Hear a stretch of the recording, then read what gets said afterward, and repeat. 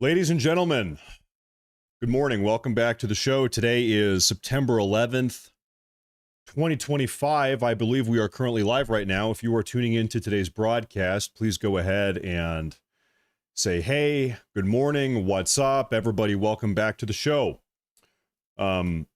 We're live on YouTube right now. I've been having some technical difficulties with Rumble, so I'm not currently live on Rumble before anybody asks, but here we are on YouTube. Today we're going live. It's a special, very early morning stream, and I think probably we're going to be here all day. Now, obviously, we're in a bit of a tough spot, ladies and gentlemen. Today is 9/11. It's the 24th anniversary of 9/11. Yesterday afternoon, Charlie Kirk was assassinated. His life was taken from us. And right now there is a manhunt underway. Nobody knows who killed him, how many people were involved. They had a suspect, the FBI had a suspect apprehended yesterday afternoon. They let them go. They interrogated them. They said, it's maybe not this person. They let him go. The FBI held a press conference this morning about a half hour ago, 45 minutes ago, giving a little bit of information. So we do have some information that we're going to talk about today. And of course, stuff is coming out left and right. So when I said I'm going to be here all day, I really think I'm going to be here all day. We're going to be talking about 9/11. Trump is doing the whole 9/11 remembrance thing, which is important. And so we're going to be keeping tabs on that. And of course, really, honestly, not to downplay 9/11, but really, I think the big point of today's broadcast is to figure out who killed Charlie Kirk, who assassinated Charlie Kirk. This was obviously very clearly a politically motivated assassination. It's as clear as day. One thing that has, I'll tell you what, I've been tweeting up a storm. If anybody has been following me on Twitter or X, as it is now known, I've been treating it like my own little diary over the last 12 or 18 hours now. I said, I don't think that I have ever been full of as much anger and rage and hate as I am right now in my entire life, honestly. And I'm not saying that to try to sound cool or sound edgy or sound badass. Maybe I don't even like it. Maybe I'm not even happy with how I feel. But I can't lie about it either, A lot of people said they couldn't sleep. I woke up at 4 a.m. I had a rough night. Yep. Of course, this is all coming on the back end of the arena situation. The beautiful young woman who was slaughtered on the subway car by this career criminal violent thug. It has been a very emotionally disturbing couple days, week and a half or so. We can pray that things get better. I guess that's the optimistic outlook of today's broadcast going into today, September 11th, 2025, is that we actually figure out who assassinated Charlie Kirk. We can bring them to justice. I need to double check this. I believe Donald Trump has personally called for the death sentence for whoever this is, whoever killed Charlie Kirk, whoever assassinated Charlie Kirk. I believe, we got to check on this, that President Trump has called for the death sentence for this person. And I obviously fully endorse that. He has also called for the death sentence for the butcherer of Irina Zarutska, which of course I fully endorse as well. So really, I just want to say thank you all for being here. This is a very difficult time. After yesterday's broadcast, we were live, 4 or 5 hours yesterday talking about all of this news. I mean, folks, we watched it live. We watched all of this stuff unfold live. I was live on air with you guys. Very difficult day. My wife was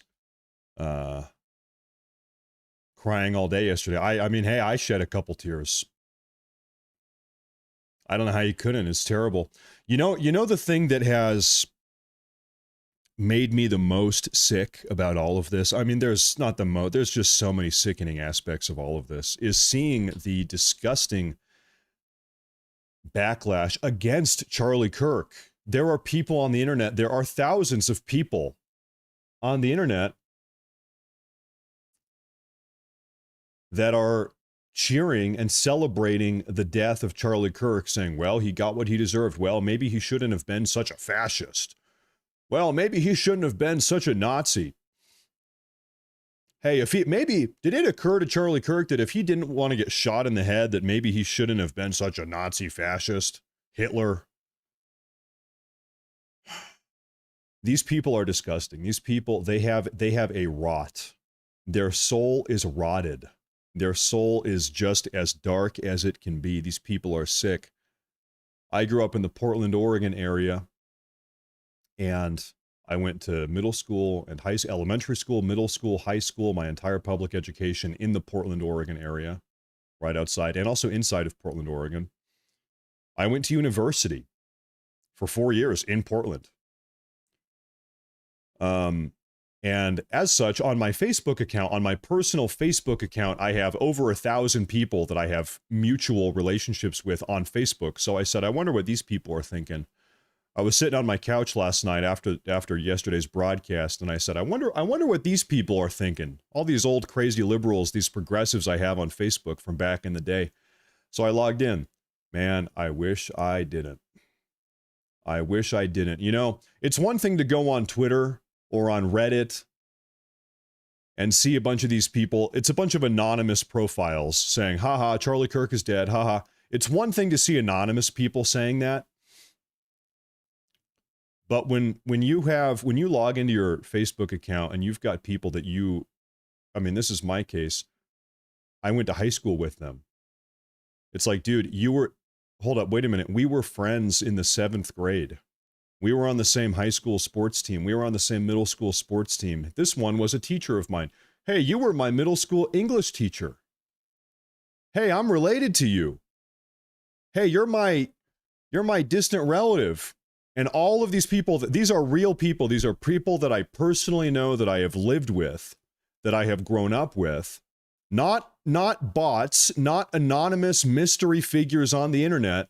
Real people that I personally know, that I have met in real life, I've grown up alongside, that are celebrating the death of Charlie Kirk.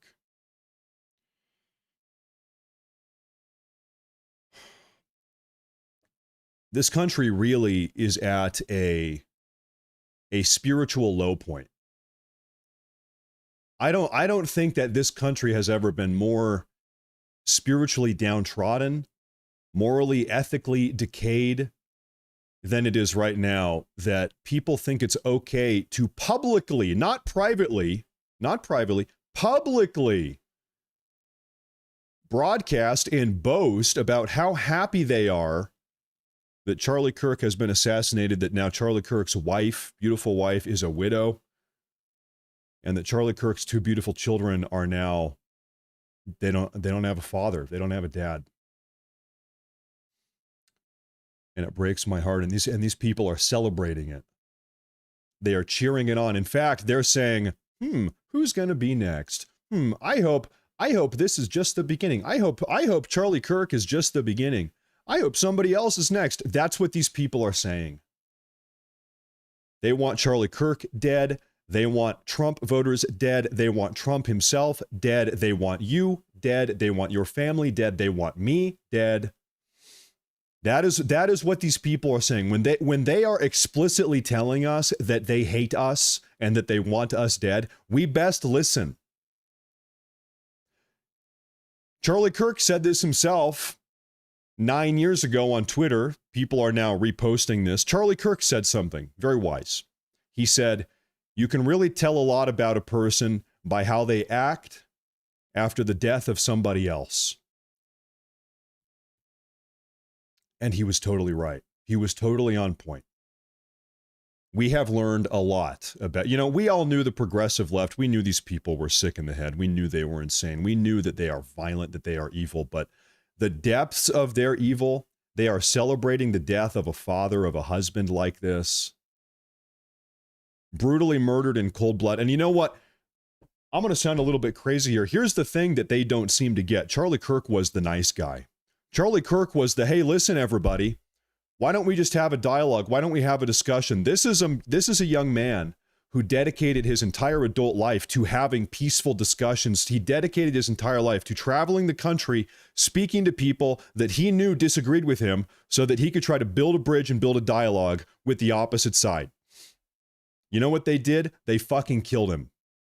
They killed him. Charlie Kirk was Mr. Nice Guy. Charlie Kirk was the nice, peaceful, civil option.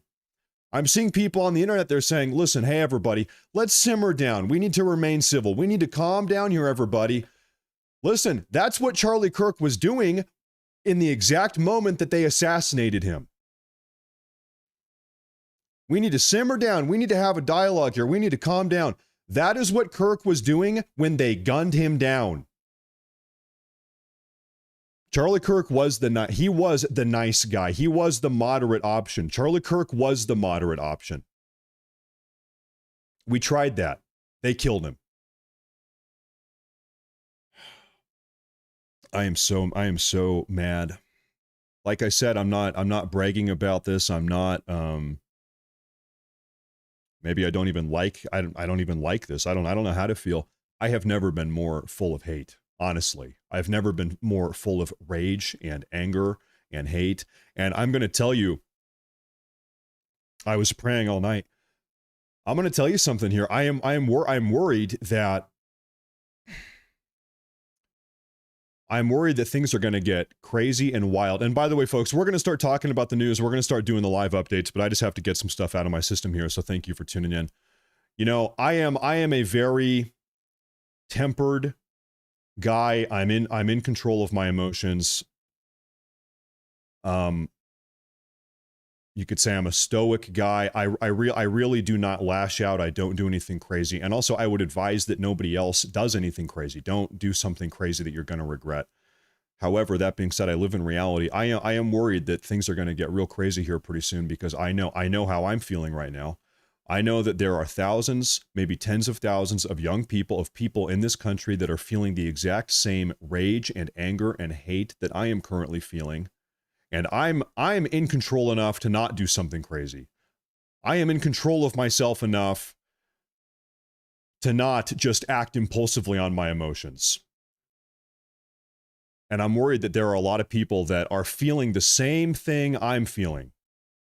And I know what I'm feeling.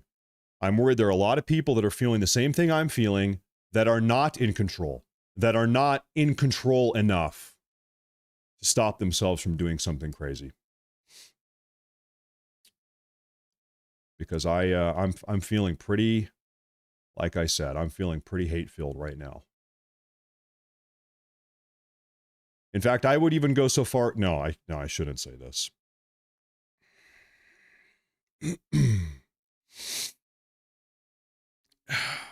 So you know what? Why don't we go ahead and get into the news? Why don't we go ahead and get into the news here?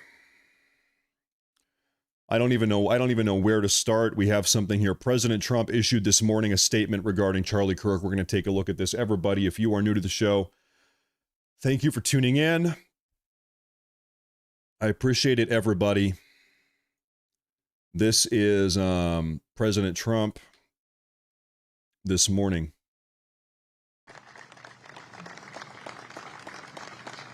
Thank you very much, everybody. Thank you very much. Before we begin, let me express the horror and grief so many Americans at the heinous assassination of Charlie Kirk have felt. Charlie was a giant of his generation, a champion of liberty, and an inspiration to millions and millions of people. Our prayers are with his wonderful wife, Eric, and his beautiful children. Fantastic people they are. We miss him greatly, yet I have no doubt that Charlie's voice and the courage he put into the hearts of countless people, especially young people, will live on. I'm pleased to announce that I will soon be awarding Charlie Kirk posthumously the Presidential Medal of Freedom. The date of the ceremony will be announced, and I can only guarantee you one thing, that we will have a very big crowd. Very, very big. Presidential Medal of Freedom for Charlie Kirk. That's President Trump this morning. He's at the Pentagon remembering 9/11. Just what a terrible couple of days here. Now, I'm gonna like I said, folks, today we are doing live updates, live broadcast here. Stuff is coming in second by second. The FBI, like I said earlier today, just about a half hour ago, held a small press conference. FBI, I'm going to start piecing this stuff together here with you guys. But that individual appears to be of college age. We are confident in our abilities to track that individual. If we're unsuccessful in identifying them immediately, we will reach out for the public's help and the media's help in pushing those photos. The individual appears to be of college age. This is coming from the FBI. I'll play that one more time. But that individual appears to be of college age. We are confident in our abilities to track that individual. If we're unsuccessful in identifying them immediately, we will reach out for the public's help and the media's help in pushing those photos. Now, yesterday, we're going to start unpackaging all of this stuff, so give me a couple minutes here to get caught up with you guys. Yesterday, there was a rumor swirling. There was a, if you give me a minute, I'm sure I can find this here. I want to have the visual up in front of you guys as we talk about this, so I'm going to try to scroll through my Twitter feed here and find this real quick, because I know that I liked this. Yeah, here it is. Okay. Individual yesterday afternoon popped up a Twitter user, an X user named Omar, Twitter username Najra Galves. One day before Charlie Kirk was assassinated, so 2 days ago, this individual posted on X, "Charlie Kirk is coming to my college tomorrow. I really hope someone evaporates him literally." This individual then went on to say, responding to their own post, "Let's just say something big will happen tomorrow." This person said, now this person has been identified as this beautiful young woman. Now, whether or not this individual is the shooter of Charlie Kirk, we don't know, but this individual was confirmed. This is confirmed individual to be posting something very, very curious, very ominous, very threatening one day before Charlie Kirk showed up. And so now we hear from the FBI that they believe the shooter was a college-age male or a college-age individual. I don't know. Are you starting to notice a trend? What happened 2 weeks ago, folks? A lot of these mass shootings, we tend to just kind of forget about them and move on. Folks, we are like 5 different transgender mass shootings in a row. By the way, there seems to be a trend. There seems to be a little bit of a trend here unfolding, a common denominator, might I say. In fact, just 2 weeks ago, we had one. A Catholic private school was shot up, and I believe 2 little young kids lost their lives. Absolutely. And by the way, that individual 2 weeks ago, they effectively self-professed that they felt like they were possessed by a demon or possessed by Satan.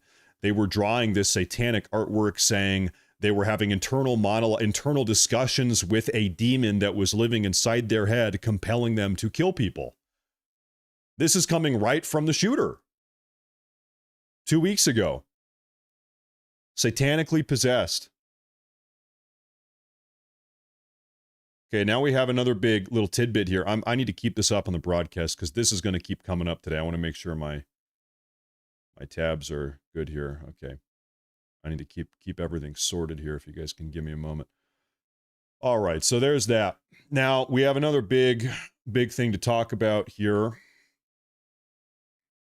I'm working on pulling this up. Okay, this is from Steven Crowder. Breaking. The FBI just corroborated multiple details, including this memo. Okay, so 2 hours ago, Steven Crowder posted some proprietary exclusive information that somebody leaked to him. And I'm going to read through this. And I suppose this information has now been publicly corroborated by the FBI. Exclusive. This morning, my team received an email from an officer at the ATF. The email included a screenshot from what appears to be an internal message describing a weapon and cartridges located by the ATF and other law enforcement near the scene of the Charlie Kirk shooting at Utah Valley State University. Now, before we move on, yesterday I did such a bad job at being on top of super chats. I want to try to be a good broadcaster today. I apologize if I missed any super chats. Real quick, let's take a look at the super chats. Thank you, folks. Sincerely, thank you. Tim Oliver says, Matt, you aren't alone in your feelings. I am struggling to keep my heart pure. I don't know why. Sometimes it just creeps up on me. And my lip starts trembling a little. And and I'll tell you what, I don't even know what you just said here. Man, every time I go back to thinking about his kids, I go back to thinking about Charlie Kirk's kids. I ended my broadcast last night. I went upstairs. I spent the entire night with my kids. And I'll tell you what, as I was tucking my kids into bed last night, the thought was running through my brain that Charlie Kirk's kids are never going to have this experience again. The experience that my kids are having right now with their father tucking them in.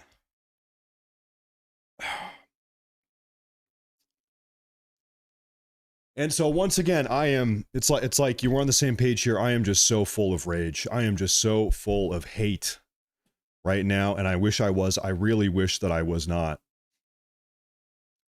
I appreciate that. Thank you. Thank you very much.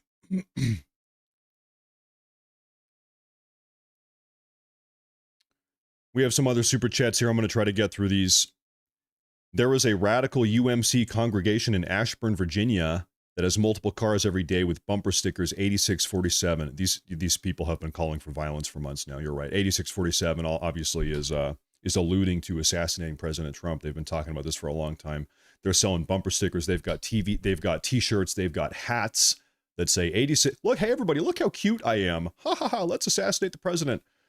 These people need to be held accountable for inciting violence. These left-wing media pundits, all of these mentally ill psychopaths on Twitter and on X, I don't care. I want a total crackdown. All of these people that are saying, haha, Charlie Kirk died. Who's next? I don't know. Guess we're going to have to find out. I don't know. Wink, wink.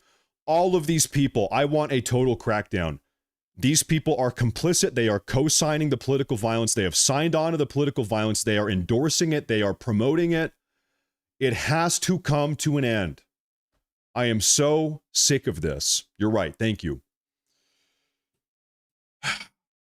The gloves are off now. No more going easy on evil. I agree. That's what we're talking about. I will not be silent in the face of terrorism. You can shoot the messenger, but not the message. Thank you, DJ to my hits. Member, BK. This is Raya.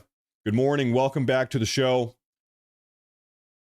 Thank you for all your hard work and time and honoring Charlie Kirk. God bless.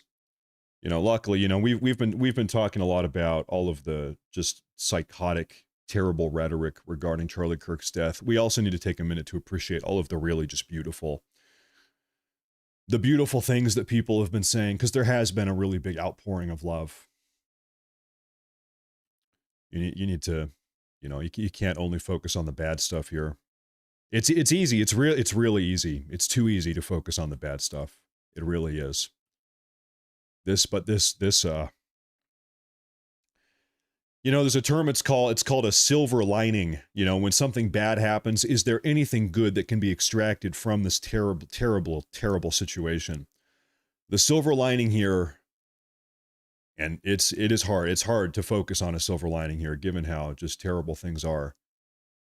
There is a silver lining here to be extracted, and the silver lining is this. All of us over here, we are really united right now. Are we on the same page? We are on the same page. We are very united. There's a lot of love going around right now, at least over here on our side of the aisle. Thank you very much. I appreciate that. Christy tunes in. Thank you, Christy. She says, my heart is heavy. I've never felt the way I feel right now, and I can't put it into words. You know, I at risk of sounding cold and callous here, if you had told me 2 days ago that Charlie Kirk was going to be assassinated and that you, Matt Morris, you were going to be completely heartbroken and broken up over it, I would have said no. I would have said, it's bad news. It would have been terrible news, but I never would have guessed that this assassination would have impacted me the way that it is. I have never. I don't know why am I so, I don't know why has this hit me so hard. I think it's because he was a father. He was in the prime of his life. He was 31 years old. It was totally cold-blooded. It was totally unprovoked. This was just a pure act of evil. And this really has hit me harder than I ever would have thought that it would have. It really just is just a pure act of evil. Thank you, Christy. I want to take a look at what Charlie Kirk here said because he has some information over here. I'm going to pause on the super chats here for a minute. Okay, so this is the information that Charlie Kirk got on September 10th, 2025 at approximately 12:24 p.m. Conservative political influencer Charlie Kirk was shot and killed at the Utah Valley University in Orem, Utah. Mr. Kirk was speaking at the university as part of the American Comeback Tour. Multiple SLC and SLC-1 and 3 agents responded immediately. The suspect fired one shot from an elevated position on a rooftop in an adjacent building on the campus, and a surveillance video shows the suspect jumping off and fleeing the area on foot. He jumped off and fled the area. ATF and other law enforcement located an older model imported Mauser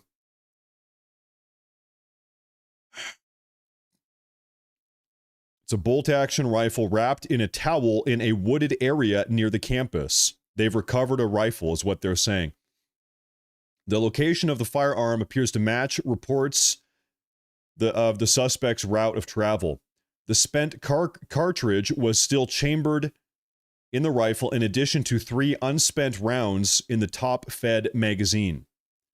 All cartridges have engraved wording on them expressing transgender and anti-fascist ideology.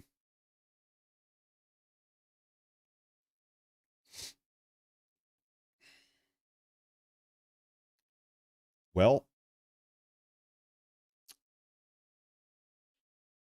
is anyone surprised? Is anyone shocked by that? I'm not. An emergency trace has been submitted. An ATF SLC is working, leads generated by the trace. The firearm and ammunition have been taken by the FBI for DNA analysis and fingerprint impressions. Upon completion of forensics, the firearm will be disassembled for additional importer information. Multiple people of interest have been contacted or detained because of eyewitness testimony and review of video footage. The primary suspect is yet to be identified. ATF is assisting the investigation with multiple other federal, state, and local partners, and the case is co-led by the FBI and the Utah SBI. Okay, I want to take a look at something here because allegedly we had a...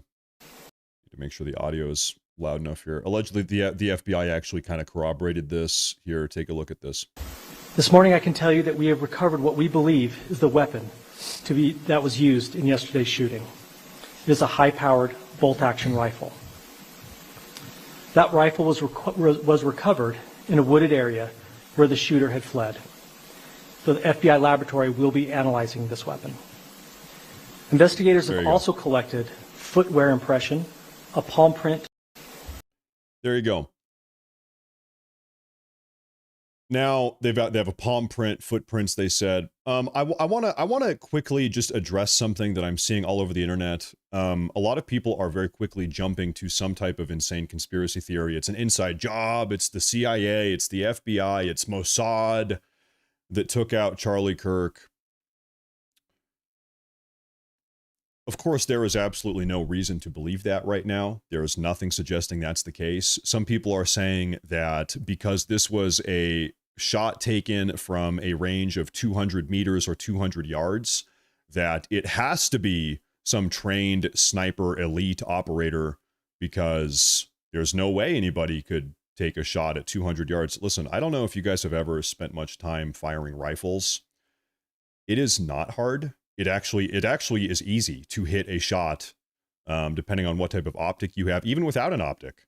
It is not difficult whatsoever to hit a shot from 200 yards out. It's not, just like period. In fact, you can find videos on YouTube of people hitting a 200 meter shot as their first time ever using a rifle. You've got videos of 9-year-old boys on YouTube hitting 200 meter shots. It's not exactly difficult. This is not a difficult shot. Let's be honest. And then you can point to the fact that this person was able to escape, get off of the rooftop, and then, evade capture for the last 20 hours or so.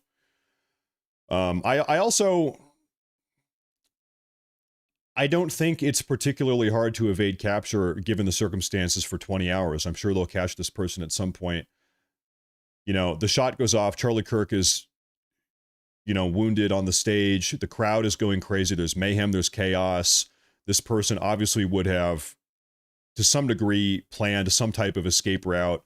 I don't think it is unheard of that this person would be able to evade capture for 20 hours. I don't think that necessarily. Some people are saying the fact that this person has been able to avoid capture for 20 hours, that means that this is a skilled operator.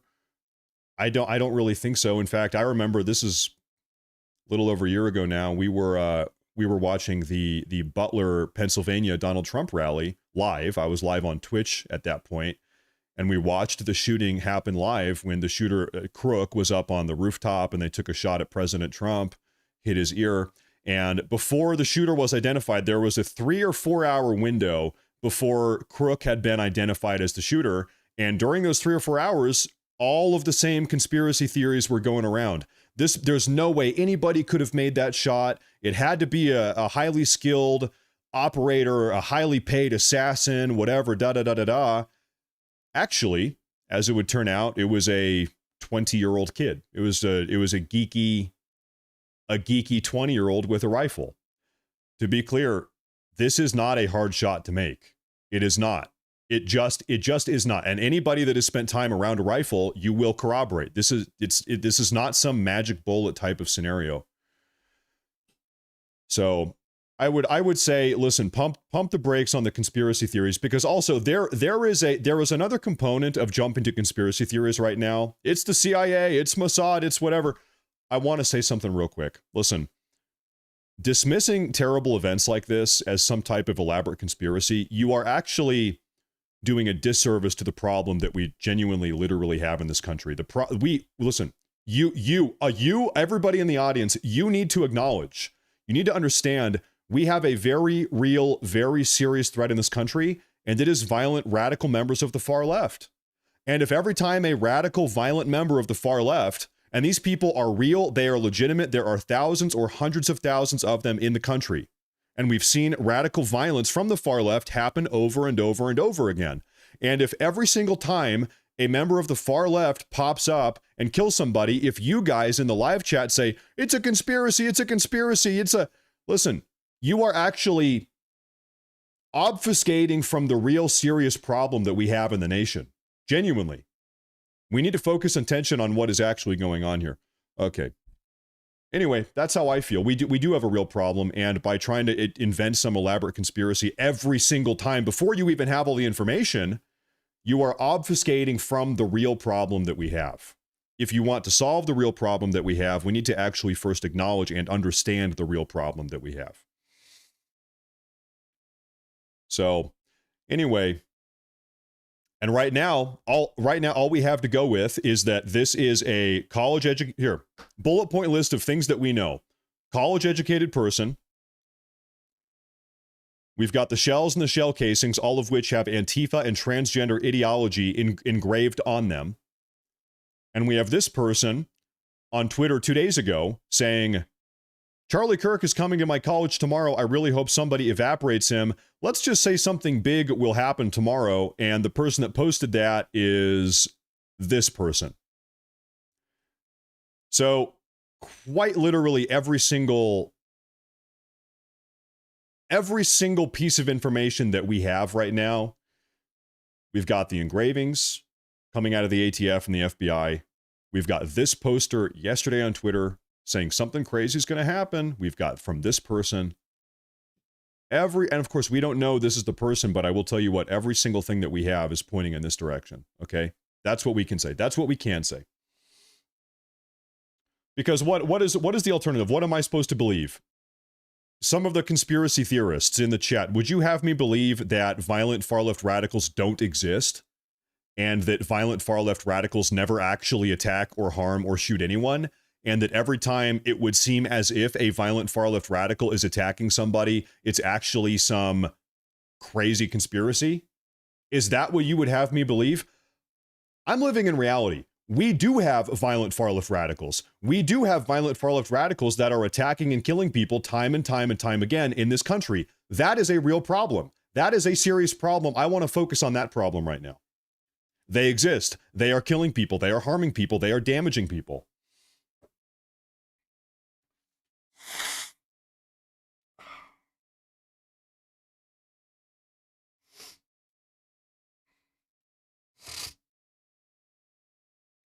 Anyway.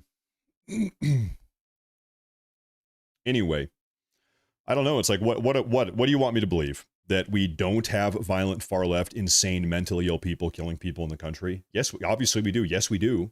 Is it impossible that a violent far left radical would decide to kill Charlie Kirk? No, that is not impossible. That is totally within the realm of possibility. In fact, every indication we have is pointing in that direction. We got to get more information. More information. Okay, now I'm going to keep on pulling up information here for you guys. Crowder's live. I'm live. You're watching me right now.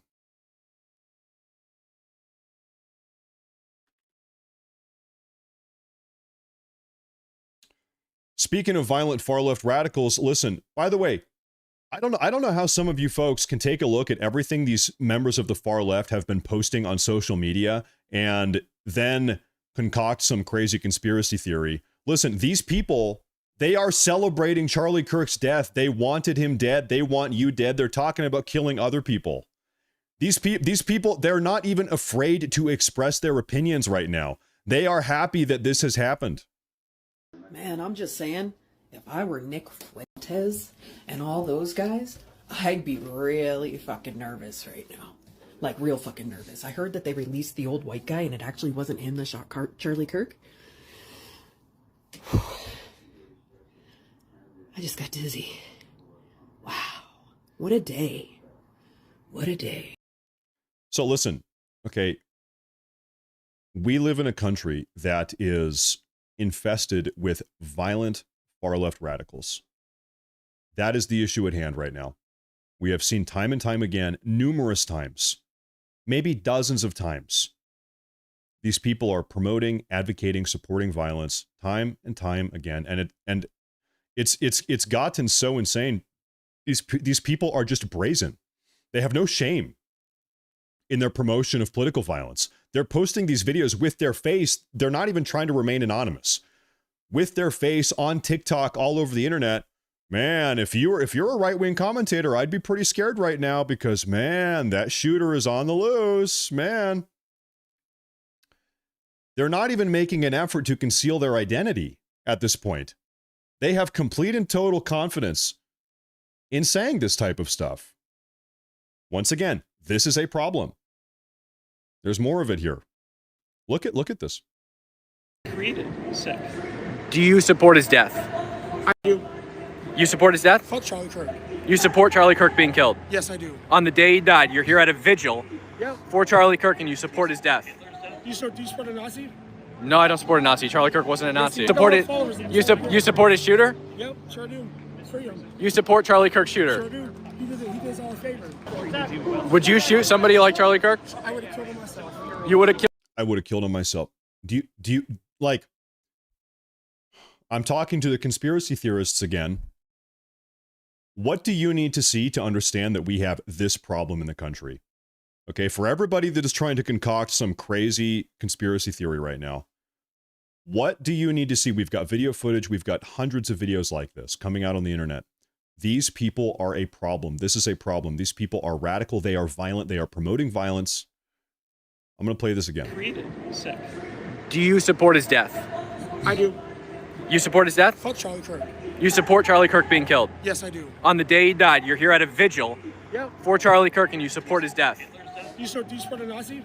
No, I don't support a Nazi. Charlie Kirk wasn't a Nazi. Yes, You support his shooter? Yep, sure do.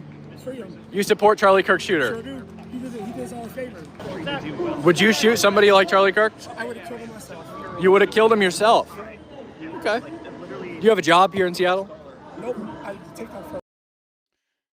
I don't know. You know, it's one of these situations where right now we have this transgender person yesterday on Twitter talking about something terrible happening to Charlie Kirk. Right now we have the shell casings from the shooter with transgender and anti-fascist ideology engraved on the shell casings. This has been reported. We have tens of thousands or hundreds of thousands of far-left radicals across the country celebrating Charlie Kirk's death on Facebook, on TikTok, on Twitter, on Reddit, all over the place. They are cheering this death on. They are so happy about it. In fact, they aren't even trying to conceal their identity. They are absolutely in the open, brazen. They're saying, I would do it myself. I'm happy. I support the shooter. These people are in the country with us. They are telling you, yes, we are happy he died. Yes, we hope it happens again. Yes, in fact, we think it's funny. Ha ha ha ha. And still, in spite of all of this, like this could not be any more in our face. This is in our face right now. We are being confronted with the demons that we live in this country with. And still, in spite of all of this information, people are saying, but I don't know. It's got to be a conspiracy, though. I don't know. I feel like there's a certain level of detachment from reality going on here. Really. Really.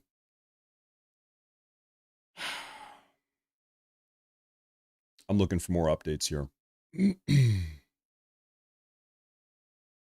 Oh, we have another one. This one just popped up here also. I'm taking a look at this. What is this here? We got Charlie in the neck. Who's up next? We got Charlie in the neck. We got Charlie in the neck. In the neck.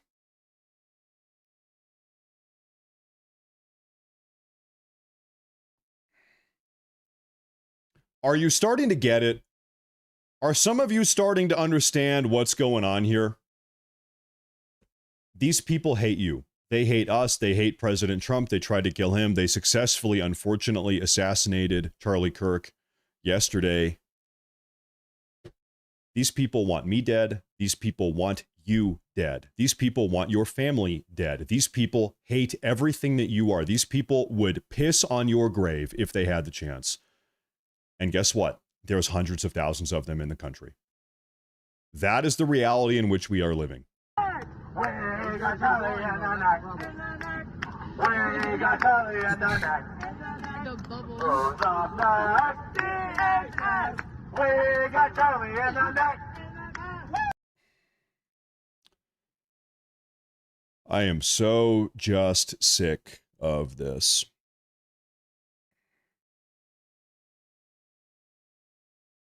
Got something else to take a look at here.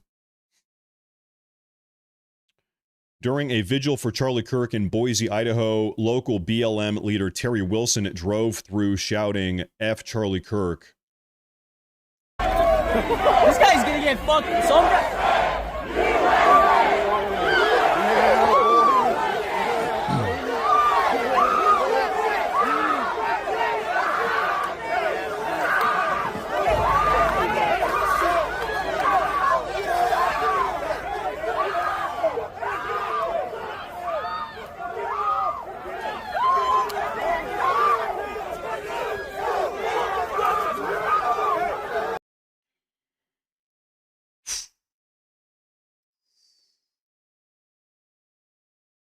So they got this guy out of here. He showed up to the Boise, Idaho Charlie Kirk vigil.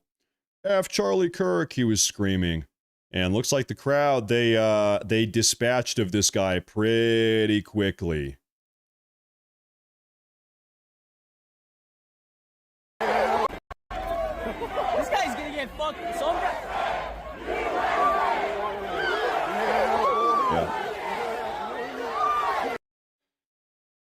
Yeah. That is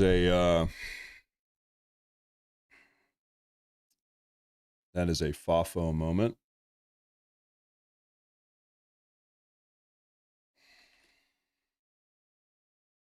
Most certainly it is.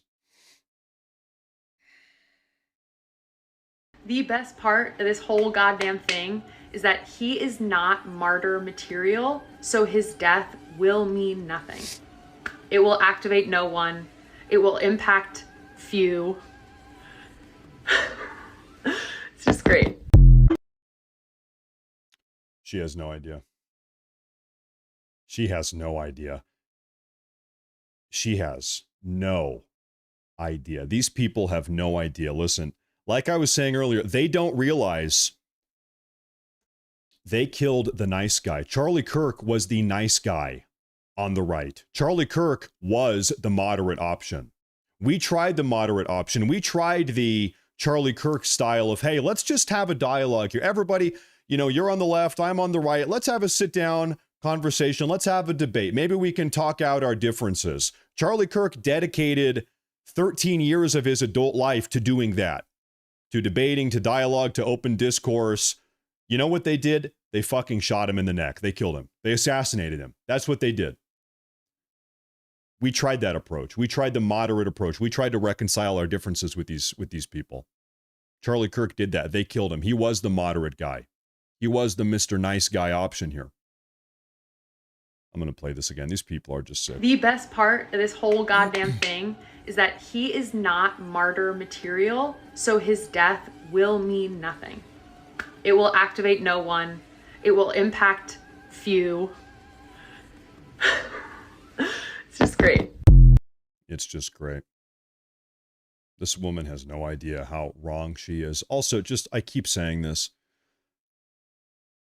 How corrupt, how evil is the soul of these people? Really and genuinely, how evil and corrupted do you need to be to celebrate the death of this young man? Really? Pure evil, pure satanic, demonically possessed evil.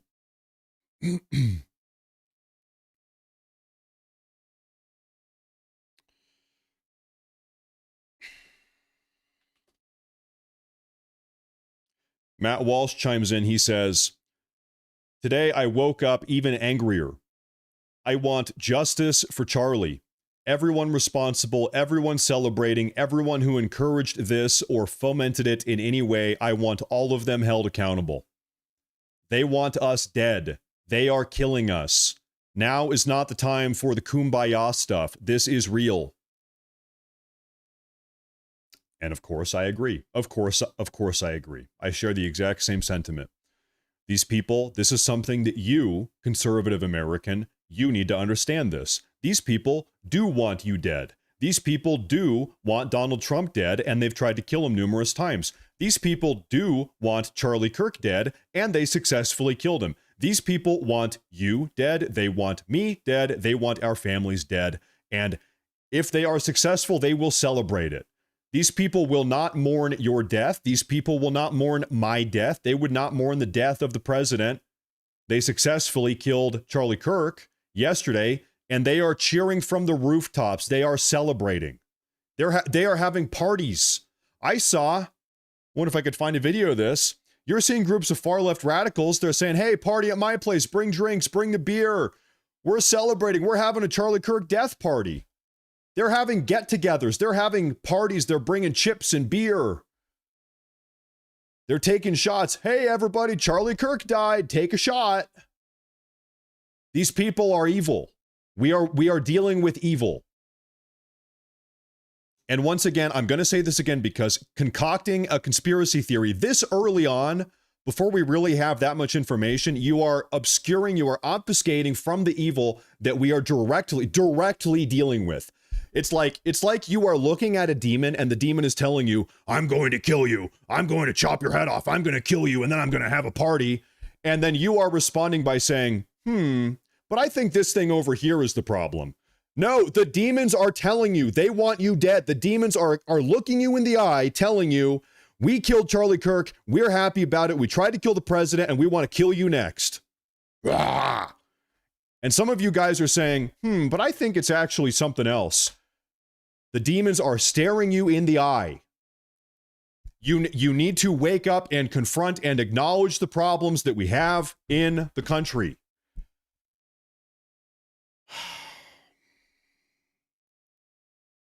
Take a look at some super chats here. This turn the other cheek bullshit needs to stop. The Christian mindset is weak. You all should advocate for no. Listen. I don't want anybody to misconstrue what I'm saying. I think you should not be violent. I do not want to see any right-wing acts of vigilante violence. That is the last thing you should do. We are in control. We have the House. We have the Senate. We have over half of the state legislatures. We have a president in the White House who we voted for to take care of these problems. Our solution, listen, here's what I want to see. I want to see President Trump get directly, kinetically involved in this. That's what I want. I don't want random people, random members of the conservative right going around killing people as they see fit. No, that is not what we should do. That is not what we should do. I am not advocating for that. No. I understand the desire for vengeance. I understand. But in fact, you know what? I'll tell you this. If members of the right start going around and killing members of the left, not only will it not be productive, it will be counterproductive. We will lose the position that we currently have. It will be counterproductive. You will undermine and you will subvert the trajectory in which we are going right now. Okay, we have a chance to make serious positive change, and if we start seeing a series of attacks across the country, right-wingers killing members of the left, I think we're going to be in a worse position than we are right now. That's my opinion. I feel like it will be counterproductive.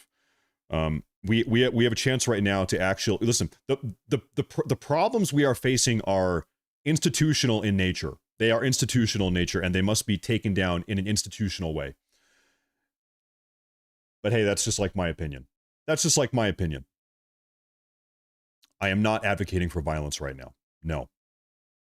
Player 11, women like her can say stuff with impunity because they know that historically the right doesn't do anything except whine and cry and complain. The right is not capable of doing the necessary things to stop this.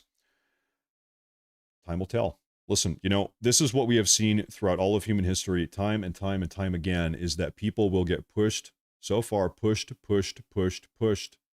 and it seems like people are willing to take an indefinite amount of abuse, and then something happens. And then a match is lit, something happens, and people say, all right, enough is enough. All right, enough is enough. And I think that we might have had that moment yesterday. I think between Irina Zarutska being slaughtered on the public transportation yesterday, or about a week and a half ago, and I think Charlie Kirk's assassination yesterday, between the two of these cases, and it's these transgender school shootings over and over and over again. We all know what the problem is. We all know what's going on here, and we all know that the Democrats opened up the southern border. They allowed tens of millions of violent gang member, narco-terrorist, illegal aliens into the country. We know that they are aiding and abetting these people in their sanctuary cities, which are operating in direct and open defiance of our democratically agreed upon federal immigration legislation. The American people have voted time and time again to not have an open border, to deport all of these people, to shut down sanctuary cities. And the Democrats have said, whatever, we're just going to ignore that. We're going to keep on aiding and abetting illegal aliens, violent, illegal narco-terrorists. Listen, something has to give here. The American people, I think the American people have had enough. There's no doubt about it. And I will tell you, I'll tell you what though, okay? I'll tell you something here, folks. If President Trump right now does not rise to this occasion, then it will probably be too late. If President Trump is not successful in carrying out the mass deportations, and if he does not maintain the totally shut down and secure border and if he does not crack down on the sanctuary cities, and if he does not put an end to this never-ending wave of far-left violence, politically motivated violence, then the degree to which President Trump will be mentioned in the history books is the degree to which the books will say, and President Donald J. Trump was one of the last presidents the United States had before it developed into a total anarchist chaos hellhole. Before America balkanized and the government imploded and the Civil War broke out. President Trump was the final president before the Great American Civil War #2. That is the degree to which he will be, the history books will say, and President Trump could have solved the issue, but he didn't. So that is why I'm saying, rise. Rise. Listen, Trump, we gave you a mandate. Trump, we voted for you in record numbers. Trump, we gave you every single swing state. Every single state in the nation voted red in 2024 at a higher rate than it did 4 years prior in 2020. Trump, honestly, at this point, I don't care what you have to do. I don't care.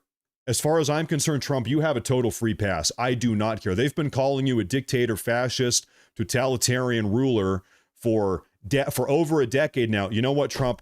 I don't even give a shit what you need to do. Solve the problems, rise to the occasion. Our country, some people are using the word civil war. We are effectively in a cold civil war right now. Is it fair to say that we're in a cold civil war? I think I don't have any moderators here today, so I'm needing to suspend some of these people in my chat myself. That's okay. That's how I feel. That's how I feel.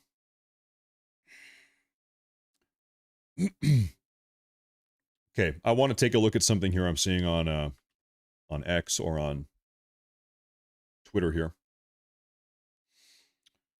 This post is going viral. I wanted to take a look at this. It says, this is from a user named Bowtied Ranger. He says, all the facts right now lead me to believe that Charlie's assassin was a professional. Single kill shot from hundreds of yards away. Wasn't trying to max the body count or kill as many conservatives as possible. Minimize collateral damage.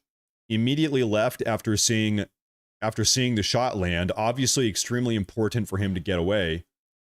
Skilled enough to evade local law and federal law enforcement after fleeing the scene. An untrained amateur wouldn't behave like this. This is obviously just my opinion. I don't really agree with any of this. I'm going to be honest. Once again, landing a shot from 200 meters with a rifle is really not, it's not difficult. It's really not that hard. And then if you get a little bit lucky, it's not impossible to believe that this person landed the shot. It's not some magic bullet type of scenario. Immediately left the scene after seeing the shot land. Yeah, that's what anybody would do. Yeah, if you go up there and you're trying to kill Charlie Kirk, you go up and kill Charlie Kirk, and then you leave, then you flee because you don't want to get arrested. Yeah. I just don't really agree with any of this. I guess I could be wrong. I'm open to being wrong. We are going to be here all day. I'm going to be here live on today's broadcast all day, and we're going to be covering all of this news as it is breaking. So thank you guys for being here. We're going to be covering this from every single angle. Listen, once again, I really don't care if you guys are in the chat spamming it. I do care if you are spamming. If you're in the chat posting whatever you want, you call me an idiot, call me a stupid dumbass. I don't care. It doesn't bother me. But do not spam the chat. Do not spam the chat. It's annoying. It takes up space. It really is just annoying. Okay, so do not spam the chat. Okay. Skilled enough to evade local law and federal enforcement after fleeing the scene. Also, the fact that this shooter has evaded law enforcement for about 20 hours now, I don't think means that they are a professional. Keep in mind, remember the guy Luigi Mangione, who gunned down that healthcare executive about a year ago. Maybe less than a year ago. However long ago though. Anyway, Luigi Mangione was not a trained assassin professional, and he evaded law enforcement for like 2.5 days or something like that, right? They found him at a McDonald's. And by the way, the only reason they found that guy at a McDonald's 2 days later is because he effectively turned himself in. He was waiting there, waiting to be caught. He gave up. The fact that somebody is able to evade law enforcement for 20 hours does not mean that they are a trained, highly skilled assassin Delta Force operator. I just don't really think so. Now, by the way, I'm going to play devil's advocate with myself here. I'm going to argue back against myself because I really do like to try to cover these topics from every angle. Has the CIA, has the FBI, Mossad, even whatever other intelligence agency, have these intelligence agencies carried out really terrible things? Have they done terrible things in the past? Have they carried out assassinations? Of course. Obviously. Obviously, of course. Yes, they have. Is there somewhat of a precedent? Now, would any of these agencies be interested in killing Charlie Kirk? I don't really think so. Frankly, I don't really think so. I don't think that Charlie Kirk was wanted dead by the FBI, CIA, Mossad. I don't think so. I think if any of these agencies, if they were looking to take out some right-wing commentator, some right-wing thought leader, you know, Charlie Kirk was not the most radical guy in the movement. Charlie Kirk was the, hey, let's have a civil debate. Hey, let's have a discussion. Hey, let's meet down and have a debate. Let's have a genuine, sincere First Amendment discussion. Let's talk about our ideas. Charlie Kirk was not the most aggressively far-right, extreme radical far-right guy. You would not expect Charlie. I don't know. I don't know. Nobody knows. Honestly. We're trying to piece this together. We're trying to take a look at what's going on here.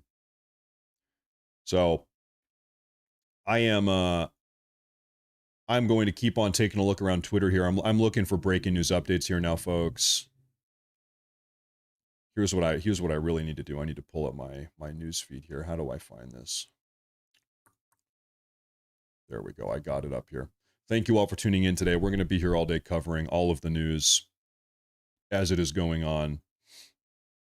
I have something to show you here. Okay. WTF, CNN is censoring the fact that Charlie Kirk's shooter's firearm had transgender writings on it. They called them cultural writings instead. You cannot hate these people enough. A lot to go on. Today, as they say, key breakthroughs, but the manhunt continues. A lot to go on. Today, as they say, key breakthroughs, but the manhunt continues. Well, hold up. Where do they say cultural? Oh, I see on the bottom. Okay, look on the bottom right here. Sources, phrases related to cultural issues were sprawled on the rifle and the ammunition found near Charlie Kirk's shooting. Cultural issues.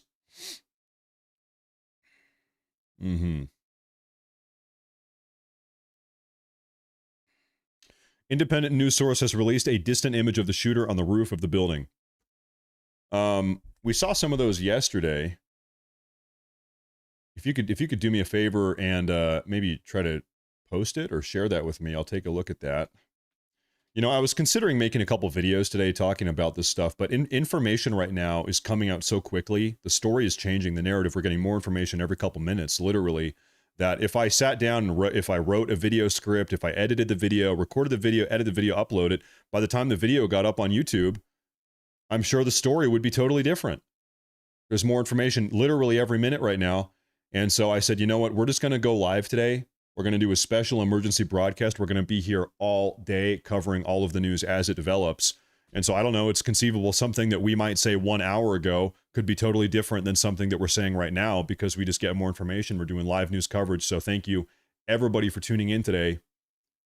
I really do appreciate it a lot.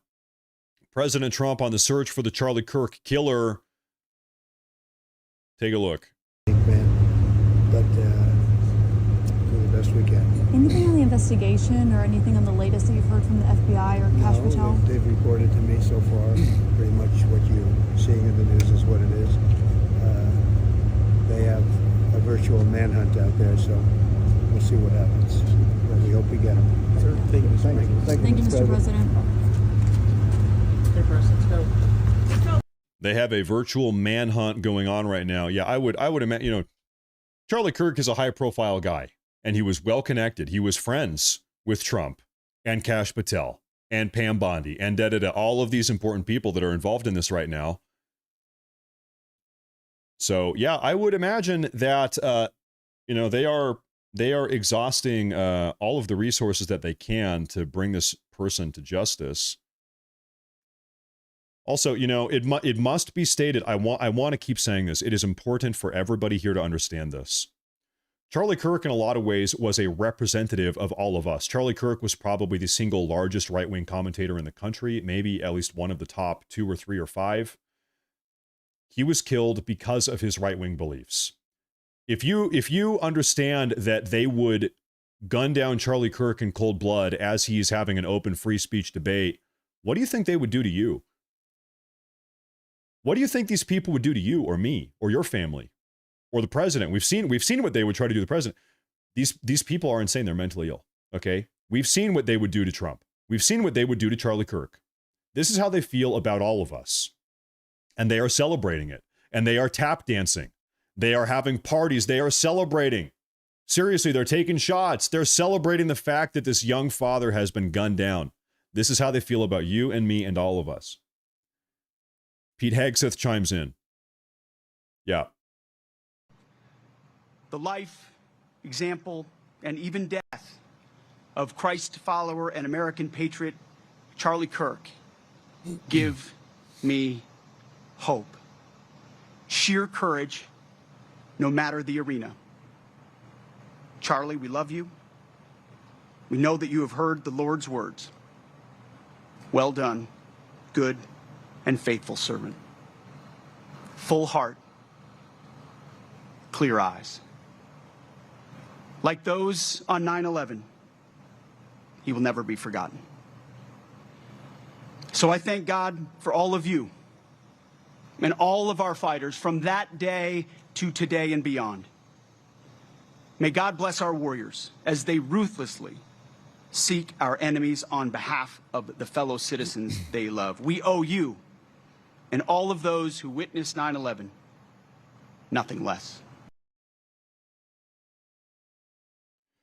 I think that was a very beautiful, some beautiful commentary from the Secretary of War there.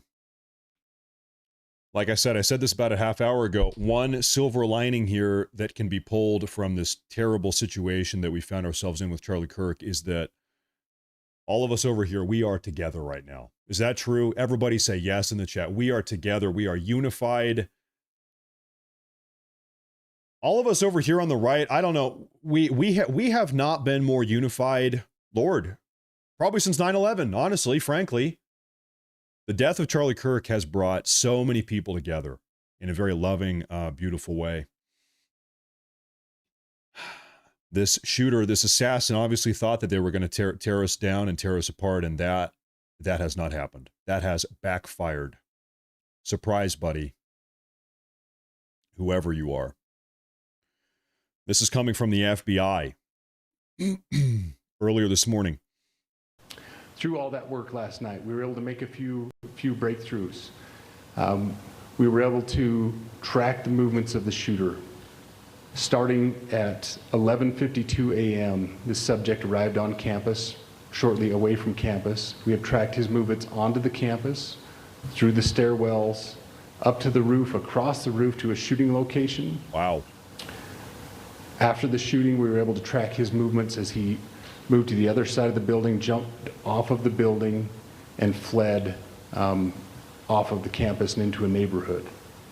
Our investigators have worked through those neighborhoods, contacting anybody they can with doorbell cameras, witnesses, and have thoroughly worked through those communities, trying to identify any leads. We do have good video footage of this individual. We are not going to release that at this time. We are working through some technologies and some ways to identify this individual. If we are unsuccessful, we will reach out to you as the media and we will push that publicly to help us identify them. But we are confident in our abilities right now, and we would like to move forward in a manner that keeps everyone safe and moves this process appropriately. Last night I communicated with Erica. The family's devastated. As a commissioner of public safety, as a father, as a husband, I can only imagine what that family's going through. The heinous event that happened yesterday is not Utah. This is not what we're known for. Over the past several weeks, we've seen the state come together to help families in mourning, come together as a community to show what Utah is known for a state of character, of service, of camaraderie, of a neighboring feel. We will not stand for what happened yesterday. We are exhausting every lead. We have every officer invested in this, every investigator, every local agency. The outpouring of support from the law enforcement community has been astounding. So they've got all of this security footage of this assassin entering the college campus, going up and down stairwells, getting onto the roof. They have all the security footage, jumping off of the roof, fleeing the crime scene, fleeing the shooter's nest into a neighborhood nearby. They've got all the doorbell cameras. Now, it would seem as if the shooter was wearing an all-black getup, black pants, black shirt, black mask, hat, potentially.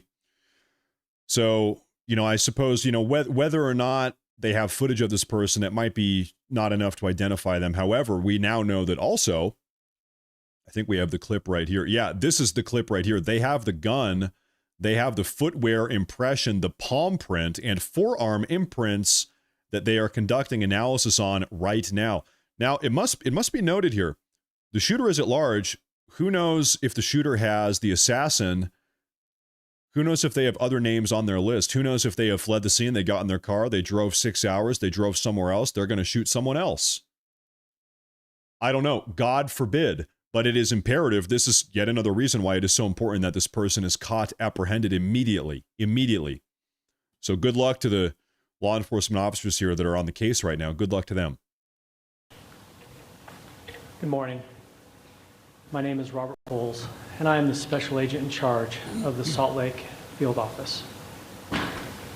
Following yesterday's tragic shooting of Charlie Kirk, FBI agents have been working around the clock in coordination with our law enforcement partners. We are and will continue to work nonstop until we find the person that has committed this heinous crime and find out why they did it. This morning I can tell you that we have recovered what we believe is the weapon that was used in yesterday's shooting. It is a high-powered bolt-action rifle. That rifle was recovered in a wooded area where the shooter had fled. So the FBI laboratory will be analyzing this weapon. Investigators have also collected footwear impression, a palm print, and forearm imprints for analysis. Now, I understand there are a lot of questions about motive. I assure you that all leads, tips are being fully investigated. As of this morning, we have received more than 130 tips. We thank the community for that. The FBI has brought every That's a lot of resource tips, to bear. really.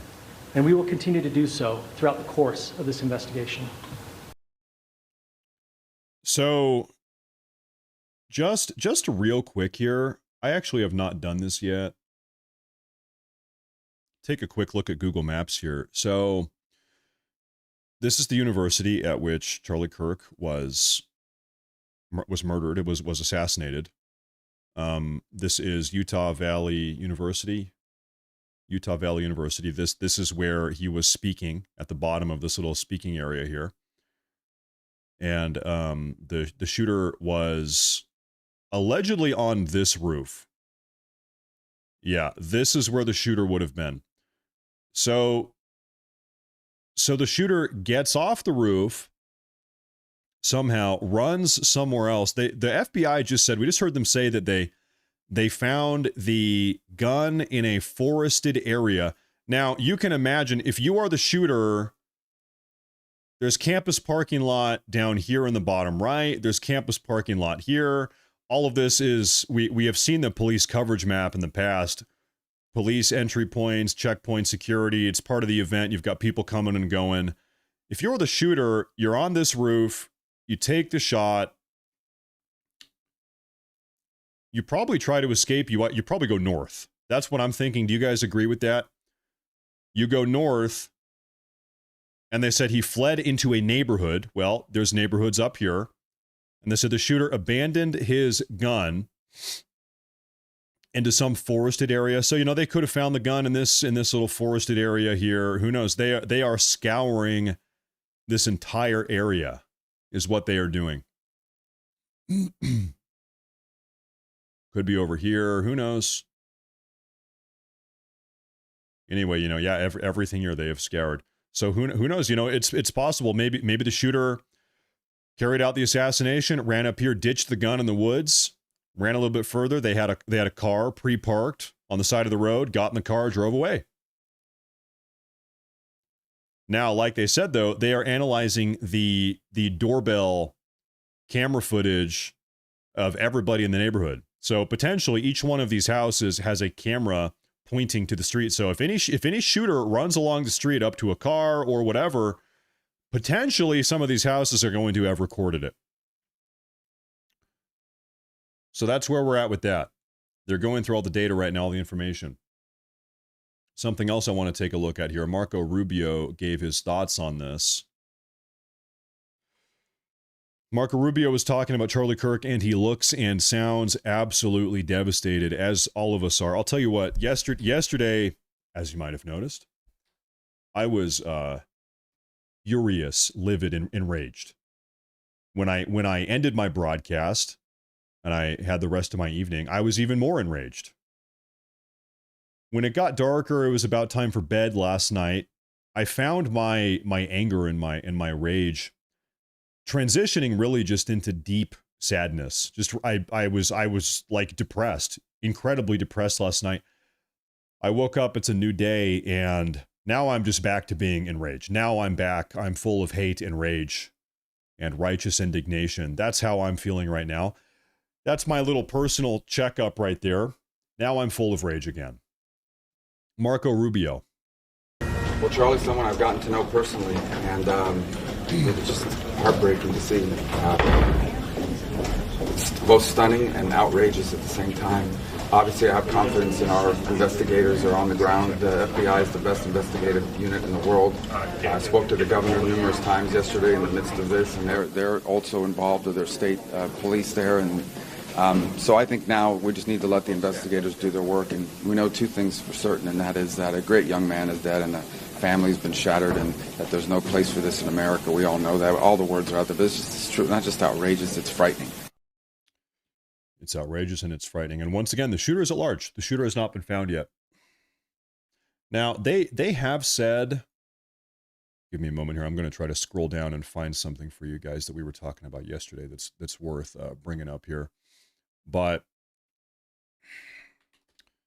the FBI has actually brought in numerous more people today that, oh boy, yeah, we have a lot to talk about. Anyway, they have other individuals that they have brought in today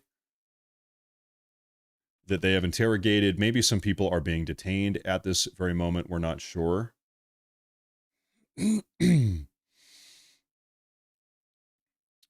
But it is, I suppose it's possible that actually the FBI has the shooter or the assassin in their custody right this very moment. It is possible. Oh, frick, I was trying to find this, but I can't find it. This is from, we have a big super chat, however, from Elmore. I should take a look at some super chats here. That's what I should do right now. Elmore, and by the way, we have some more stuff to talk about. I do have some more stuff for you guys here, but Elmore Mundell, thank you very much. Mr. Mundell, I appreciate that. Rest in peace, God's warrior and American patriot Charlie Kirk, and God bless you, Matt Morris, and your family and the crew. I tweeted this out yesterday. I was saying this about a half hour ago. Listen, if you guys have kids, if you have loved ones, family members, whatever, cherish every moment, because Charlie Kirk's kids woke up yesterday with a dad, and they went to bed last night without a dad.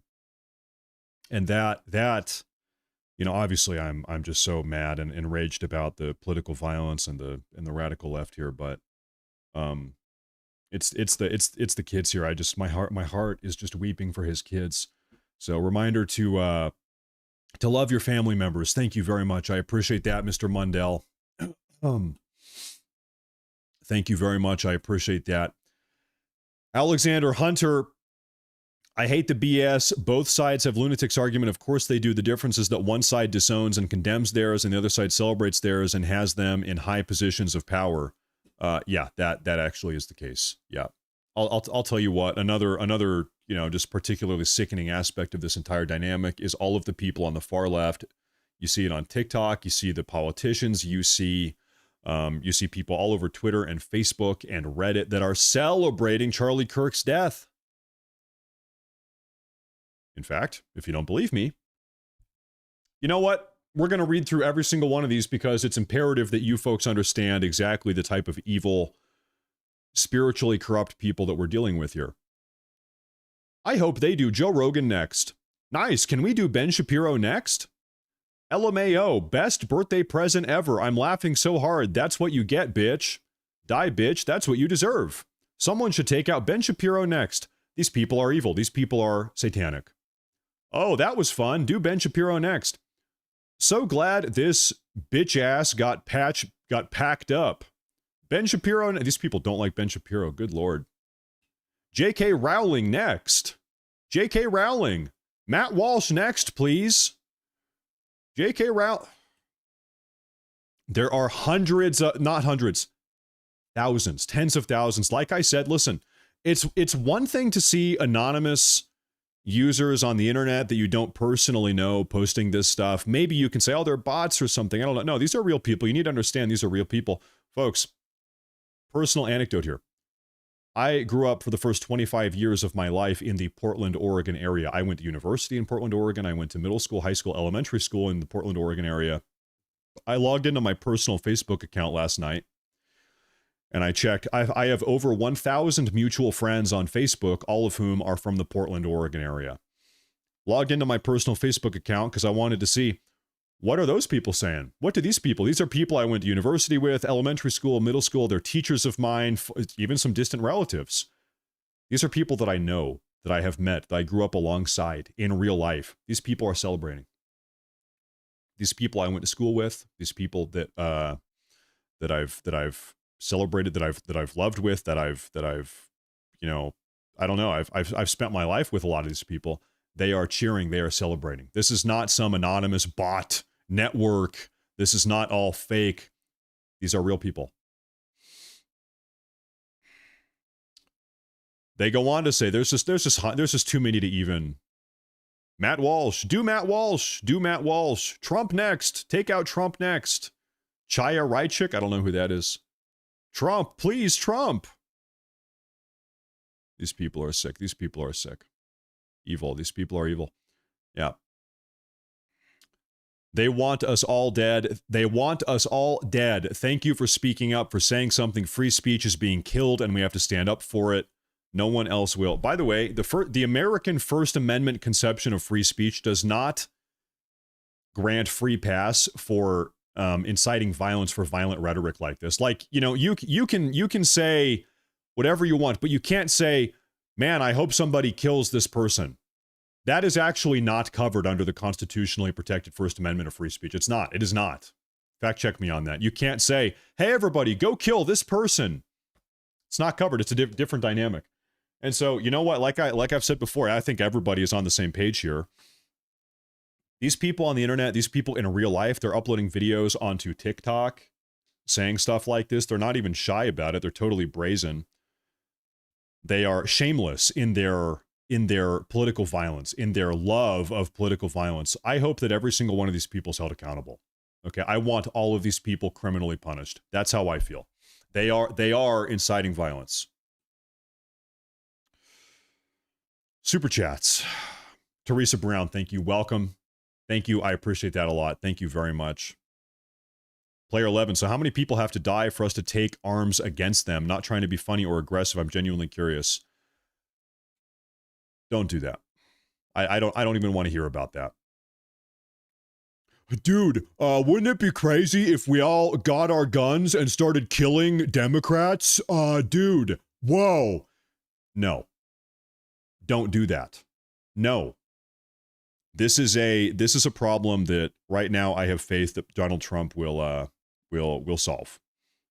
I feel like there is a political solution to this, to what's going on.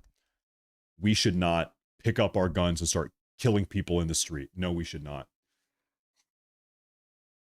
No.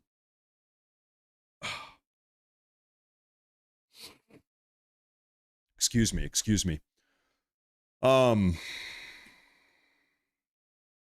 Just want to make sure I don't miss anything. How can you read all these leftist comments and not advocate to fight fire with fire insanity? What do you want? What do you want? What do you want me to say? Everybody, go pick up your gun and go start indiscriminately killing anybody that voted for Kamala Harris. What do you want? What's your hey dumbass? What's your plan? What is your plan? No, I'm all ears. Tell me, what's the plan? Let's all get in the back of the pickup truck and just go start shooting people. Is that the plan? Yeah, I'm not signing on to that. Sorry. I'm not co-signing that. Fucking idiot. I voted for Trump. I want Trump to take care of it.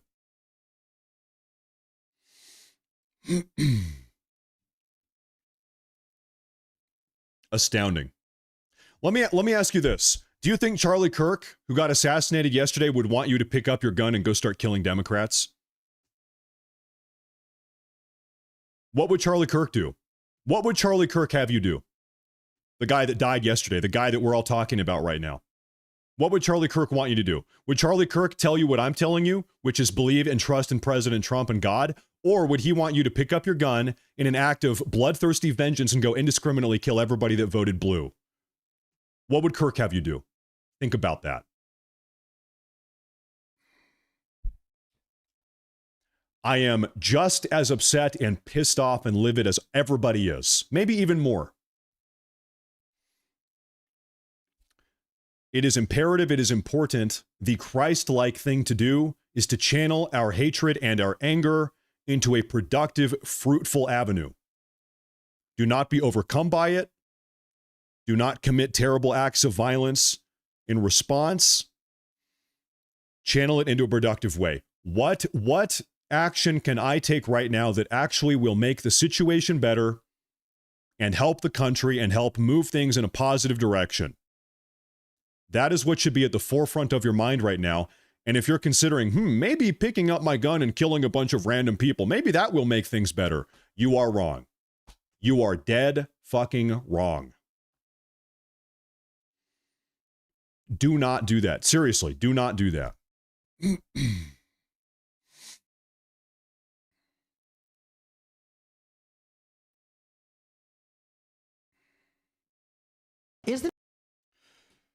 New York City comedian, they're calling him. I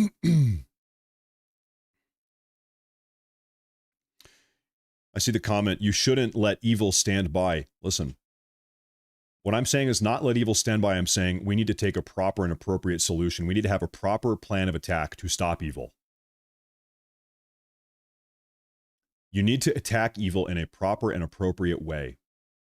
And once again, getting in your pickup truck and riding through a Democrat neighborhood and shooting up people's houses or whatever the fuck you want to do, whatever you're talking about, whatever dumbass plan you've hatched up in your head, that is not, whatever impulsive plan you've hatched up is not the plan. That's not what we should do.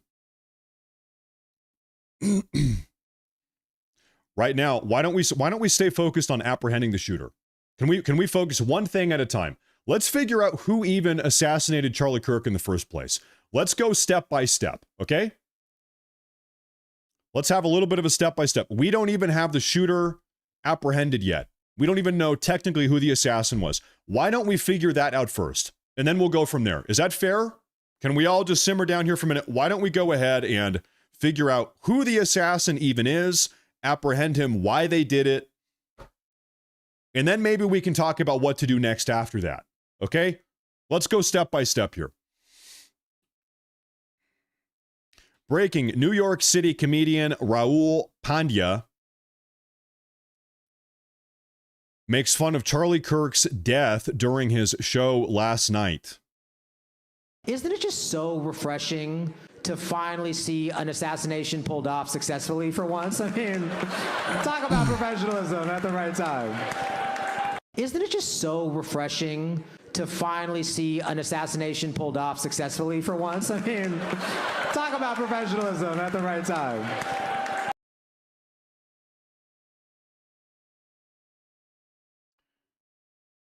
Once again, I want to make myself perfectly clear. Okay. I am not saying to turn a blind eye to this evil. In fact, I've spent over half of today's broadcast putting the evil up in your face, showing you what these people are posting, showing you what they are saying, because it is important for you, average, everyday, conservative American, to understand what these people think about you. They want you dead. They do want you dead. They want Donald Trump dead. They wanted Charlie Kirk dead. They got their way. They want me dead. They want you dead. That much is clear. Blatantly obvious. However, when it comes to combating this evil, we need to have a well thought out, thorough, rigid plan to do so. And that means not being some impulsive dumbass. Think about it. Prepare. What is the best strategy to actually tackle this issue, these issues? And what I'm telling you is that right now, going out and committing a reciprocal act of domestic terror is not that proper path. That is what I'm telling you. I cannot be any more clear about that. What I'm not saying turn a blind eye to this. I'm dedicating the majority of today's broadcast to putting this right in front of your eyes. I am not saying turn a blind eye to this. Now, this individual here,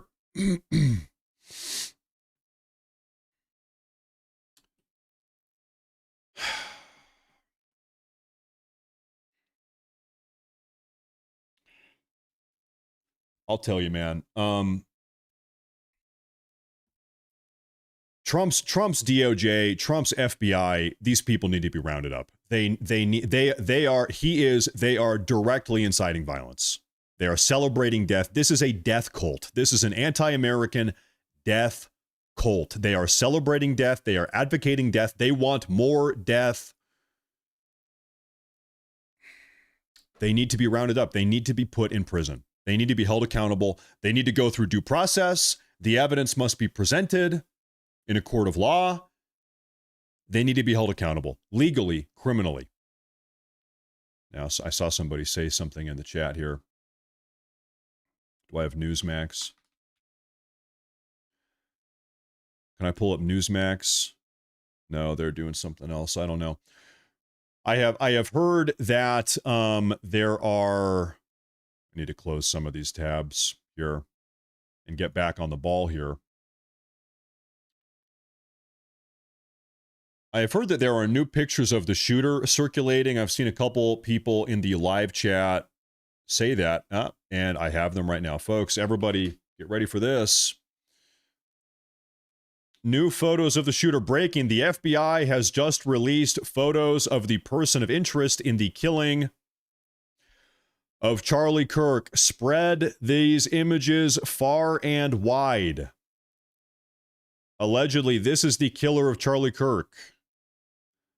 Let the hunt begin. Let the manhunt begin. There's a hotline here, 1-800-CALL-FBI. This is who the shooter looks like. In fact, I'm going to leave these images up on the screen here. I want everybody to burn these images into their brain here. Everybody, if you see this individual, if you live in the area,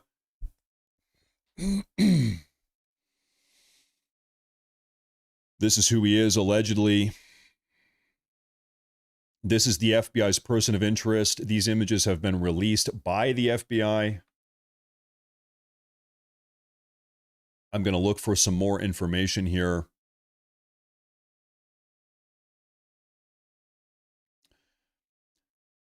The Charlie Kirk shooter's ammunition found inside of the bolt-action rifle, had transgender and Antifa engravings. Sources confirmed to both the Wall Street Journal and Steven Crowder. The ammunition was engraved with transgender and Antifa rhetoric. Solinger, hey, thank you. Thank you. Where's the rifle? Well, I'm just speculating here. It sounds like this individual ditched the rifle after they got off of the college campus. So this person would have had the rifle with them at this point because it looks like this is on the college campus. What I suppose you could do is shove the rifle down the back. You could sling it over your shoulder, under your shirt, and it's on your back under your shirt, or maybe it's going down the back of his pants also. I think you could conceal, depending on the type of rifle, you could probably pretty reasonably hide a rifle under your shirt if you had it slung over your back, under your clothing. I think that could be done. In his pants. Could be in his pants.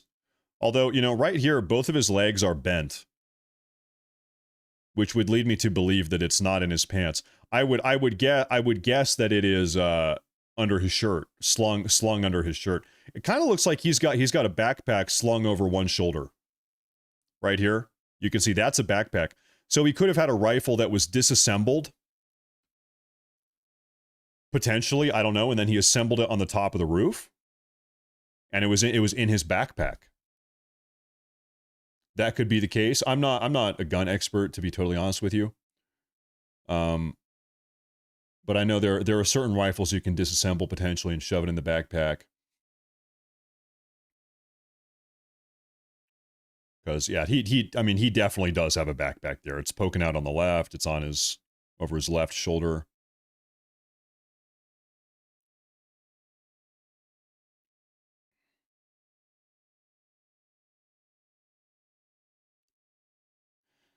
Ladies and gentlemen, you do not hate the media enough. International Business Times out of the United Kingdom. First, Charlie Kirk. Are Candace Owens or Ben Shapiro next? Fears grow for conservative influencers.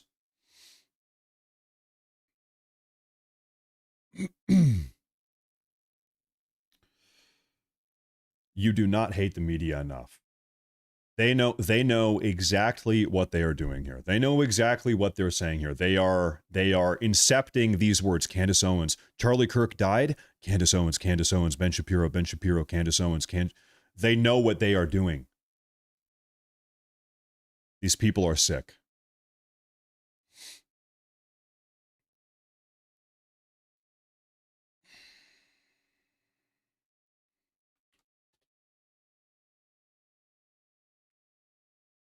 Five years ago, if someone were to say, you know what, and again, I've been very clear before you came on the show, not condoning, not supporting violence of any, just going out, not.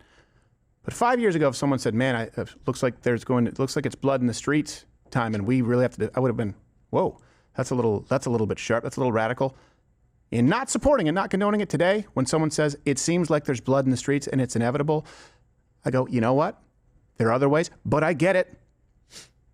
I get it. Yeah. Does that seem extreme to you? It doesn't seem irrational to me, because our blood has been. This is what we're saying here. Don't want it. Don't condone it. Do you get it? Would you understand? Doesn't mean you're condoning it. Doesn't mean you're hand waving it. Doesn't mean you want it. Would you understand at least a little bit? All over the streets for a long time, and until someone dies, they don't give a shit. They excuse it. You know, I know you're not rooting for it, and I'm not rooting for it either. You're saying, as a practical matter, wouldn't that be the next logical thing to expect, given how angry the right is, how victimized the right has been? I mean, truly, the left loves to play the victim. They love it when they're not. They invent fake ailments, disorders, etc., and claim victimization of white privilege and white anti-black racism all the time when it doesn't exist. We actually are being victimized. There's no other word for what happened to Charlie Kirk yesterday. Hunted. He was hunted, and they victimized his beautiful wife and their beautiful children and all of us who loved him and his message. That's actual victimization, a word I hate, but it happens to apply here. But they don't see it. You know, Charlie wouldn't want that. I want to show you folks something that Charlie Kirk posted. In fact, this is one of the last posts. This is the single last post Charlie Kirk ever made on Twitter before he was assassinated. He said, this is Charlie Kirk. 22 hours ago, he was alive. It hasn't even been a day. Charlie Kirk said less than a day ago, if we want things to change, it's 100% necessary to politicize the senseless murder of Irina Zarutska because it was politics that allowed a savage monster with 14 priors to be free on the streets and to kill her. So I've seen some people on the right, over here on the right, even saying, hey, listen, Charlie Kirk has been assassinated. Now is not the time to talk politics. That is actually the exact opposite of what Charlie Kirk himself would have wanted. I think now is the perfect time to talk politics. Charlie Kirk was assassinated by almost certainly a member of the far left radical progressives. Seems to be the case. Okay? Now is the time to talk about far left violence. Now is the time to talk about the degree to which the far left politicians, media, pundits, everyday far left voters, we've seen them all over the place. They are advocating, they are supporting, they are condoning, they are hoping for more violence, these people. And now is the perfect time to talk about it. Stephen Miller chimes in. There is an ideology that has steadily been growing in this country which hates everything that is good, righteous, and beautiful and celebrates everything that is warped, twisted, and depraved. It is an ideology at war with family and nature. It is envious, malicious, and soulless. It is an ideology that looks upon the perfect family with bitter rage while embracing the serial criminal with tender warmth. Its adherents organize constantly to tear down and destroy every mark of grace and beauty while uplifting everything monstrous and foul. It is an ideology that leads always inevitably and willfully to violence. Violence against those who uphold order, who uphold faith, who uphold family, who uphold all that is noble and virtuous in this world. It is an ideology whose one unifying thread is the insatiable thirst for destruction. We see the workings of this ideology in every posting online, cheering the evil assassination that cruelly robbed this nation of one of its greatest men. Posting from those in positions of institutional authority, educators, healthcare workers, therapists, government employees, reveling in the vile and the sinister with the most chilling glee. The fate of millions depends on the defeat of this wicked ideology. The fate of our children, our society, our civilization hinges on it. Now we devote ourselves with love and unyielding determination to finishing the indispensable work to which Charlie Kirk bravely devoted his life and gave his last measure of devotion. It's going to be very curious to see where we are going next, folks.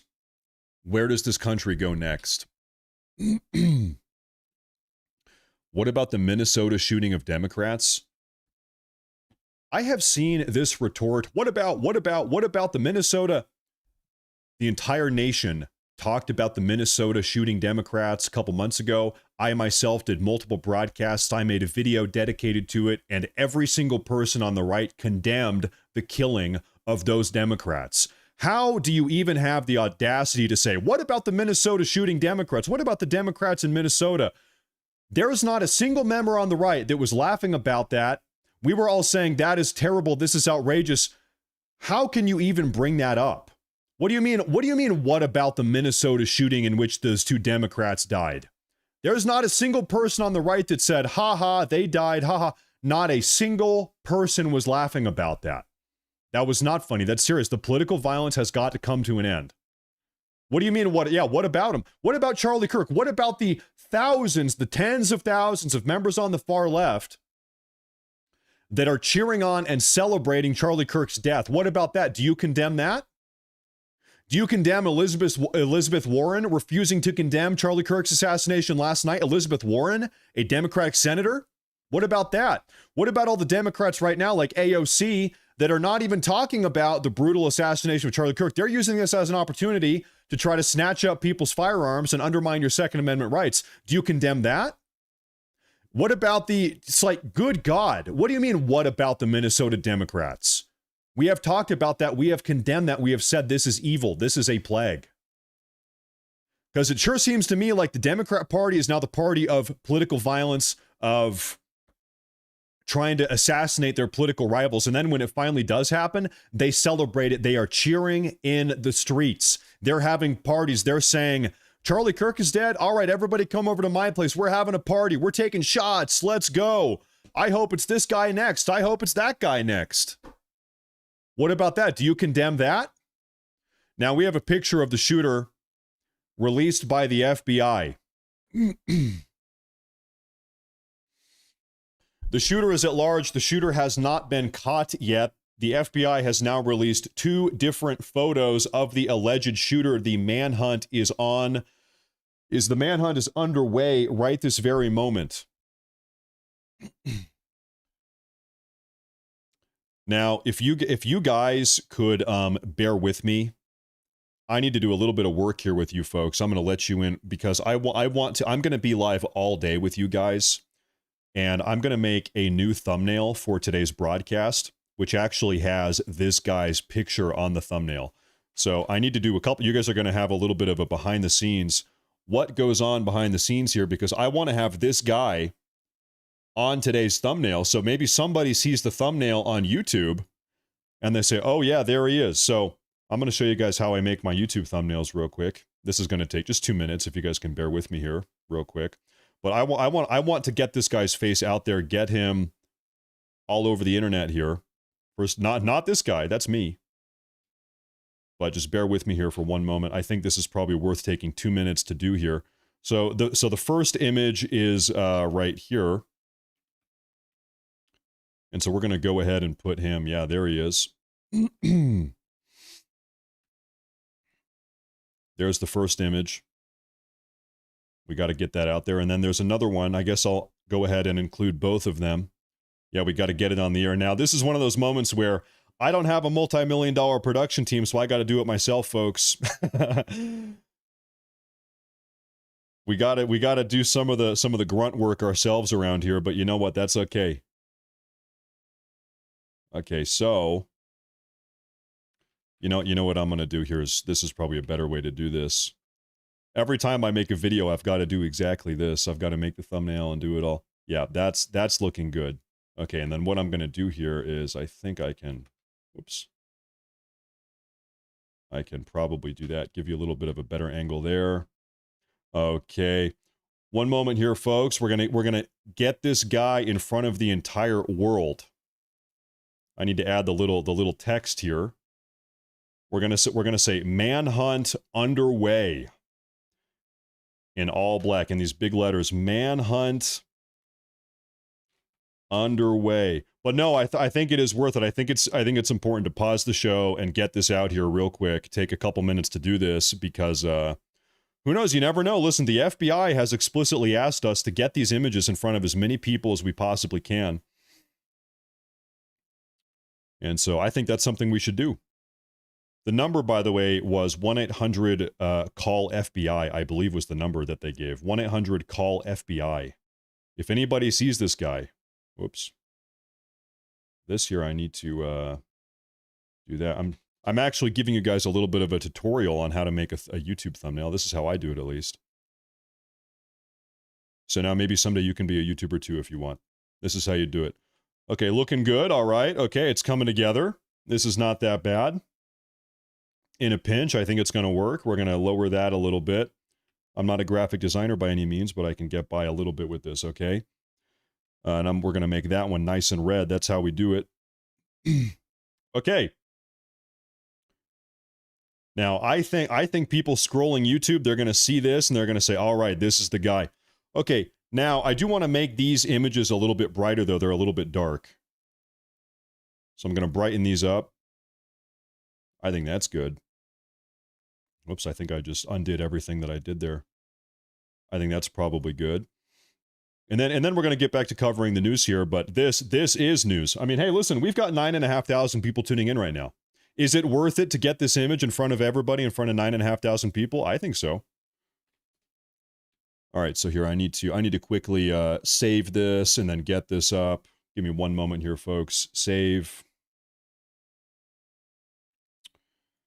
What am I going to call this one?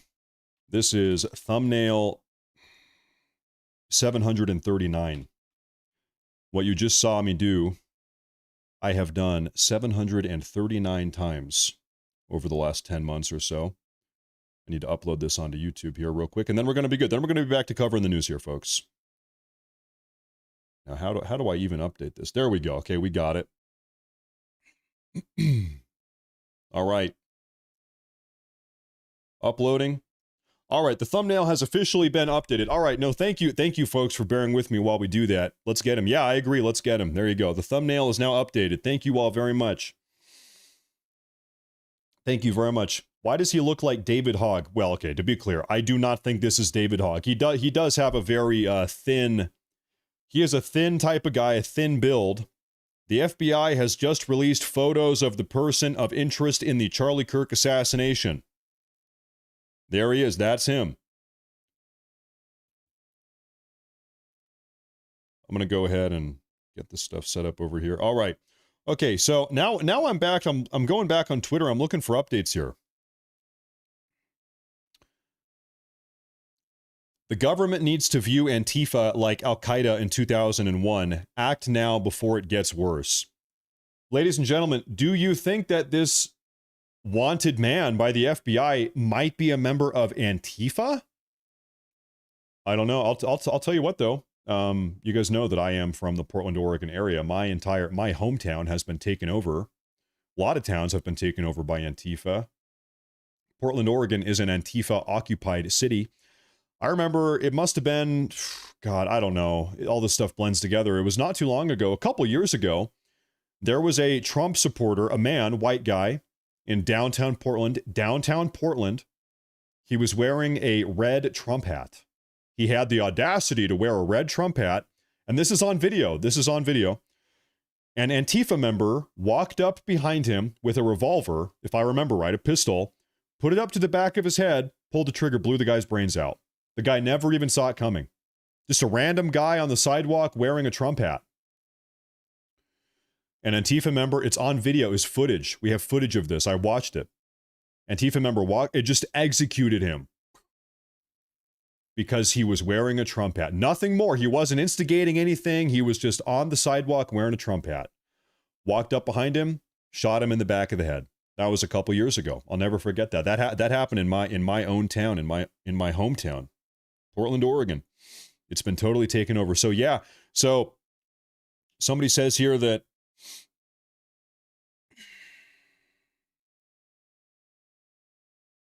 I'm sorry, folks. I was on Twitter here and I saw this. This is Asmongold. Asmongold is one of the biggest YouTubers in the world. He's actually a friend of mine. I've hung out with Asmongold a couple times in real life. And what do you see? Here we are. We're back on Reddit. We are back on Reddit. And what are they saying? Do him next, please. Folks, this has 837 upvotes. Once again, the progressive left is calling for violence again and again and again. Again and again. I want to take a look at these super chats here.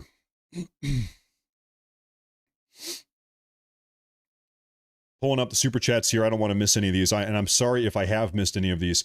The FBI said they found a bolt-action rifle in the woods behind the building and footprints, so they should have DNA. Yeah, I think they're working through that right now. Thank God. Thank God. And now we have a picture. The manhunt is underway. We know what the guy looks like, probably, allegedly. Thank you, Fred. Thank you, Mr. Samuel. Thank you. BK became a supporter. I appreciate that. Thank you very much. Gerard Robson. Thank you, Mr. Robson. Thank you very much for tuning in. Thank you very much. Sarah Renee says, all this person did was draw attention to Charlie because now many who didn't know him now do. The message doesn't stop. It is only elevated. I mean, Charlie is a martyr.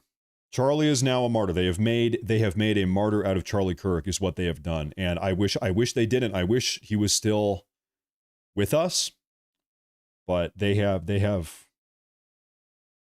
made a martyr out of Charlie Kirk, and a martyr he is. Thank you very much. I appreciate that. Thank you. Thank you, Sarah. This is from Pug Warrior. Okay, I read that one here. Just look at how the Democrat politicians objected to a public prayer in the legislative chamber for Mr. Kirk's family. That tells us everything. Yesterday afternoon, Yeah, on the House floor, House Speaker Mike Johnson tried to have a 60-second long prayer session, a moment of silence in honor of Charlie Kirk, and all of the far left radicals in our House, in the U.S. House chamber, they were melting down. They were screaming and shouting. These freaks, these far left freaks in our own government, in the House chamber, in the U.S. Capitol building, they could not shut their damn mouths for 60 seconds to honor this man who has been assassinated for political reasons. They couldn't. You're right. I need to stop talking about others. I'm just gonna get pissed off here. Thank you though. Thank you very much. In times like this, we need to stop evil, but that does not mean bomb the other side because they are evil. We need to look at what Charlie stood for, which was communicating and find the root of evil. You know, if once again, if you really want to solve a problem, you need to make sure that you solve it in the right way. There are wrong ways and there are right ways to tackle issues and try to solve problems. And I'll say it again, you know, some of these people that I see in the live chat, they're saying, "Oh, we need violence. We got to go start killing them. They killed one of us. We got to kill some of them." That is the wrong way. There are right ways and there are wrong ways to solve problems, and that is the wrong way. That is not what anybody should do right now. And I want to say thank you, Patches. Thank you very much. And Skylar Swint, thank you. Thank you very much. Thank you very much. I got to say, listen, some of you people in the chat, you, Ryan, you think it's funny to laugh about the death of Charlie Kirk. You think it's funny that these two beautiful children don't have a father now, that those two kids yesterday had to wake up with their dad. They went to bed without their father. They had to watch their father get gunned down. You know, they were in the audience, right? You know, the kids were there. You know, Charlie Kirk's beautiful children and wife had to watch their own dad and husband get gunned down by a politically motivated assassin. And you're sitting here laughing. You think it's funny that happened. You're posting laughing face emojis. You people are actually sick. You are sick. Your soul is rotten. You are sick. Genuinely. I'm not going to tolerate that type of behavior in this channel. I'm not going to tolerate that. We have Jamie Galvez. We have Jamie Galvez. Thank you. Didn't even post a comment. Thank you very much. I appreciate that a lot. Thank you very much. I appreciate that a lot. Jamie, Mr. Galvez, thank you for tuning in. You guys need to acknowledge what we're dealing with. Listen, the year is not 1995 where it's like, hey, I'm a Republican. Hey, I'm a Democrat. We have some differences, but we're going to work it out. It's okay. We're all American. The year is 1995. Our biggest disagreement is I'm in favor of tariffs and you're against tariffs. All right, well, let's talk about it. That's not where we are. Ladies and gentlemen, these people want you dead. These people want you dead. They want they want the president, they want President Trump dead. They've tried to kill him multiple times. They wanted Charlie Kirk dead. They did kill him. And now they are celebrating, partying, tap dancing on Charlie Kirk's corpse, literally, is what they're doing on social media all over the place. It is disgusting, and they're saying, all right, now who's next? All right, now who can we kill next? All right, we got Charlie Kirk. Now who are we going to kill next? They think it's funny. They're laughing about it. They think this is a riot. These people want you dead. They want us dead. These people, listen, the point at which we can negotiate with these people is done. It's over. Charlie Kirk was the negotiator. Charlie Kirk was the negotiator of the right. Charlie Kirk was the moderate Republican who was going to try to extend the olive branch and debate and have an open dialogue with these people. You know what he got for that? They killed him. They assassinated him. Charlie Kirk was, I'll say it again, Charlie Kirk was Mr. Nice Guy on the right side of the aisle. He was the, hey guys, let's have a dialogue. Let's have a discussion. Maybe we can debate out our differences. That was Charlie Kirk's entire career. He spent his entire adult life traveling across the country for the sole and exclusive purpose of talking to people that he knew disagreed with him to try to maintain a dialogue and come to some type of agreement here. They shot him. They killed him in front of his kids. That's what he got for that. These people cannot be negotiated with. The time for negotiations and bridge building with these people has passed. And why? It's because of them. They have chosen They have put us on this path now. Jumpin' Jack, please explain to me how you talk. These brainwashed idiots, they hate the country and they hate us and want us dead. This is domestic terrorism, period. It is. You're right. It is domestic terrorism. It is. And I am praying. I'm hoping that President Trump responds to this in an appropriate way. A little bit of example here. Listen, did George Washington have a debate with the King of England when he wanted freedom? When he wanted freedom for the 13 colonies? Did George Washington say, you know what? We're being subjugated. We are under the boot of the British crown. We're being taxed. We have no representation. It's time for a debate. What did he do? No. Joseph Porter, thank you for being a patriot, and rip Charlie Kirk. Rest in peace, Charlie Kirk. Every time I have to say that, I get a man. Every time my brain loops back to Charlie Kirk is dead. Every time that thought, that realization is brought up to the forefront of my brain, man, it is just so evil. It is so evil what we happened. Yesterday, we witnessed pure evil manifest. We witnessed an act of evil manifest in this world, the type of which we have not seen. You know, I was going to say the type of which we have not seen in a long time, but no, that's not even true. We see evil like this coming from the far left over and over and over again. This is just status quo. It's not as if this is an abnormal thing. This is what they do. We saw Irina Zarutska get gutted on public transportation a week and a half ago. Another act of far left progressive evil. It happens time and time again. It's happened over and over again. This is not abnormal these days for these people. This is what they do.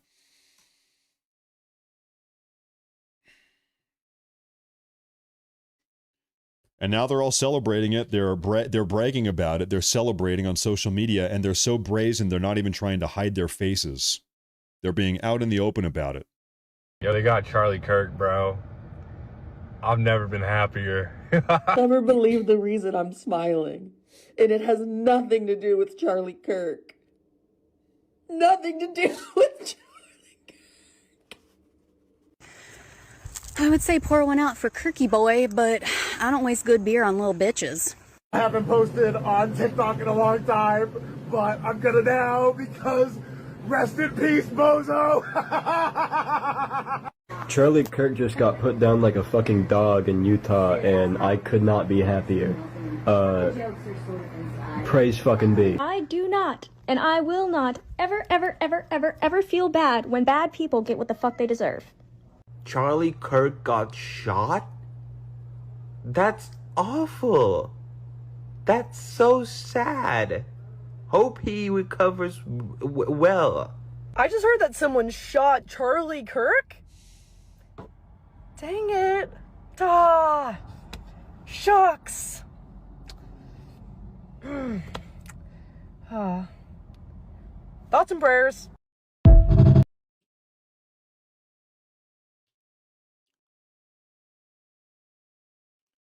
Once again, Charlie Kirk's entire adult life was dedicated to trying to build a bridge with these people. Charlie Kirk spent his entire adult life trying to bring these people into the fold, negotiate with them, talk to them, explain his ideas, understand their ideas. You know what he got for it? He got assassinated. They killed him. That's what they did. And now, as we've seen time and time again, they are celebrating. They are reveling in this.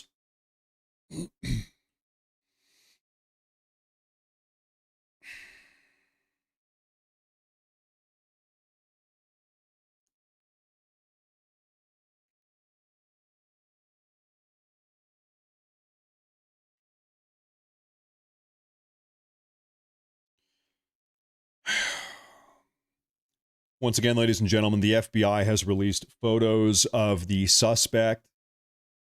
They believe that this is the individual who fired the shot. There is a manhunt for this individual here. They're saying if you have any information about this person. The Utah Department of Public Safety and the FBI have released photos of a person of interest in connection with yesterday's assassination of conservative personality and commentator Charlie Kirk. The individual is said to have been seen on security cameras around the location where the shot which killed Kirk was fired. Anyone with information is asked to contact the FBI field office in Salt Lake City. We're going to take a look at some super chats here while I have this up on the screen. I figure it's good to give this as much attention as we possibly can here. I'm going to keep bringing it up. Let me take a look here. Thank you again, Joseph Porter. Thank you very much. Please check out the archived image of Omar. Doesn't it look like the suspect? Google archived. Oh yeah, so we have seen that. I have to say that we're going to double back to that here in a minute. We're going to double back. Give that just a second here. Thank you very much. Thank you very much. We'll pull that up here in just a second because I've got it up here. Definitely weird. Feeling weird today. Going in stores, looking at people, feeling a little bewildered and also untrusting. You know, people ask why I recently moved out of Washington. I grew up in the Portland area. I lived in Western Washington for a while. Why I moved up to North Idaho. North Idaho is one of the most conservative places in the country. Honestly, it's because I got tired of being surrounded everywhere I went. I go to the grocery store. I go to the shopping mall. Whatever. I got tired of being surrounded by people that I knew low key would be totally fine if I got murdered.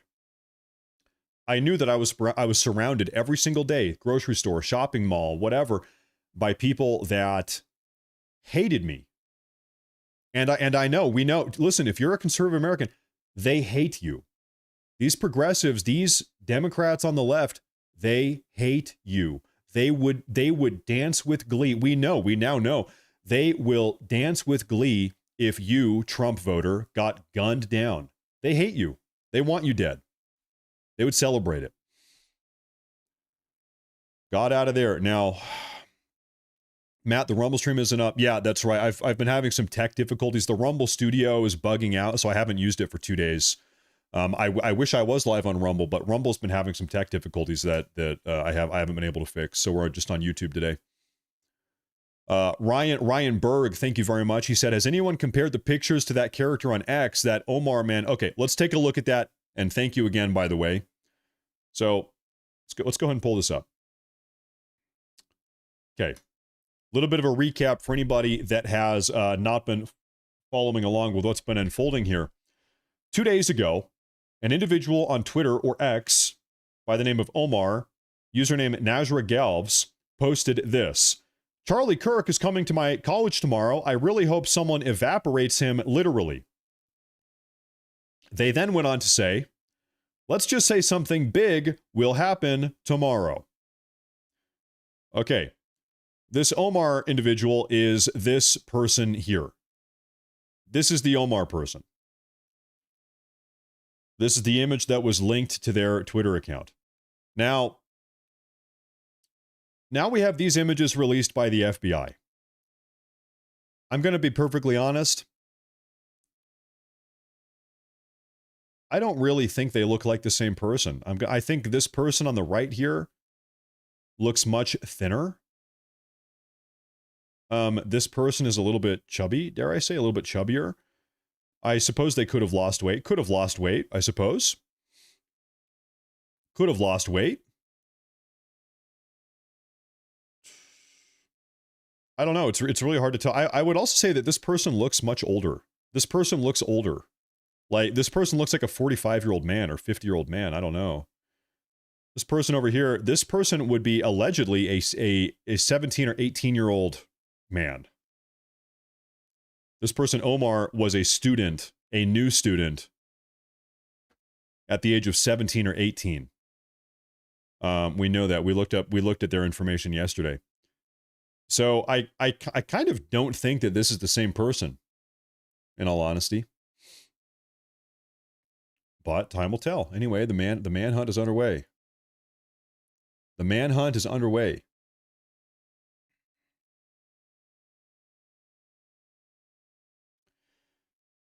See a post here. If the trans brigade thinks assassinating our friends like Charlie Kirk is going to scare us and make us quit protecting children from their twisted ideology, they could not be more wrong. I promise you, we will get louder. Watch. If you come for one of us, you come for all of us. And that is the case. And that sure as hell is the case.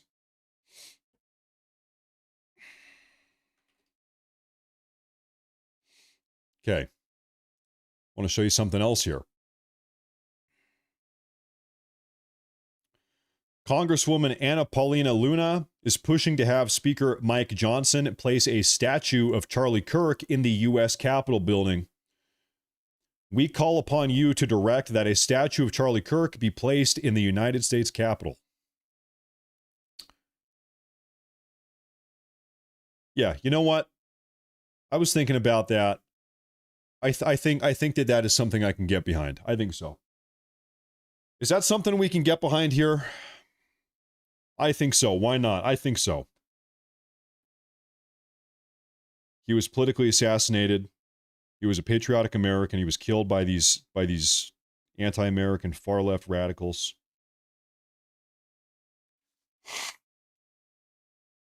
You know, I really hate that this is the case. Charlie Kirk is not a man anymore. Charlie Kirk is now something bigger and greater. Charlie Kirk is a symbol.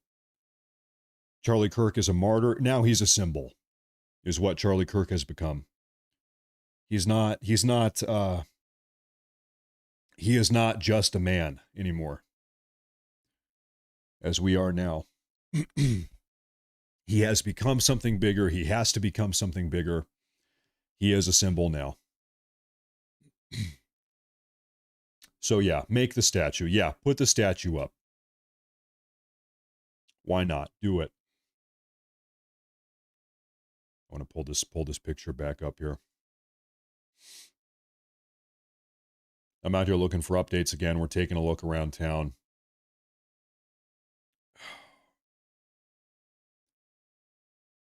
Today we're just going to be doing breaking news updates, I think, all day. We're going to be monitoring everything that is coming out here. Everything that is being said. Right now, everybody is sharing these photos. Ladies and gentlemen, okay, all right, hold up, folks.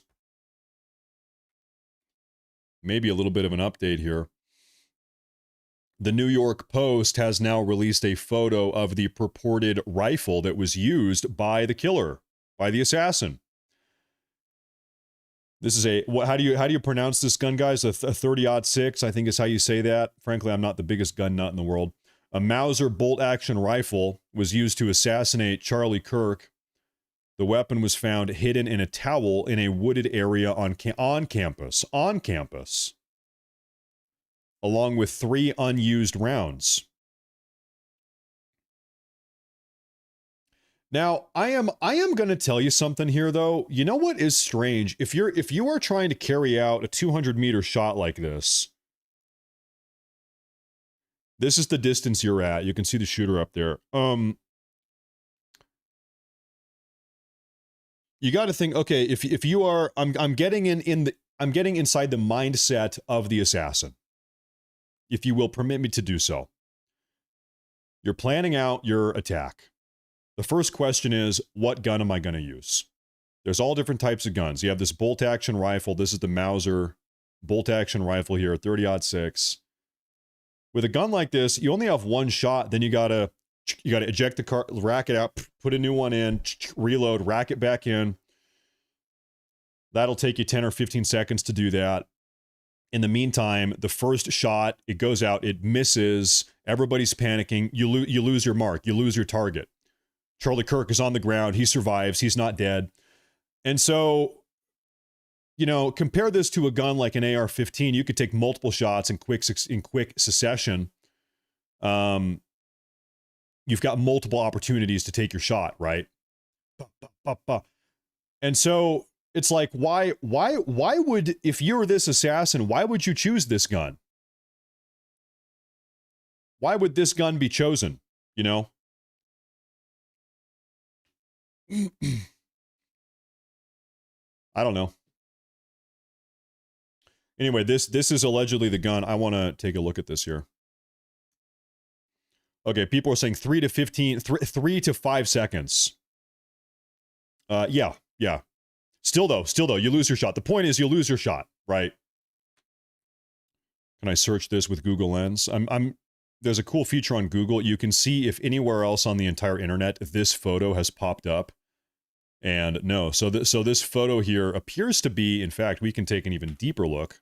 I'm going to introduce you guys to some ancient technology, some secret technology. There's a website called Tin Eye. We can actually drop the picture of the gun into this website. Tin Eye has searched over 77.5 billion images, but couldn't find any matches for your image. So this image is a new image. This image, what this means, this image just hit the internet.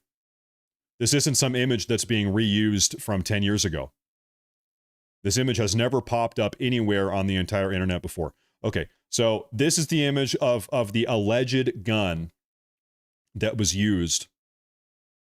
It's this Mauser bolt-action rifle. The weapon was found hidden in a towel in a wooded area on campus, along with 3 unused... Am I here? Are we good? No, I'm here. Okay. Okay, we're good. The New York Post released a photo of the purported rifle. Okay. So people are saying in the chat, why would you use this gun as opposed to a semi-automatic gun like an AR-15 type of gun? It's because this Mauser is more accurate. Do we have any gun guys in the chat? Ladies and gentlemen, is this Mauser here, the alleged firearm, is this Mauser here significantly more accurate than an AR-15? I guess I'm asking, to what degree is this firearm more accurate? Listen, there's some guy in the chat spamming about Sweden. Dude, listen, nobody cares about Sweden. Stop talking. Nobody cares. Okay, so everybody is saying, yes, this gun is significantly more accurate. Okay, there you have it. There you go. Yes, it is significantly more accurate.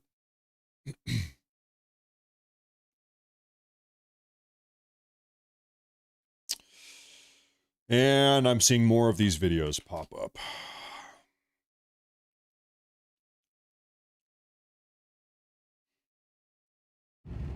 I heard someone got shot today. I had a tummy ache this morning. Stay alive out there.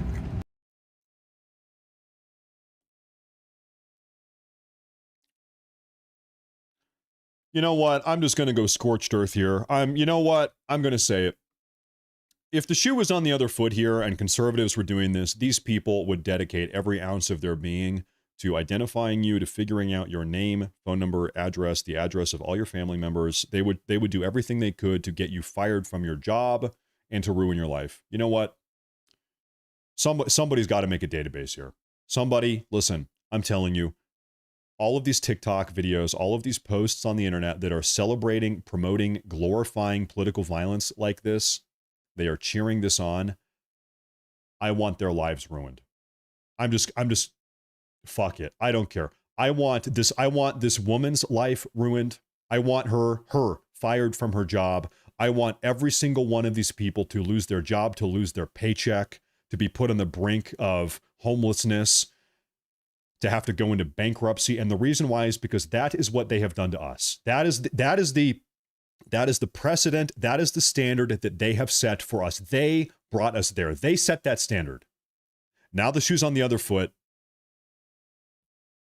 They need to lose everything. All of them, every single one of them.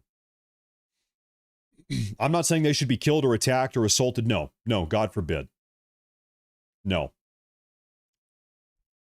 Should they face a social punishment for this, though? Absolutely, yes. Absolutely, because this is what they have done. They have done worse. They've done worse. You're right about that. By the way, this is the official statement from the from the Salt Lake City FBI.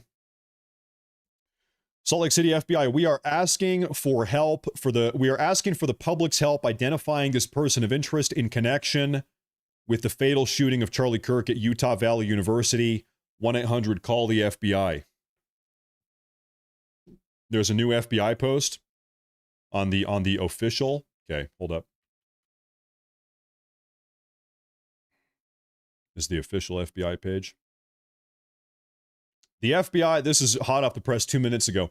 The FBI is offering a reward of up to $100,000 for information leading to the identification and arrest of the individuals, maybe plural, responsible for the murder of Charlie Kirk on September 10th, 2025 at Utah Valley University.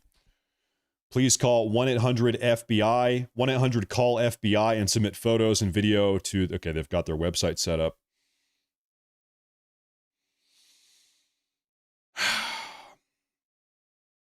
I'm gonna leave this guy's image up here while we do some super chats. We're doing some super chats here again, folks.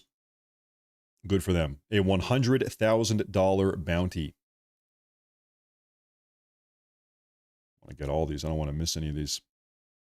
Okay, Cousin Eddie, he says, bolt actions have better accuracy and can house bigger calibers. Look at a pic of a 5.56 AR-15 round versus a okay, you know what? I will, real quick. Hold up here.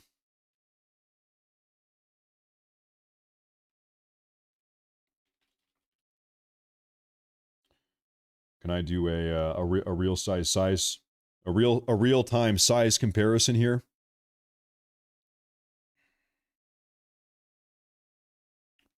Trying to see. Okay, here, maybe this is a decent image if I can get this to not be so low quality. Well, where's the damn image? None of the images loaded. Okay, now this will do. This will do. Okay, so on the far left here, this is a 5.56 round that you would use in an AR-15. And so this is this Mauser bolt action round, the 30-06. It looks like 2 times the volume totally, right? Something like that. So it is significantly larger. There you have it. A little bit of a lesson today. A little bit of an ammunition lesson today. There you go. All right. Okay, take a look. Okay, thank you for that, by the way. Thank you. Now everybody knows. Thank you. Let me take a look here. I see this. Not collapsible, no sling. So where's the gun on the suspect photo? That's a good question. Let's talk about that next. Okay? Take a look at this. So it's right. These are the photos the FBI has released. And this is the gun that we're talking about. So what he would have had to do, this is my guess, is have a strap on this, strap it over his shoulder and run it down the back of his shirt. So probably the tip of the barrel of the firearm here would be right about where his butt is. So you'd have the stock of the gun up top by your shoulder blade. You'd strap it up underneath your shirt. I mean, this is the only thing that makes sense to me, at least, right? Maybe I'm wrong, but I'm just trying to put this together. And then the barrel would be resting on his buttocks, would be my guess. Because it most certainly is not running down his leg, right? Because you can see in this image here, his legs are bent at the knees and at the buttocks a little bit. So, I mean, he's not hiding this in his pants. Otherwise, his leg wouldn't be able to bend. Now, he does have a backpack. He has a backpack here. Okay, now here's a question for the gun guys. Real quick. How easy is it here to disassemble this thing, take off the barrel, take off the scope, take off the barrel, so you effectively cut this thing down in half? You kind of break it down in half. And then he gets up top on the roof, so it's in his backpack, gets on top of the roof, takes the shot, and then runs away. How easily could that be done? Maybe that could be something that's done here. Or it was stashed on the roof earlier. I'm seeing people say, no chance, not a chance, no way. Not easy. Okay, there you go. Good answer.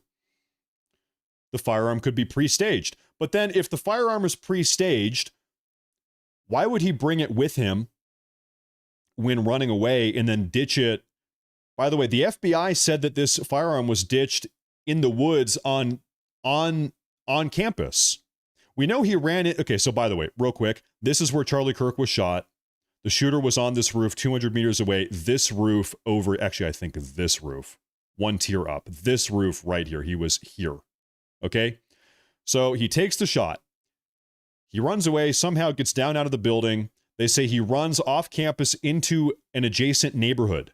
They know he ran onto a neighborhood. He runs into the neighborhood. But the FBI said he ditched the gun on campus. Well, the only like forest area that he possibly could have ditched this firearm on campus would be here. Unless he came out this way. We know there was the police and security presence down here though. Maybe he came down this way and ditched it in these. I don't know. I doubt it. Super doubt that.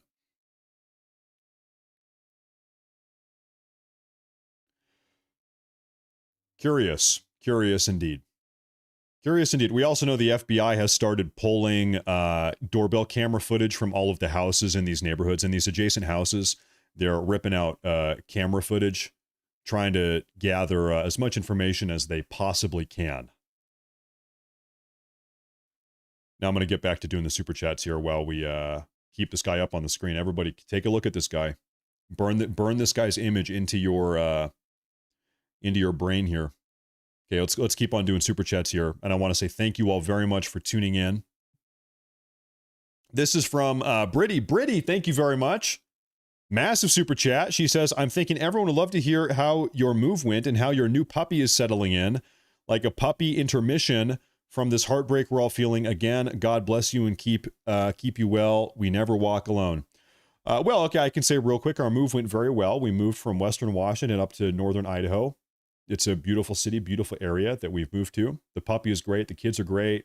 We're very happy. Our neighbors are great. They greeted us. They actually brought us over a bunch of brownies and cookies they baked for the kids. 2 different neighbor families brought us some cookies and brownies.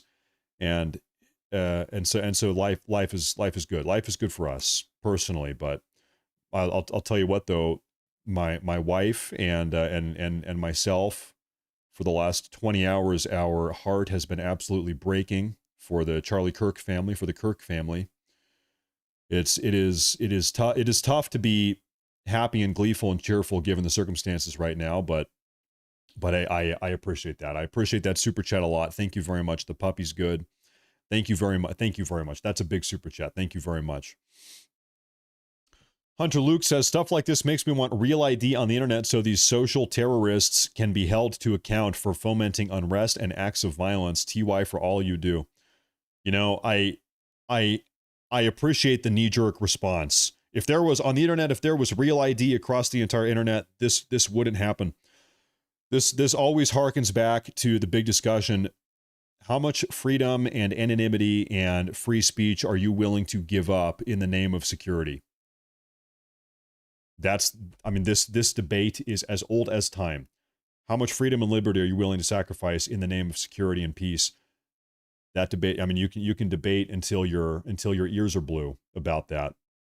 You can. By the way, just as a little side note, this is effectively how China operates, how South Korea also, Japan also operates. Your entire online presence is tied to what is effectively your Japanese, South Korean, Chinese social security number. So everything you do on the internet is tied to your real life identity. Your ISP has that information. Personally, my big belief, I really believe that anonymous speech, wherever it may be on the internet, I think anonymous speech is important. I think anonymous speech has its place, has its value in a healthy political discourse.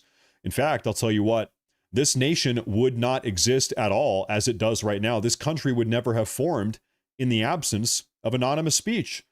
Thomas Paine's infamous pamphlet called Common Sense was originally published anonymously, and the Federalist Papers were also published anonymously. And the reason why, and by the way, these papers, Common Sense and Federalist Papers, were published anonymously because if they were not, then the authors would have been identified and executed by the British Crown. And Like I said, this country would not exist in the absence of these documents, these anonymously published documents. These documents were super important in sparking off the American Revolution. We would not have a country in the absence of anonymous speech, of anonymous political speech. So I understand in times like this, it's very easy to say, it's a quick knee jerk. Real ID, we need real ID. We need real ID. I understand how your mind can go there. I think it's very important to be aware of just exactly what that might mean and what type of rights and civil liberties we would be giving up in that process, though. You got to think about that also. Now, so thank you very much. I appreciate that a lot. Thank you very much. I am a big fan of anonymous online speech, and it's funny because I am like the least anonymous guy on the internet. Everything I've ever done for the last 10 years has been documented on the internet, but still, I think anonymous online speech, I think it is important. It is important. We do just need to crack down on these people, though. I do think so. Okay, I see this here. This says, that boy better hope the cops get him before everyone else does. You know, hey, you know, you're probably, given how pissed off people are, rightfully pissed off people are right now, I think you're probably right about that. I think you're right about that. Now, there's another massive super chat here. Actually, I think this is the same one. I think it got played up twice. Oh, no, this is another one. This is from Britty. I just missed this one. Britty said, Matt, you're the best. TY for your honesty. You are a great influence, and God bless you and your family. God is in control, and this is what Charlie knew and why he had no fear. So we can all carry the same hope in Jesus that Charlie did, and I think that's a great sentiment to say. It's a great thing to say. Thank you very much. Thank you very much. You know, I posed the question the other hour, about an hour ago. What would Charlie have us do given the current circumstances? What would Charlie want us to do? That's an important thing to keep in the back of your head here, or maybe the front of your head. Thank you very much. I appreciate that. Thank you for tuning in. Thank you very much. I want to get back to finding some breaking news updates here. Take a look. This is from Cousin Eddie. He says, it's possible to break down that firearm, however unlikely, due to zeroing issues if the scope is detached from the action. If you want, I can Discord you if you ever get DMs or gun info. I think we have a pretty good grasp. I appreciate that. I just had a couple basic questions. I appreciate that, though, Cousin Eddie. Thank you guys for clarifying. Thank you for clarifying. Thank you very much. Thank you very much. I appreciate that a lot. And also, one more big super chat, then we're going to get some more breaking news up on the screen here. This is from Philium Traveler. Philium Traveler, $20 super chat. Thank you very much. Thank you very, very much. I appreciate it, folks. I really do. I think everybody here, it's a mix of absolute heartbreak and anguish. And check the politics channel. I'm going to pull up the politics channel in the Discord server right here. What do we have? Maybe some updates here.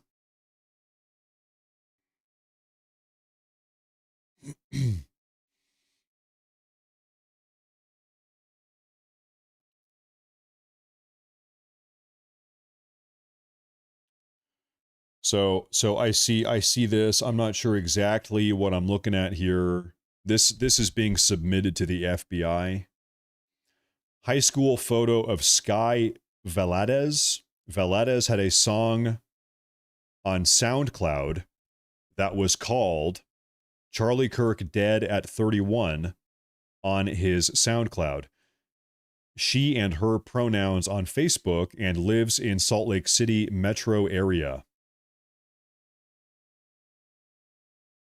Okay, well, this is something I'm going to look into. I saw actually some pictures of this SoundCloud stuff yesterday, but there wasn't a whole lot of substance to it. But I did see someone mention this yesterday afternoon. And so I'm gonna look into this SoundCloud thing.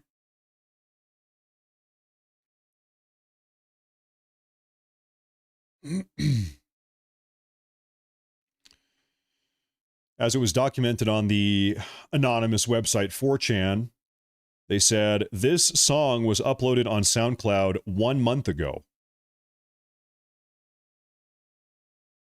It's called Charlie Kirk Dead at 31. The individual who uploaded it lived in Ogden, Utah, a 1-hour drive from where Charlie Kirk was shot. I'm going to look for more information here. I saw images of this SoundCloud thing. This is what I saw. Yeah, this was posted 11 hours ago. So now this story is starting to get some traction. This is what I saw yesterday. This exact post. It only had 6 likes. Very few people saw this. Someone posted a track on SoundCloud called Charlie Kirk Dead at 31. It was uploaded 1 month ago, and the account location is also in Utah.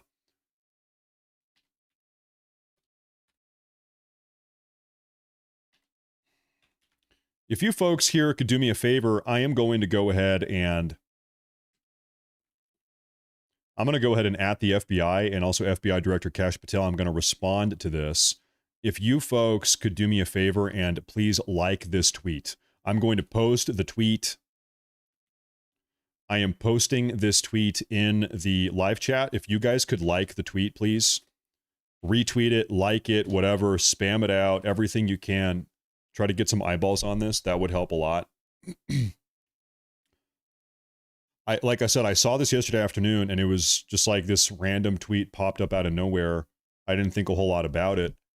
But now, yeah, it's getting a little bit weird. Now there's some more information. And so, hey, the FBI has requested any information whatsoever. Let's talk about it.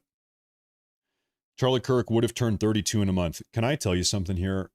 Listen, Charlie Kirk was 31 years old. I am 31 years old. Charlie Kirk has a 4-year-old daughter. I have a 4-year-old daughter. Charlie Kirk has a 2-year-old son. I have a 2-year-old son. Charlie Kirk is a right-wing commentator. I am a right-wing commentator. I can't help but look at this situation with Charlie Kirk and say, wow. Wow. And so once again, it is important. It is important to keep in mind that reminder. I'm going to remind you, everybody again, these people want you dead. They want us dead. They want me dead. They hate conservatives. If you voted for Trump, they want you dead. They want blood. That is what they have said. That is what they've decided.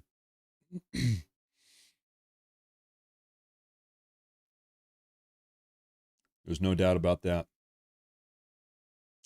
Ironic thing is he was turning 32 soon. They knew. Potentially. Yeah. Yeah. That's right.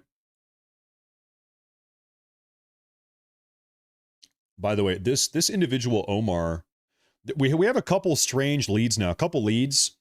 This individual Omar, this is their profile on Twitter. We saw this yesterday. Non-binary, greatest of all time. I'm 17 years old. Mexican flag. They, them. This is the person that posted 2 days ago that something big was going to happen at the university. They said, Charlie Kirk is coming to my college tomorrow. I really hope someone evaporates him. Let's just say something big is going to happen. Non-binary, greatest of all time. Okay.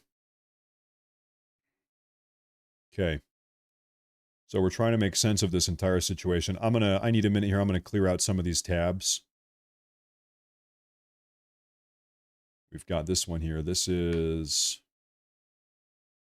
The FBI has placed a $100,000 reward. Oh, frick. I didn't mean to close that one. No, that's fine. We're good. Allegedly, this is the firearm. They have apprehended the firearm. This was ditched in the woods, actually on campus, amongst some trees on campus. So they think they have the firearm. And now everybody's talking about this SoundCloud upload. Charlie Kirk dead at 31 is what everybody's talking about now. This user uploaded. Matt, be careful. Yeah, I mean, yeah. You know, this is not about me. I don't want to make this about me, but yeah. The thought has entered my mind.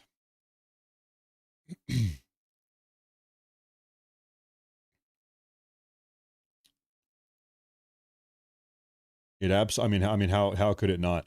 I mean, it was a couple months ago when another right-wing commentator, his name is Nick Fuentes, he survived an assassination. Must have been about 10 months ago. Somebody showed up on his doorstep with a gun and they were banging on the door and tried to kill him. The police showed up and the police actually killed this would-be assassin on Nick Fuentes' doorstep.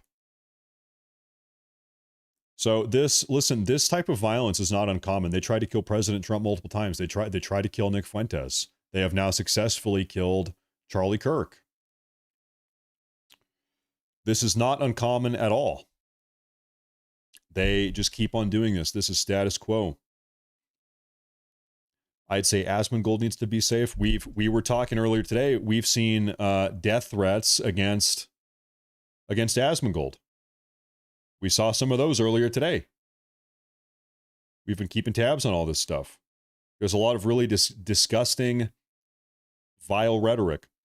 Somebody says in the chat that Ben Shapiro canceled his event. Yeah. I mean, listen, I got to say, man, I think the days of commentators, political commentators talking in front of live audience like this, unsecured live audiences like this, it's probably come to an end. Probably has. What is this here? What I was thinking. What is this?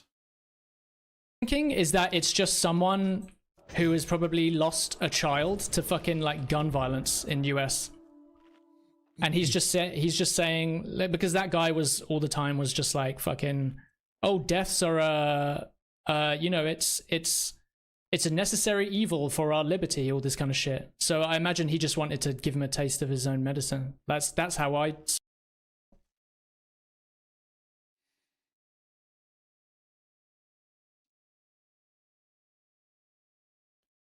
We got another one. We have another disgusting far left sicko, sick in the head. We got another one. Okay. Who is this? Some random streamer on Twitch, some Twitch streamer. As you all know, Twitch is pretty much a hive of far left scum and villainy. I think we all know that at this point. And Twitch does nothing about it. Reddit does nothing about it.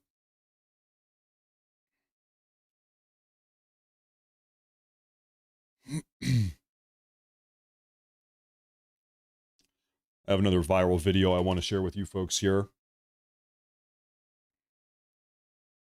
He will not get banned. You're right. He will not get banned. You're right. That Twitch streamer we just saw, you're right. He will not get banned. Okay. Take a look at this here.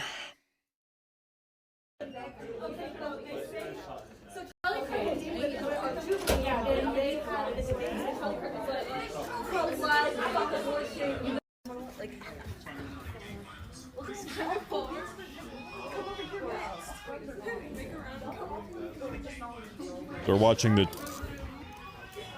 Why are we cheering for someone getting shot?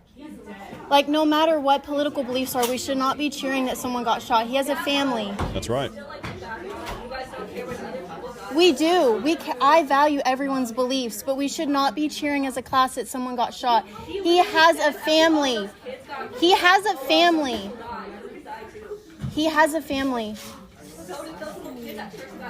Yes, and who shot them? A transgender person. Uh-oh.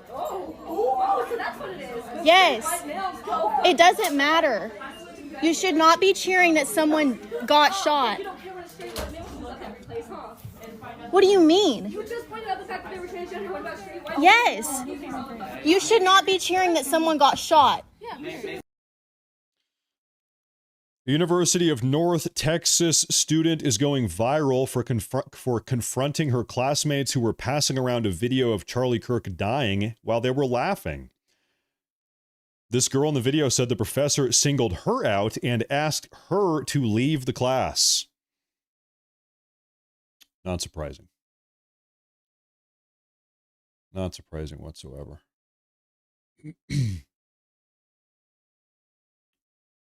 Okay, strange update here. I want to double back to the SoundCloud situation. The creator of the SoundCloud page that had the song, which was titled Charlie Kirk Dead at 31, By the way, the username, the band name on SoundCloud was called God's Finest Scalpel. God's Finest Scalpel uploaded a song on SoundCloud a month ago, which was called Charlie Kirk Dead at 31. The song has now been taken off of SoundCloud. The creator of the song removed the song from SoundCloud. We also know the uploader of the song is an individual called Sky Velades. Velades had a song called Charlie Kirk Dead at 31 on his SoundCloud. However, on his Facebook page, he had she and her pronouns listed on the page. This individual also lived in the Salt Lake City metro area about 1 hour away from where Charlie Kirk was assassinated. This is what that song looked like. God's Finest Scalpel. Charlie Kirk Dead at 31. Uploaded 1 month ago.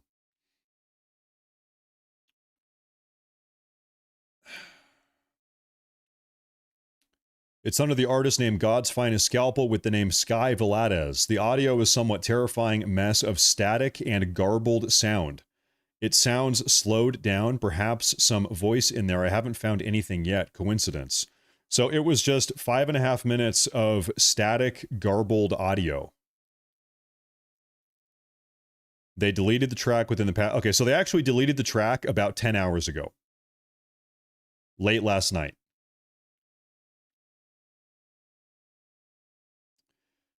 The album originally had 18 songs, and now it's only 17 songs. So they took this one down.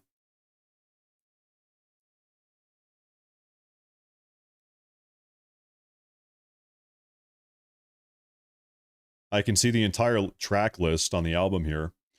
4chan. Okay, so the entire track list of this album: 4chan Fight Club, Death to All Utah Screamo, Entitlement Dead in June. Well, it's September. August. Pallor Mortis, Rigor Mortis, Algor Mortis, Liver Mortis. Ashin. Great job, sport. Why don't you play with the other kids now? Succubus. Nothing ever happens. 6 foot gap, more like shit fucking crap. Bass outtake number 1, bridged bass cover grenade pin demo. And then, of course, they took down Charlie Kirk Dead at 31. Very strange. Very strange here. I'm going to put this guy's image back up here on the screen. And I'm going to take a look at some super chats here real quick, folks. I'm trying to keep on top of these. Where did I leave off here? Okay, this is from Ben Dykes. Another YouTuber. Shout out Ben Dykes. Thank you for tuning in. Good to see you. Good to see you. Good morning. He said, John 2:13-15, his wrath is not because of selling sacrifices itself, but rather the greedy focus on money with no regard for serving God. Jesus is never depicted as out of control, but his anger is clear. There you have it. Good to see you. Good morning. Good morning, by the way. God bless everybody in the chat here. That much is needed these days. Toxic Calamari, good morning. I think we need to have a serious talk as a country about the left's obsession with assassination. Elon, Trump, Nick, Asman have all received death threats or attempts. They all support and laugh at it. I think everybody. I think pretty much every large right-wing commentator has received this type of stuff. I have. I know that those guys have. That's just the risk you assume. Regrettably, it is the risk you assume as a right-wing commentator. You have to deal with these threats.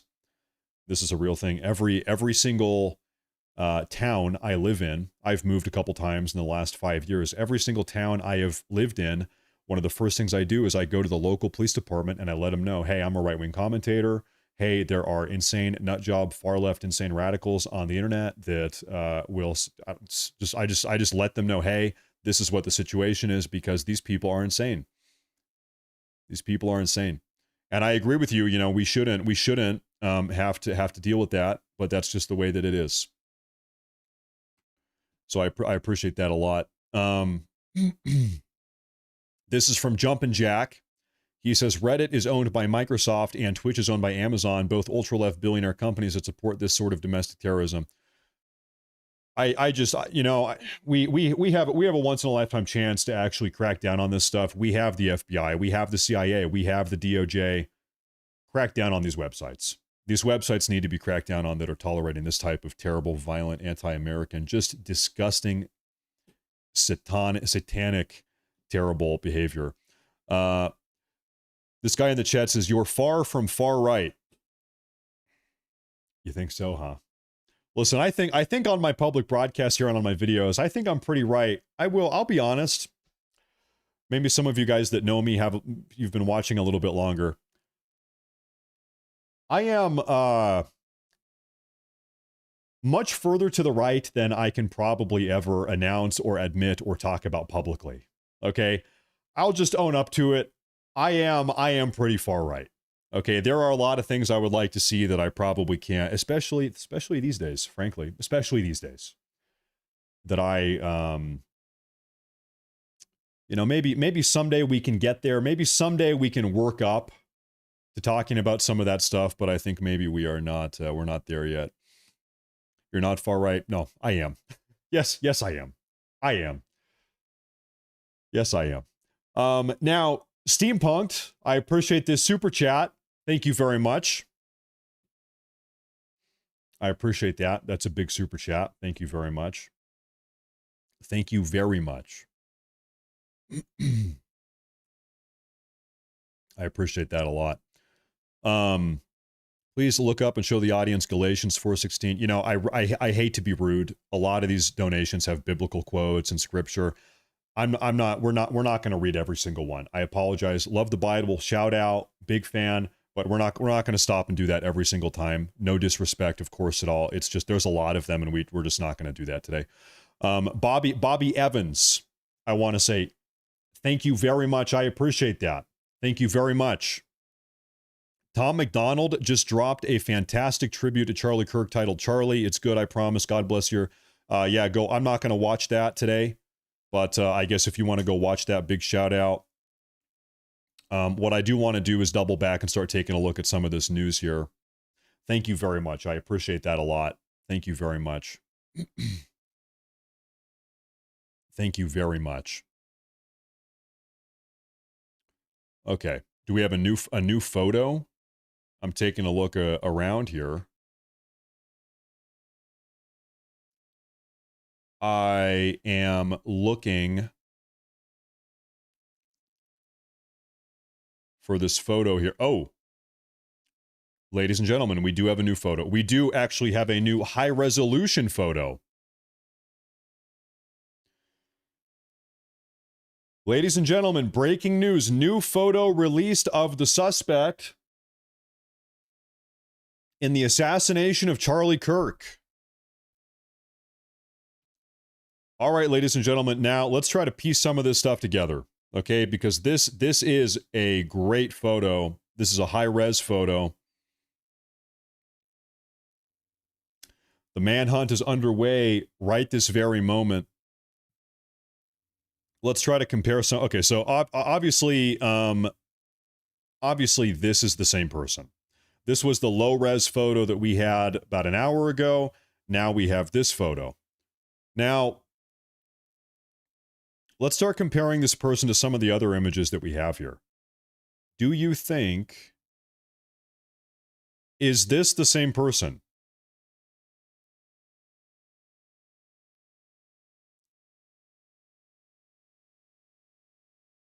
I don't think so. I don't think so. I don't believe so. The big thing for me is the lips. I think this person's lips are much thicker and bigger than the person in the photo here. So I'm not so sure about that one. Now, of course, we can compare this to the person that we were talking about yesterday, which is Omar. Obviously, this is not the... Where's my photo? So obviously, this is not the same person. So I think we have an entirely new person that we have not seen before. We don't know who they are. We don't know what the deal is. That's what I think. I think we have a brand new person here. That's what my gut is telling me. Now, there is something that I want to do here real quick. I need you folks to bear with me here for just a minute here. What I would like to do is actually update. Remember that thumbnail that I made that had this person's photo on it? You know, yeah, I should probably go ahead and do this because I think it is important to have this person's image up here in front of everybody. Is it okay with you guys if I make a new thumbnail for today's broadcast? I think it is important to actually have this person's image in front of everybody's face here. I think that's a big deal. This is a much better photo. So I want to go ahead and get this up. Okay, if you guys can bear with me here just for 1 minute. This will take just probably 2 minutes because I think it is important. And you know what? Actually, while we are doing this, we're going to be able to compare some of the photos here. It's AI. Yeah. Whatever. Yeah. It's everything is AI. Yeah. Okay. Just one moment here, ladies and gentlemen. Given that there is an FBI manhunt, they want everybody's help. I mean, guys, we have 11,000 people tuning in right now. It is important. I want to get this person's image in front of as many people as I possibly can. And so here's what we're going to do to make that happen. So the first thing I'm going to do is take this image here and put this here.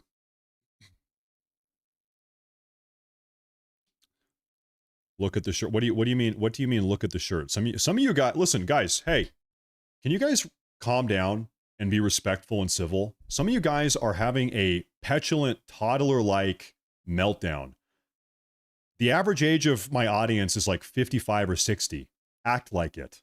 Some of the stuff you guys are posting in the live chat right now, you guys are supposed to be 50, not 5. Get a grip. Some of you guys are melting down. You're getting aggressive and just, I know things are tense. Grow up a little bit. It's getting a little bit strange. Okay, calm down, please. For the love of God, have some decency here. Okay, it's nuts. So once again, okay, I'm gonna try to find. Okay, so these are the images that we got about an hour ago. Here we go. You can see everybody saying, look at the t-shirt. Look at the t-shirt. And this is what we have now. Are you telling me that these t-shirts don't line up, that they're just so dissimilar that this has to be fake? Seriously? Is that the argument right now? I think that is ridiculous. I think that's absurd. I'm trying to get a good close-up of both of these. Sorry, my internet is kind of... Okay, here we go. Okay. I don't know, folks. I think these are pretty close. In fact, by the way, this is actually probably on the very same stairwell. This is actually on the same stairwell. You can see the thing behind him. This is in the same location. Yeah, I think this is the same shirt. Yeah, I don't know why people are freaking out about this. Nothing really triggers me here. Okay, anyway, so what I'm going to do, I'm going to go ahead and continue making this thumbnail right here because I think it's important to get this guy's image in front of everybody, in front of the entire world right now. I want everybody to see this guy's face and know what this guy looks like. But once again, listen, guys, you need to be civil and respectful in the chat. We're not going to have people melting down and acting like a bunch of shit-flinging monkeys in my live chat. We're not doing that. I don't know who else you watch where you think that type of behavior is acceptable. Not here. No shit-flinging. You are not a monkey. You are a man. You are a man. You are a woman. You are a man. Okay. And I'm gonna go ahead and make this It's not the same shirt, dude. Yeah, I just disagree. You can be mad at me. You can be angry that I disagree, but I disagree, and I don't. Yeah, yeah. Okay, whatever. We disagree. Anyway, I'm gonna move on now. I think it's the same shirt. It doesn't strike me as being odd. You're just gonna have to deal with it. It's fine. You can be mad about that if that makes you mad. Whatever. I'm moving on. You can just be mad, I guess. Okay. You're sharing non-FBI information. Listen, this image is going everywhere on Twitter right now. Everybody is posting this. Is it possible? Listen, you know what is possible, I suppose. Let me try to be as generous as I possibly can right now. It is possible that we had the original image that was pumped through an AI image resolution enhancer to try to get a more like enhanced image, I suppose. But still, I think this has still I think there's value to that. Still, I think that is of value, in my opinion. I guess we can disagree. It's enhanced. That still doesn't that doesn't really bother me though. I don't really see that. I think that's fine. Do we need to be super mad about that, or what? Is everybody mad? What is really the problem? I think there's still value to that. So what? So what? You agree? It is everybody. Okay, so now we say it is AI enhanced. Okay, but it is still valuable. Okay. So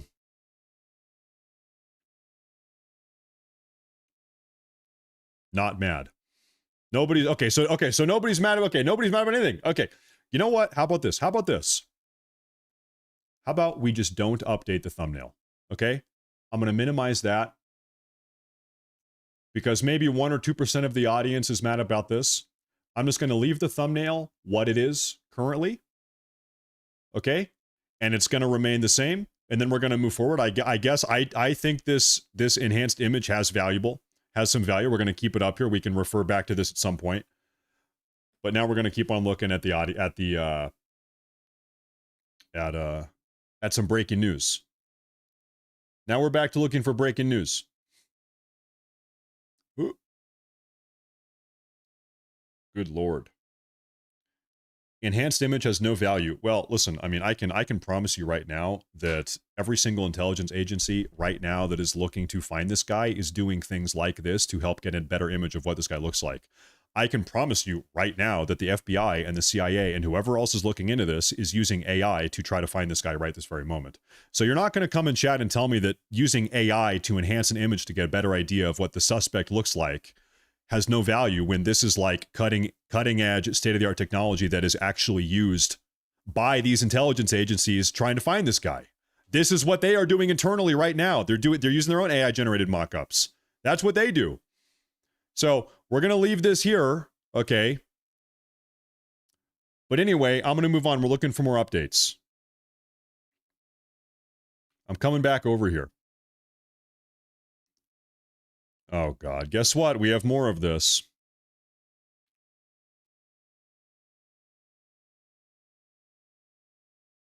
I think I'm gonna leave that one up just because we don't know exactly what the deal is. But we have more of this. Gather round, bitches. Let's all join hands and bow our heads in thoughts and prayers for Charlie Kirk.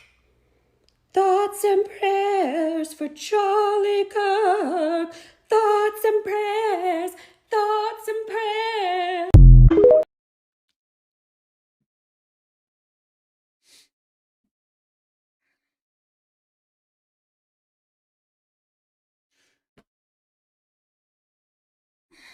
You know what? I'm opening up TikTok. You know what? I'm going to do something I'm regretting right now. I'm going on TikTok. And I'm going to, this woman here, I want to look up. I want to know what type of disgusting sick person does this. Megan Farina. I'm going to take a look at her account. I want to know what she is doing. Who is this person? Because this type of behavior, you have to call it out and hold it accountable. This is Megan Farina on TikTok, who's uploading this video publicly. This is her most recent video here. Unfortunately, there was another school shooting today in Denver. And this is on a different topic, uploaded 20 hours ago. Oh, so you know what happened?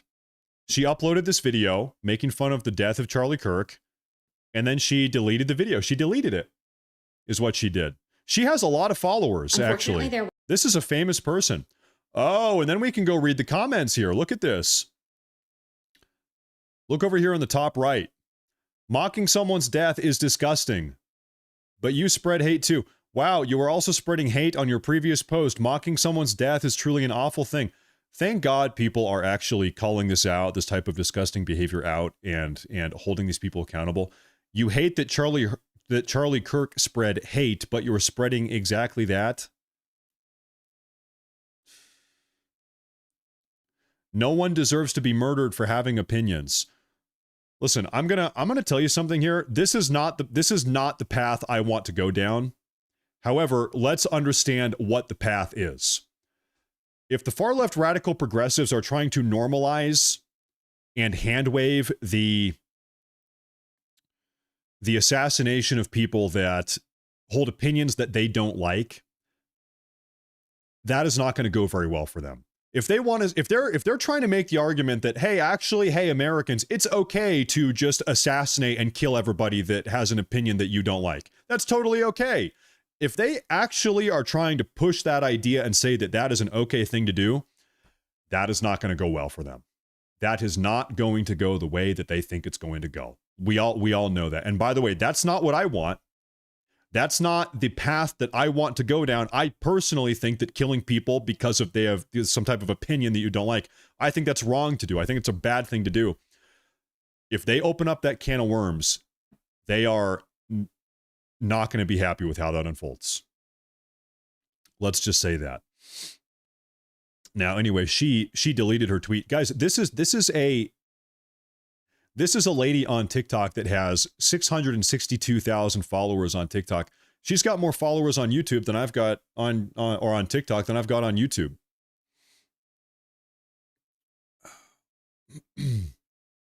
Yes, she does. Now, I'm gonna take a look at some super chats here real quick. This is from Zuno. He says, enhanced images definitely have value, just like how image sketches were valuable before cameras. Just because AI was used doesn't make it good. Stay safe is right. Stay safe? Who's stay safe? Oh, you must be Matt Morris. Oh, Matt Morris. Stay safe. I've never heard of that guy. Hey, thank you. Thank you, Zuno. I appreciate that, Zuno. Thank you very much. Thank you very much. I appreciate that. I want to see if I missed anything else here. So there was a leak by the ATF. This is unconfirmed, but they have found the gun. It's a Mauser chambered. Yeah, no, we've talked about that. Yes, they allegedly have the gun.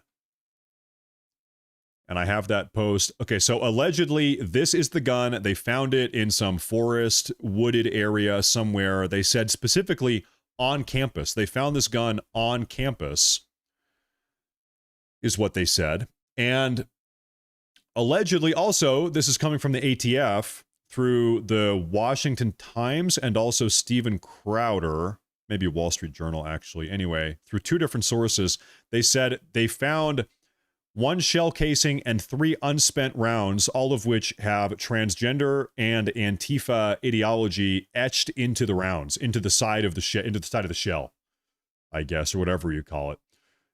So, yeah, the story gets even curiouser and curiouser. So why is there no video of him carrying it from the roof? Well, if you want to try to think through this, you could piece this together and say, you know, he could conceivably have this slung over his back, over his shoulder, underneath his shirt. That's how he could have got it up there. The firearm could have been pre-planted on the top of the roof the day before or a week before, so the gun was waiting up there for him. Now the next question is, if he pre-planted the gun up there and it was waiting for him, why did he bring it with him when he fled the scene? You could say, okay, well, he wants to not leave any evidence behind, so he brought the gun with him. But I mean, he ended up ditching the gun somewhere on campus, maybe somewhere in this area. So real quick recap. This is where Charlie Kirk was assassinated. And this is where the shooter was, allegedly.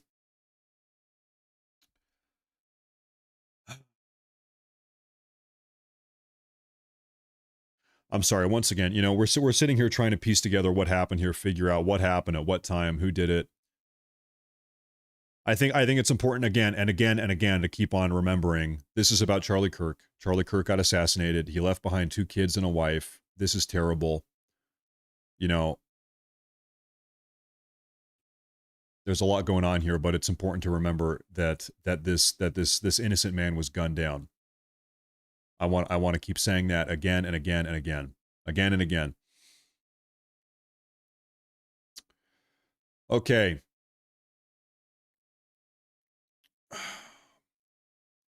We have another video coming from the progressive left.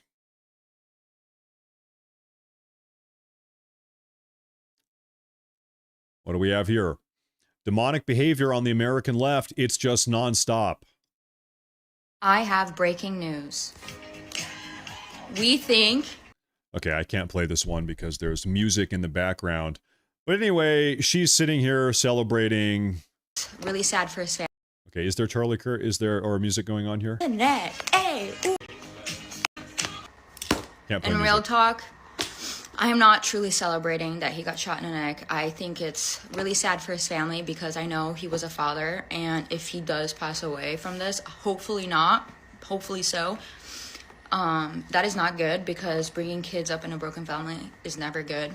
And gun violence, again, I think we should go back to having this conversation and who's allowed to have access to these guns, because now public figures are getting shot left and right. I mean, it's not every other day, but truly, what a tragedy. Truly, what a tragedy.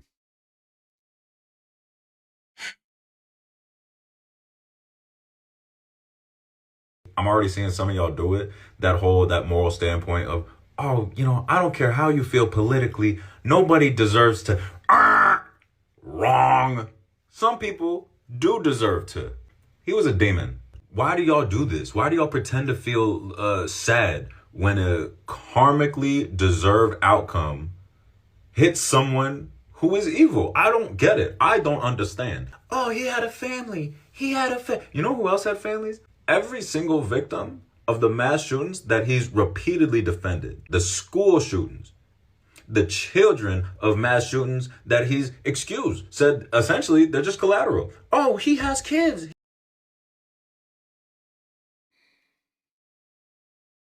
Once again, folks, people like this, we are at a point here.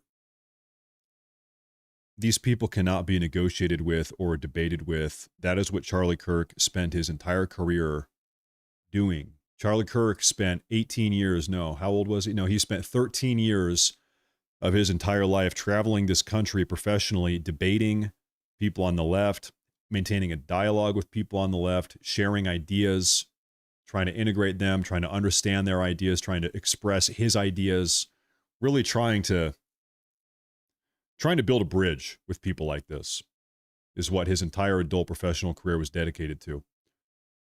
And what happened to him because of that, because he undertook that endeavor, was he got assassinated, was he got killed. He got killed because he had the audacity to try to actually communicate and negotiate with these people. These people, I do not think they understand. And once again, these people do not understand that Charlie Kirk, he was the nice option. He was Mr. Nice Guy. Charlie Kirk was the reasonable center-right guy. That's who Charlie Kirk was. Charlie Kirk was the champion of discussion and moderated discourse. I think a lot of people that are pissed off right now do not share Charlie Kirk's values in that regard. You see a lot of people that are pissed off. They say, you know what, the time for discussion and debate is over. We tried to give them the chance to do that, and they killed one of us for it. People are pissed. People are pissed off. People want vengeance. I mean, you can't ignore. I'm not advocating for anything here. I'm scrolling through Twitter. I'm looking at Twitter all day. I'm seeing what people are posting in my chat here on YouTube. People want Vengeance is what they want. For better or for worse, the sentiment is there. That's how a lot of people feel right now. Take a look at the super chats. Twitter user Omar claims he's Hispanic. Sankaliptar Velades, FBI photo analysts say he looks Hispanic. Possible it's the guy. It could be. Could be. Right now, maybe we have 2 or 3 different, I don't know. We're trying to piece this together. Thank you, though. I appreciate that. Yeah. You're right about that. Daniel De Amico. $50 super chat. Thank you. Thank you very much. I appreciate that a lot. Matt, like millions of other Americans, I'm feeling devastated and sick to my stomach over Charlie's murder. Watching your reporting helps bring me and many others some feeling of healing and hope. Thank you. You know, I'll tell you, I'm a human too, just like you, and I'm devastated. I was talking to my wife about this all last night. We are both devastated. You know, maybe this feeling is reciprocal. It is. This feeling is reciprocal. You know, me being live here, talking to you guys and trying to mentally navigate and also emotionally navigate through all of this. It's good for me. It's helping me too. And so I'm happy to hear that it's helping you. And I appreciate that a lot. I appreciate that. It is tough. This is a very tough situation. And I know you guys have noticed there are points during yesterday's broadcast and today's broadcast also where I will be mid-sentence, I'm mid-conversation, and it'll hit me again. Boom. It'll hit me again, and I have to take a minute, and I have to pause, and I have to kind of recompose and get a grip on myself. This is really tough. This is tough, and so yeah.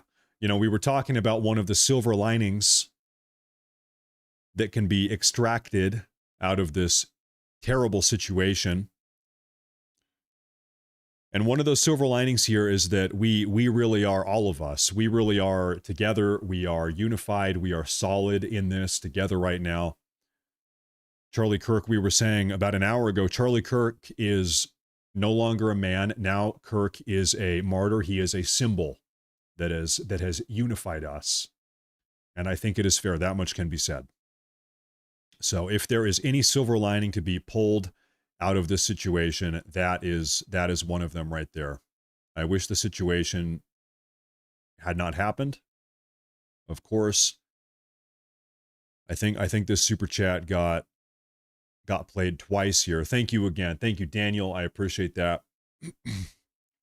Thank you very much. You know what? While I'm doing some super chats, I like to have this guy's mugshot, or not mugshot, but this guy's face up on the screen. That's the enhanced version there. Yeah, I'm gonna have this guy's face on the screen while I read through some super chats here, just so everybody can keep on looking at him. Thank you very much. Super chat. Charlie tried his best to reach these demons. That's proof of the Holy Spirit at work.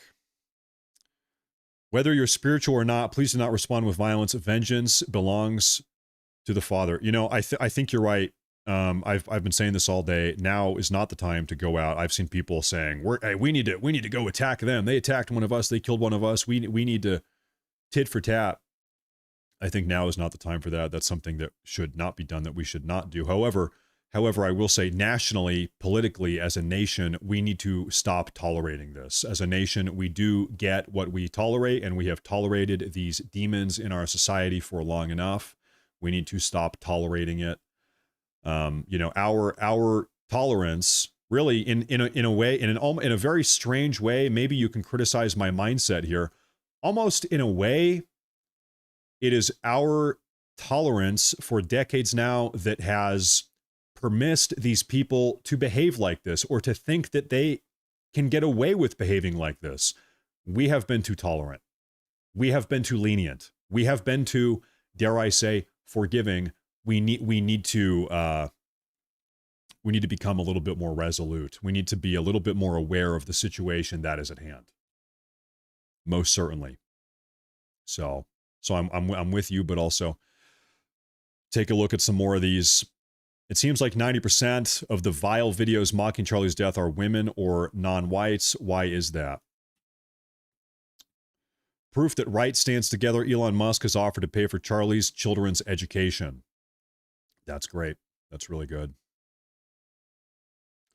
Dearly beloved, avenge not yourselves, but rather give place unto wrath, for it is written, vengeance is mine, I will repay, saith the Lord. My fear is that these tragedies will cause us to start behaving like the left. Two wrongs do not make a right. We must rise above and avoid sinking into the depraved, evil hatred of the left. You know, there is a proper... Okay. The days during which we turn a blind eye to this type of behavior have to come to an end. The question then is, what is the proper way to respond to this? That is the discussion that must be had. It's not whether or not we should respond. It's not whether or not we should allow this to continue. It's not whether or not we should do something. It's what that something is. What is the correct and proper path going forward? That is the discussion. So thank you. I appreciate that. I'm pissed off. We're not sitting down on this one. Me personally, I'm just waiting for a movement to start. My God have mercy on the Democrats. There's a lot of that. There is a lot of that. There's a lot of people that feel that way.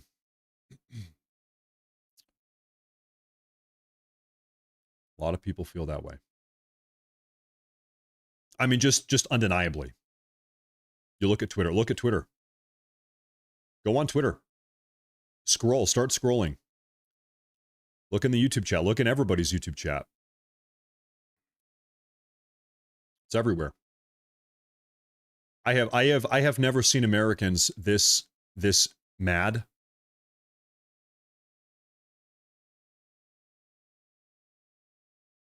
Since 9/11, perhaps since 9/11. I think it's fair to say that what happened yesterday was the most consequential American political assassination since probably Martin Luther King. 60 years. In 60 years, this is the most consequential political assassination, and I wish it wasn't.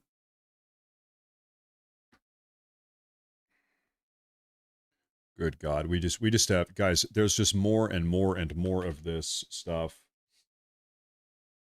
coming out today. There's more of it. I just witnessed Charlie Kirk get assassinated. It was the most awful thing I've ever seen in my life. He shot him in the neck and blood went everywhere. And the worst part of it all was the liberals who were there were cheering. So I just have one thing to say.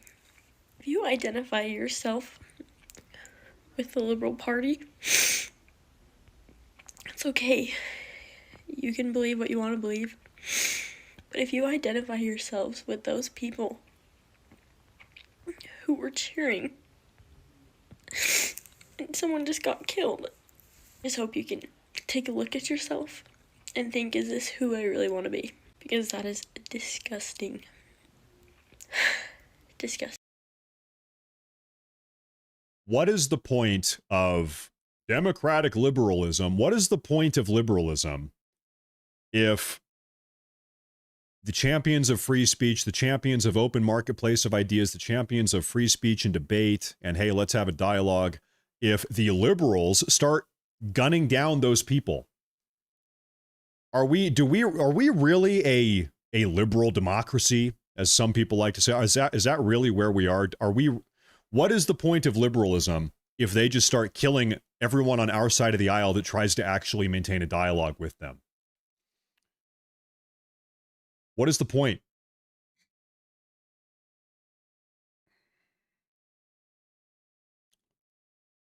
So that girl was heartbroken, as a lot of us are. Can't let too many of these get out here. We've got a lot of these videos here. No. Sorry, these videos that have music, I can't play those ones. I apologize. Okay, I'm gonna leave this image up here on the screen. This guy here. Where do I have this? Here is where I have it. And I'm going to take a look around Twitter here. I'm looking for updates. I'm looking for live updates here. Right now, I'll be honest, my entire Twitter feed is just liberals celebrating Charlie Kirk's death.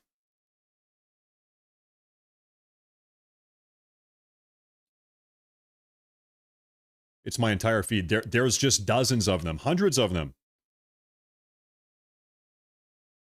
MSNBC.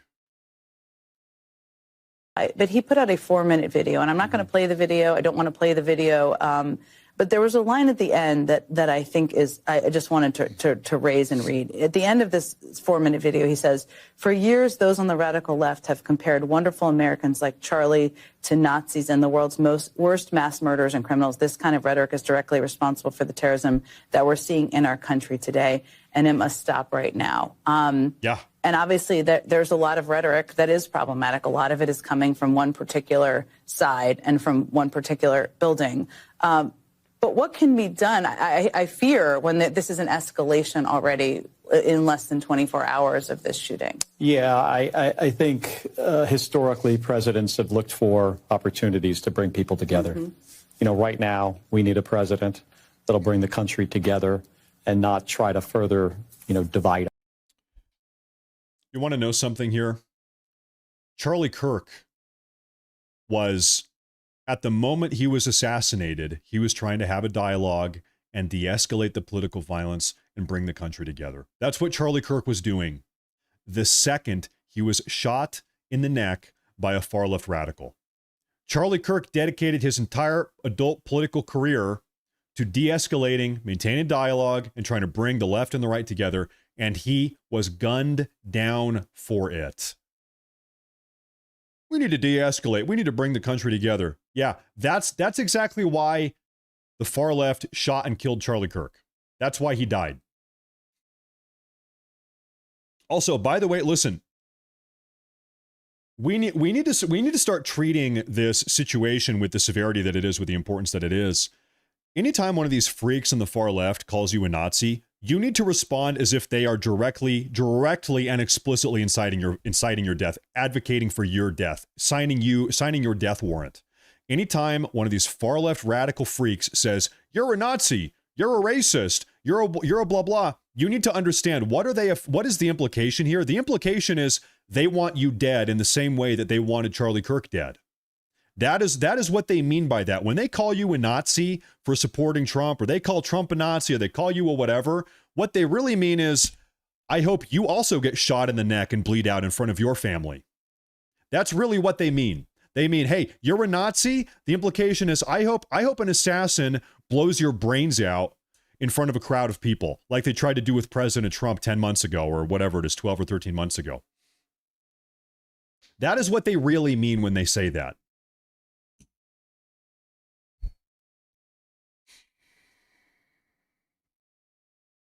My entire Twitter feed is just, I mean,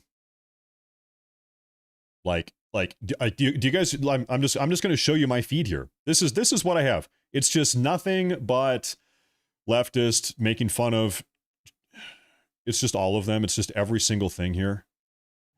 So I'm very aware that when you look at me, you see the hair and the nose ring, you probably think I'm a huge liberal. I love living in America. I love this country. I am a die-hard centrist. I have a lot of liberal views, and I have a lot of conservative views, but most of the time I'm able to see the gray in areas. I'm going to be honest, man. The era of centrism is over. The era of sitting on the fence and saying, oh, well, both sides make some good points. Well, yeah, the far-left radicals, they raise some good points, but also, no. You are either, listen, like seriously, okay, given how many people have died, given how many assassination attempts there's been, you are either with us or you are against us. As far as I'm concerned, the era of I'm an enlightened centrist. I'm on the fence and I see it both ways. Fuck that. And come to a critically thought out conclusion about the right and wrong. The amount of people I've had to unfriend or unfollow because they're cheering and happy about what happened today is very disheartening. And if you're following me on here and you're upset that I'm not cheering and woohoo. Okay, you're boring. Okay, you are boring. Breaking: a bomb threat has been made at the Democrat National Committee headquarters in Washington, D.C. And here we go. And it's already beginning. This is breaking news as of 2 minutes ago, folks. This is exactly what we're talking about here. Breaking news. A bomb threat has been made at the Democrat National Committee headquarters in Washington, D.C. Low sense of urgency in the area, though. Seems police have already determined this is bullshit. I would agree this is probably a fake call. It's probably a fake call. However, it is testament to the degree to which people are just pissed off. Fucking stoked right now. You want to know why I'm so fucking stoked? Go ahead and Google Charlie Kirk. Go ahead, read the latest headlines, and you'll see why I'm so fucking yes.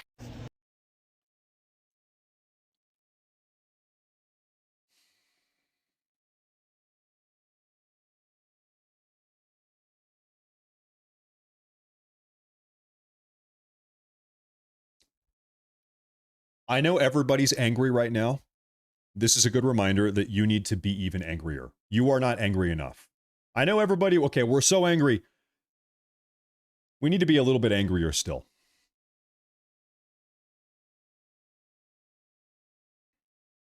The permission structure for violence. You've got polls about political violence. Democrats don't think it's a good idea. Only Republicans. I see this comment in the chat here. It says, dude, stop giving these people your microphone. No. The reason why I'm showing all of you, 10,000 people in the live audience, what these freaks on the left are saying is because you, man with your head in the sand, it is time. Charlie Kirk got assassinated yesterday. They've tried to kill President Trump numerous times. They are issuing death threats against you and me and my family and your family. They are celebrating the death of Charlie Kirk. They are cheering. They're having parties. There are Charlie Kirk death parties across the country right this very moment. It's time to get your damn head out of the sand and understand these people hate you. These people want you to be killed. These people want you to be assassinated. It is worth watching this so you understand the dynamic that is at play. They want you dead. They wanted Charlie Kirk dead. They got their way. You need to watch the video. I want you to watch the video. You need to be aware of what these people are saying. They hate you. They are not going to be negotiated with. They don't want to reconcile differences. They want to kill you. They have decided that free speech and dialogue is done. They are now just trying to kill you and kill us. And we know that because Charlie Kirk dedicated his entire career, 13 years of his adult life, to trying to maintain a dialogue with these people and reach common ground and extend an olive branch and understand their ideas and help them understand our ideas. And you know what he got for it? You know what his reward was for trying to work with these people? They shot him in the fucking face. That's what he got for that. For his noble pursuit, they killed him. They assassinated him in front of a live audience. That's what they did. Okay? So, hey, stop talking about this. We need to talk about this more than ever. I see people saying, don't watch the Charlie Kirk video. It's too terrible. You need to watch the video. Go watch the video 100 times. Put it on loop because you need to understand that is what they want to happen to you. And then once they successfully accomplish that, they're going to go on Reddit and TikTok talking about how funny it is. You need to understand the dynamic. These people want you dead. They will not be satisfied until your blood is seeping into the dirt. Okay? That is what they want. And they are being very explicit about that. They're not even trying to conceal their motives here. They're uploading TikToks with their faces and everything, cheering on political violence in this country. They're not even trying to obscure the fact that they love this state of political violence we have in the country. They want more of it. They're sitting here saying, yes, finally, we killed Charlie Kirk. Now, who are we going to kill next? That is the current state of the political left. This person in the chat says, stop fear-mongering. How fucking stupid are you? You are too stupid to be a member of this community. Stop fear-mongering. They just assassinated Charlie Kirk, the largest political figure in the country, largest political commentator in the country, and now there's hundreds of thousands of these demonic freaks cheering and celebrating the fact that it happened. Stop fear-mongering. How about you wake the fuck up and pull your head out of the sand? These people want us dead. And That's not me saying that. They are saying that. They, under no guise of anonymity, they are saying that very explicitly. They are saying, we're coming for you next. They're saying, who are we going to kill next? They want you dead. They want me dead. They want President Trump dead. They wanted Elon Musk dead. They spent months blowing up Tesla dealerships across the entire goddamn country. And now they've actually killed Charlie Kirk. Now they killed him. And what are they doing? Are they mourning? Are they mourning? Are they decrying political violence? We are. What are they doing? They're saying, we want blood. They are saying, who are we coming after next? They are saying, maybe we're going to kill Trump next. Maybe we're going to kill J.D. Vance next. Who are we going to kill next? But we want blood. That's what they are saying. They're saying we're not going to stop until the blood of every MAGA voter is seeping into the dirt. That's what they are saying. And not just one or two anonymous accounts, hundreds of thousands of anonymous accounts, thousands of face videos on TikTok, real people. I logged into my Facebook account. I grew up in the Portland, Oregon area. I've got hundreds of friends on Facebook, people that are from Portland, members of the radical left. These are real people I went to school with, I worked with at former jobs I had, I grew up with, some family members of mine. I logged into Facebook earlier today. They are celebrating the death of Charlie Kirk. These are real people. This is not AI.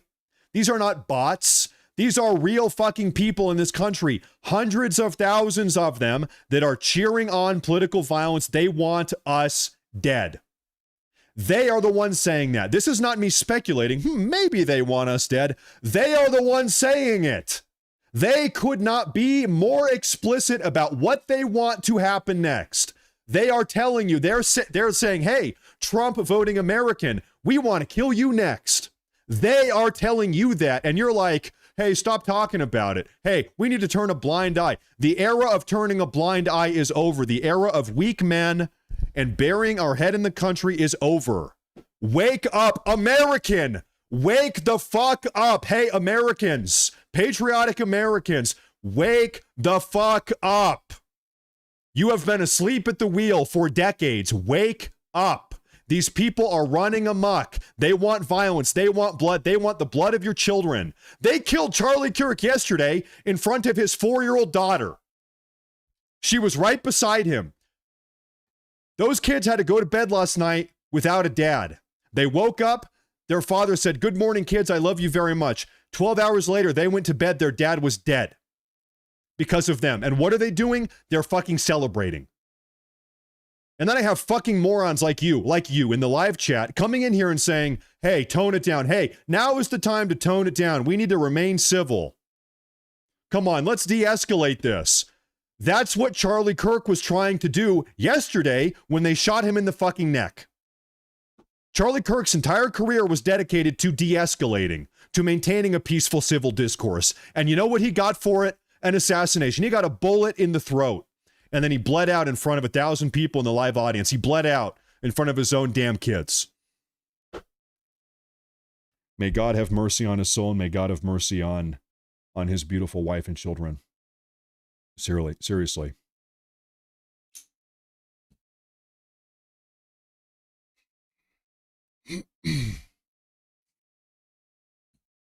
Tone it down.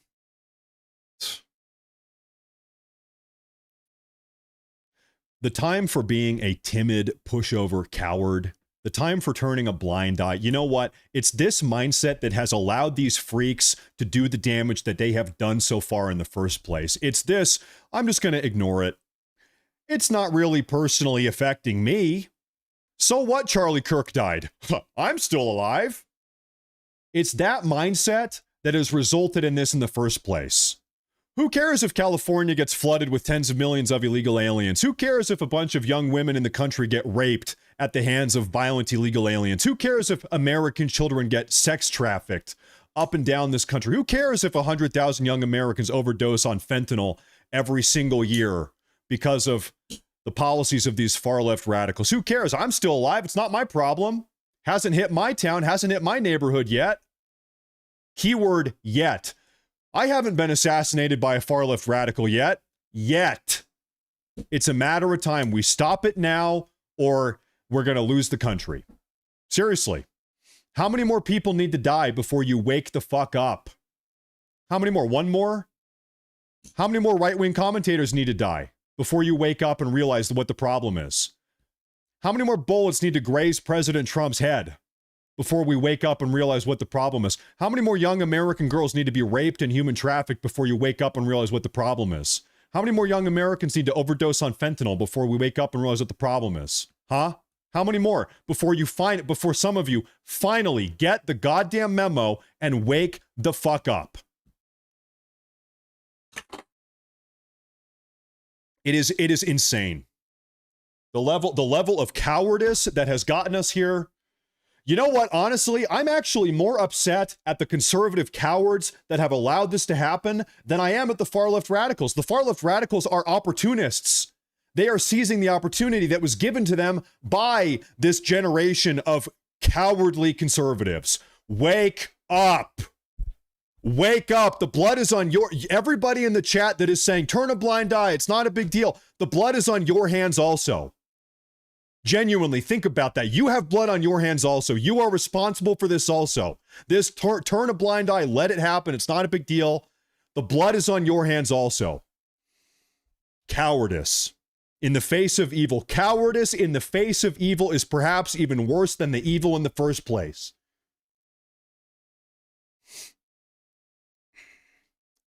These people want you dead. They want us dead. It's time that you finally realize it. Super chats. I'm taking a look at some super chats here.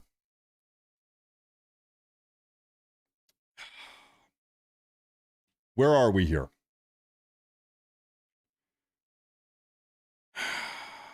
I'm not sure what that says. Hey, I appreciate this big super chat here. I appreciate it, sir. I'm not really sure what that says. Thank you, though. I appreciate that. And you know what? Listen, this situation. This situation is not about me, but I'm also aware of the position I'm in. I am a somewhat large right-wing commentator. Okay. I could be the next one to get gunned down. If I am, double down, go harder. If I get shot next, if I'm dead next, go harder. Seriously. God forbid, if I'm the next one that gets shot in the fucking neck, double down, go harder. The time for cowardice is over. Wake up. Americans, America, wake up.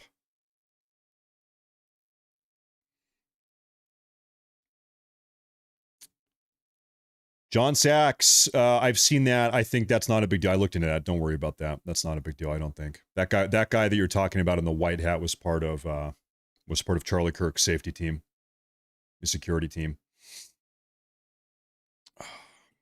Thank you, folks. Okay, I'm looking for updates. Here.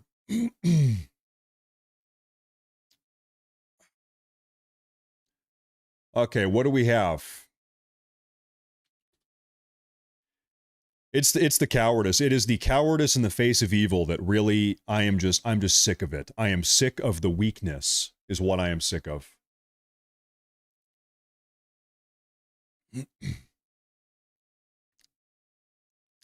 The Utah Department of Public Safety has just postponed their press conference on Charlie Kirk, which was scheduled to begin shortly.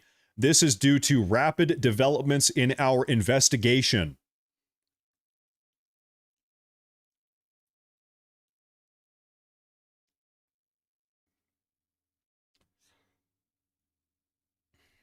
All right, there's this guy in the chat. You are getting deported. Ladies and gentlemen, I have just carried out a deportation in the live chat. We had an immigrant in here that is, as it would turn out, culturally incompatible.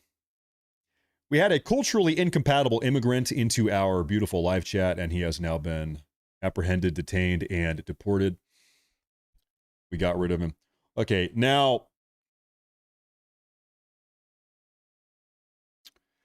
the Utah Department of Public Safety has just postponed their press conference on Charlie Kirk, which was scheduled to begin shortly. This is due to, quote, rapid developments in our investigation.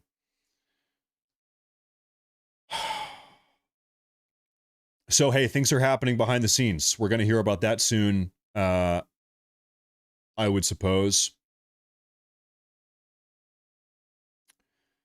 Update coming on the Charlie Kirk shooting. Utah officials will give an update at 2:45 p.m. Eastern time. So this is the one that got postponed. That was scheduled for about a half hour from now. It's been postponed. They also have a $100,000 bounty, a reward for this individual. But it seems like there are some big updates coming out here. Things are developing behind the scenes. KK, thank you very much. I appreciate that. She says, you're doing a great job. We will keep fighting the good fight. We will keep fighting for our freedom of speech. Charlie Kirk died yesterday defending freedom of speech. He was gunned down for it.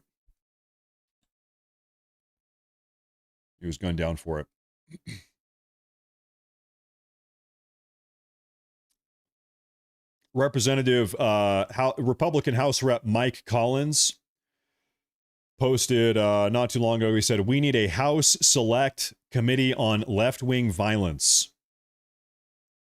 We need to actually do something. We need to stop talking. We need to actually do something. And yeah, maybe this is the start. Maybe this is the beginning. You got to go through the actual process here. I understand. We need action. We need to actually do something about this. We need to actually do something here.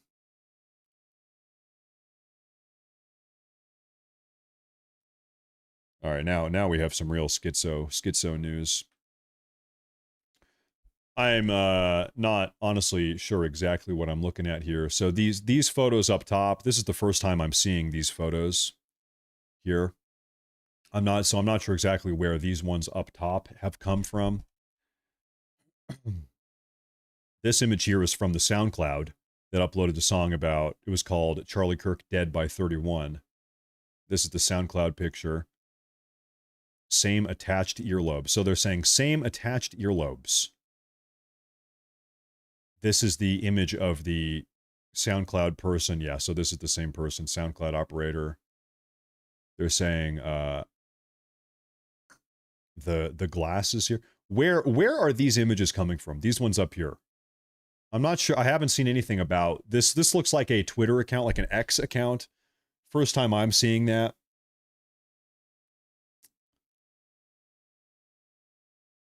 I'm looking for updates as it relates to that. Where did that come from? We have drone footage of the university crime scene where Charlie Kirk was assassinated.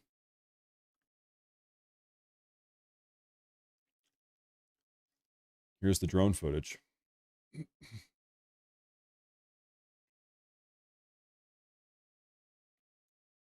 Just a nightmare. Just an absolute nightmare. I'm going to let this play here. Utah has the death penalty, huh? What about the public torture penalty? What does Utah say about the public torture penalty?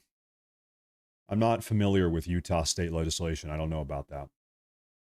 Death penalty, huh? That is the alleged shooter location.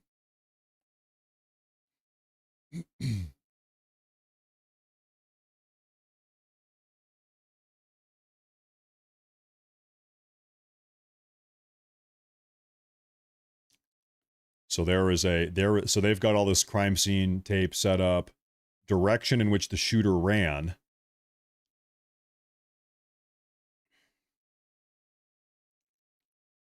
Uh-huh.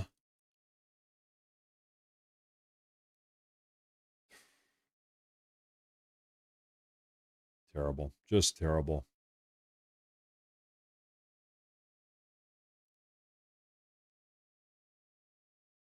So who knows if he went up and down that ladder or if there was another way up and down onto this roof. I don't know. Might have taken that ladder. Could have been.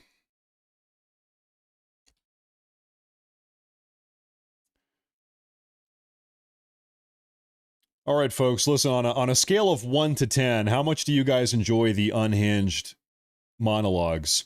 I really try not to have these outbursts too often, you know, but it gets to a point where I can't hold it in anymore. I don't know, everybody's emotional. I just can't contain it anymore, especially when I see some of the stuff I see in the live chat. It's just like, come on, dude, really? Just insane. 10. Oh, great. All right, hey, 10. I guess everybody that didn't like it would have left, leaving you guys. It's just us. It's just all of us unhinged people here now. Okay, take a look at the super chats here. Thank you again, KK. Thank you, Mama G. The left wants to take guns away, yet they are the ones doing the shootings and killings. They say no to violence to talk things through. That's what Charlie was doing, talking to people. They killed him because they didn't like what he had to say. Yeah. The left has zero moral high ground to stand on any topic whatsoever. They have nothing. They have nothing of value to be said. The national discourse needs to move on without these people. They have nothing to say. Thank you very much.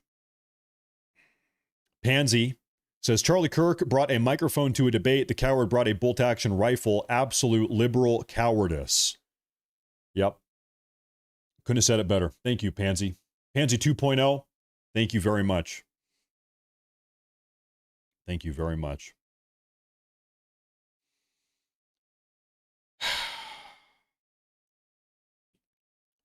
Absolutely heartbroken. Absolutely heartbroken. Okay, folks, I am going to put the shooters, by the way, this is the alleged rifle. Allegedly, this is the rifle they've apprehended. They think this is the rifle that was used by the shooter.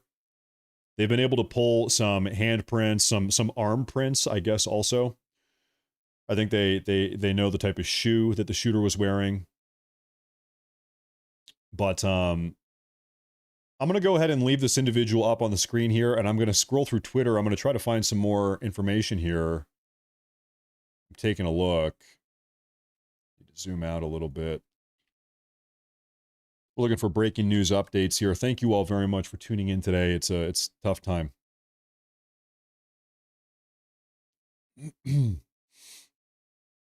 Tough time.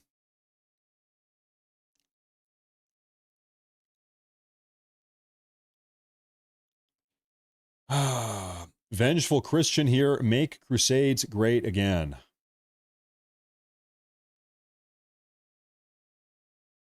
He says, thank you, Jeremiah. Oh no, oh my God. Oh no, someone shot Charlie Kirk. Look, I don't know who needs to hear this today, but that's how you pick up a woman. Oh no. I don't know who needs to hear this today, but assassinating Charlie Kirk, that is how you pick up a woman. These people are sick. These people are sick in the head.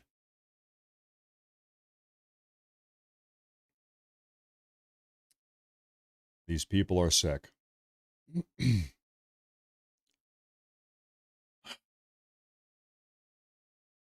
looking for updates here. Anna Paulina Luna, she was on the Benny Johnson show earlier today. I'm going to take a look at what she had to say about this. What should happen next to the political left? There is so much dark money that is pumped into terrorist groups. We've tracked it on this program. I have legislation that would currently ban Antifa or categorize Antifa as a terrorist organization. From what I know, some of these left-wing groups, I don't even want to say blue dog Democrats, because they're actually in the process of poaching these seats and getting out these blue dogs that typically have the same values. I would argue that, you know, a very moderate Republican would. Again, it's not every Democrat, right? We have people that are leaving the Democrat Party in droves, but this is specifically a leftist ideology that has been calling people like us Nazis, fascists, everything else in between. They reject Christianity. They reject the concept concept of nationalism. They think that if you want a family, that you're too trad and somehow anti-feminist. They oppress people, use minorities for their own causes to fundraise, and it's a hate movement. Yes. And so there has to be examples made. There needs to be massive punitive action against these people. There needs to be capital punishment, zero tolerance for people that are committing acts of murder and violence against people based on their civil liberties, the right to life, liberty, and pursuit of happiness. But more importantly, people need to get involved, and you can't be quiet. You can't just stick on the internet and comment and say, this sucks. What is Congress going to do about it? No. What are you going to do about it? What are you going to do to get involved? What are you going to do to get involved? And that I'll tell you what, that is the question that I have seen pretty much everybody. Pretty much everyone has been asking that. What can I do? What do I do? What do you do? I'll tell you what, man. I don't want this to come off as sounding like political opportunism or something like that, because we have genuine problems that must be solved. President Trump has got to take this situation and the situation with Irina. President Trump has got to take this stuff and the national sentiment right now. This is what Charlie Kirk would have wanted. Take this and run with it. Something has to be done about this. We voted for President Trump to handle situations like this. Trump has got to take this and run with it here. And I don't even know what that looks like. I can't even tell you what exactly that looks like. I can't even tell you what running with it looks like or what exactly he should do. Somebody's spamming Charlie Kirk slander. Is that right in the chat? Let me take a look at this. Is somebody? I don't see it. If I see it, I'll time him out. Good Lord, folks. Good Lord. This is the shooter here. Ladies and gentlemen, right now there is a manhunt underway for this individual. Everybody's talking about this guy. Everybody's looking for this guy. Authorities have delayed their press conference on the Charlie Kirk assassination due to rapid developments in the investigation. Rapid developments are being made. They were set to have a press conference about this investigation, the manhunt for the shooter, about a half hour from now. Actually, about 10 minutes from now at this point. They have delayed that press conference because they are making rapid developments.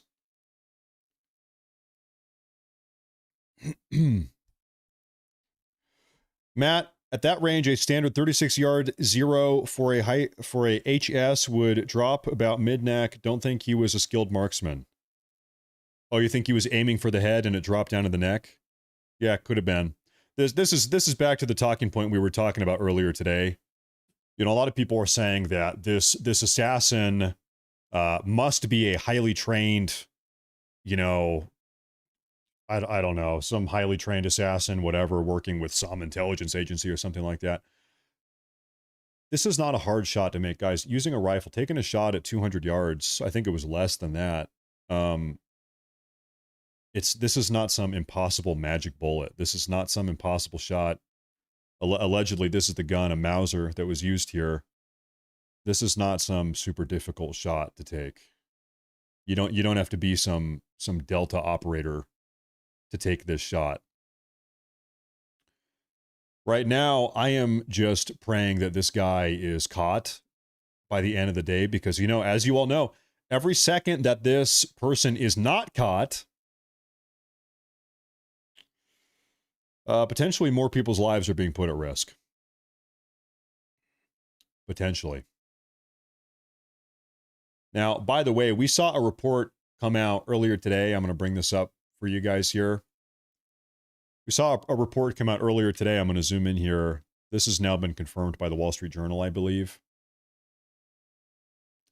ATF and other law enforcement located an older model imported Mauser 30-06 caliber bolt rifle wrapped in a towel in a wooded area near the campus. The location of the firearm appears to match the suspect's route of travel. The spent cartridge was still chambered in addition to 3 unspent rounds at the top-fed magazine.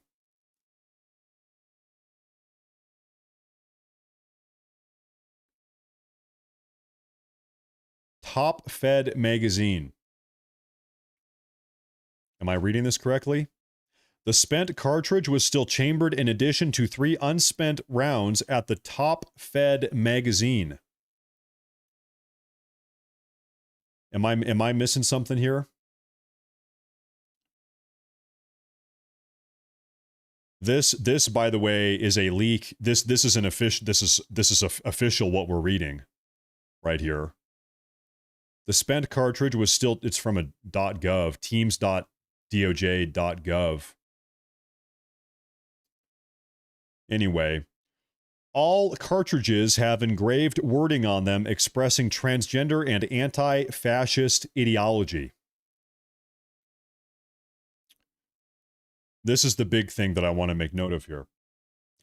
According to the DOJ, all the cartridges were engraved with wording on them that expressed transgender and anti-fascist ideology. I can't read. Maybe I need another cup of coffee. Maybe if my wife is tuning in, might be time for another cup of coffee. Also, it is noon. I haven't even had food today. I've had no food. I woke up at, I don't know about you guys. I think a lot of us here, I had a rough night of sleep last night. And by sleep, I mean there was a lot of not sleep. There was a lot of not sleeping last night. I need some food and a coffee here. I think that's kind of where I'm at as we try to piece this together. Well, so folks, little bit of a recap here real quick. So the fact that this press conference was delayed because they have rapidly developing information here regarding this shooter, it means that there is a press conference at all. It got delayed. There will be one. There will be one here soon at some point, and I think they're going to have some big information. I'm praying right now. They say rapidly developing information. I'm thinking maybe they caught the guy. Maybe I'm being blindly optimistic here, but I'm thinking maybe they got the guy and they're kind of processing him and then they're going to let us know. So really that's where I'm at. That's what we are waiting for here. But of course, you know, we continue to have little tidbits of information. You know, right now, I'll tell you what, a lot of people are speculating. Let's go ahead and do a little bit of a recap about the whole SoundCloud situation. A lot of people are speculating that this individual here, Sky Velades, is the shooter in question. The reason why people are speculating that is because Sky Velades operated a SoundCloud page. SoundCloud is a music hosting website. 1 month ago, this individual, Velades, uploaded a song onto this website called Charlie Kirk Dead at 31. Charlie Kirk Dead at 31. They uploaded this song. Now, the individual that owned and operated this account is Sky Velades, and so people are saying, that's a little bit weird. Maybe Sky Velades is the shooter here. And, you know, maybe it could be the case. Could be the case. So I'm going to go ahead and leave this up on the screen. By the way, yes, Charlie Kirk was 31 yesterday when he died. When he was assassinated. Charlie Kirk was, in fact, 31 when he was assassinated. Oh, guys, we do have some breaking new pictures here. I want to show you something here, everybody. Like we said, stuff is coming out minute by minute. We now have photos of the sniper's nest on the room where the assassin took their shot. This is where it happened, right here. Terrible. Terrible. These have been released. So you have obviously some maybe like footprints or handprints in the gravel on top of this rooftop. These photos just got released literally moments ago. Moments ago.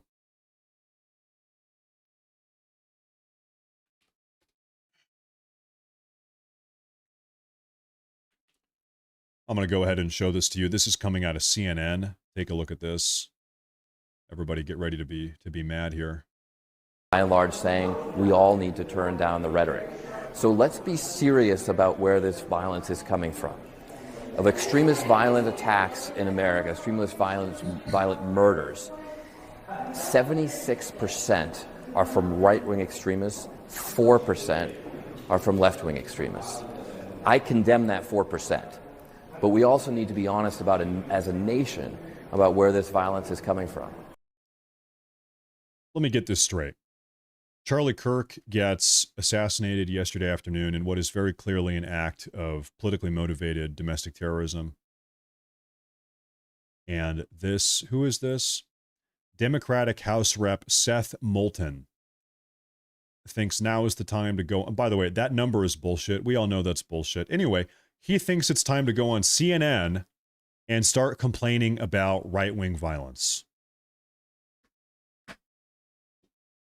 I am so sick of these people. You can't even imagine. You can't even. Well, I know. No, you can. You can, because I know you guys feel the same way. We're all a group of like-minded individuals here. I know we all feel the same way. I am so unbelievably sick of these people. I'm going to leave that up on the screen here. I'm looking for more updates here. Looking for some more breaking news updates.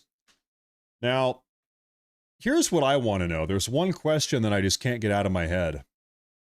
Is my beautiful wife tuning into today's broadcast? Because if she is, I sure would love a cup of coffee and maybe even a little snack. I sure would. But I don't even know if she's tuning in here.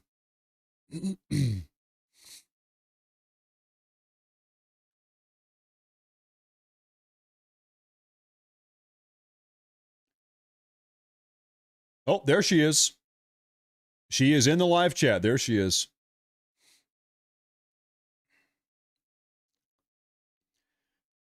Anyone close to President Trump will tell you that Charlie Kirk was like Trump's fourth son. Charlie was by his side since 2016 and never left since. He was one of Trump's most loyal allies over the years up until the day he was killed. Hi. Maybe a little more than that. I need some food. Thank you, dear. Trump genuinely loved Charlie. He's absolutely doing everything in his power to hold back how he truly feels right now.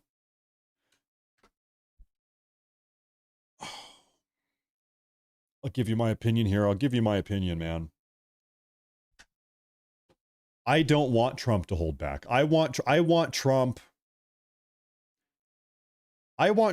to become 1% as bad of a guy as the Democrats have been calling him for the last 10 years. You know, all this stuff that the Democrats have been accusing President Trump. He's this, he's that, he's a terrible guy. I want Trump to finally actually become just 1% of all of the things that they have been calling him. Unleash Trump. Just stop holding back. Trump, you have our good graces, Trump. We want you to do this. Serious action needs to be taken now.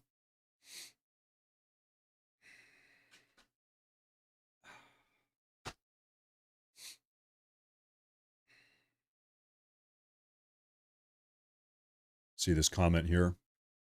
We have a little video of Trump from earlier this morning. It says, "His face says it all." I'm going to turn down the music here.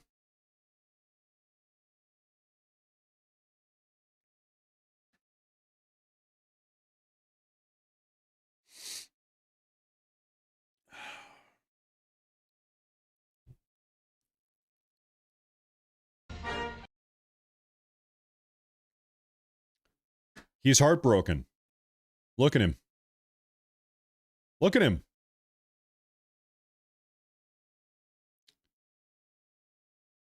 Oh, man. You know what face this is?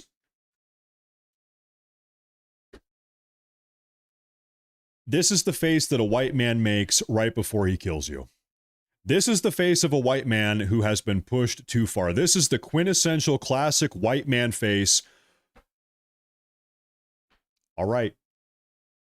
This is the face of a white man who has been pushed too far, and now he has to actually take action. That is what this face is.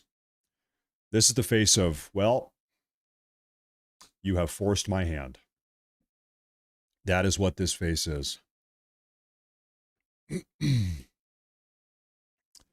Well, it is what it is.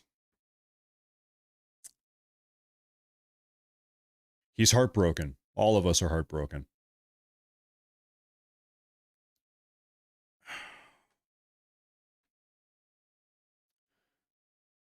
Looking for more updates here. We have some images of the FBI, I guess, as they are looking around town, looking for clues, looking for whatever they're looking for. FBI agents, investigators, and Department of Public Safety forensic team tape off the scene where Charlie Kirk was shot. A manhunt is underway as they collect evidence after the fatal shooting on Utah Valley University campus. Investigators tape off. They are searching the scene. They're looking in the woods, in the forest. They're trying to find... What are they finding? They're out here digging through the dirt. The FBI is on the scene.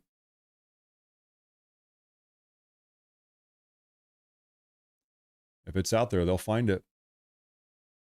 If it's out there, they're going to find it.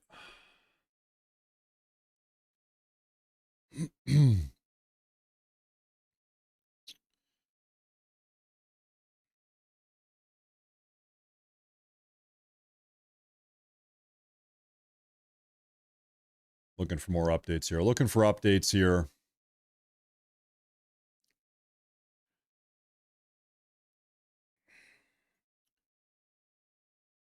All right, ladies and gentlemen, pop quiz. Who is our stupidest congressional representative?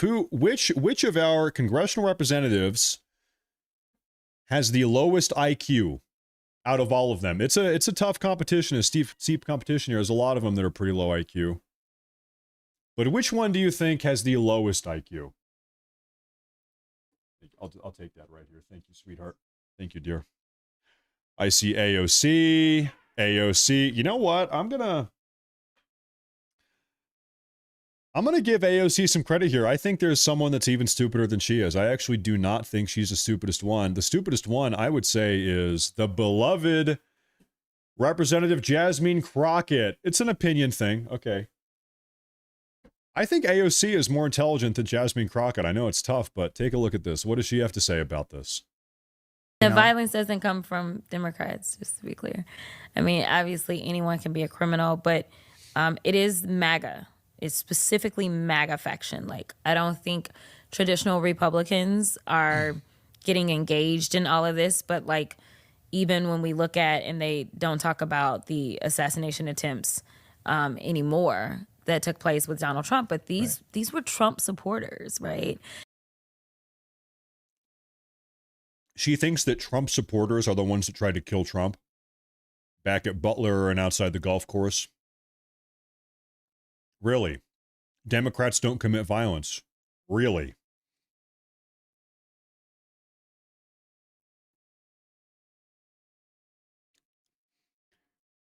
This one pretty much sums up, Jasmine. That's a good image there. This one is on point. Yeah, it's a good image right there. When they ask me what radicalized you, I'm showing them this. Yep. Checks out and checks out. Yep and yep and yep. And yep and yep and yep. Now, I apologize, folks. I am going to try to scarf down some food real quick. I've gone all day with no food, so I'm going to try to gobble up some food real quick, but I'm going to keep the news coming. Don't worry about that. You know, I wonder, this might be a good time if I take like a 5-minute eating break here, and maybe I can turn on some of this. Do we have any live now from Fox News coverage about what's going on here? No. So whenever they are back from their commercial break, then I'm going to gobble my food real quick, but I'm not going to leave you guys into a commercial here. You know, we do, however, I've got something here I want to show you guys. Breaking news, photos have been released of the sniper's nest. We saw some of these. This seems to match the location of the viral video from yesterday. This sniper was up here.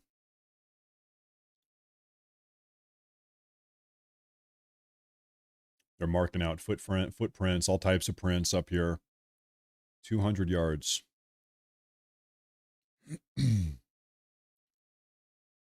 Gut-wrenching. Absolutely gut-wrenching. Is this live? People, and now 911 services are happening all over the country, really, to honor the lives of those that were lost. And so I want to continue our coverage here, listening into this one that's currently underway. At 10:28 a.m., from where his body was found, we can determine my dad was descending the North Tower. He made it down to somewhere in the teens.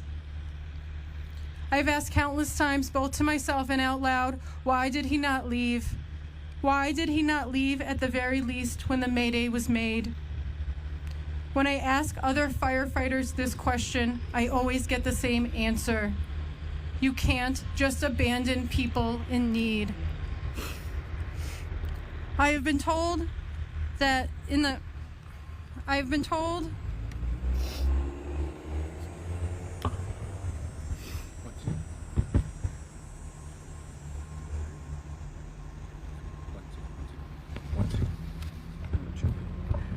It's fine. Oh, do you want me to just... Is it working? Okay. And I'll turn the page. I have been told that in the moments before death, when you know it's the end, you're overwhelmed with a sense of calm. I have been told that my father probably thought of his family as the North Tower began to collapse around him. His ultimate cause of death was determined to be blunt force trauma to the head. It fills me with both frustration and pride that my dad stayed behind to help a stranger in need. He gave his life for people he did not know. I was 10 years old on September 11, 2001, just a week shy of my 11th birthday. I understood my dad was a firefighter, but I never imagined what it really meant. I sat in my 6th grade art class as my teacher turned on the TV. I watched the buildings on fire, but I did not understand the gravity of what was happening. I had no panic. I had no fear. What was happening on the TV felt far away. I still had that childhood illusion that bad things happen to other people. It wasn't until a few hours later when my mother picked us up from school that I realized something was very wrong. I saw the look on my mother's face and knew something had happened to my dad. Amongst the throngs of other people picking up their kids from Menacing Valley Middle School, I saw my mother at the top of the stairs and asked, "Is he hurt?" In June 2001, there was a fire that took multiple lives of members of the FD. So no disrespect to any of the 9/11 stuff, but I think today's real focus on the broadcast is the Charlie Kirk thing. Alex Jones has found something very curious here. Breaking intel from Alex Jones. The New York Times and the LA Times reported that Charlie Kirk was shot on September 9th, the day before his assassination. Plus, Amazon Books had, quote, the shooting of Charlie Kirk posted one day before his assassination. Eyewitness accounts in Utah also reveal people in the crowd claimed they knew he was about to be killed. What? This is from Alex Jones. It's true. Holy shit. Where do you see this? September 9th?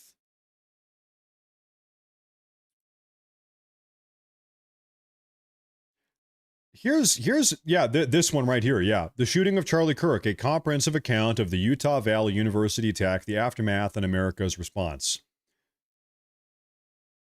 This was posted one day. Now, I wonder if maybe this is you could imagine that a book was uploaded with a different title, and then the Charlie Kirk shooting happens, and then something that was uploaded the day before is retitled. I don't know.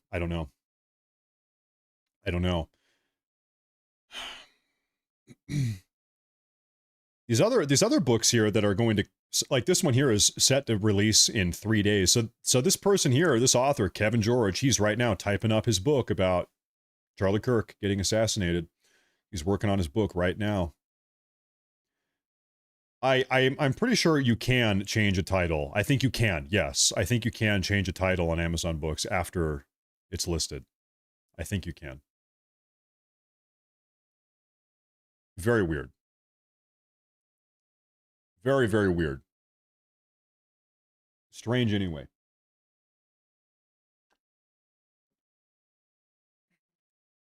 Yeah, that is true. A lot of these books coming out today are genuinely generated by AI. There's a lot of AI generated slop books. You are right about that.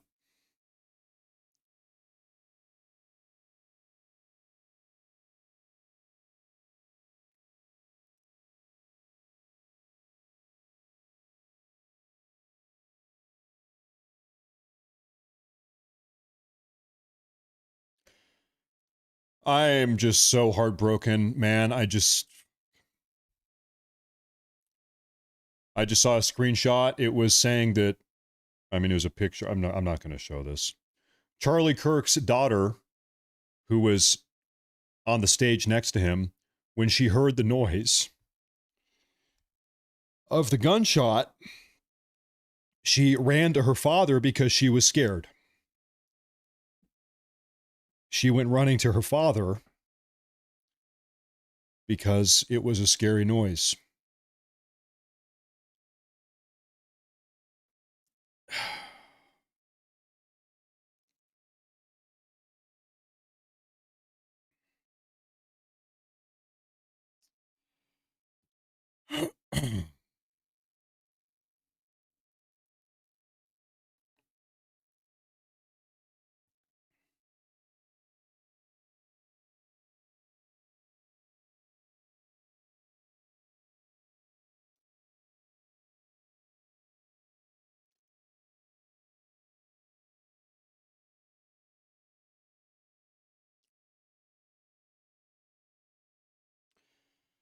See a super chat here. Charlie needed presidential protection. Looking at that sniper shot, he outgrew everyone. He was chosen. His words and ideas have created millions more Charlie Kirks. Be aware, TDS is very real. The crazy is melting down. It's been real for a long time.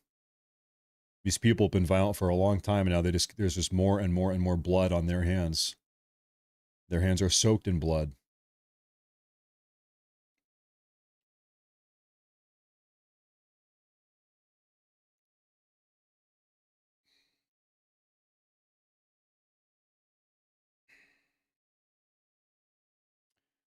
And something has got to be done.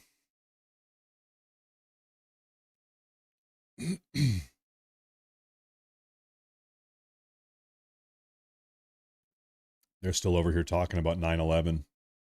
Sorry, folks, I'm taking a little bit of a coffee food break.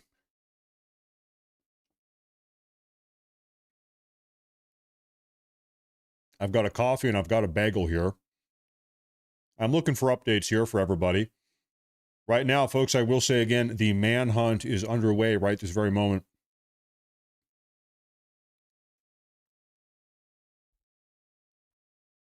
The manhunt is underway.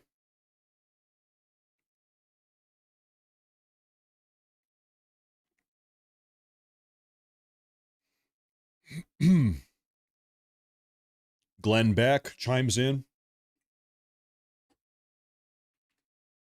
I'll play this here for a minute. Talking about Charlie Kirk.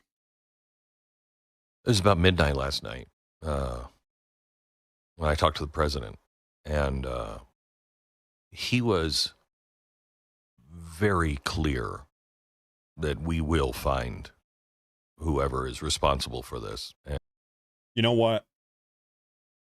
I don't want just this person found and held accountable.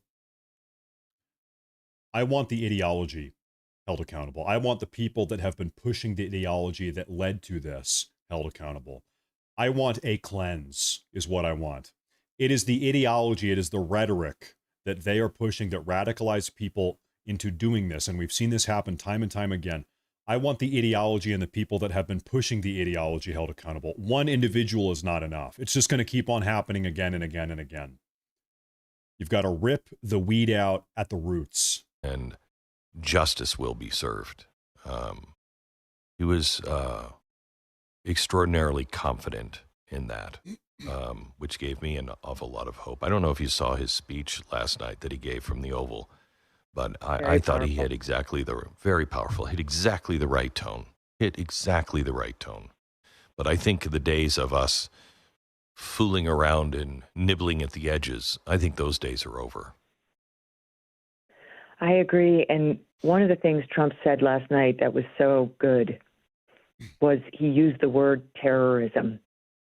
Mm-hmm. That's exactly right. You know, that is how a lot of us are feeling. And I know you've had the same experience I've had in the past 24 hours, Glenn, where virtually everyone I know in the media business has reached out. I think there are a lot of folks who are in our lane in particular, in conservative media, who are very rattled by this because he was one of ours. And he was taken. You know, he obviously we all have concerns about personal security now with the shooter at large as well. But I just mean that, like, the betrayal and the need to rise up and protect ours and the people we value and love. You know, this is like, I don't want to say a call to arms because I'm not encouraging violence, but I mean a unifying call for us to stand shoulder to shoulder and stand up. Yeah, it is absolutely a wake-up call to anybody who thought, oh, it's just going to, pass us by. It's not. This is the call of our age, and how we respond is going to determine the future of freedom in this country. Just to show you really how bad this is, take a look at this. Tell me a little bit about the aftermath after the gunshot went off. What happened afterwards? So I was with one of my good friends, and as soon as the gun went off, we both hit the floor, started praying. Everyone was screaming, and then we got up and we just started running, and we made it to our apartment. So yeah, you're right around this area. Did you see any students kind of like get injured as everyone was trying to escape? No, but I did see a select group of students who stood up and cheered after the fact, which was really sad to see. You're kidding me. No.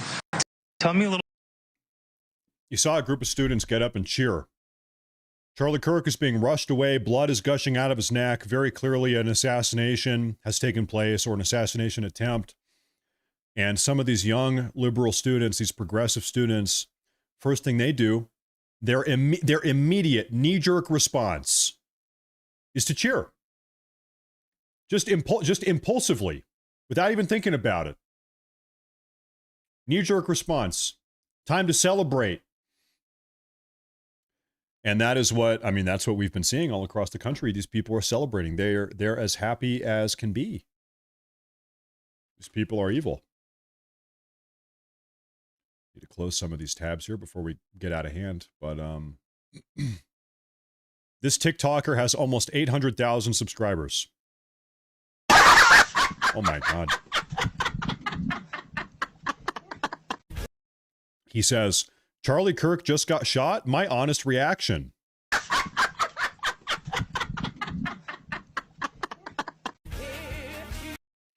I can't do the audio. She's out here celebrating and dancing. She's having the best time of her life.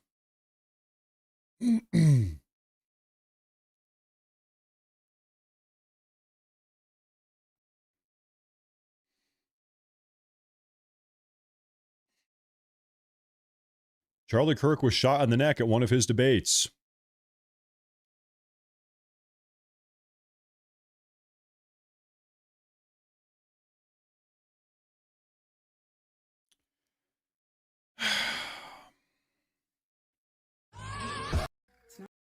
No audio. I can't do the audio. No audio. Charlie Kirk just got shot in the neck. God is good. God is great, this person says. What type of God are you worshiping?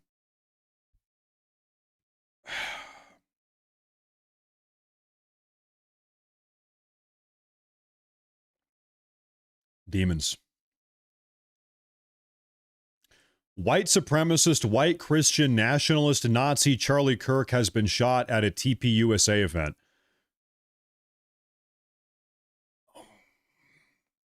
Yeah, Charlie Kirk, the white supremacist Nazi Charlie Kirk. Really?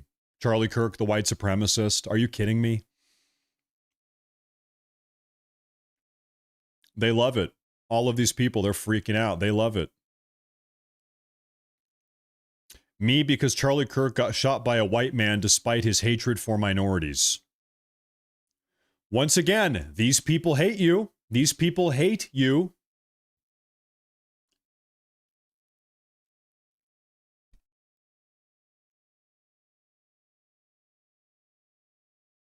Evil.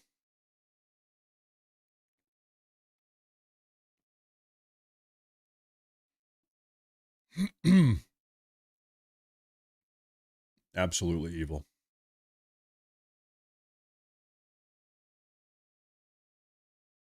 Yeah, I have a video for you guys here. While I finish scarping down my food. We're more unified on issues that we have than we're against each other. I think this is one of those very weird moments where it makes me sit there and think about what happened. Was it just the guy that was upset because of what happened last 48 hours? You know, the whole Van Jones, the Irina, Ukrainian girl that... I will tell you something real quick. I'm going to let this play, but over here on the right, you do have a lot of these different factions, the moderate right, the far right, pro-Israel, anti-Israel, all these different factions on the right, okay? I haven't seen any of the regular infighting that we regularly have. We do have some infighting on the right. Not a whole lot, but we do. I haven't seen any of that since Charlie Kirk lost his life yesterday. We are united. It doesn't matter. Every single faction on the right, and there are a couple different factions, have come together. And we right now, who knows how long it'll last, we are more united than ever. There's no doubt about that. I haven't seen any infighting, any of the normal infighting that we regularly have. got murdered. Is that the reason why somebody went and took him out? Was it controlled? If it is controlled, who is it? Is it opposition? Is it funded by a few names that we know, you and I know about? If an event like this happens to somebody on the opposing side the next 48 hours, the next week, think about the equivalent of Charlie Kirk on the other side. If an event like this happens on the opposing side, you have to know a country on the outside wants to see a civil war in America. That concerns me a lot. I hope we don't get there. One of the things, if the administration is watching this, if the White House is watching this, here's a request I'm making of the president, of Kash Patel, of Bongino. These are all good people. A respectful request from you. Can we find out what happened to crooks who tried to kill the president? We know nothing yet. So how do we close that chapter and move on? And then now we're getting a tweet from Kash saying we have the subject. Then you release the subject, so you don't know who the subject is. And there's video circulating of a guy up top. It's very hard to move on to the next case to study. While an open case is already open, we need to study what happened with Crooks so it doesn't happen again. Yeah, I In mean, very there's a lot of respectful way, I think suspicious if I stuff was- in Butler. It's suspicious in West Palm. This is obviously I'm too suspicious, extremely Jesse, suspicious. yeah. We know nothing about any of these guys, and that No. is really scary. It is. All I want is answers because everybody's messaging me. I'm here right now, my friends. My son is outside. We got all our 250 employees at this event. We got 8,000 people here that are visiting us from 60 plus countries. Everyone's asking, what happened? What this? And none of us know. But we don't even know what happened to the shooting of the president. We need to get a little bit deeper in this and realize if we don't accelerate the speed, the temperature in America can go 0 to 100 overnight. Nobody wants us to go 0 to 100.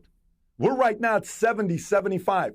To get to 75 to 100 is like this, one event. One event like this, we go to 100. That's the last thing anybody wants here. And we can prevent this event, but I would be investigating a little bit more, and I want to know the answers from previous shooting that we had to the president. Yeah, you know, heartbreaking event, Jesse. It's very difficult for us today. You're right about the temperature of the country. After Irina was stabbed to death, and the reaction that you saw in the media and the non-reaction you saw on the left, I feel that temperature rising just there. And then what you're seeing with the National Guard, again, the attacks on ICE, again, I am at the point here, and I said as much yesterday, but I'm going to reiterate this. Given how much violence is coming from the left, given the damage that has been caused by the policies pushed by the radical left, as far as I'm concerned, there are no more. I don't believe in the concept of a moderate Democrat or a moderate liberal. If you're going along with this stuff, if you are not actively fighting against the hijacking of your political party, which is the Democrat Party, and it has been thoroughly hijacked. If you're just blindly going along with it, if you're not saying, hey, enough is enough, no, we got to get back to normal here. We got to become the Democrat Party circa 1995, because we are totally off base here. All of them are complicit in this. All of them. If you are even slightly left of center, you are complicit in the violence, unless you are explicitly condemning it and fighting and pushing against it. I don't see that. I've been looking around the entire internet all day and yesterday as well. Where are the Democrats condemning any of this? Where are they? They don't exist. They're all either silent, they're sitting on their hands saying nothing, or they are cheering it on. It seems like the majority of them are cheering it on. They want more. You know, there's this old saying. It's about Nazis. I'll bring this up just because it kind of makes sense in this case. As the saying goes, if there is one Nazi at the table and then 10 non-Nazis at the table, and they're all having a nice, happy, friendly conversation, effectively you have 10 Nazis, is how the saying goes, because it's 9 people that are complicit in the Nazism, I guess.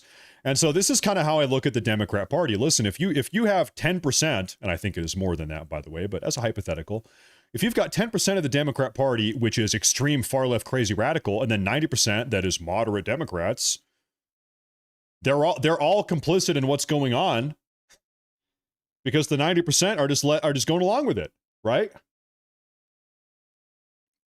And by the way, I seems to me that much more than 10% of the Democrat Party is crazy unhinged far left radical. I think the majority of the party these days is far left unhinged radical.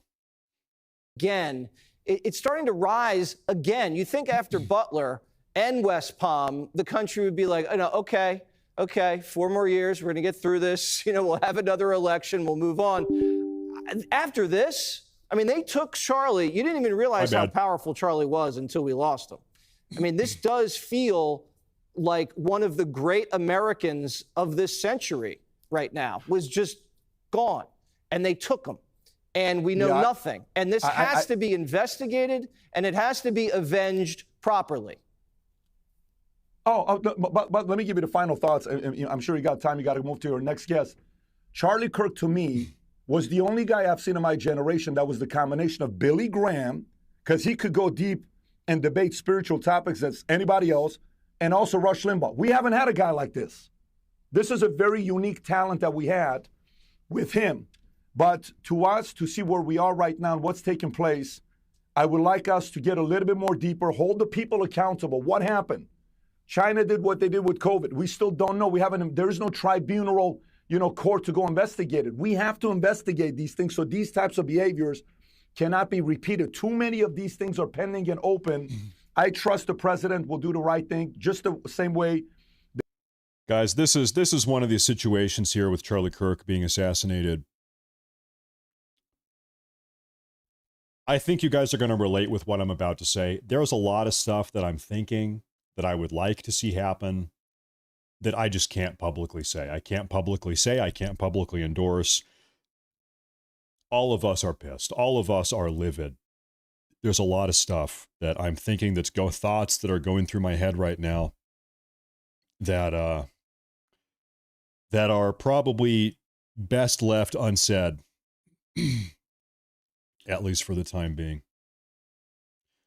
I want to see more from President Trump right now. President Trump is busy. It's 9/11. He's doing the 9/11 thing today. Okay, all right. They're doing the whole 9/11 deal. The investigation is ongoing. The shooter hasn't even been caught yet. I want to see a little bit more from President Trump, though. I know he is busy. So you know what? Maybe as we head into tomorrow, we segue into tomorrow, we have more information. But I want President Trump to become, I want him to unleash. I want President Trump to go ballistic. That's what I want. I want to see unleashed Trump. Now, there's something else I want to show you folks here. We're going to take a quick trip over to our favorite news channel of all time, MSNBC. Let's see what they have to say about what's going on right now. That threshold, those watersheds now. So, Eddie, which leads us to the questions that the governor just asked. We heard him ask, is this what 250 years has wrought us? Is this it? Where are we now, Eddie, as you see it? We're at a very dangerous point. I think what Professor Papp just laid out for us kind of is a way of unpacking, Chris, that we've forgotten how to disagree. And we've forgotten how to disagree while we're awash in guns. You have been calling everybody to the right of you a Nazi white supremacist for years now, dickhead. What do you think happens when you call everybody to the right of center a Nazi? At some point, some crazy psychotic nut job is going to pick up a gun and start taking shots. And we know that this is the case. This has happened time and time and time and time again. How many more times? Your rhetoric, the rhetoric of MSNBC, pundits like you, CNN, all these people, they are directly responsible for this.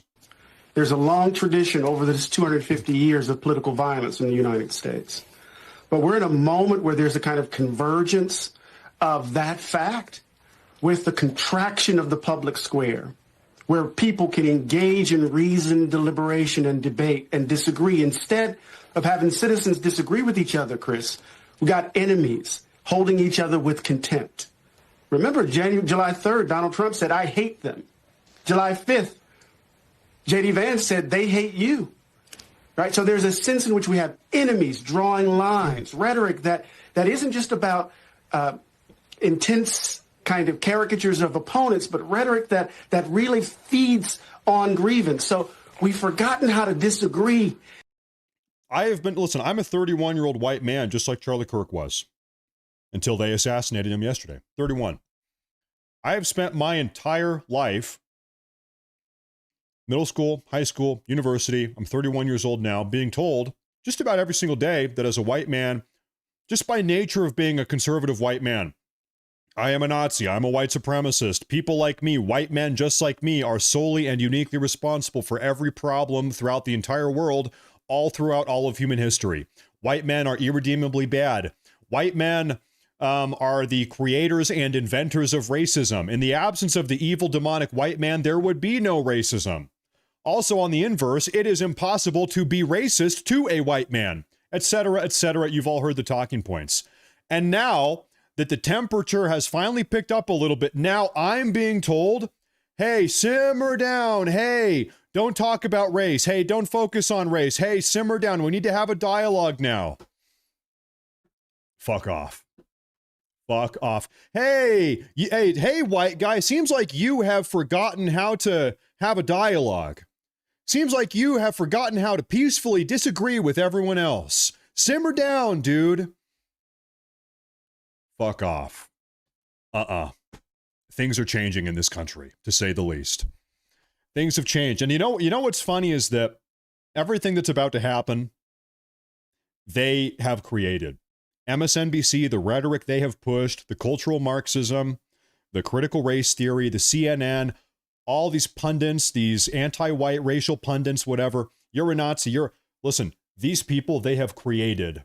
They have brought forth what is about to happen next. It's by, and they didn't intentionally do it, but what they have done has resulted in this. It'll be a generational FAFO moment, is what it will be. One of the biggest fuck around find out moments of all time, perhaps of all time. Really? Okay, well now I'm done eating now, folks, so we can kind of get back to the show. Everybody, thank you for tuning in. If you're new, make sure to like and subscribe. Everybody. Thank you all for tuning in here. Thank you all. Okay, I'm trying to get my bearings again here. I want to see, listen, so this is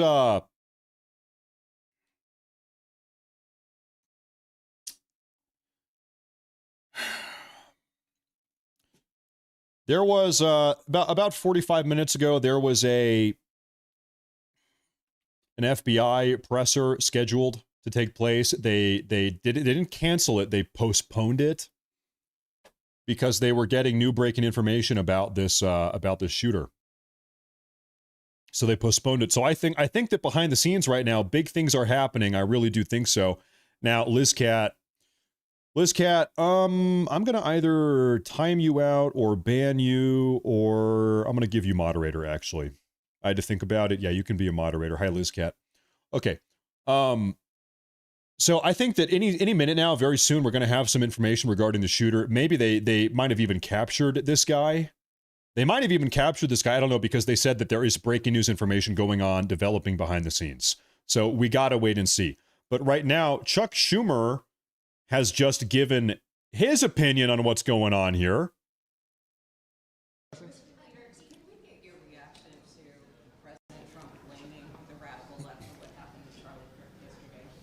Well, look, the bottom line is this is a time that all Americans should come together and feel and mourn what happened. Violence, which affects so many different people of so many different political persuasions, is an affliction of America.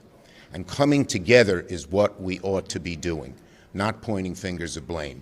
This moment requires leadership that brings the American people together. I don't want anything to do with these people. Why in the midst of all of this radically progressive political violence, Charlie Kirk was assassinated? Why am I now expected to come together in unity with these people that have been calling me a white supremacist Nazi for over a decade? Charlie Kirk just got assassinated because they were calling him a white supremacist Nazi. And now, in the midst of Charlie Kirk's assassination, I, a fellow 31-year-old white man, same age Charlie Kirk was, now I'm expected to put down my arms, so to speak, figuratively speaking, and come together in peace and unity with the very people that have been calling me a white supremacist Nazi for over a decade, the very people that have been calling Charlie Kirk a white supremacist Nazi for over a decade, the very people whose rhetoric just got Charlie Kirk killed. Now we need unity. Fuck off. No. And, you know, I want to apologize. I know some people don't like my swearing. I know. I've seen the comments. Matt Morris needs to stop swearing. I see that. Listen, okay, if there is ever a time for me to swear, if I ever have an excuse to drop a couple swear words, it's the day after Charlie Kirk gets assassinated. Okay? Grant me a little bit of a pardon here. Thank you. Okay.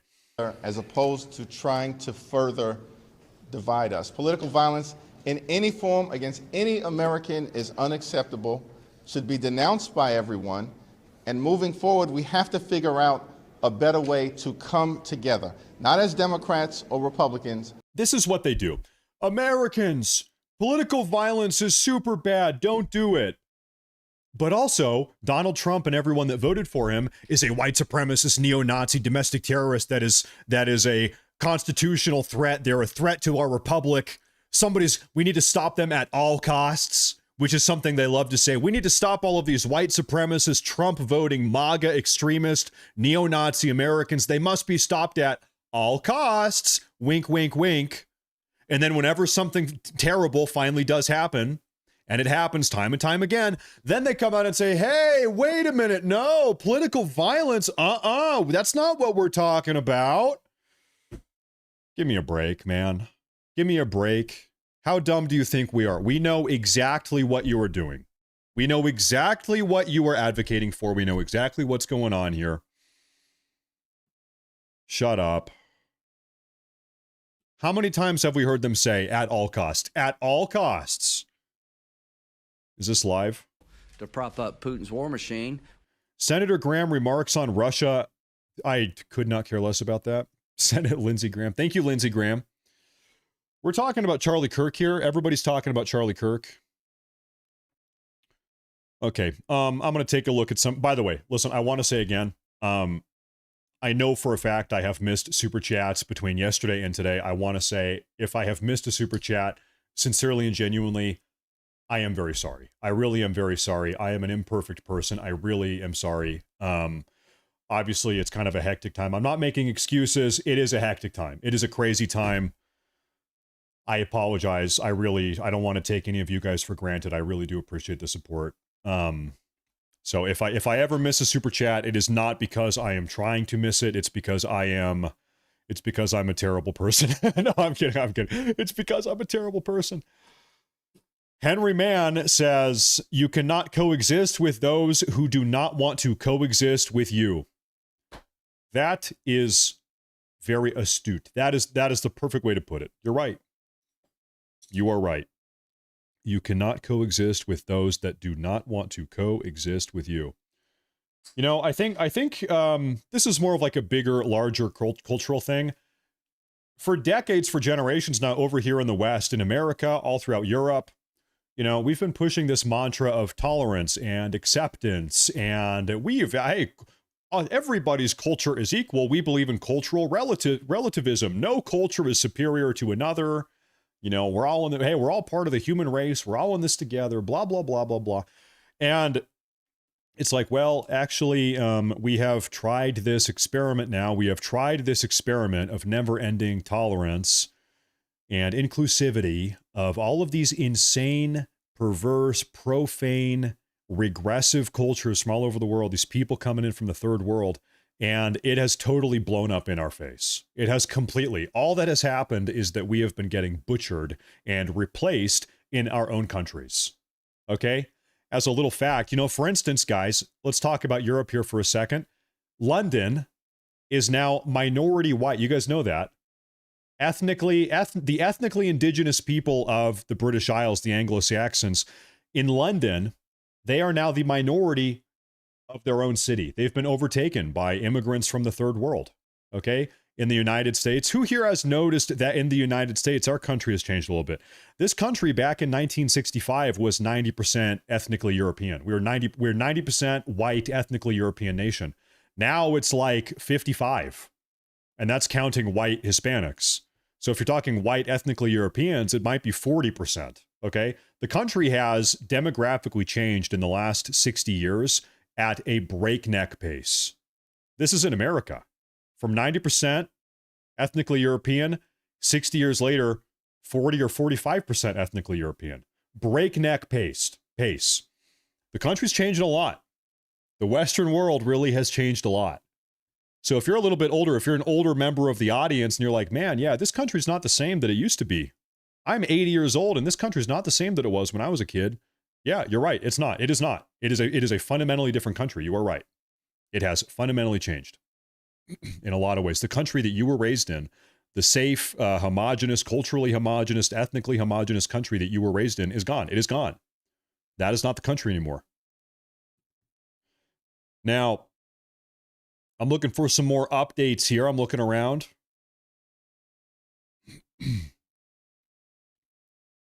CNN. Seems like somebody on CNN actually said something smart here. Take a look at this. Gen Z is going to be the most right-wing generation in 50 years. This is a little bit quiet here. I'm going to turn this up. There we go. Okay. Gen Z is going to be the most right-wing generation in 50 years. Statistically speaking, there was a huge turnout of youth voters for Donald Trump. That was unexpected, something that's usually a Democratic stronghold. There's probably no individual more responsible for that than Charlie Kirk. You really can't underestimate and downplay how influential he was in activating young people and how hand in hand he was working with the Trump campaign to turn out younger voters. And I would just say this, echoing what David said, which is, you don't have to agree with a damn thing that he said, but he did it the way you're supposed to. He showed up and he debated people and he engaged them to their faces. He wasn't a keyboard warrior. He wasn't threatening people. That is how a civil society conducts itself. You go to places and you have debates on the issues of our day. And that's what he modeled. So any of his acolytes who are taking it a different direction, you're not honoring his legacy. And once again, what did he get in response for his desire to have a civil discourse with these people, these members of the far left? They killed him. They killed him. They shot him down in cold blood. They assassinated him in front of his own children. He died in front of his own 4-year-old daughter. Why? Because Charlie Kirk had the audacity to try to have a public civil discourse with people that he had political disagreements with. He would show up to these universities and talk to these young progressives, and he would make an effort to understand their mindset. He wanted to explain his mindset. A genuine stand-up, just by the book, textbook. This is how American democracy should work.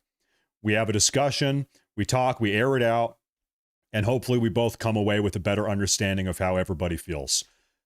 That is what he tried to do. And they killed him for it. And they killed him. Do not forget that. Inside sources say they got him, shooters from Salt Lake City. Is that right? Inside sources are saying that they have apprehended the shooter. Okay, I'm gonna keep some tabs on this. I'm taking a look at this. I'm looking around.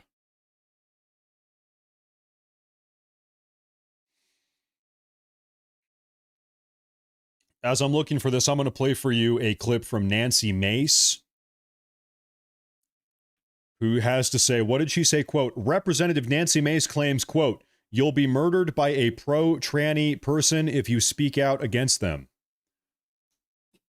Nancy Mace, take it away. There was an invisible line that was crossed in the last 48 hours when you had the video of the young white girl on the train in Charlotte, the Ukrainian, Irina Zarutska, murdered in cold blood and nobody did anything. And then we have Charlie Kirk, 24 hours later, he was so vocal. And the media, you guys in the mainstream media were attacking Charlie Kirk in the 24 hours before he was murdered, before he was assassinated. And I do think an invisible line was crossed yesterday, and I am deeply concerned for my safety. I just got off the phone with the Sergeant at Arms. I'm deeply concerned for, I don't care if you're Republican or Democrat, any elected official across the country, if you are vocal, your life is at risk. And I have to deal with children who think they're going to be murdered at school. I have to deal with employees right now who are afraid to come to work. I am one of the most vocal, you guys in the press call me the most transphobe member of Congress. Turns out that there were transgender, anti-fascist things that were engraved in the ammunition and in the rifle that was apprehended and found. I will not be doing any outdoor events anytime soon. We will not be doing any public events anytime soon until we have a better handle on greater security controls. I have local police right now sitting outside my offices in South Carolina to be a deterrence. I have pro-tranny protesters at my offices protesting every week. I like going outside in the heat and offering them food and water and having a colloquy, having a conversation that is peaceful. I'm not able to do that right now. I'm not even sure I can keep my personally owned vehicle right now because my Attorney General Alan Wilson, if you're watching, you're a piece of shit. You posted my personally owned vehicle online, plates and all. Wow. Just a week or two ago. And I'm afraid to even drive my own vehicle at this point. And we'll see. I just got off the phone with Sergeant at Arms, and they're providing more security protocols and advice for our office, and we'll be taking those very seriously. And I hope every elected official across the country, regardless of your politics, I hope that we all. That's nuts. By the way, I'm seeing people in my YouTube chat here say that they've apprehended this guy. Word on the block is that Charlie Kirk's assassin has been apprehended. I'm looking everywhere. I don't see that anywhere. I have not. I'm scouring through Twitter right now, and I don't see anybody talking about that. What I do see, I do have a little bit of an update here. I'm going to bring this up for you guys. Breaking news report. Breaking news, the U.S. Secret Service is tightening President Trump's security following the killing of Charlie Kirk. Good, spare no expense or resource protecting our president. He's the left's top target. In response to Trump's trip to tonight's Yankees game, Secret Service said individuals in and around Yankee Stadium tonight can expect to see increased law enforcement presence. These increased measures should be permanent for wherever President Trump goes. We can't take any chances. Yep. Yep. Yep. That is the nation that we live in right now. That is where we live. This is the current political climate. Now, I'm going to take a look at a super chat here. We have a big one. I see this from Principe Cristiano, 1999.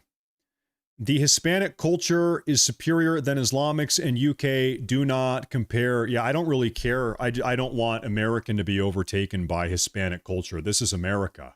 America was founded and built and created by white Europeans, not Hispanics. It should stay that way. That's my personal opinion. Okay, anyway, which means you got to speak English in this country. No more speaking Spanish. Okay, let me take a look at this. This is from Bear Super Chat. It says, you can't debate with stupid. They will drag you down to their level and beat you with experience. Great job, Matt. Bear, I appreciate that. I appreciate that a lot. Thank you very much. I appreciate that a lot. Thank you very much. Thank you very much. Yeah, you know, it's like Nancy Mace just said, you know, she used to go out and talk to these pro-tranny, protesters out front of her office and go talk to them. Yeah, I feel like those days are gone. Those days of actually trying to have a conversation with these people, it's over, because you never know when one of them is going to be a radically mentally ill domestic terrorist. The days of extending an olive branch and trying to engage in good faith and goodwill with these people, I think it does have to come to an end, regrettably, because they have just proven to be so incredibly violent and aggressive. And, you know, I'm not wishing anything terrible, you know, no ill will, I guess. I'm not, you know, not saying anything bad about them, but they, you know, the dynamic is going to have to change. This is the moment that Joe Rogan learned that, oh, and Charlie Sheen had learned that Charlie Kirk was murdered. How terrible is this? Should we bring this up? I guess we have to. So this just happened. We just found out that Charlie Kirk got shot. It's fucking awful. And is he dead? No, I don't think so. That's what was just... One of the guys out there just said it was confirmed that he's dead. In the lobby was just... I've been looking. I haven't seen anything that said confirmed. Whoa. Murder for having a different opinion from somebody else. Yeah. Different ideology from somebody else. Yeah. Yeah. I mean, I don't know. Beliefs that didn't align. Yeah. I'm sorry? Dead? Yeah. Rest in peace. We're in Fuck. Fox News. Jesus. 27 years old, maybe? 30? Do they even have a suspect? I don't know. Well, that's why I'm literally trying to track it all on Twitter, and it's all... Fuck. Nobody deserves it. He doesn't deserve that. Nobody deserves that. Heartbreaking. Charlie Sheen recently, I forget exactly what he did. I read the news maybe 2 weeks ago. Charlie Sheen had donated to some good cause. Charlie Sheen did something good, but I don't remember what he did. He did something real. He donated money to some charity or something. Gosh, I forget exactly. But anyway, you know, Charlie Sheen is kind of a crazy, wild guy. He's got a wild history, but I think he's probably, you know, despite being a little bit insane, I think he's probably a nice guy. He probably has a good heart. I forget exactly what he did. I was reading an article about that. Anyway, he's got tiger's blood. Yeah. Rest in peace, Charlie Kirk. Rest in peace.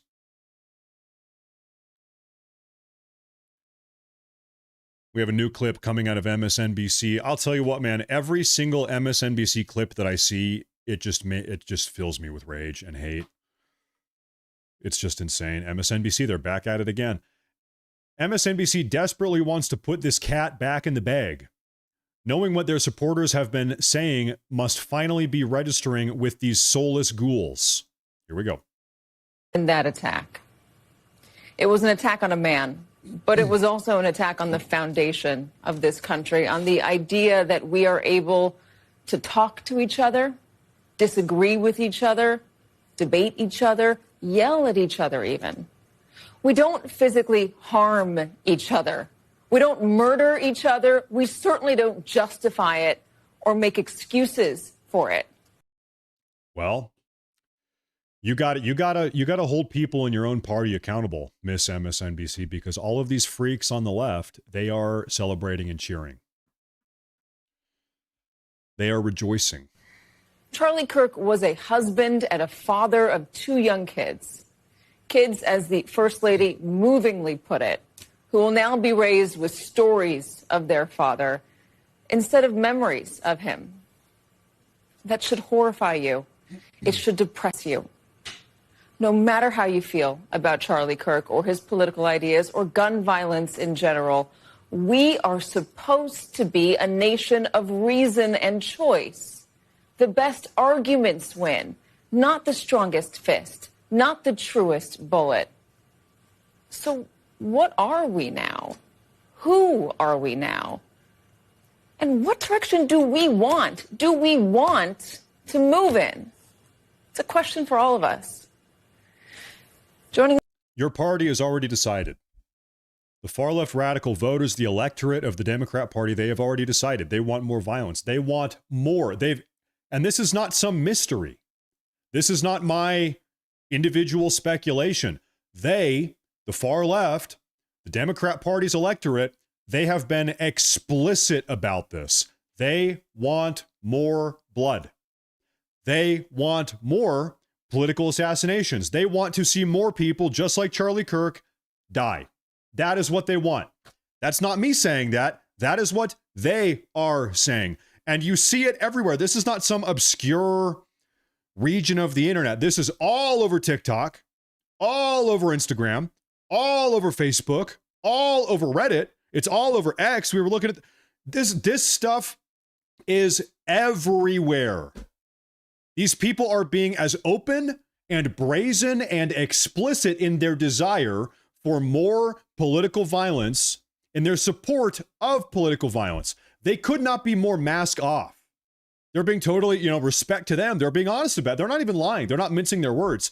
They're being brutally honest. They want more death. It's everywhere. Completely and totally brazen. They're not even making an effort to obfuscate or to obscure the fact that this is what they want.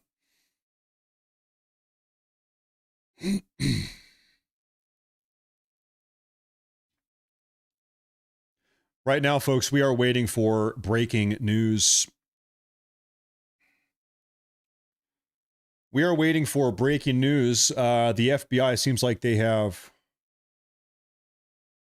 Well, I have something here. Show you something real quick. I need to close a couple tabs here, though. How many tabs do I have open? Too many. I'm going to leave that one open. I'll leave that open. Frick. Okay, so breaking news hot off the press here.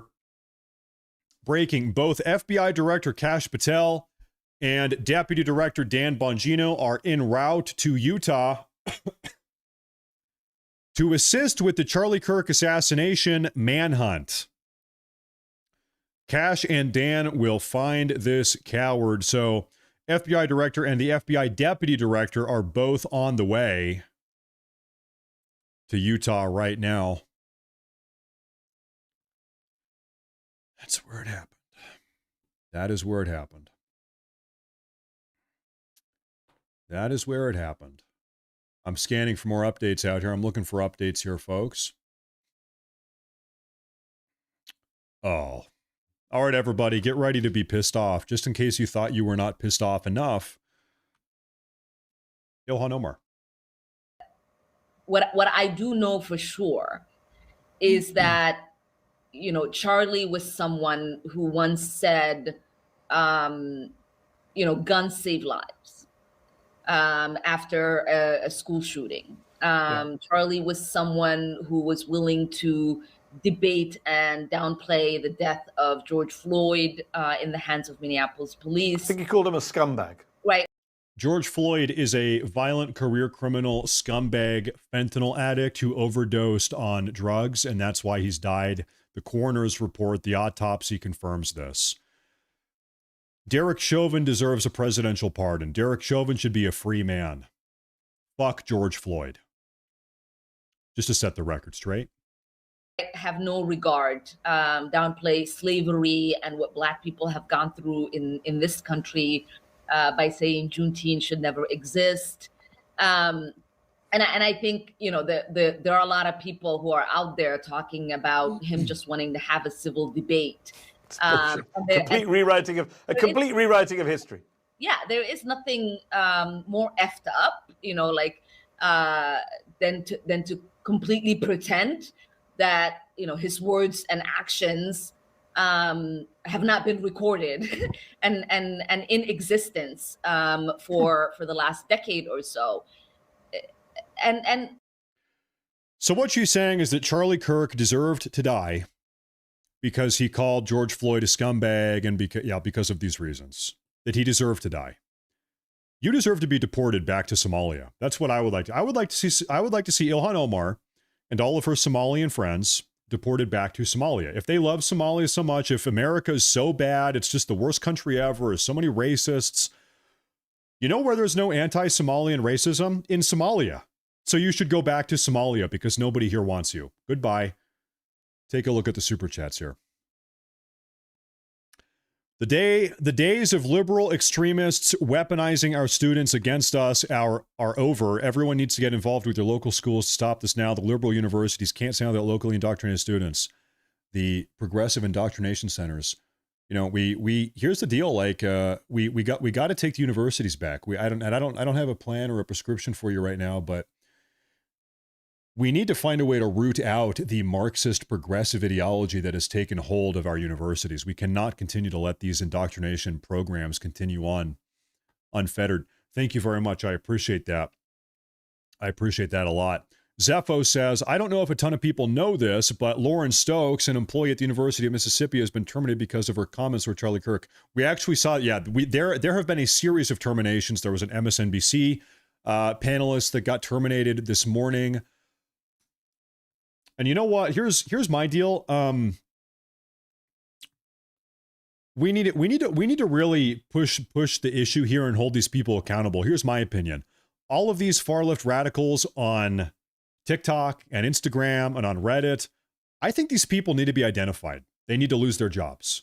They need to be held accountable for the disgusting, vile things they are saying. And by the way, this is not even my idea. The far left came up with this. The far left created this meta, if you can call it that, of calling people's employers, getting them kicked out of the military, getting people fired from their jobs, and getting people whatever. Listen, they are the ones that created that precedent. They escalated things there. And now that all of them, all up and down social media, every single social media site, now that they are the ones championing political violence, celebrating a political assassin, now that they are the ones doing it, I want to see mass firings. I want to see thousands and tens of thousands of these people being held accountable, losing their jobs.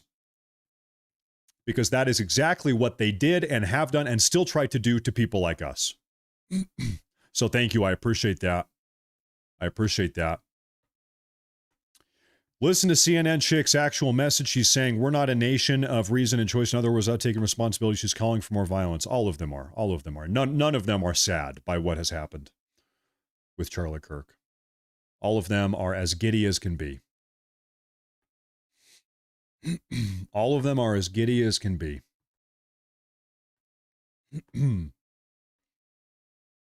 Matt, that's wrong. What? It's wrong for me to want these people to be fired on social media that are celebrating a political assassination? You're saying that these people should not be fired for not only celebrating the assassination of Charlie Kirk, but also saying, we want more. Who are we going to assassinate next? No, listen. This weakness, this meek approach that has been taken to these people, the reason why these people have pushed the envelope so far is because people like you, hey, come on, isn't that a little bit extreme? It is the time to be extreme. We live in extreme times. If you're not extreme, you need to wake the fuck up. Wake up. These people want you dead. They are being very explicit about that. That's not my speculation. They are publicly and explicitly saying this. They want your blood, the blood of MAGA American, conservative Americans. They want your blood seeping into the dirt. Okay? The time for, oh, come on, aren't you being a little bit extreme here? It is time to be extreme. They have escalated this. It is now time to be extreme. That's how I feel. Because these demons could not be more explicit with what they want. They are telling us to our face, thousands and thousands and thousands of them, that they want more violence. They are saying it themselves. They are celebrating this political assassination. I have not seen, I've looked at probably 50 of them today and yesterday. I have not seen one single senior ranking Democrat in this country that has holistically condemned the violence we saw yesterday. It's always, yeah, we don't support violence, but here's why Charlie Kirk deserved it. Yeah, we disavow political violence, but here's a list of 10 reasons why Charlie Kirk deserved to get shot in the face. That's always what this is. Fuck that. And if you are turning a blind eye to this, conservative American, fuck you too. Your weakness has gotten us in this position. Conservative American, what the fuck have you conserved? Point to one thing that people like you have conserved. It is time to go scorched earth on these people. I hope President Trump, I don't even know what I hope he does, honestly. President Trump, listen, whatever you need to do, do it. President Trump, it is time to treat them the same way that they have treated us.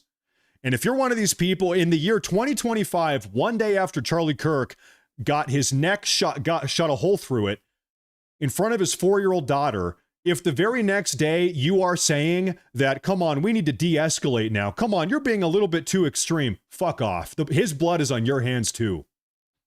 And by the way, I'm going to show you something here. I want to show you the final thing that Charlie Kirk ever tweeted before he died. This is the final thing that Charlie Kirk himself had to say. He posted this yesterday morning, hours before he died. He himself said, if we want things to change in this country, it is 100% necessary to politicize the senseless murder of Irina Zarutska. Charlie Kirk knew what has to happen if we want change in the country. Charlie Kirk posted this hours before he was gunned down senselessly. Charlie Kirk knew what has to be done here, okay? Those of you that are in the year 2025, after the last 9 months of political violence, Donald Trump survived 2, maybe 3 political assassinations in the last year and a half. Charlie Kirk got a hole blown through his neck in front of his 4-year-old daughter less than 24 hours ago. We had to sit by and watch 3 months worth of radical far leftists blowing up Tesla dealerships and breaking into people's cars. These people have been calling us Nazis and racists. Listen, every time they call you a Nazi or a MAGA supporter a Nazi or Donald Trump a Nazi, you need to understand that for what it is. They are explicitly signing your death warrant. They are saying, you, MAGA American, you are a Nazi and therefore you deserve to die, in the same way that we saw Charlie Kirk die yesterday. What happened to Charlie Kirk yesterday, bleeding out in front of a live audience, that's what they want to have happen to you. They want that for you and your kids and President Trump, his cabinet. When is enough enough? At what point, conservative American, at what point do you wake the fuck up and realize that if you want to actually conserve anything in this goddamn country, you need to grow a goddamn spine? Stop being so spineless. Wake up. These people want you dead. They want the country flooded with millions of illegal aliens. They want your daughter raped. They want your political pundits dead on a stage. They want your president with his brains blown out in front of a live audience. They want to kill you. And now that they finally actually killed someone, now that their plan has worked insofar as Charlie Kirk is dead, you know what they're doing? Are any of them condemning violence? You know what they're doing? No, they are celebrating it. They are justifying it. They are saying that here's a list of top 10 reasons why Charlie Kirk deserves to die. Da-da-da-da-da-da-da-da-da-da-da. They're having parties. They're saying, hey, listen, everybody, Charlie Kirk died. Come on over to my house. We're popping a bottle of champagne. That's what they are doing. They are speculating in public on social media. Who are we going to kill next? I can't wait. Maybe we should kill Ben Shapiro. Maybe we should kill Matt Morris next. That's what they are saying right this very moment. And they're not even hiding it. They are completely brazen and open about it. I cannot fathom, given the circumstances, some of you are saying, come on, it's time to de-escalate. Come on, we need to remain civil. That's what Charlie Kirk was doing. Charlie Kirk dedicated his entire career to trying to de-escalate with these people, to trying to remain civil with these people, to trying to extend an olive branch to these people, to trying to hear these people out. And you know what he got for it? He got assassinated. in front of everybody. He got assassinated in front of his 4-year-old daughter. He's dead. Those kids now don't have a father. And some of you are saying, come on, yeah, I know one of the top conservatives in the country just got assassinated yesterday, but we need to turn the other cheek. Fuck you. His blood is on your hands just as much as it is on theirs. You are complicit in this as well. Weak men for generations have created the hard times we are in now. We are now in hard times. The era of the weak man is over. I will personally see to that. You have gotten us here, weak man. Those days are over. We are saving this forsaken country. Enough is enough. We are done turning the other cheek.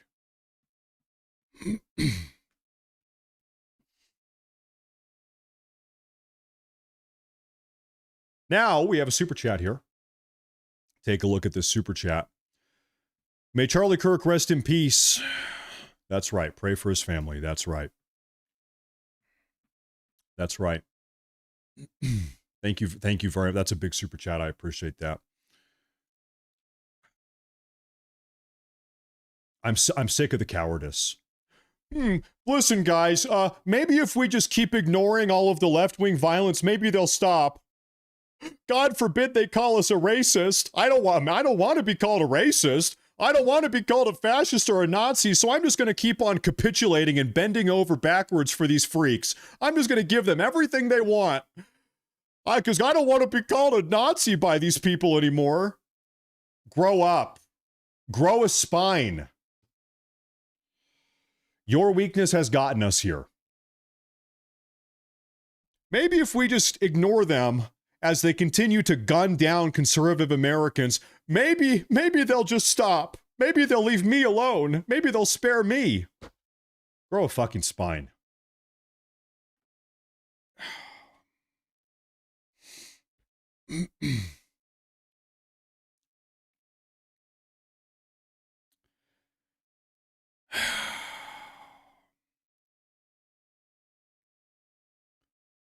Donald Trump right now is increasing his security protocol.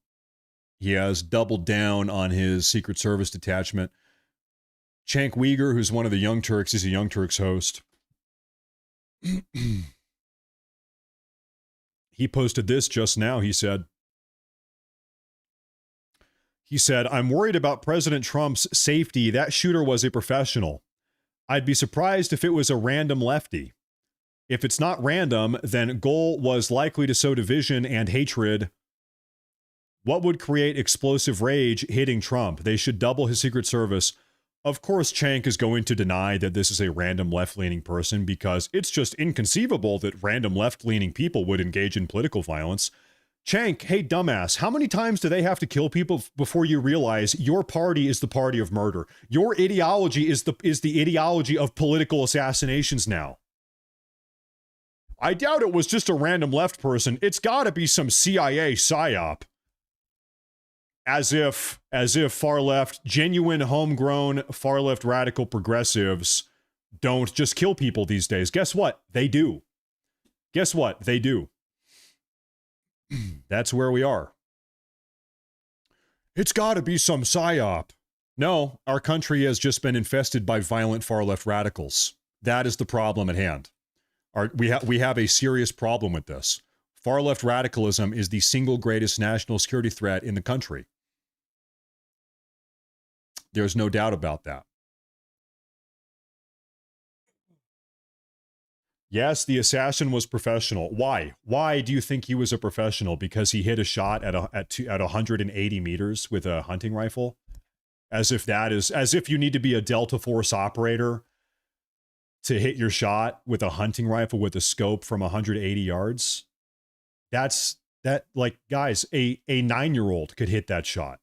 You don't have to be a highly trained special ops marksman to hit that shot. A 9-year-old could do it. Seriously, 9-year-olds have done it. You can go on YouTube and find videos of 9-year-olds doing that. You don't. It's not something that's insane. It's not inconceivable. People do it every day.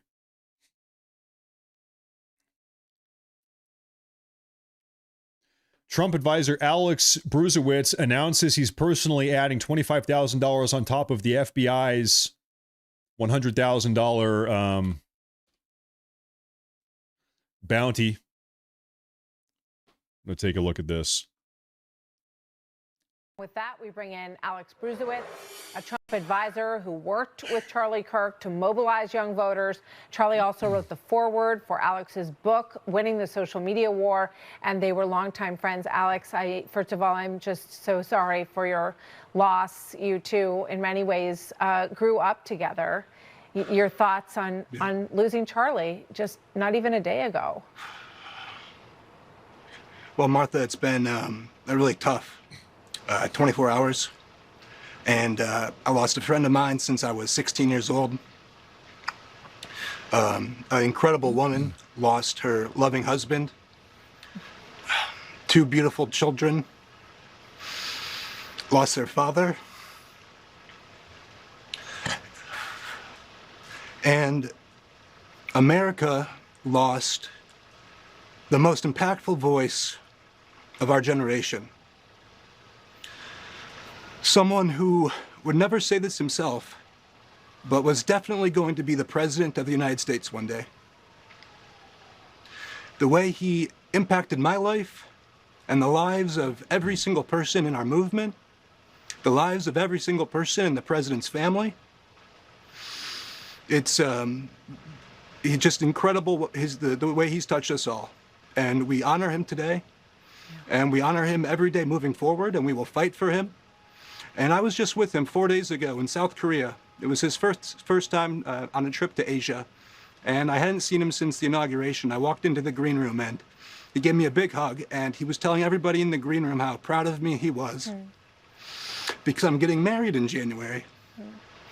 And he kept saying that out of all of the great successes that he's had in his life, marrying Erica and having their 2 beautiful children was better than anything else. And he was also making a joke about how we have the West Coast swing states covered because he married former Miss Arizona and I'm marrying former Miss Nevada. And so that just showed a little bit of his humor. But he's an incredible man, and he's the nicest guy that I've ever met in my life. He would never hurt anyone. It breaks my heart that it was him who got hurt. He only wanted to have conversations with people. He only wanted to debate people. He didn't use violence. He didn't use violent rhetoric. He just spoke the truth. But we're up against a sick ideology in this country, Martha. It's a sick ideology that the president called out rightfully in his Oval Office address yesterday. The radical left for too long has been perpetrating this hate on innocent people like the president, who got nearly shot twice, and my friend Charlie, who lost his life yesterday because of the rhetoric that comes from people like Adam Schiff. And these people don't even believe what they say, but they say it anyway because they want to get television hits on MSNBC or CNN. And then there are people, they believe it, but they don't. The people who say it, they don't believe it because you see them in Washington then, and they kiss your ass. They're the nicest people to your face. But they go on television and they spew this hate. It's sick. And every single person that has said a hateful thing about Charlie or about the president or about any of us must immediately apologize and cease from saying it further. It's a disgrace. And my heart breaks for Charlie. It breaks for his family. It breaks for everybody in their country because he's a great American. And I love that guy. He's been a great influence on my life. And I'm proud to have called him a friend.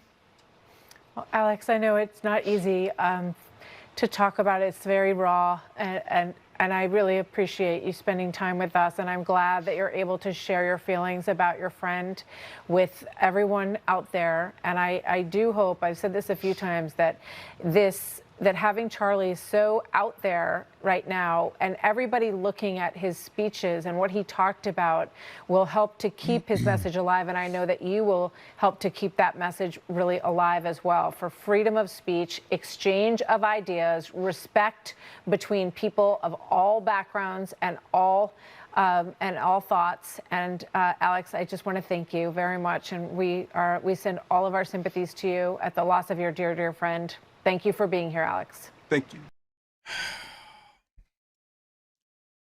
Very tough. Very, very tough.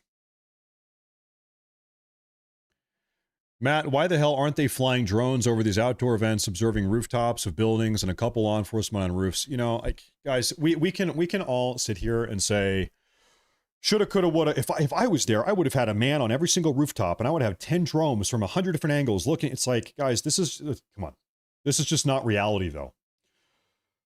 I would have had a sniper. I would have a sniper team perched on every single roof, and I would have like. Do we really need to do that in order to have a discourse in this country? We should just not. We just need to crack down on the far left political violence, really. All of this, like, shoulda, coulda, woulda, I would have done that, or like, if I was, I'm just so bored of that. Okay, then do that. Then you do that. Then you should do that. Then you should become a security contractor, and you should do that. And you'll make $1 million. I don't know what to tell you, man. Gary Rodriguez says Lincoln, MLK Jr., Charlie Kirk, all trying to wake America up to the evils and voicing peaceful ways to change things. Martin Luther King Jr. was a rapist. I don't know if you guys know that. I'm not a big fan of Martin Luther King Jr. This guy was a CIA psyop, and also he was a rapist. Feel free to fact check me on that. Martin Luther King Jr. was a scumbag. So you can go ahead and take him off that list. Martin Luther King Jr. is burning in hell. Lincoln and Charlie Kirk, they are looking down on us from heaven, but fuck Martin Luther King Jr. That guy was a piece of shit. Not a fan of Martin Luther King Jr. Anyway, sorry. Anyway, no, look it up. Go look that up. I'm not wrong about that. Yes, really. Go fact check me on that. Anyway, there are reports that 4chan has found someone that is a remarkable resemblance to the pic going around. Also had a song SoundCloud about killing Charlie. Oh, yeah, we've talked about that a lot. Yeah. This right here. The SoundCloud situation. Yeah. That's who that is. And thank you, JD. Thank you, JD. Thank you, JD. Oh, come on now. You don't have to cuss. Listen. Okay. Hey, listen. Warning. If the swearing bothers you, today I'm swearing. Today I'm pissed. I'm livid. I am filled with hate and rage today. If swearing bothers you, come back tomorrow. Today I'm not going to stop. If your sensitive ears cannot tolerate the swearing, then come back tomorrow and I will not be swearing tomorrow. Today, I'm not stopping. Thank you. My show today, my rules. We're doing it my way. And that's how it is. Okay. So there were some clips that I wanted to show you folks here. I'm livid. I'm absolutely livid. And I am just so, it's some of these people that come in the chat. I am so sick of people. It's people on the left and it's people on the right. I'm sick of people on the right coming in here trying to gatekeep my rage. I am sick of people coming in the chat. They're my fellow conservatives, whatever that means. They're trying to tell me that I'm not allowed to be pissed off. So now I'm just getting pissed off that I'm having some of you guys come in here and tell me that I'm not allowed to be pissed, that I'm not allowed to feel the way I'm feeling, that we are not allowed to feel the way I'm feeling, that we are feeling after yesterday's horrible events. Screw that, man. Screw that. You guys got to get out of here. You come back tomorrow. Okay. What do we have here? The shooting of Charlie Kirk isn't a random event. Leftists have been calling for this. Take a look. I just don't even know why there aren't uprisings all over the country, and maybe there will be. People need to start taking to the streets. This is a dictator. You know, there needs to be unrest in the streets for as long as there's unrest in our lives. Enemies of the state. Show me where it says that protests are supposed to be polite and peaceful. Do something about your dad's immigration practices, you feckless. When they go low, we kick them. How do you resist the temptation to run up and wring her neck? The biggest terror threat in this country is white men most of them radicalized right, to the right. I thought he should have punched him in the face. I said, even if you lost, he insulted your wife. Yes. When he came down the escalator and called Mexicans rapists and murderers. He said, well, what do you think I should have done? I said, I think you should have punched him in the face and then gotten out of the race. You would have been a hero. I'd like to punch him in the face. I said if we were in high school, I'd take him behind the gym and beat the hell out of him. Punch some people in the face. When was the last time an actor assassinated a president? They're still going to have to go out and put a bullet in Donald Trump, and that's a fact. Look as his character is stabbed to death. Where is John Wilkes Booth when you need him? I have thought an awful lot about blowing up the White House. A Missouri state senator is under investigation by the Secret Service after saying she hopes President Trump is assassinated. Why is all of this far left political violence happening? It seems like the far left is getting pretty violent. I wonder why. Why is everybody on the far left getting so violent these days? I can't quite put my finger on it. I will go and take Trump out tonight. And if you see anybody from that cabinet in a restaurant, in a department store, at a gasoline station, you get out and you create a crowd. And you push back on them. And you tell them they're not welcome anymore, anywhere. And sadly, the domestic enemies to our voting system and our honoring our Constitution are right at 1600 Pennsylvania Avenue. They're not going to stop before Election Day in November, and they're not going to stop after Election Day. And that should be, everyone should take note of that on both levels, that this isn't, they're not going to let up, and they should not. If you think we're rallying now, you ain't seen nothing yet.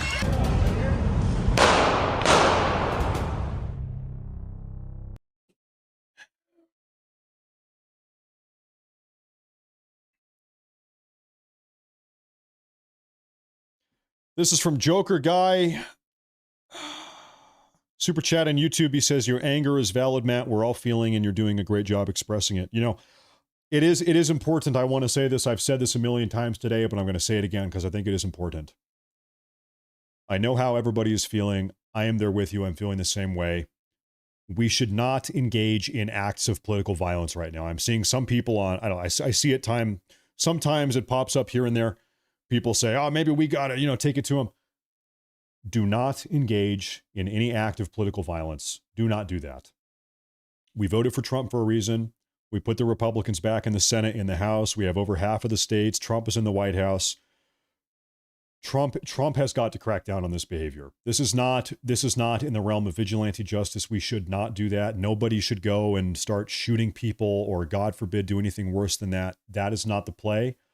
This is an evil that has to be stomped out. The question is, what is the proper way to do it? And the proper way to do that is not by going around and shooting people or blowing people up. Do not do that. We should, if anybody is talking about that, shut it down. Do not do it. President Trump, I want President Trump to get involved here. I want President Trump to get deeply involved, is what I want. Now, speaking of Trump here, this was him a couple minutes ago. You don't replace Joe. No, but not as well as I do. He was a unique man, but do the best we can. Anything on the investigation or anything on the latest that you've heard from the FBI or Cash Patel? They've reported to me so far.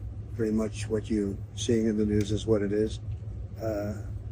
They have a virtual manhunt out there, so we'll see what happens. Oh, you know what? This is actually footage from this morning. We've seen this. The manhunt is ongoing. The manhunt is ongoing right now. Now, we have a clip from Eric Trump.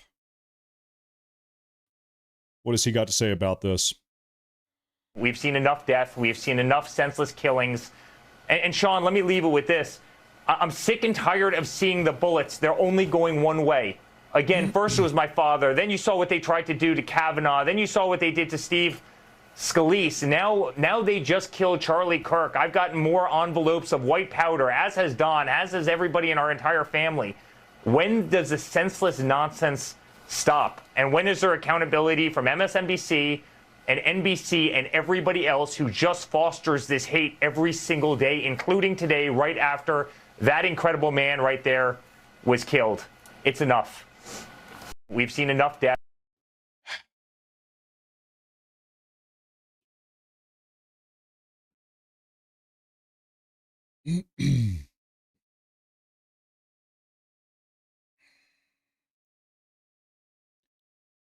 This is White House Chief of Staff Susie Wiles.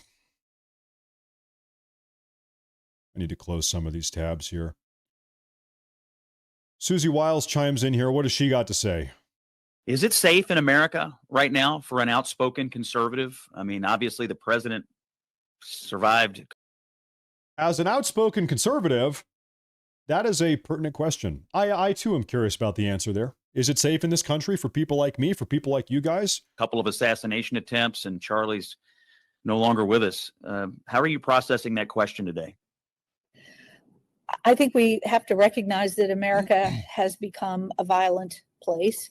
It's one of the reasons the president's so committed to a safe District of Columbia. We've had great results there.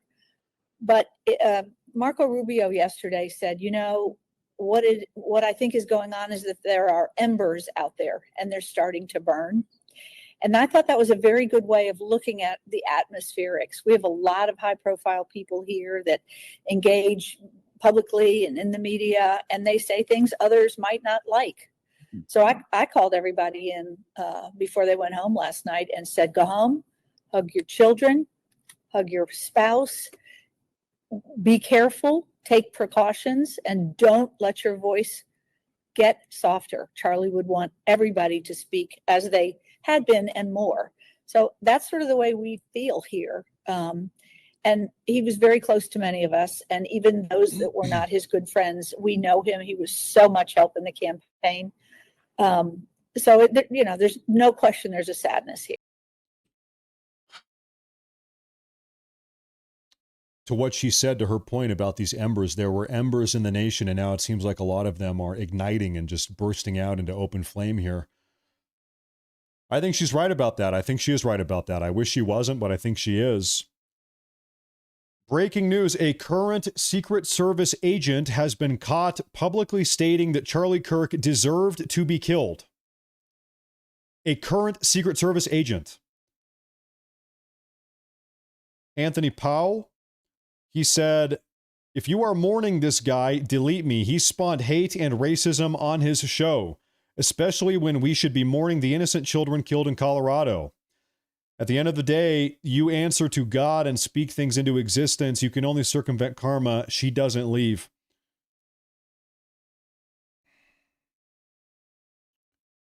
A current so this is Susan Crabtree, investigative reporter, said that he's a current Secret Service agent. There you have it. So this guy's getting fired. So this guy's going to lose his job. Good. And you know what? I think everybody celebrating this should lose their job. I think all of them should lose their job. Oh. Right now, folks, the manhunt is underway. I see this other post. I'll take a look at this. It says, the Democrats are the party of terrorism. This party is the party of domestic terrorism.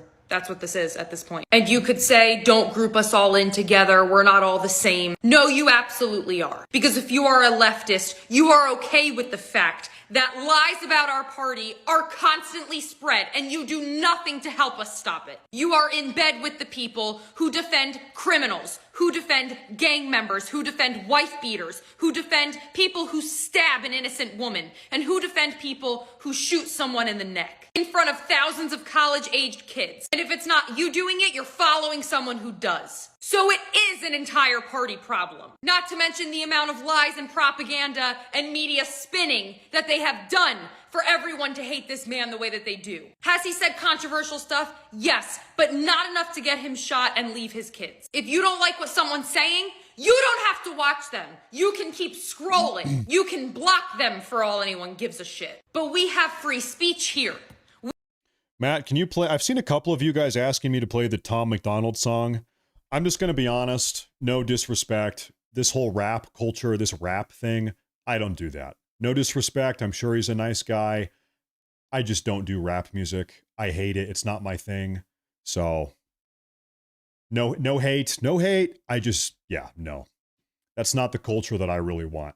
We can say what we want. That includes people you don't politically agree with, like Charlie Kirk. With how many events the left throws and protests the left puts together, when have you ever seen a Republican go in and shoot someone in the neck? One of your stupid little influencers. Have we ever tried to harm them? No. Destiny got accused of hitting on a minor and no one hurt him. Get your priorities straight and realize that this is a party issue. And gone are the days of us sitting idly by, waiting for the next leftist to bring out a criminal that they're obsessed with or become one. It's done. She was cooking there. Honestly, I played this video thinking that she was going to be celebrating the death of Charlie Kirk. Oh, man, I'm sorry. Now I'm tearing up again. I'm getting emotional again. I'm scrolling my Twitter feed, and that's what I see right there. Evil. I still just cannot wrap my head around how evil and morally bankrupt these people need to be that are celebrating the death of Charlie Kirk. I guess, even if you're ambivalent, Charlie Kirk, he died, I didn't watch him, whatever, I'm getting on with my life. Even that, like, I'm not saying you have to be heartbroken. I'm not. If you're just like, that sucks anyway. Okay, fine. But these people are celebrating. They are cheering. They're acting like it's the best day of their life.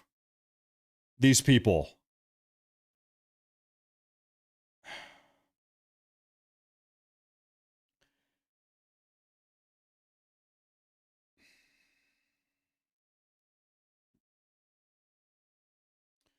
We have a clip from Matt Walsh here. I'll go ahead and pull this up. We'll take a look at what he's got to say about this.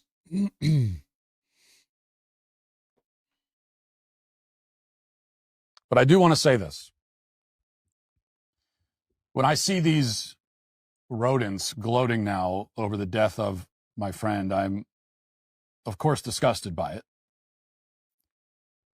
Yet also, I truly see it as a powerful tribute to Charlie's life and work. Charlie had many friends who loved him dearly, many fans who adored and admired him. That's without a doubt the greatest testament to the sort of man he was, no question about it. But as a true culture warrior, it must be said that the evil gloating of his enemies are accolades in their own right. May we all be so successful and productive that our enemies celebrate when we die. May we all be so devastating to the leftist project that they long for our demise. May we all fight so hard and so effectively that they have no choice but to try to kill us. May our lives be a problem for these people, and our deaths a relief. Let them dance on my grave as they dance on Charlie's. Then I will know that I did my duty. Our opponents should be happy when we leave the ring. If they aren't, then we didn't punch hard enough. Charlie punched harder than anyone. He did it with a smile. He did it through speech and debate. He did it non-violently. But he was a devastating fighter all the same.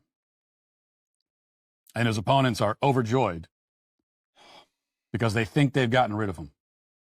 To be very clear, to add on to what Matt Walsh is saying here, this right now, this is the problem. This is the focal point of the problem right now, is that everybody on the progressive left, their ideology, their approach to politics is this. If you disagree with something that I say, I'm going to kill you. That is their mindset. That is what their political philosophy is based on. And if I'm not going to kill you, well, at a minimum, you still deserve to die. If you disagree with me, you deserve to die. That is what their political ideology is based on. You can't negotiate with that. You can't have a civil discourse with that. Very clearly, Charlie Kirk was trying to have a civil discourse with them yesterday, and they killed him. You cannot have a civil discourse with this. But they're wrong. They have gravely misjudged the situation. The only thing more powerful than a living fighter is a martyred one. In life, Charlie motivated and rallied us to put on the armor of God and fight for what we believe in. In death, he motivates and rallies us all the more. I want to be very clear that we will not back down after this. We will not shrink away or go into hiding. We will not fall silent. We will not walk in fear. We will stand taller and prouder than we ever have and be louder and bolder than we've ever been and fight harder than we've ever fought. You know, they think they can kill the movement by killing us, but in the entire history of the world, that strategy has never worked. And it won't work now. I promise you that. You can kill a man. You can shoot him in the neck on stage. You can spill his blood for the whole world to see, but you cannot kill a cause. Especially when that cause is nothing else but love of God, love of country, love of family. That cause is truth. You can't kill the truth. No matter how many of us you shoot, you cannot kill it.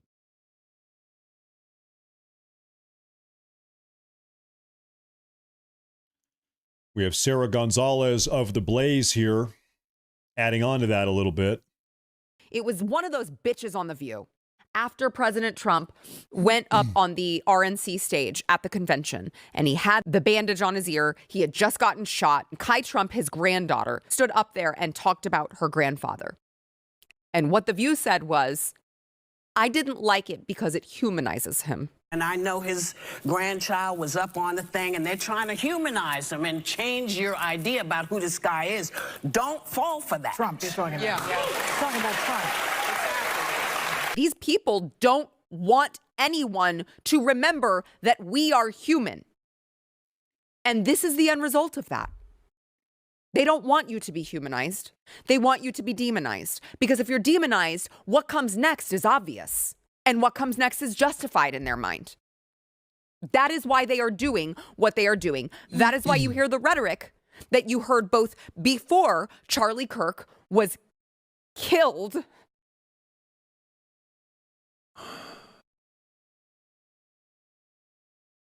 Did he deserve to die because he had a different opinion? Do those children deserve to grow up without a father because he had a different opinion? His beautiful wife has to navigate this alone because he had a different opinion?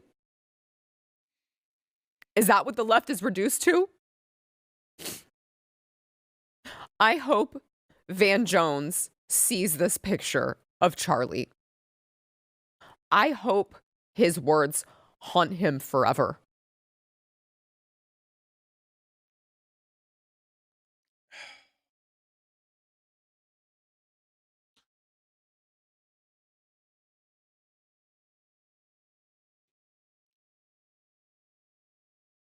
Dave Portnoy says that Trump is partially responsible for Charlie Kirk's death because Trump is so divisive. Politics definitely has a huge part in it. Trump, and when I say Trump has a huge part in it, I don't necessarily mean he's to blame for it, but he's so divisive without really even just his face is like divisive. Like people hate him so much, and the left and the right, the rhetoric, especially to me, the left, is insane, and it just boils. And this happened when Trump, they threatened, when his assassination attempt, there's like a 3-hour period of like, let's tone down the rhetoric. Right. Then they're right back to it. Politics definitely has a... So listen, okay. Kind of the entire idea behind the United States of America is that we should be able to engage in political debate and express ourselves politically without being killed. In fact, that is probably the single most fundamental and important idea behind the American project, is that we should be able to politically, ideologically express ourselves without being killed. Excuse me. And if we can't have that, if we cannot protect that ideal, if we can't uphold and maintain that ideal, then we don't have a country. Our entire country is, our entire like Jenga block tower of a country is built upon that one block on the bottom It's called free speech. And if you pull out that one block, the entire country comes tumbling down. If people aren't able to express themselves politically, ideologically, religiously, spiritually, whatever, without fear of persecution or getting assassinated, the entire country is kaput. The entire tower comes crumbling down. And so now, what do you see? You see Charlie Kirk, who is a champion of political discourse, of debate, of free speech, of really, really making a concerted effort to express his beliefs through rhetoric and debate, and also at the same time understand other people's beliefs.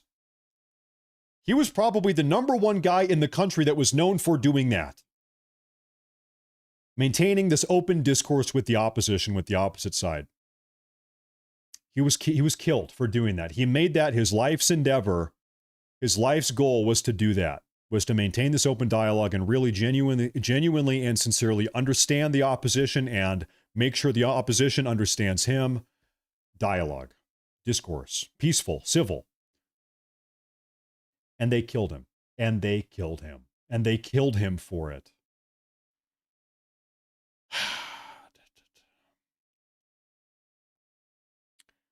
A TikToker is mocking Charlie Kirk's death. Yeah, we've seen a million of these.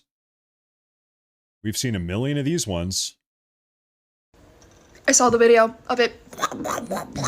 His last words were gun violence. I'll just say I think it's very fitting. I wish for him the same exact thing he said, you know, oh well, about those kids being shot in schools, as long as we have the Second Amendment.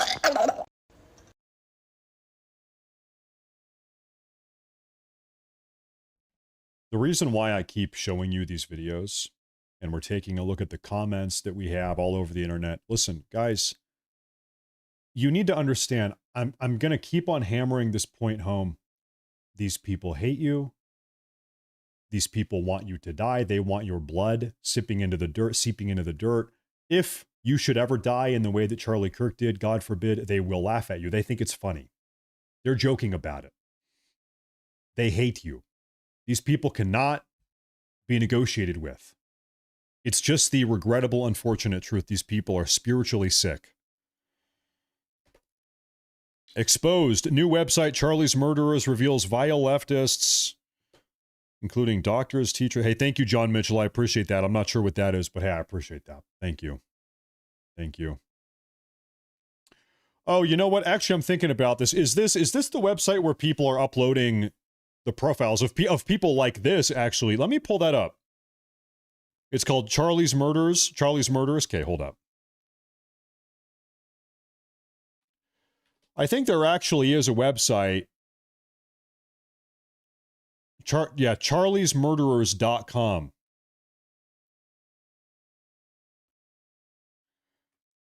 Charlie Kirk was murdered. Is an employee or a student of yours supporting political violence online?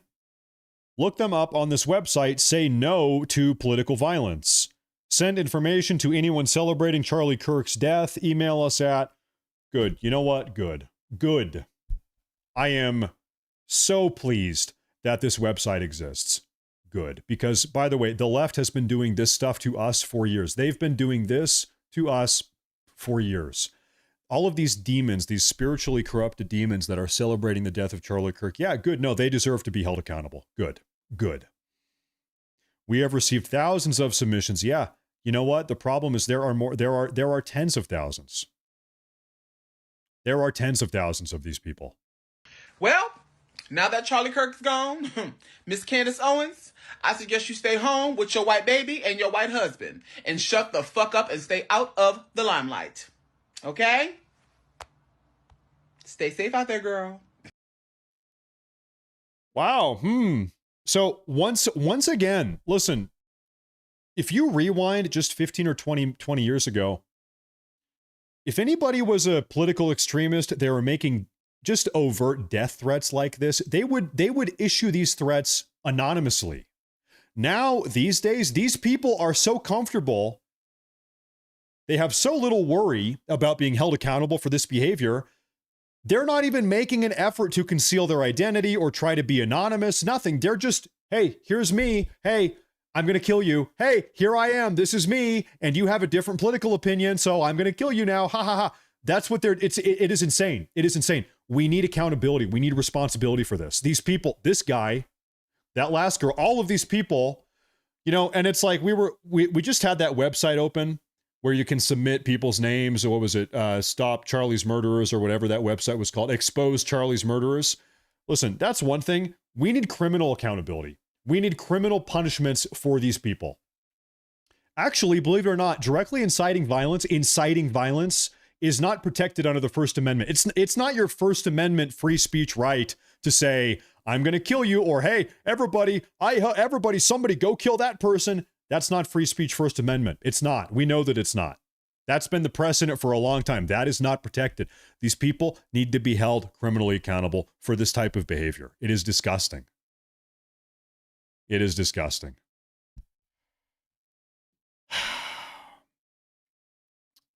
Here's what I want to see, folks. Any minute now, I really do think the FBI is going to come on out and hold this press conference. They were going to have a press conference a couple hours ago. Oh, frick. There we go. They decided to postpone it.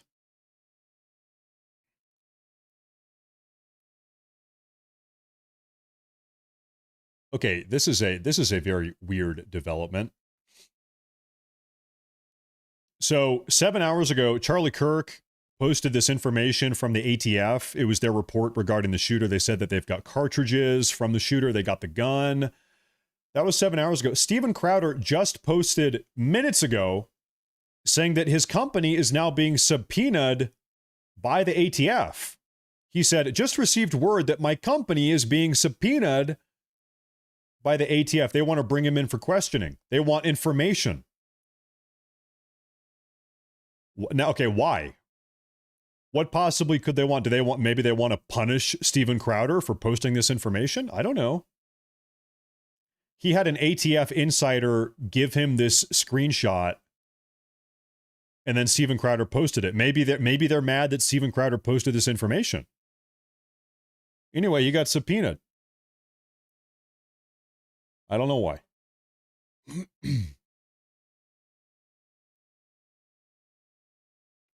Got another clip for you guys here. Take a look at this. This one's not so bad. Take a look. A lot of weird stuff coming out today. It's really a terrible day. Really is. Terrible news, terrible day. Riley is so brave, and I am so glad that she is speaking out, and so many people are. Why is this clip so freaking quiet?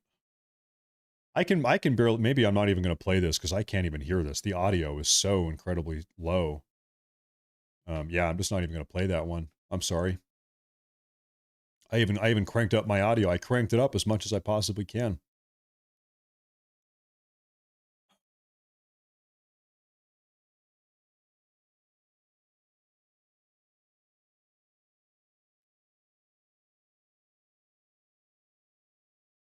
Jack Posobiec and Steve Bannon here.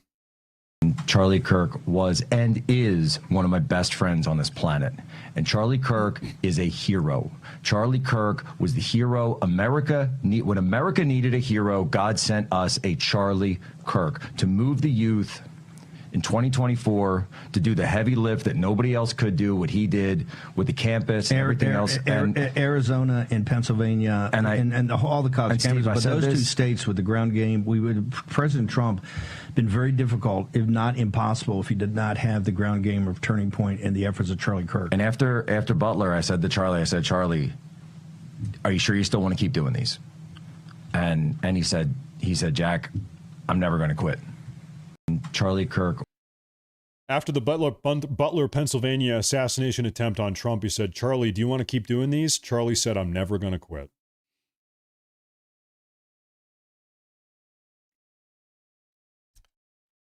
Little did we know that 13 or 14 months later, he would be assassinated.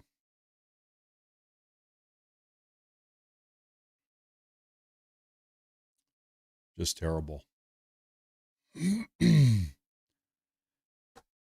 Just terrible. I want news from the FBI. That's what I want. I want FBI news. I don't know how many more of these far left, violent, radical TikTok videos I can watch. I might need to be done watching these videos, folks. They're all saying the same thing. They just think it's the funniest thing in the world that Charlie Kirk died. These people are just sick in the head. Just sick in the head. Right now, the FBI manhunt is still underway.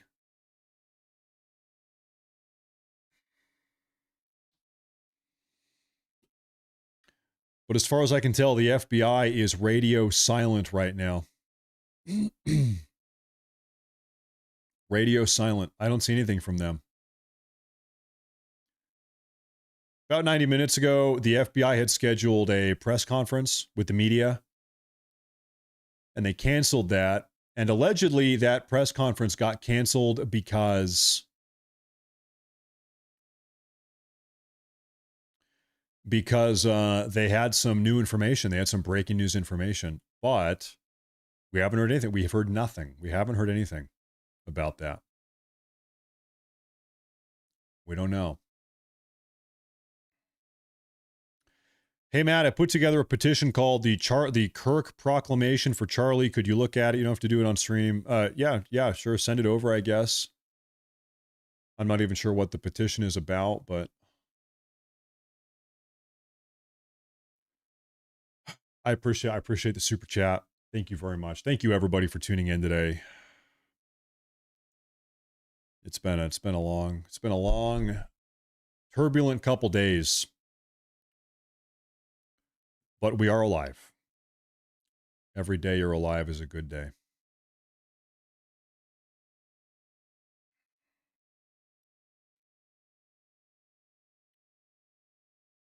Taking a look at this.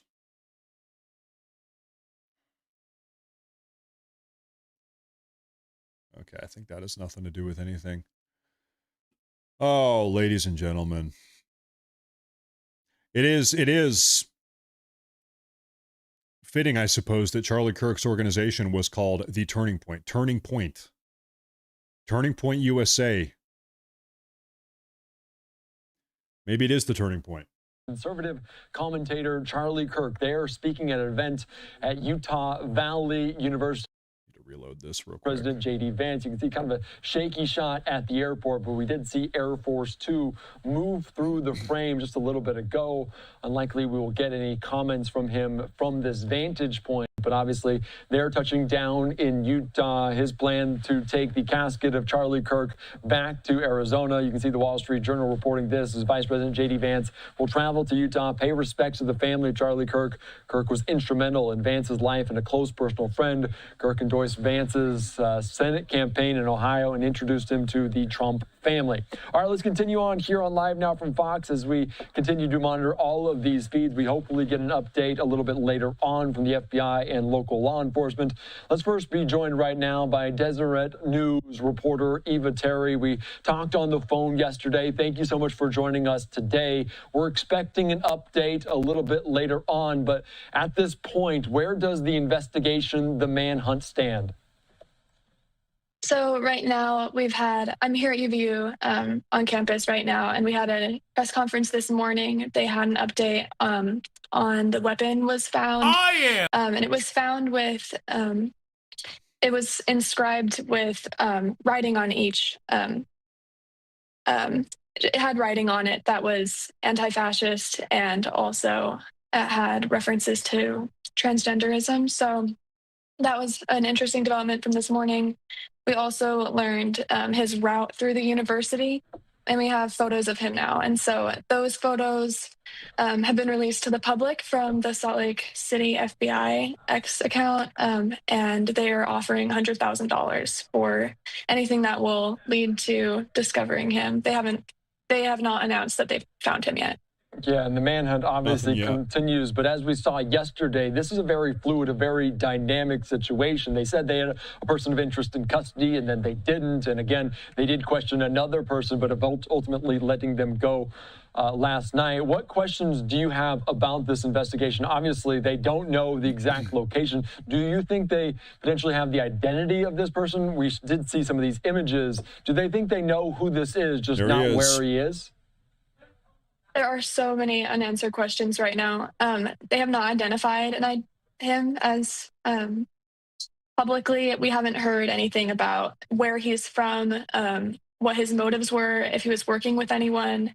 So we have a lot of unanswered questions. We're hoping to get a lot of information at the briefing that Kash Patel should be at coming shortly.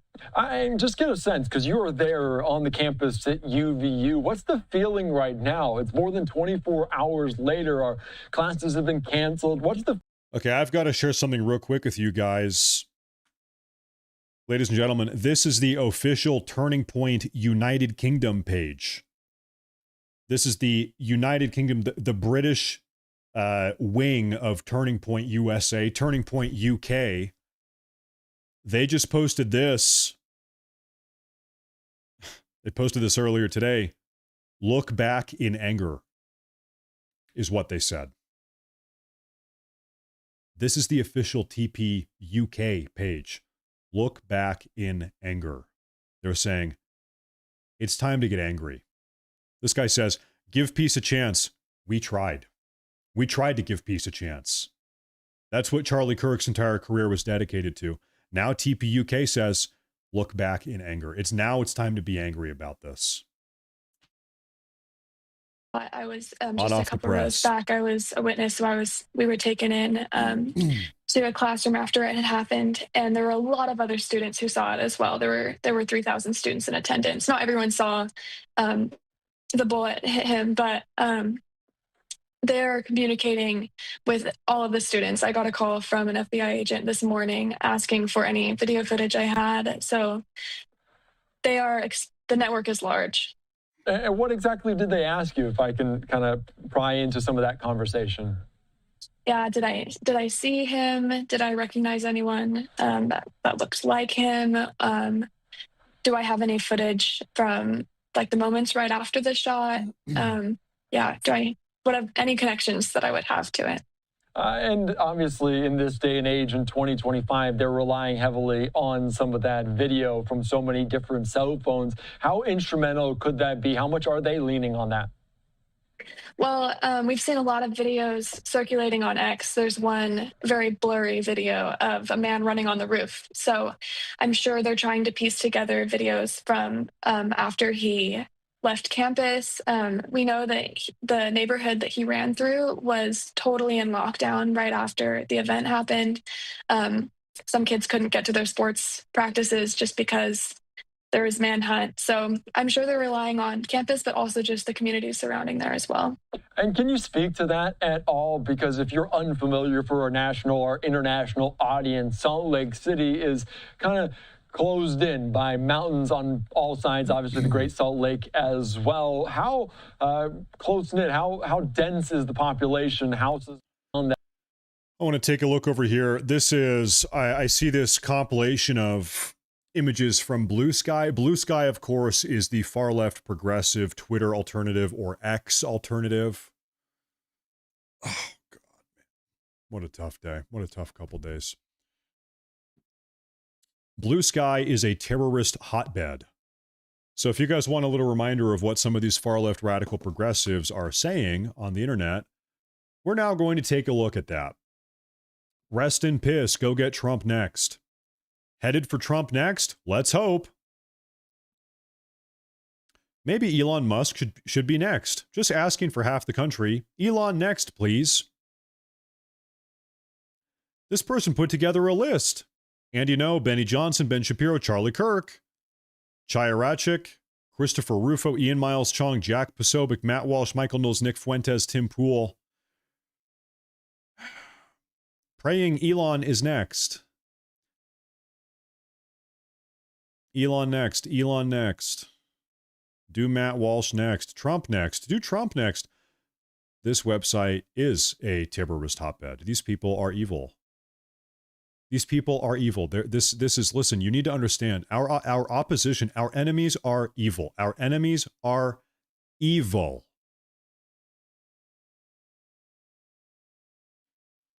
This is the best news. Do Trump next.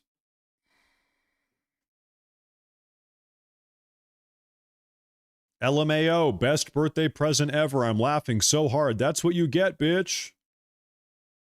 Matt Walsh next. Ben Shapiro. A lot of them don't like Ben Shapiro. This is just... These, once again, hey, my opinion, these people are inciting violence. Is it fair to say that these people are inciting violence? I mean, yeah, they are saying, yeah, kill this. Hey, kill this person next, is what they are saying. It's evil. Terrible.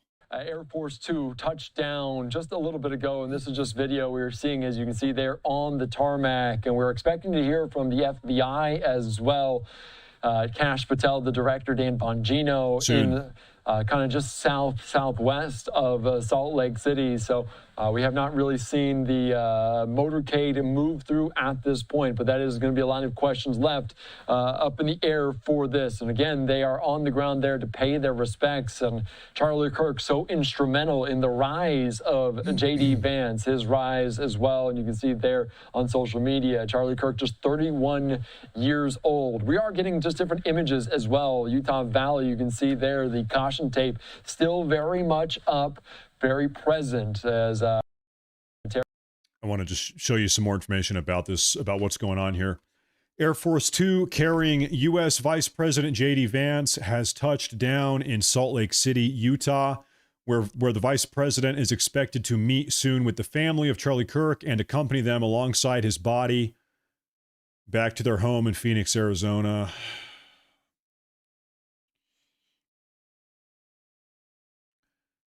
I had heard that potentially Kash Patel and Dan Bongino were on board. They were on this airplane also, and that they're going to be giving some statement here at some point.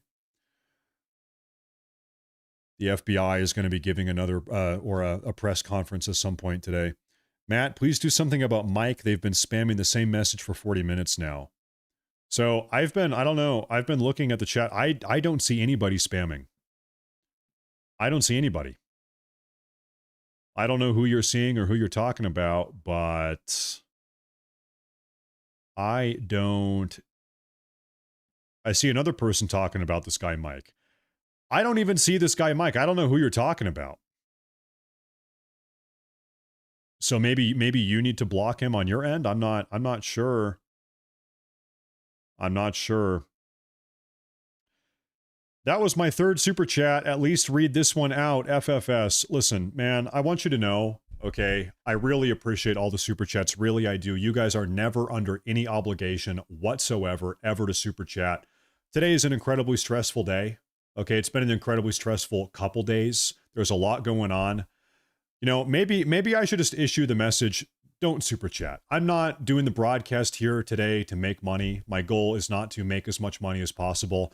I'm going to miss super chats sometimes. If it pisses you, if you're getting irritable in the chat about super chatting and I miss it, you know, it's never my intention to miss a super chat, but if you're going to whine about it, just take the money back. Go in PayPal, take the money back. I don't need it. I appreciate it. I really appreciate the thought, but listen, the focus of today's broadcast is not super chat, money, money, money. Let's just be honest. I appreciate it. I do. But if you're going to sit here and complain about if we're talking, sometimes we're talking about something else. I apologize. I really do. I do. But that's not the whole deal of the show today.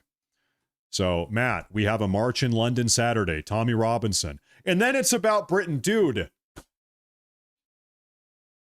you've super chatted 3 times and now you're whining in the chat that I missed them and it doesn't even have anything to do with what we're talking about today. Really? Dude, we're talking about Charlie Kirk. That's crazy. Yeah, go march in London. It's not that I don't care, but it's like, dude, come on. Can you read the room a little bit? I care about London and we talk about it all the time, but dude, it's like, come on, be a little bit less annoying. Thanks. The $20 that you donated just now, it's not worth dealing with you being annoying. I'd rather not deal with you being annoying than have $20. Okay? So just set the record. It has nothing to do with what we're talking about today. Thanks, I guess. Thank you. I really do appreciate super chats. I really do, but you got to understand the dynamic sometimes. Sometimes. Yeah, go march around in London. Good luck with that.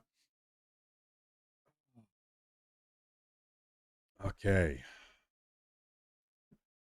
Taking back out, though, to Utah, UVU, a very distinct sign on the campus. The manhunt continues for what they're calling a political assassination of Charlie Kirk. Let's slide away for a quick 2-minute break. A quick little break here. I'll tell you what, man. I am super curious. I am very curious to know. We're not going to know for a week to 2 weeks. It's going to take 2 weeks. I want to know how this impacts the polls. Obviously, that is the least important thing about any of this. Charlie Kirk has lost his life. We have an epidemic of far-left violence. That is evil. That is terrible. I want to know just how evil the Democrat Party is. I want to know how many of them actually support this vile, disgusting, terrible rhetoric. Is this going to be a watershed moment for some of the far left? Are some of them going to finally snap out of this and wake up and say, whoa, this is my political party? My political party is explicitly endorsing violence and advocating for political assassinations? All right, I'm out. I've had enough. I didn't know that this was my party. Or are they all just going to, you know, keep on keeping on, and they're just going to turn a blind eye to it? I think they're going to turn a blind eye to it. I think this is not.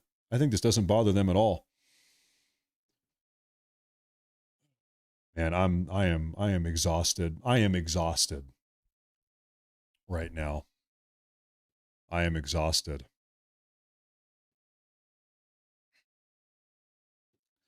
We have some super chats. So now's a good time for super chats. Do it for Charlie. Thank you. Thank you very much. Thank you very much.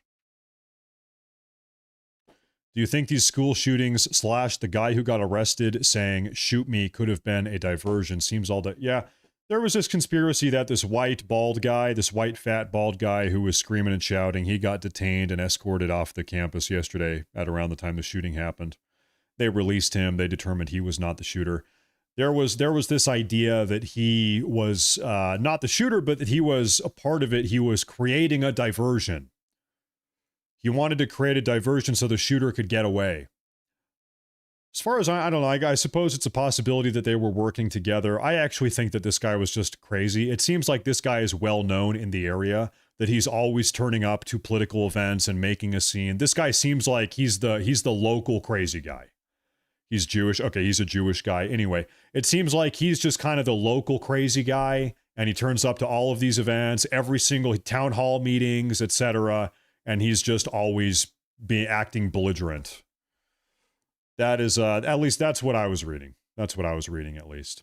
Arizona after the fatal shooting as the Vice President Vance and his wife Usha traveled to Salt Lake City to meet the family, his family there. So obviously a lot of moving parts here on Live Now from Fox there in Utah, also in New York City, where they are continuing to remember, to never forget the lives lost on 9/11. We do have this live picture right now outside of historic Yankee Stadium in the Bronx as President Trump will be in attendance for this game that is outside the confines, and then obviously behind the batter's box, behind home plate, as we will soon see President Trump there. They're urging people to get there early because there's going to be enhanced security, not also for the increase in political violence, but also just since the president is wherever he goes, you know there's always going to be increased security patrols there by different law enforcement and Secret Service. We're also keeping an eye on Arizona, as that's where Turning Point headquarters is located in Phoenix. Let's take you right now out to some quick sound from people. They were paying their respects earlier on today for Charlie Kirk, what they meant to the community in Arizona and beyond. How many Americans have accomplished in such a short time? He's only 31. This organization that essentially has changed hearts and minds of millions of Americans, especially the youth, especially college kids. I want my kids to emulate him. He didn't hate anyone. He respected everyone. He loved his enemies. I don't think he would even consider them enemies. And he just wanted to talk to them and find the truth.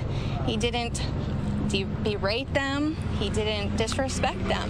We love watching his videos because he was such a kind Christian man that treated everyone like a brother. And yeah, his memory, his legacy is gonna last forever. Okay, I have not seen this here. This is allegedly Charlie Kirk's final sign-off from a couple days ago before he... This was at the end of his last show. I have not seen this. And Jewish donors, they have a lot of explaining to do.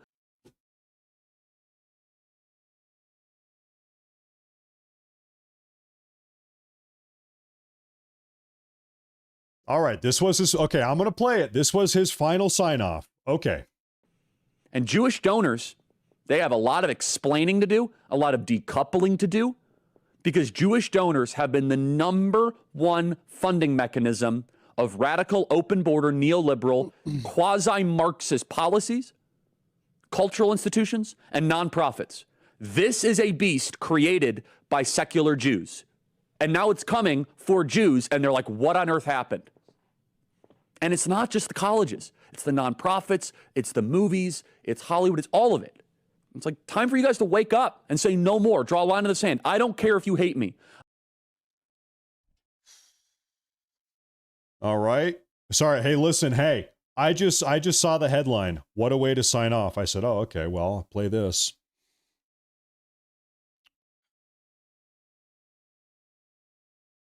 This is at some memorial for Charlie Kirk here. And different memories. You can see the American flag there being flown at half staff. That's an order from the president yesterday as well, right. After this all news coming down of this tragedy, this horrific shooting on that campus. So we're going to continue to follow it closely here on Live Now from Fox. I do want to put up another statement coming in right now from Turning Point saying that Charlie loved America, its people, its Constitution, its freedom, and the limitless good all of them have done for the world. But above all, Charlie lived every day with an overflowing love of the Christ he knew he would one day get to see. When asked, Charlie said that above all, he wished to be remembered for his faith far more than any political victory. Charlie wanted to see a spiritual revival among America's youth. He wanted a nation of happy, thriving families who loved God and each other. At his final public speech, just days before his murder, Charlie witnessed to Christ an audience of non-believers. Even in his very last moments, Charlie was professing the gospel. He ran his race well all the way to the end. Now he goes to his heavenly reward. Although Charlie's gone, his legacy will endure. He shall not grow old. Age shall not weary him. For all time, he will remain the brave young man who inspired tens of millions of Americans to be better themselves, take action to better America. All of us will miss Charlie. None of us will ever forget him. So that coming in there from Turning Point USA and his impact, his reach so far and wide there in the United States and beyond. Of course, just going to give. Okay, we have some more clips here I want to play with you guys. Take a look at some super chats here. I have been rocked by everything that has happened, could barely sleep, pit in my stomach, barely eating its grief. I'm processing this grief with you on your podcast. Thank you for being here. Thank you for being here. I've been going through these waves. I'm sure you can tell. I'm sure you've noticed where it's just rage and hate and anger, and then deep sadness, and then rage and anger and deep profound sadness. And that's how it's been since I got the news. It's been for the last 20 hours with you guys here all throughout the night. A lot of us have missed some sleep, but okay, now we're going back into sadness here. Here we go. Whatever you or I, all of us, whatever we are feeling, pales in comparison. It is nothing compared to what his two beautiful children are feeling right now, to what his wife is feeling. Nothing that we are feeling comes close to the pain that his family members are going through right now. So we need to keep that in mind. This is an absolute travesty. We cannot We cannot let it happen again. We got to do something about this. Second, Jay-Z, thank you very much. Thank you very much. I appreciate that super chat. The radical Reddit thread should be investigated. Yes, they should be. All of these people should be. Senator Katie Boyd Britt tunes in, Republican senator here. Before I start on the issue at hand, I want to echo what you've heard from my colleagues.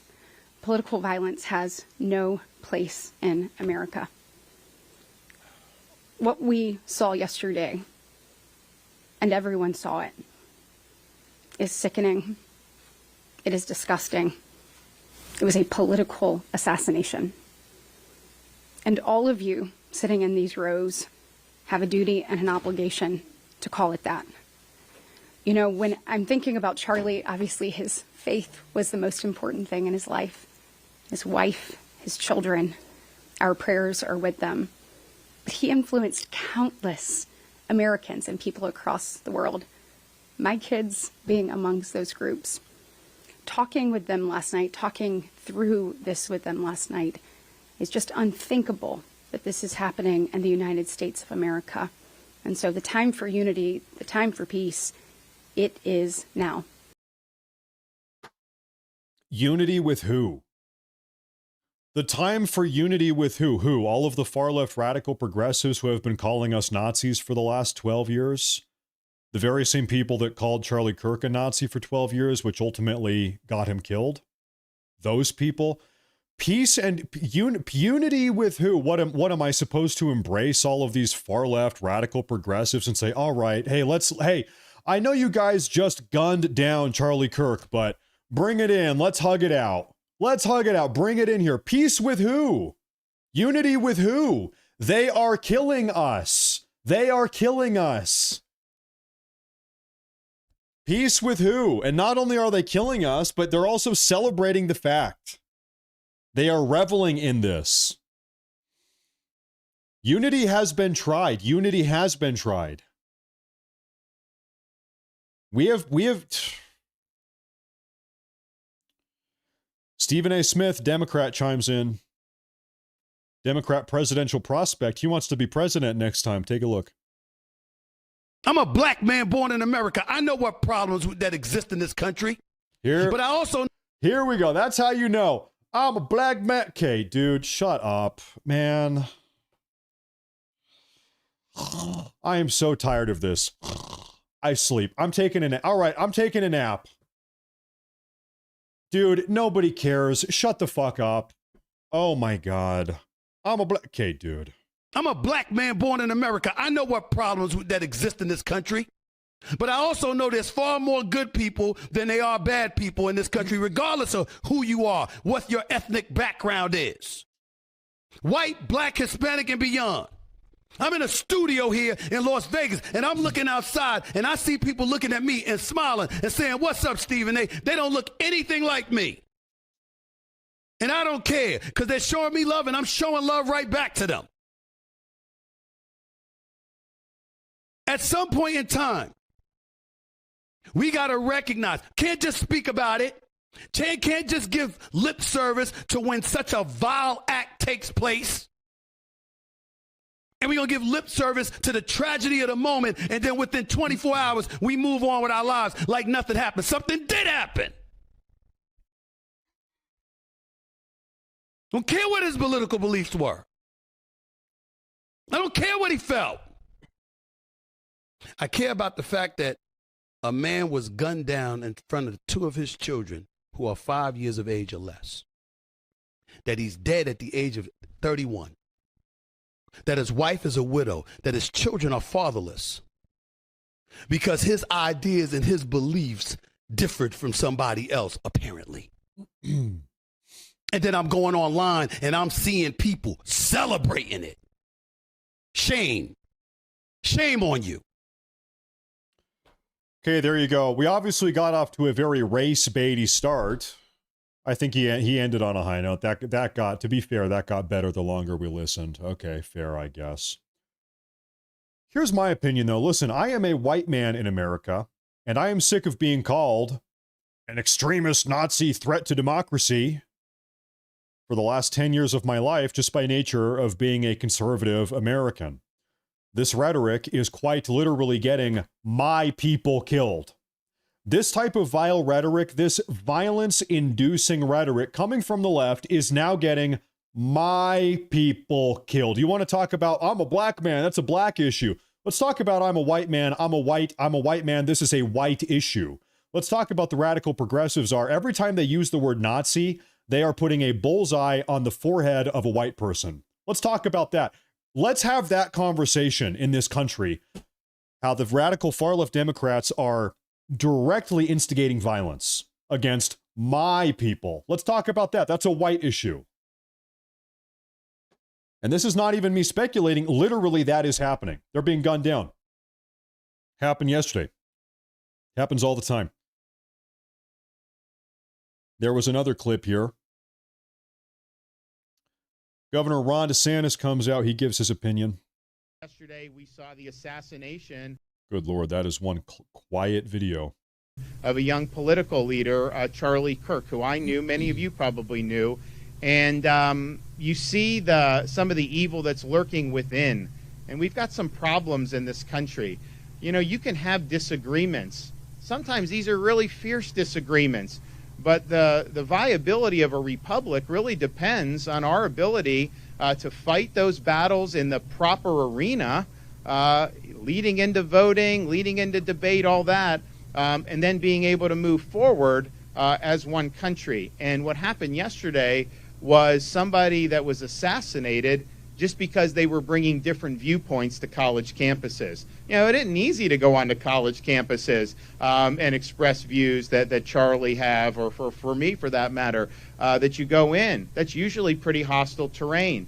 But he always did it in good faith. He always wanted to have a free exchange of ideas. And the response to that, if you don't like it, is not to shout or scream someone down. It's not to create unrest so that the mob makes the event not happen. And it is certainly not that you kill somebody in order to silence them. So let's not...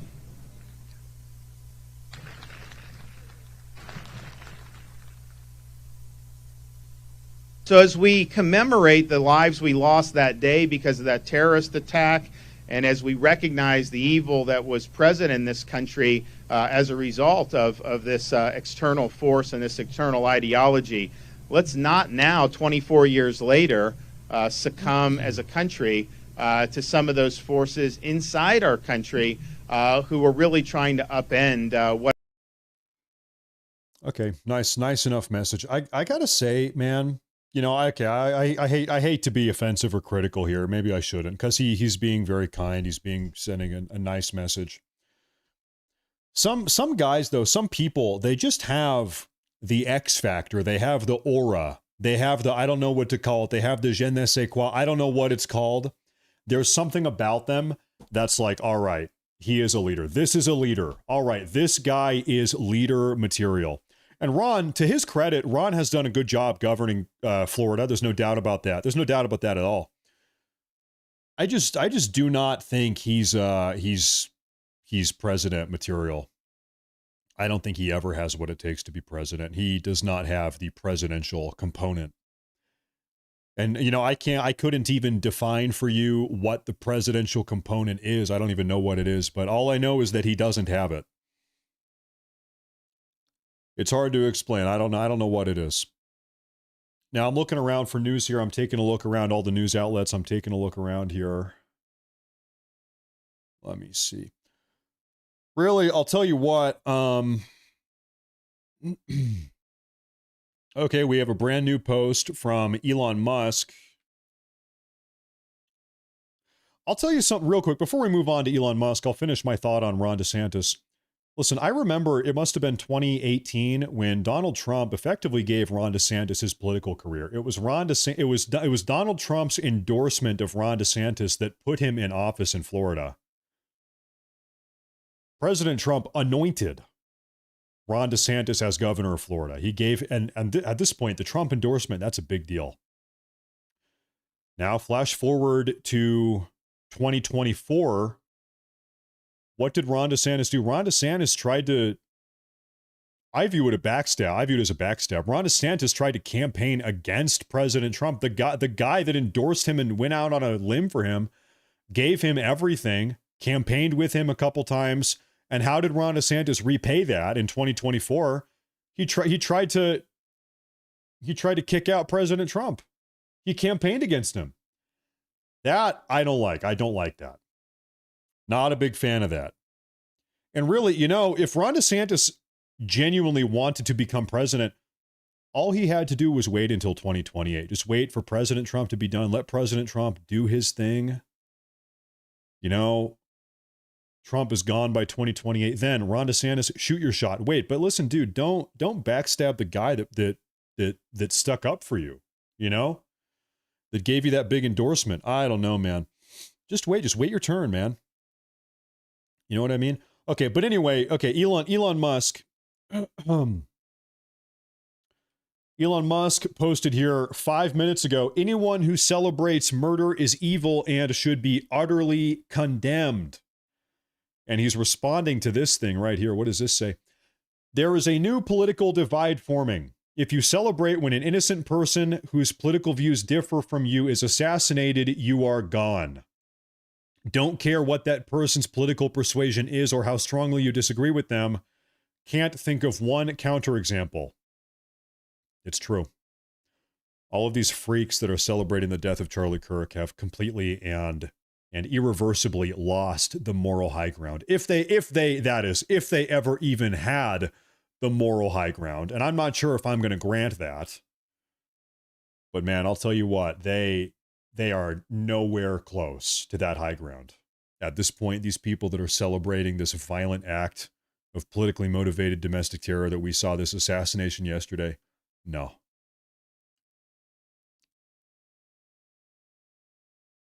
No.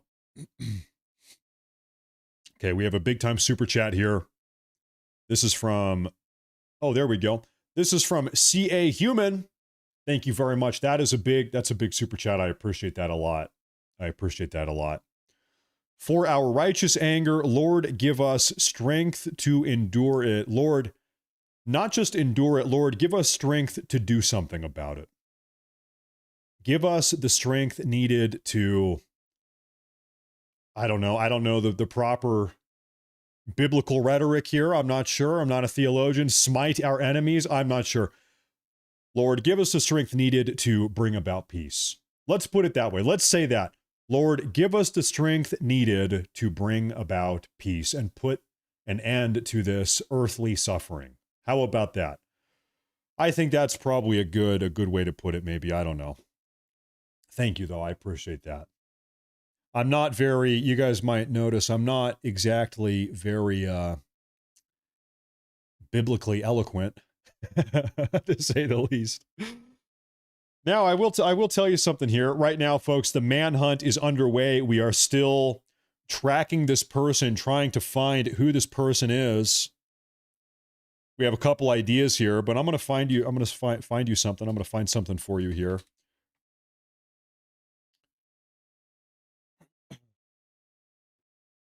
You know what? I have a very fitting biblical verse for you folks. And I like this a lot. Okay, I realized, wait a minute. This was maybe 6 months ago. I was thinking about this. I said, wait a minute. My name is Matthew. There is a book of Matthew. My name is biblical. My name is Matthew. It's from the Bible. So I wondered, hold up, wait a minute. My birthday is 12/20. I was born on December 20th, 5 days before Christmas. I said, I wonder if there is a biblical passage, Matthew 12:20, that's my birthday. So I looked it up. As it would turn out, there is a biblical passage. Matthew 12:20, here it is. And I'll read it to you. Whoops. A bruised reed he will not break, and a smoldering wick he will not snuff out, till he has brought justice through to victory. What does this mean? This means no rest. You shall not rest. He shall not rest until justice has been delivered, until justice has been brought about. I said, that's kind of a cool idea. That's my birthday biblical passage. What are the odds? we got to bring about justice. No rest.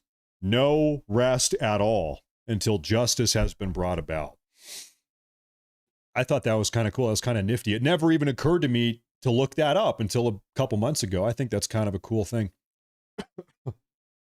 Excuse me. Anyway, I need to get a cup of water here in just a minute. Do we have our Fox News? Oh. This is live. This is live right now, folks. Pay attention here.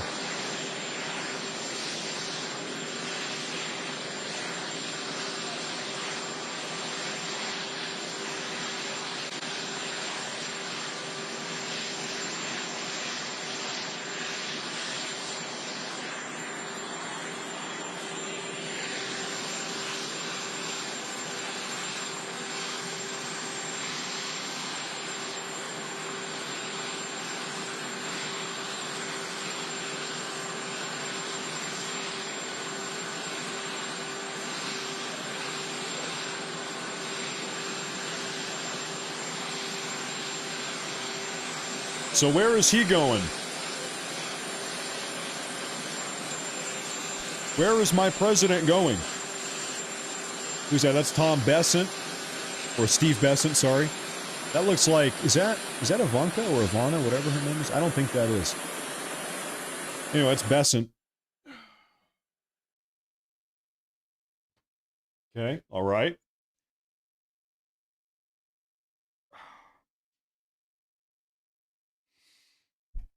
Right now, of course, we know so Trump was just boarding Air Force One. Our Vice President J.D. Vance was just on Air Force Two. He landed at Utah, in Utah. He's gonna go meet with Erica. Erica, I think is her name. Erica Kirk. Prayers for Erica Kirk. Okay, he's going to a baseball game. Okay, all right.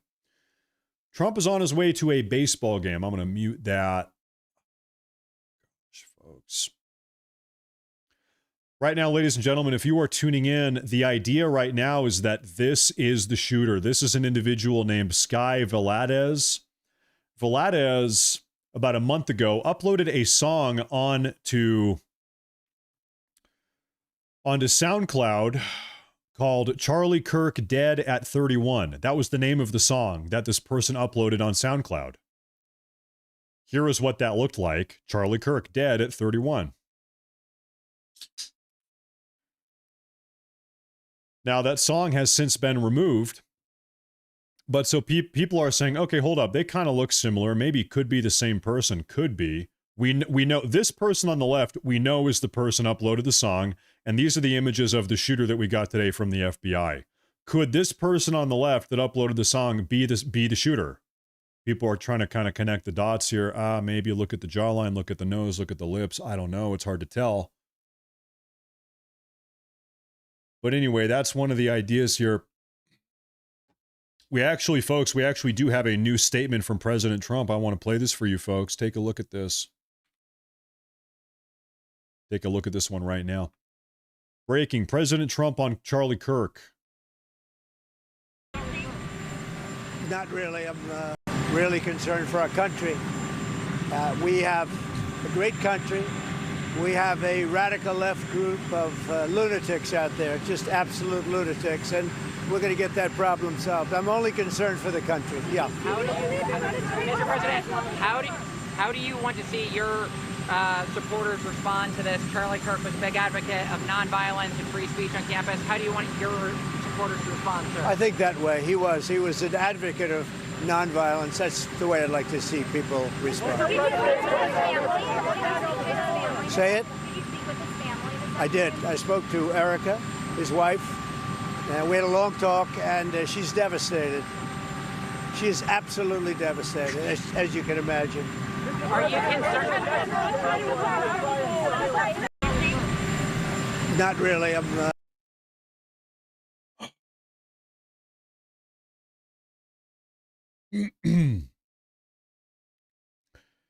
So listen, yeah, I mean, he said it himself. We have a bunch of these far left lunatics in the country. What are we going to do? Okay, now what? Yeah, it's true. Yes, very obviously, very clearly. Our country is infested with violent, far-left lunatics. What are we going to do? Trump, you're the president. What are we going to do about it? That is yet to be determined. What's the game plan here? What, are we just going to keep going along, just going to keep doing nothing? What's the plan here? Deport them. Well, many of them are American citizens. A lot of them are Americans. Can't deport them. And frankly, honestly, there are so many of them that it might just be too many people to criminally punish. You have all these people on the internet that are inciting violence. Inciting violence, well, there might be so many that you can't even reasonably pursue them. I think you got to try. I think you need to try to do it. These people on the internet are acting like freaks. Insanity. Total insanity. If nothing is done, it's just going to keep on getting worse. And you know what? Listen, let me put it this way. Trump needs to do something because, and by the way, I'm not advocating for this. I do not want this. If Trump doesn't do something, people will hit a breaking point. People will snap. People will start taking the matter into their own hands. That is an inevitability. It's not an if, it's a when. And I think that is not the proper solution. I think that we should not go down that path. Trump, do something about this. Trump, you need to fix this, because if you don't, my concern is that other people will take the matter into their own hands. When Gotham City gets bad enough, thus arises Batman type of scenario, okay?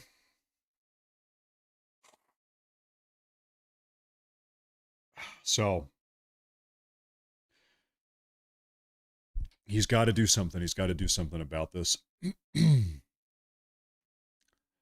Now.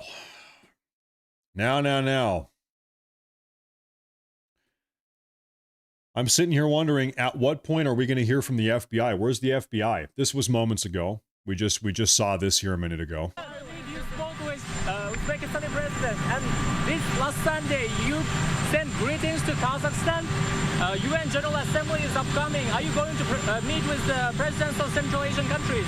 President where? Central Asian countries, Kazakhstan, Uzbekistan. I will be, yeah. They're very good people, and I will be doing that, yes. So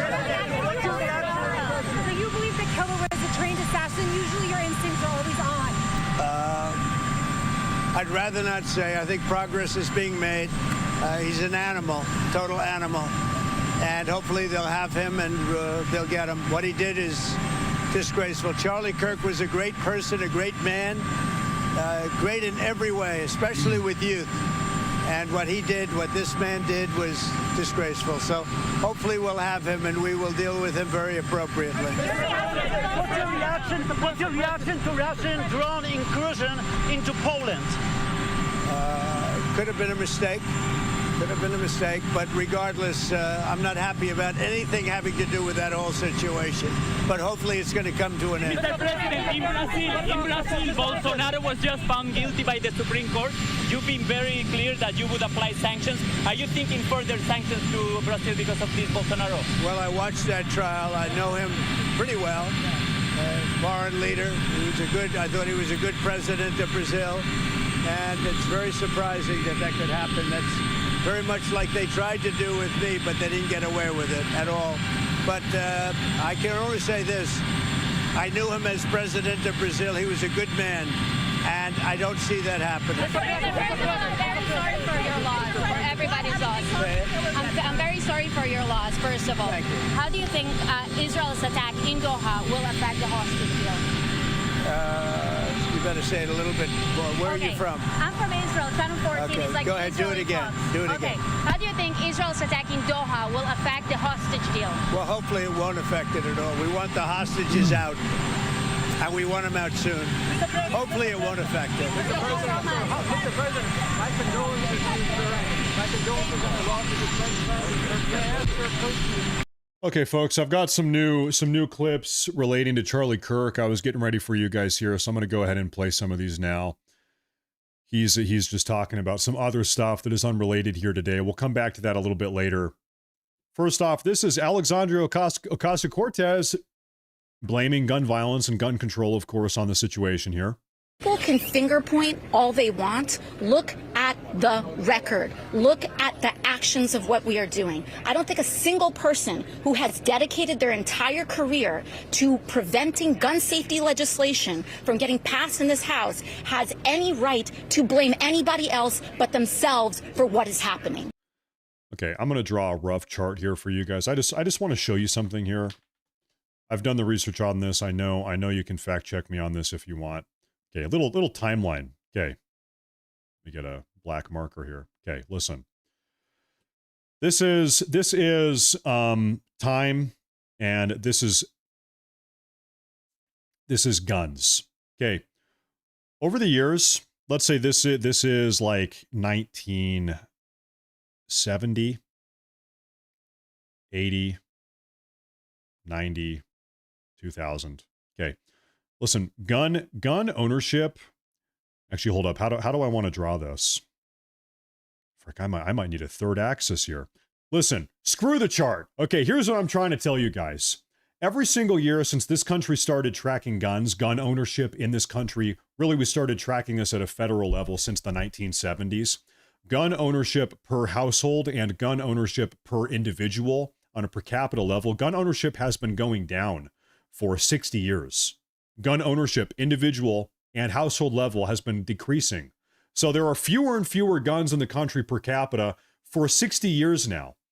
Also, in 1986, there was a federal ban on the sale and purchase of fully automatic firearms. If you had some old ones before that, they got grandfathered in, but as a new gun owner, you couldn't go out and buy a fully automatic. There was a federal ban on those in 1986.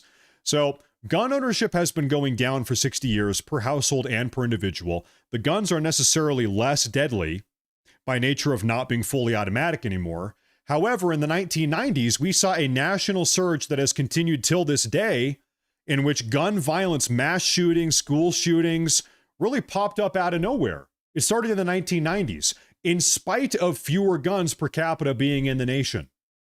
Now, both of my parents, they're old enough, I'm sure a lot of you guys can corroborate this. Both of my parents would bring their hunting rifle to school. They would put it in their high school locker or in the truck in the parking lot, and they would go out in the hills after high school and go hunting after school with their friends. They had guns in the locker. They had shooting classes. They lived in the country. Okay, so something happened here. The guns used to be in schools even more than they are now. There used to be more guns per capita in the country. The guns are necessarily less deadly by nature of them not being fully automatic. But in the 1990s, something changed. We saw this massive outburst, and I think you could point to like 10 different reasons why. It could be media coverage, bombastic, insane, crazy media coverage, glorifying this type of violence. It could be SSRIs and mood stabilizing drugs and mental illness. It could be that. It could be the breakdown of the traditional family. There's actually one, this is going to blow a lot of your minds here. I'll tell you, this is a fact though. Amongst all mass shooters, there is pretty much one single common denominator for all of them. All of them are from a single parent household. Single parent households, I understand sometimes marriages blow up. I get it. It is what it, okay, whatever. But listen, the truth is single parent households are catastrophically bad for the upraising of children. Children do not do well in single parent households. If you, and it doesn't matter if it's just a mom or just a dad, if you want to try to kneecap and cripple the success of your child, put him in a single parent household. One common denominator amongst almost every single school shooting, mass shooter, is that they came from a single parent household. This is a problem also. So mental health, breakdown of the traditional family, glorification of violence in the media. I think it's a lot of things. Mood stabilizing drugs. A lot of these people are medicated also. They're taking all types of psychostimulant drugs or whatever. It's a lot of problems that have merged together, but this wasn't always a problem. And by the way, very clearly, just the nature of guns existing in the country is that cannot be the problem, because America has always had guns in the country. In fact, America has always had more guns in the country per capita than we have currently right now at this exact moment. Gun ownership has been going down for 60 years. We know that. This is measured. But gun violence has gone up. In fact, there's like an inverse relation. It's like the fewer guns we have, the more violence there is. You can't make it make sense. There has to be probably a plurality of other contributing factors. It cannot just be exclusively the guns. Look at a country like Switzerland. Switzerland actually had, you know how in the US we have a Second Amendment and you have the option to buy a gun? In Switzerland, up until the year 2012, 13 years ago, not only did Swiss have the option to buy a gun, they were mandated by their government. They had to own a gun. They had like a Second Amendment on steroids. They didn't only have the option, I could do it or I could not do it.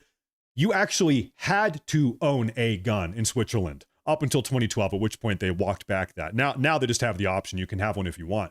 But up until 2012, it was a mandate. It was a government mandate. You need to own a gun. Now, curiously, Switzerland doesn't have any mass shooting problems. Switzerland doesn't have any of this gang crime in the inner cities. Switzerland doesn't have these problems. I think it's a demographic issue also. So, you know, I'm not entirely sold that this is just just the nature of guns existing in the country. I'm not exactly sold that is the only reason why gun crime has been going off of the chart here. There's got to be something else going on. Now, of course, Alexandria Ocasio-Cortez, the communist that she is, wants to grab up everybody's guns.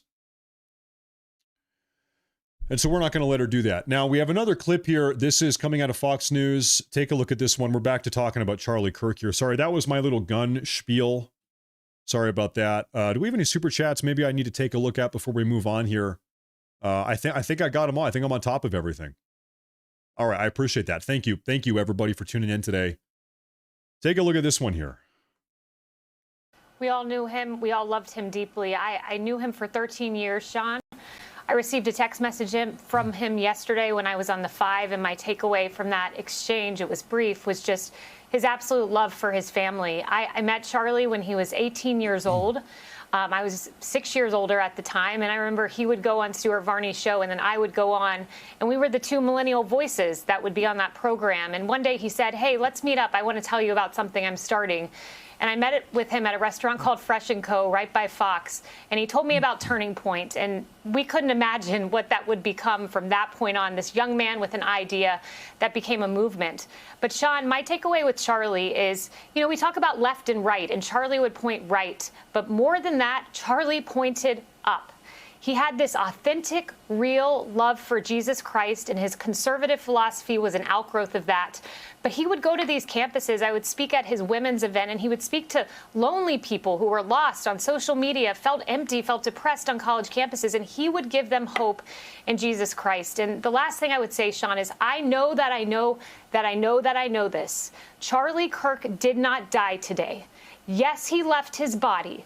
But I guarantee you, when he took his last breath, the first words that he heard were Jesus Christ saying, "Well done, my good and faithful servant."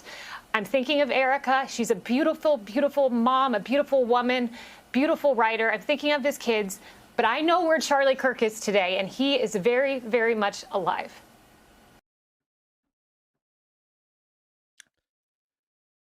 Oh, man.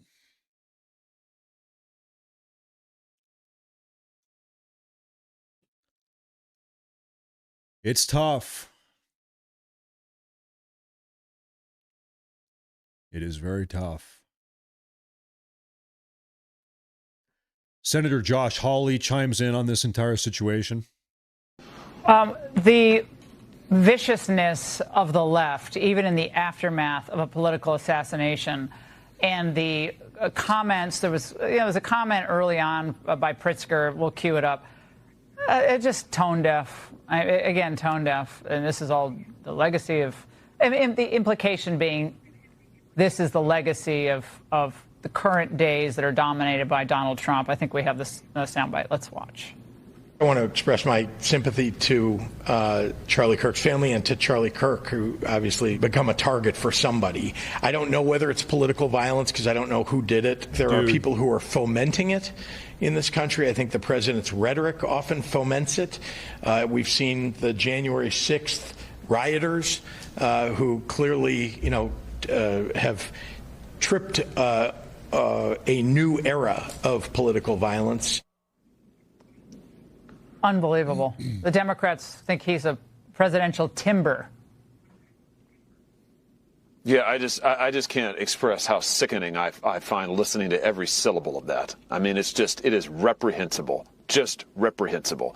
And you said it earlier, Laura, the reason that the left hated Charlie so much is that he went out and confronted them with facts and with good cheer. You know what? I mean, he loved life. He loved life because he knew who he was, because he knew who his God was, because he was a happy man, happily married with beautiful children.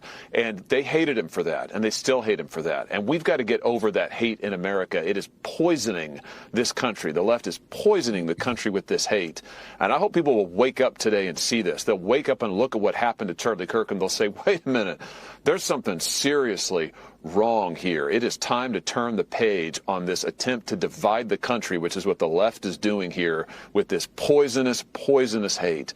And it's time to start getting back to the things that we believe in together.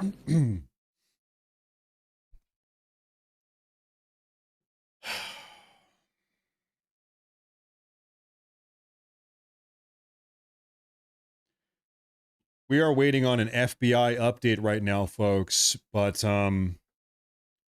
frankly, we don't know when exactly or if it's going to happen today. We don't know. There was an FBI press conference scheduled earlier today. It got postponed. They said it was postponed. Not that it was delayed. I'm sorry, not that it was canceled.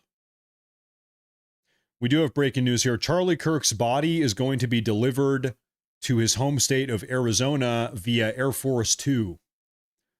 They are loading his body onto Air Force 2, and they're delivering it back home to Arizona.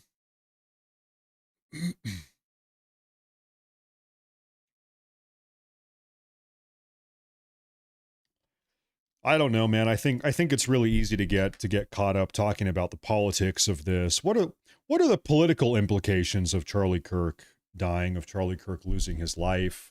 How is this going to impact the midterms? How is this, oh man, the far left radicals? Yeah, we're talking about some of that stuff.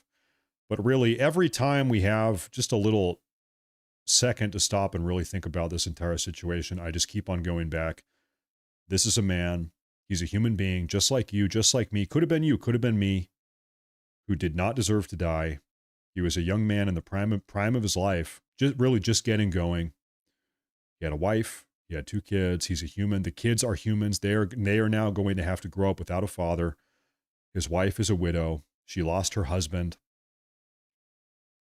The tragic human element of this that is really just evil. It's easy to get sidetracked. I mean, of course, he's a political guy. This is a political situation just by its nature. But he is a real human. He's a human. He's a human being. His children are human beings.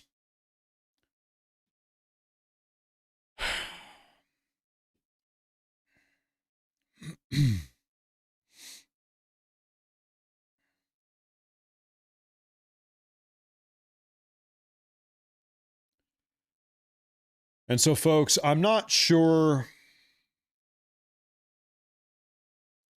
exactly when this FBI press conference is going to happen.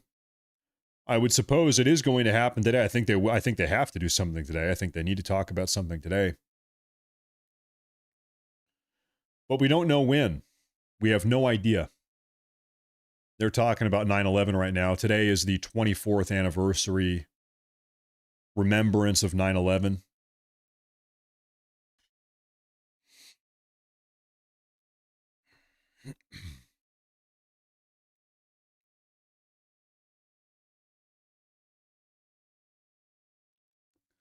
President Trump is on his way to Yankee Stadium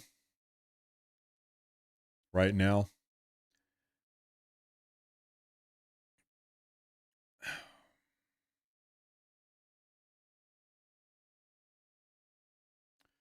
You want to see really an evil thing here. Take a look at this. What I want to say about Charlie is that he and I had numerous disagreements. I'm a woman who's married to a woman, and despite that, he invited me on his podcast. He had me speak at his Turning Point event. He platformed me. He retweeted me. This is a guy that was willing to engage in debate to resolve disagreements. And the fact that I am seeing celebration, and I'm not going to point fingers. I'm not going to make this about any red, blue. I don't want to be divisive here, but this is disgusting. I got a tweet from my daughter today. I'm sorry, I'm not thinking clearly. I got a text from my daughter today telling me that kids at her school were celebrating. Okay, at my daughter's high school. Something is wrong in this country. The divisiveness, the rhetoric, the othering has got to stop now. I'll say it again. I really do think that any one of these Democrats that has been, all of them from top down, random everyday Democrat voters, senior ranking Democrat politicians, anywhere in between, these people that have been parroting and echoing this rhetoric that if you voted for Donald Trump, you're a Nazi. If you are if you're Donald Trump, if you're Charlie Kirk, you're a Nazi. Constitutional crisis, threat to democracy, etc., etc. You're this, you're that. That is the rhetoric that is directly responsible for the death of Charlie Kirk. Charlie Kirk was killed by the insane, radical rhetoric of the left. That is why. They got him killed.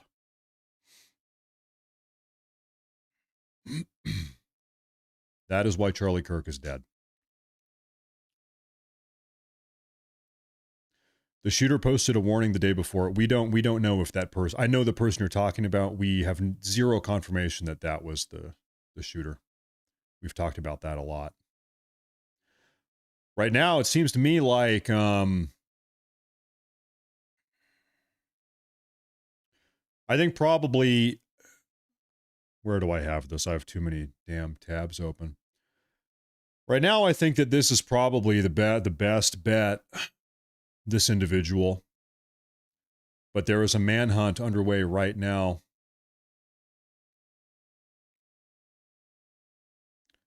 There is a manhunt underway.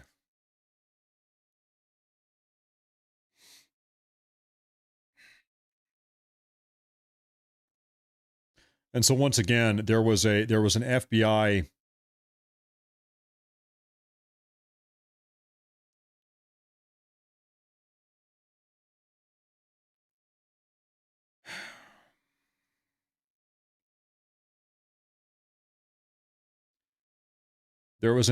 press conference scheduled for earlier today. They postponed it, and we have no idea when it's going to be now. So we are just kind of on standby for the time being here. This was something that I had actually heard about last night, but I wasn't able to say it publicly yet, and that J.D. Vance will meet with Charlie Kirk's wife, Erica, and their 2 children in Salt Lake City today, and following that, JD is going to be giving Charlie one last ride on Air Force 2, and he will be flying him back to Arizona. This was...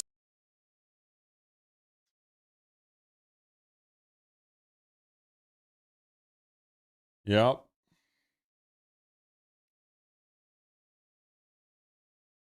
Okay, ladies and gentlemen, we actually do have a new update like 10 minutes ago regarding the current status. This is coming right out of the Orem, Utah Police Department. We're going to read through this total comprehensive update right here. Search update. Law enforcement personnel continue the search for any and all potential suspects related to the incident. Multiple leads are currently being investigated, but no suspects are in custody. Photo release. Screenshots of the potential shooter have been released to the public. These screenshots were pulled from campus security footage just prior to the shooting, which occurred at approximately 12:20 p.m. Central Time, or Mountain Time, rather. If the public recognizes this individual, they are encouraged to call the tip line listed below.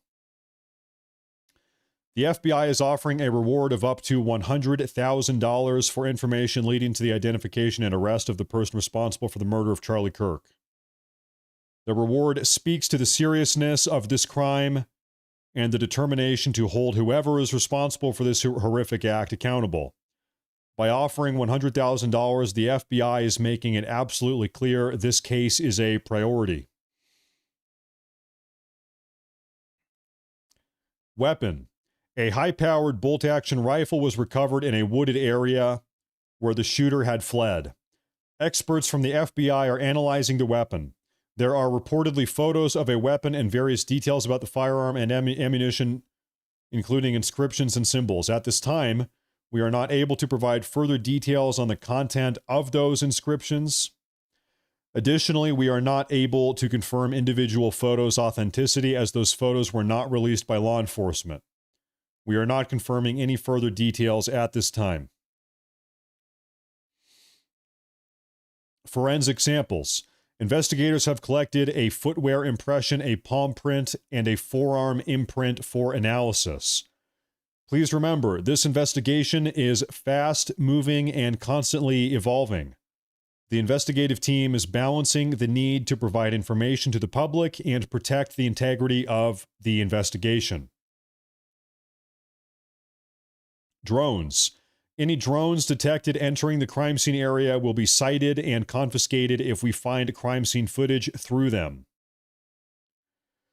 Law enforcement would like to express its gratitude to the public for all the tips. We have received more than 200 so far, and they keep coming in. Investigators rely on the public for help to bring justice in this case. Please continue to submit any information. No tip is too small. There was some confusion about the digital media tip line. The address is fbi.gov/Utah Valley shooting, all lowercase. You can also call 1-800-CALL-FBI. Unrelated subject arrested at UVU at approximately 1100 hours today. A male entered the UVU school grounds and approached the shooting scene. Ignoring police crime scene tape, he entered the secured area and began taking photos of the scene and law enforcement officers. Why would you do that? When an agent ordered him to stop and attempted to identify him, the male fled on foot but was soon apprehended by other officers. Why would you do this? He was booked into the Utah County Jail for felony obstruction and trespassing. How dumb do you need to be to do that? So, folks, that is where we are now. They're pursuing multiple leads. Multiple leads are being investigated. Nobody is in custody. Nobody is in custody right now.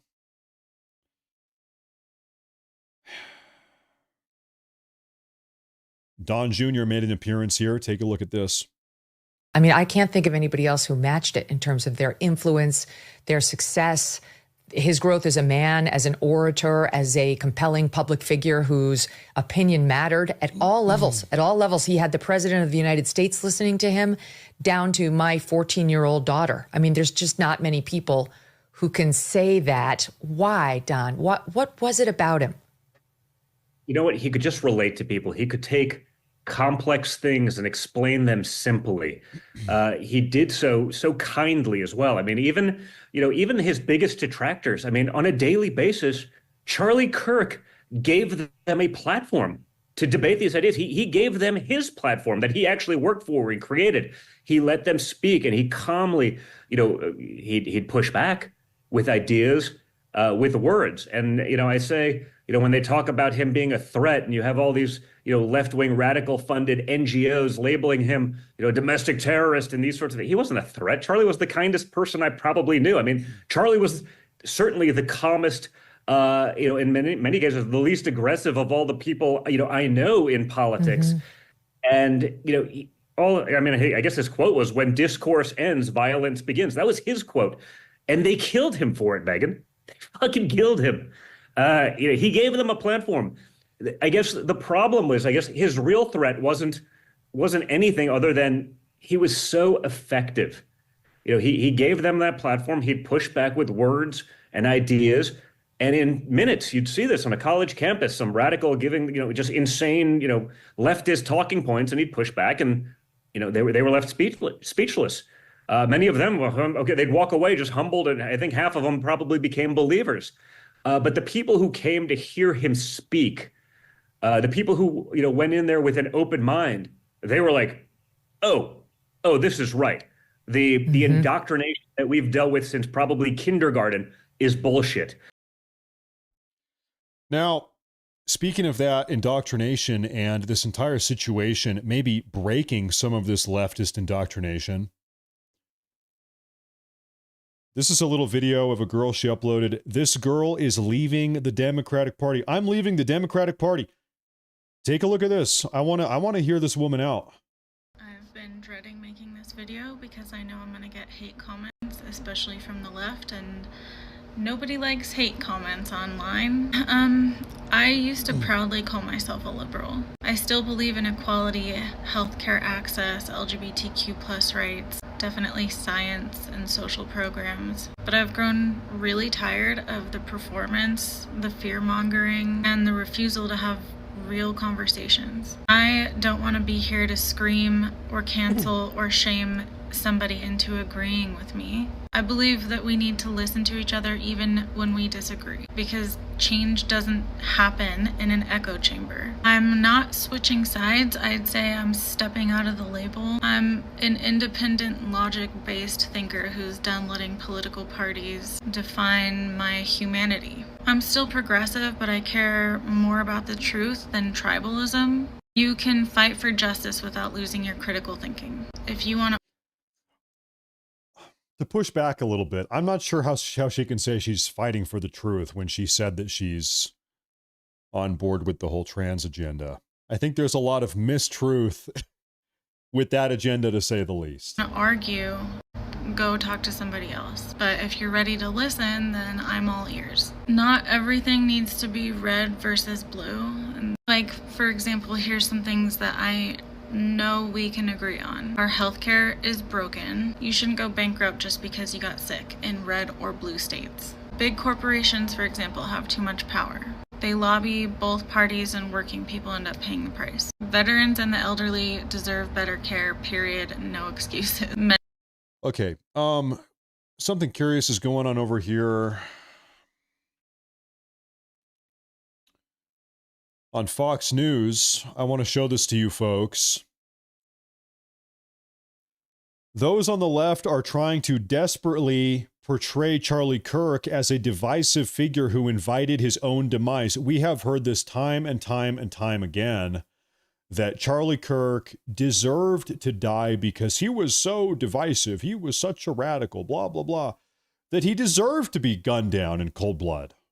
We've heard this over and over and over again, from senior ranking Democrats all the way down to random Democrats in the electorate. So take a look at this. CJ, I'm going to start with you. You have known Charlie Kirk since you were not even a teenager. I have, and this is absolutely a very, very tragic day. My heart hurts because I lost a friend, but my heart hurts even more for our country because it lost one of its greatest patriots. This is a guy who, some on the left are seeking to paint as divisive, but he sought to be anything but that. He sought to actually bring about discourse, bring about discussion. He wanted people to challenge his beliefs, debate him, prove him wrong, he would even say.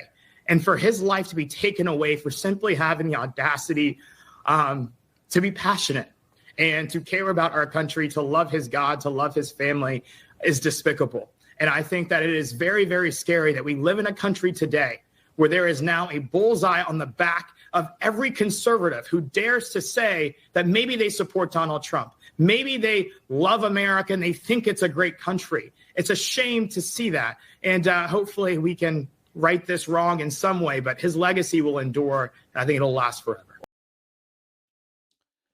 I think it most certainly will. I think it most certainly will. I think, I'm not happy about this, but I think it is the reality. I think the assassination of Charlie Kirk yesterday, a year from now, we are going to look back on this assassination and we're going to say, that is the day that everything changed. Yeah, that was one of the events that led to everything changing. Everything is going to change. I think so. I think big things are happening now because of this. And I wish this is not how things happened. I wish this is not, I wish things did not go down this way. That said, I think that some big things are about to unfold. Now,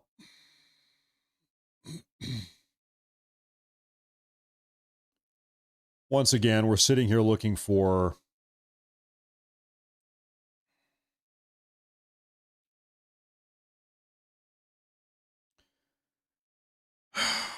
we are sitting here waiting for FBI updates. This is a little clip from the Twitch streamer Asmongold. Streamer Asmongold has a chilling prediction of where America is headed after Charlie Kirk's death. Take a look. Right now, we are at a extremely pivotal moment. And I think that what's going to end up happening is that right-wing people are not going to continue to turn the other cheek. They're not going to continue to just, oh, well, you know, this is just a crazy left-wing radical. I think you're probably going to see right-wing people doing the same thing to left-wing people. And honestly, while I don't think this is a good thing, I certainly don't really feel that sorry for them. Because a lot of left-wing people have no problem advocating for violence, or at least using coded language in order to advocate for violence. The fact is that there's a certain level of intellectual dishonesty that goes on in situations like this where it's considered, oh, well, you know, this isn't actually what they meant, and no, this is actually some others. No, it is. It's exactly what they mean. They're trying to advocate for killing people that they disagree with. That's what's happening, and there's no talking around it. And to the extent that you try to, you're insulting the intelligence of anyone that you're speaking to. And I think that now you're going to start seeing a lot of right-wing people end up doing this to left-wing people now even more, because it's very clear that these social media platforms are not going to moderate this behavior. The FBI, for whatever reason, just refuses to deal with or have any degree of accountability for dealing with these obvious terrorists that are in the country. And because of that, I think you're going to start seeing an uptick of violence from right-wing people as well. And this is going to be, in my opinion, I don't really think the word is justified, because it's not justified, but the word is expected. I think it's going to be expected. The fact is that, you know, again, you bring a knife to a gunfight, you're going to lose. And don't be surprised when you keep bringing guns to gunfights and then somebody else decides to start shooting back. Now, permission to become a conspiracy theorist here for 1 second real quick. I think it's a fair assessment that, yeah, if the government, if the FBI, if the DHS, whatever, if they don't step in and start shutting down all of this violent, terroristic rhetoric on the internet, if they don't get involved and start shutting this down and holding these people accountable, sending a message, hey, we're not going to tolerate this in our country. Yeah, I think he's right. People will start taking matters into their own hands. People will. And so then you have to go conspiratorial mode here for a second and say, hold up. So if that is obviously what's going to happen, if somebody or a group of people are going to start doing that, if that is expected, everybody knows where this is going, then why is nothing being done about this? Why is the FBI not cracking down hard enough on this? This is where the conspiracy comes into play.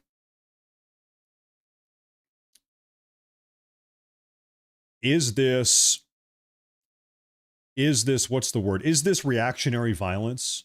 Is this something that is actually wanted? Is this something that the deep state or God knows who, is this something that they want to happen?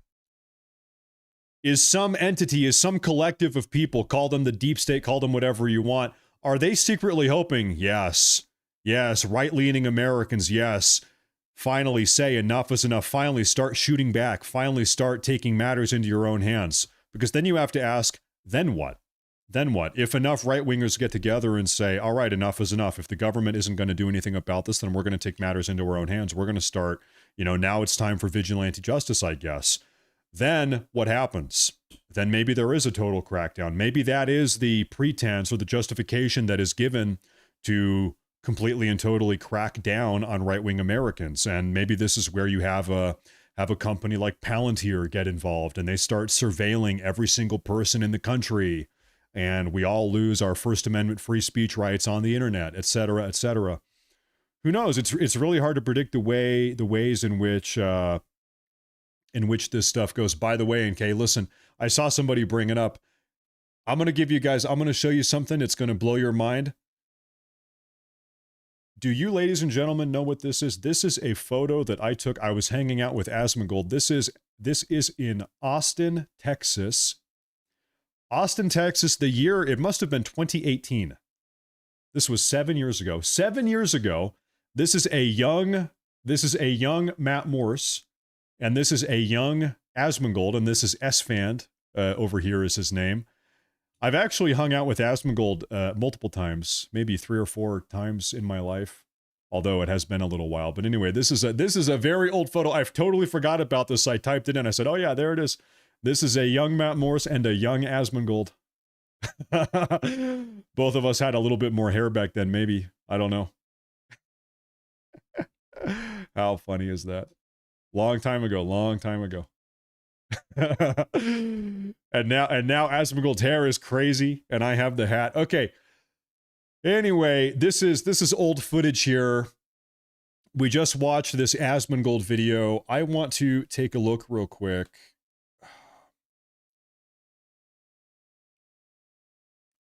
Oh, ladies and gentlemen, we have a breaking news update. Stand by.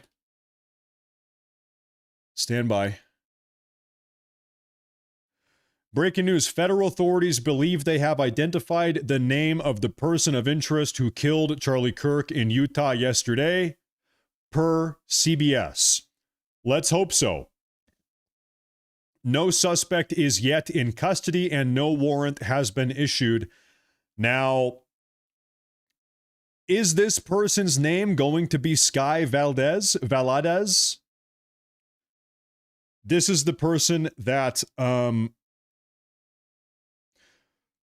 operated this SoundCloud channel on which there was a song entitled Charlie Kirk Dead at 31. So a little bit, if I can go, everybody pay attention, I'm going to connect all the dots for you. If you're like, hold up, wait a minute, Matt Morris, what the hell's going on here? Let me go ahead and connect all the dots for you guys. I'm going to do a comprehensive dot connecting. Okay, 1 month ago on SoundCloud, there was a song uploaded on this song music hosting website. The song was called Charlie Kirk Dead at 21. The owner of this SoundCloud channel, in which this Charlie Kirk Dead at 31 song was uploaded, is this individual. The owner of this channel is called Sky Valadez. Now, people have dug into the background of Sky Valadez. Valadez had a song called Charlie Kirk Dead at 31 on his SoundCloud. This person appears to be transgender. She and her pronouns were used on their Facebook page. They also live in the Salt Lake City metro area. Did I say 21? Sorry, listen to what I mean, not what I say. Anyway, so this person lives in the Salt Lake City metro area. They uploaded this song about Charlie Kirk being dead at 31. Yesterday, Charlie Kirk was assassinated. He was 31 years old. And so right now, people are speculating that this person here, the operator of this SoundCloud page, is the assassin. Now, we have 2 photos of the assassin here that the FBI have released. Could this be the same person? Yeah, it could. It's hard to tell. The photos are a little bit grainy. It's hard to see. But most certainly, this could be the same person. And so now, we have this report coming out just like a couple minutes ago, saying federal authorities believe that they have identified the name of the person of interest who killed Charlie Kirk in Utah yesterday, per CBS. So we're going to see here pretty soon what is going on here. We are about to find out, ladies and gentlemen. Good Lord. President Trump, as of 5 minutes ago, President Trump said, President Trump has an indication of the Charlie Kirk shooter's motive, and he wants his supporters to respond to the tragedy with nonviolence. Trump thinks he knows why this person shot Charlie Kirk. Do not be violent, he says.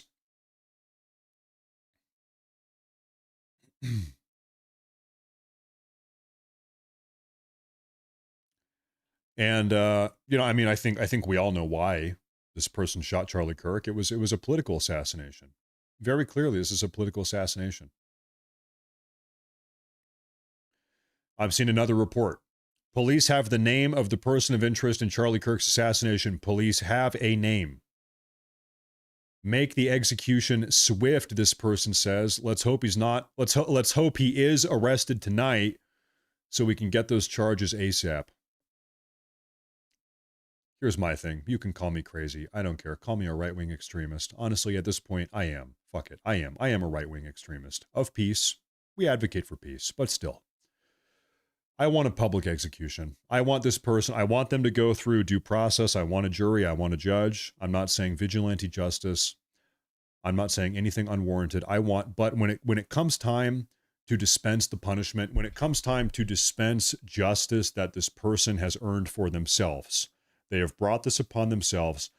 Here's what I want. I want a public execution. For this one, I want a public execution. That's how I'm feeling. Now, you want to talk about the radical left here? I've got something to show you, folks.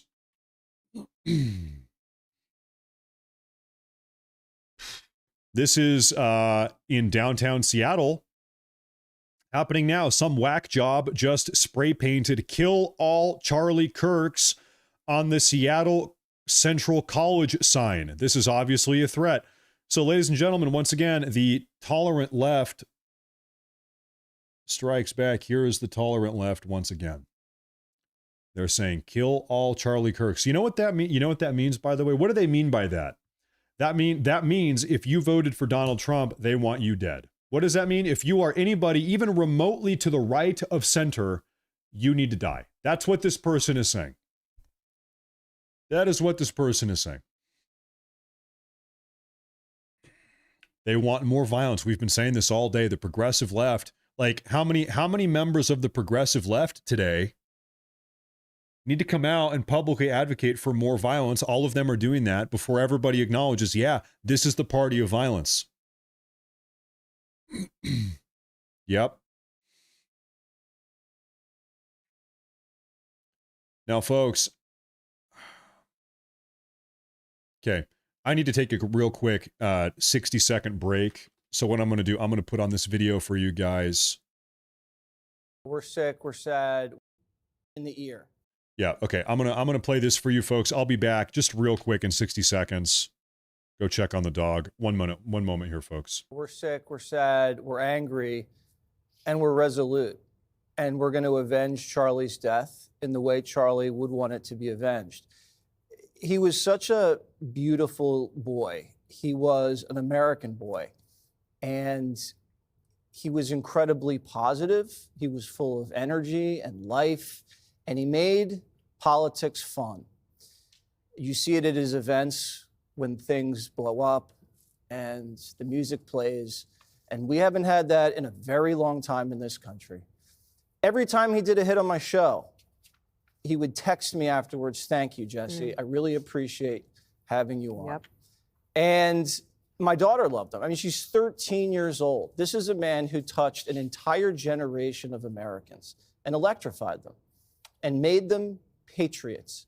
And this is not a controversial person. This is not a polarizing guy, a divisive person, a firebrand that he's being described as in the media. This is like a guy that you have a barbecue with at your summer house. This is the kind of guy, if you came back with your daughter, you'd say, "Thank God, we got a good one." He's a great athlete. He's a great person. He's a great Christian. You see his family out there. He had his kids not facing the photos because he wanted to protect them, because he knew how evil people were. So when he goes out to these college campuses, he's not provoking anybody. He's like Socrates. He asks questions, and he does it with a smile. And there's nothing controversial about saying socialism is worse than capitalism. Men and women are different. Let's put America first, because that's all he was about, putting America first. And as Greg said, this hits differently because Charlie was one of us. And Trump gets hit in the ear. Charlie gets shot dead.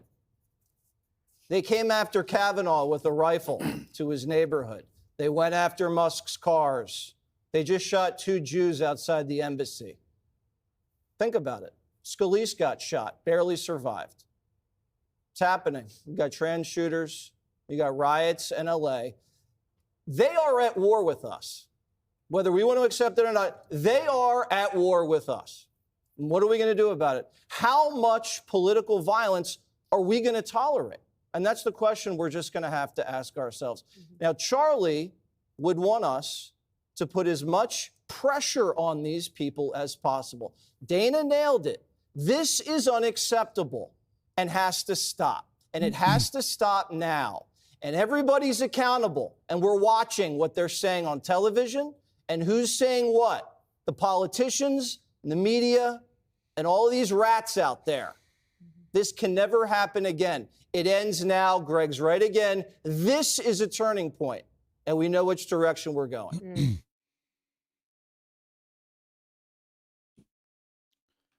Yeah, you know,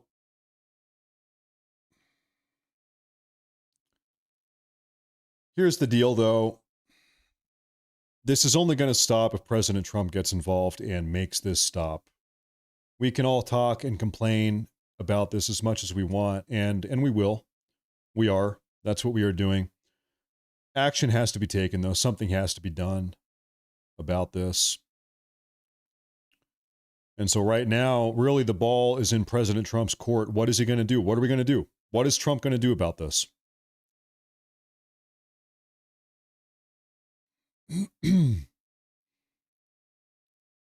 What are we going to do next? We all acknowledge something has to be done. What is it going to be? What's it going to look like?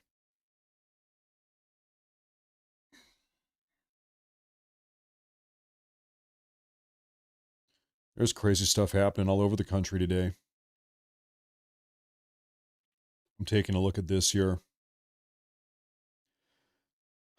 What the hell's going on here? Breaking: the Secret Service and the New York City Police Department Counterterrorism Task Force have a manhunt underway for a person who has made threats against President Trump, who is attending tonight's game at Yankee Stadium.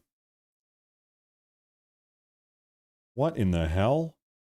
There has been a credible threat received by the NYPD of violence against members of service effective immediately. All units in Queens shall adhere to the following directions. This is the guy, William Gladsky. William Gladsky. So it's like, guys, it's like another day, another threat. Another day, another terrorist threat. Another domestic terror threat.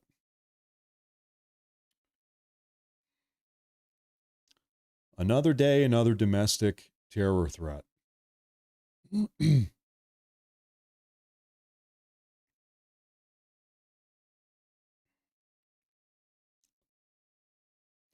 know what's nuts? You know what's insane?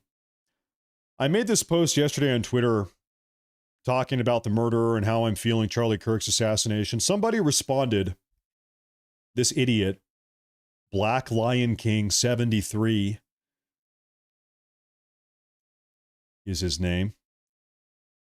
He said, "What happened to you when this woman was murdered? Nothing? So your rage is only for your side? Can we have a real discussion about guns now? Or do more people have to die?"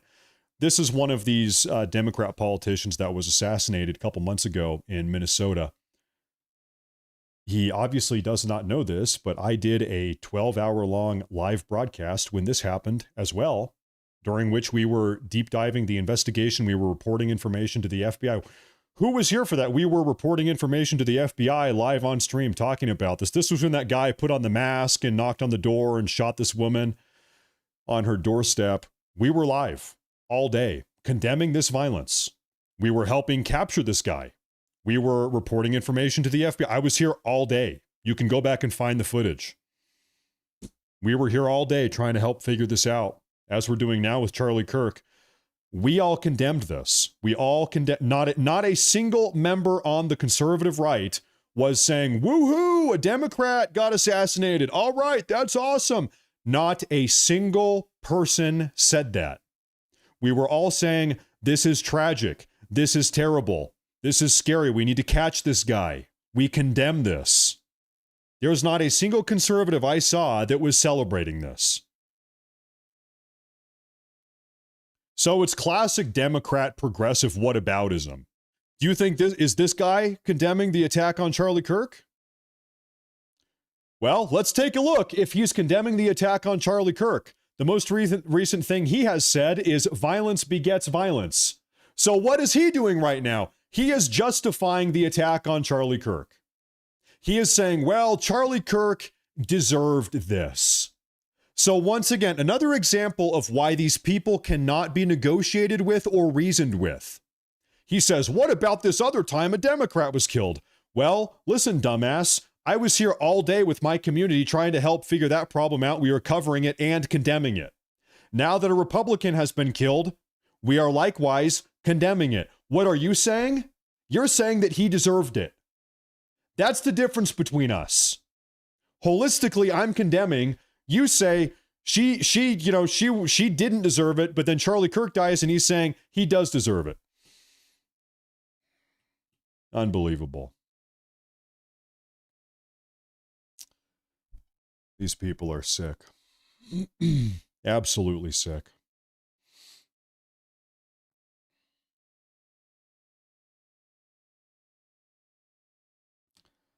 I'm not on here much anymore, fuck Elon, but seeing MAGA crash out, delicious. These people hate you. These people hate you. They want to see you die. And once again, all day for the last 20 hours, they have been explicitly saying as much. They have been explicitly, publicly broadcasting their desire for you and me to die. They're saying, all right, yeah, woohoo, we got Charlie Kirk. Now who's next? Who are we going to kill next? Is what they're saying. These people are sick. They are.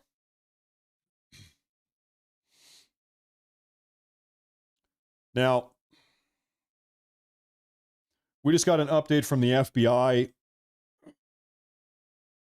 saying that the FBI has the name of the person in interest, a person of interest. They think they know. They think they know who the shooter was, who the assassin was. They think they have an idea here, thank God. I see this super chat. It says, have the public justice displayed on pay-per-view and give the proceeds to his children. You know what? Yeah. That's a great idea. Do that. They should do that. That's a good idea. That's a good super chat too. Thank you, Phil. Thank you very much. That's not a bad idea. Utah has the death penalty, execution by firing squad. We could get more creative than that. We could get more creative than that. We could if we wanted, I think. I need to zoom out here. I'm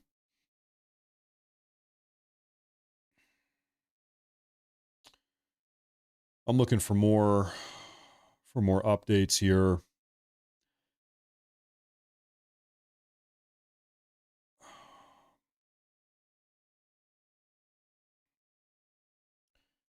So there is a Naval Academy on lockdown right now after threats were made. So President Trump is getting death threats in New York City. A Naval Academy is on lockdown right now. Charlie Kirk was assassinated yesterday. A couple days before that, I mean, now we have this on the streets of Seattle. The far-left radical progressives are getting increasingly violent. They're spray painting, kill all Charlie Kirks. This is in downtown Seattle. Irina Zarutska was butchered on a subway car about a week and a half ago, and now there's a Naval Academy on lockdown. Academy, saying naval support activity Annapolis, in coordination with local law enforcement, is currently responding to reports of threats made to the Naval Academy. The base is under lockdown out of an abundance of caution. This is a developing situation. We are providing updates as they become available. Please avoid the area until further notice. So, Academy saying naval support activity Annapolis, in coordination with local law enforcement.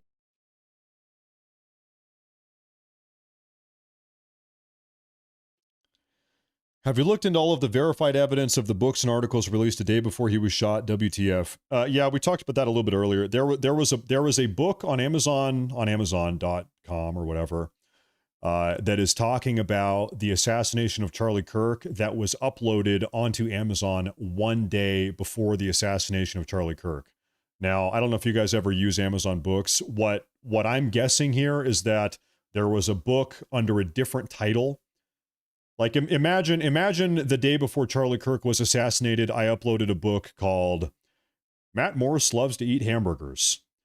And so the upload date is one day before the assassination.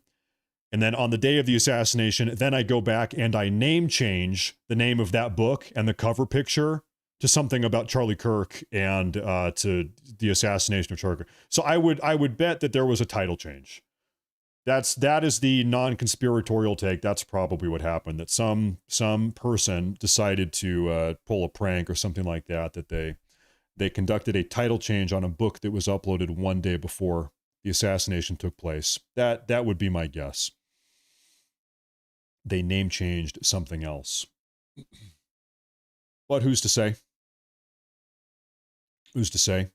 We have a clip coming out. This is Tucker Carlson talking to Megyn Kelly. We have not heard from Tucker Carlson at all. I haven't heard from him one bit. I want to take a listen. What does he have to say about this? Do you worry, Tucker? People have asked me this in the last 24 hours, and I'll ask you the question. You know, there's not another more prominent news person than you, and there's not one that's been attacked with the same terms they used against Charlie that have been used against me too, than you. So do you worry now? Because the shooter's at large, and even once they catch this guy, and I think they will catch this guy, he's not the only deranged person out there or agenda-driven.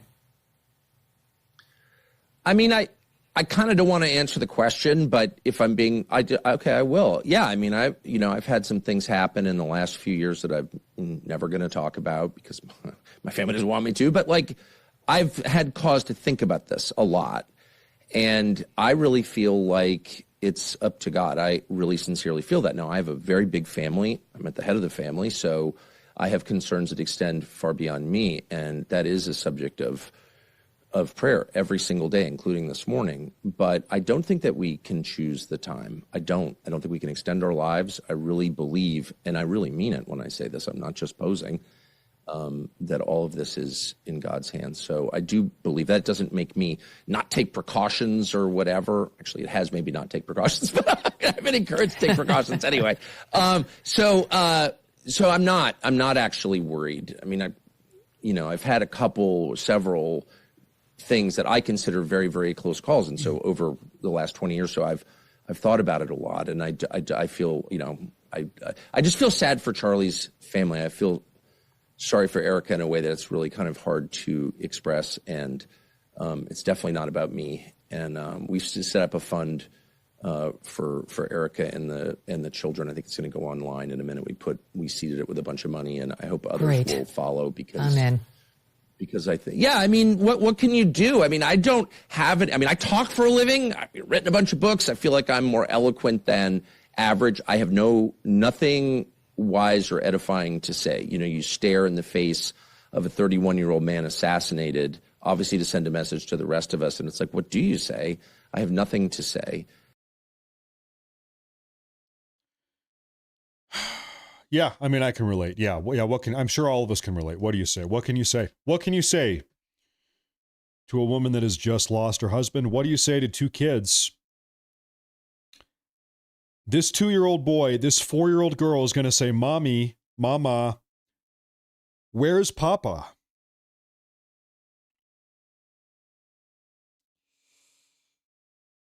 What do you say, man?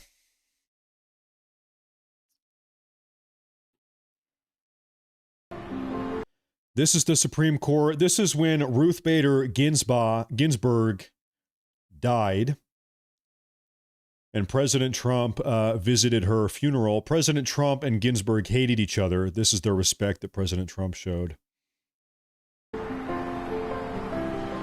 Yeah.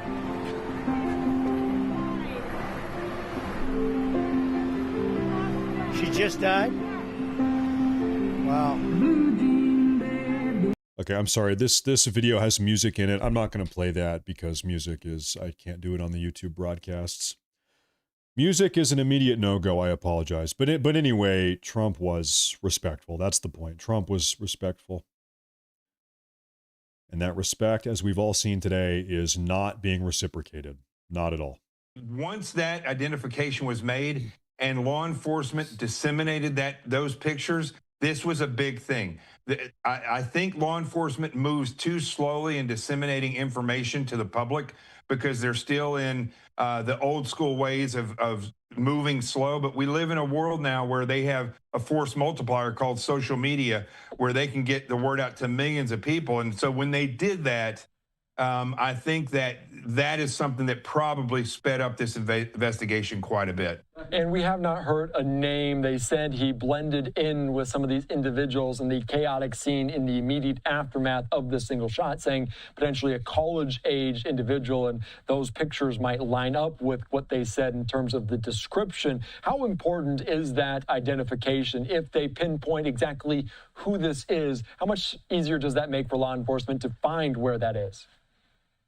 Well, it makes it tremendous more efficient, and it doesn't necessarily make it easier to find them because the person can go hide wherever they want. This person has had basically 24 hours lead time on whatever the investigators are looking for before these pictures were revealed and the image of this individual was revealed. So if they do know who this is, at least they'll have a starting point of where the person lives, where they've traveled. It gives them more aspects to go to the phone companies and say, we need the information from his phone so we'll know exactly where this individual has gone. And that will tell the law enforcement a tremendous amount about where he may go.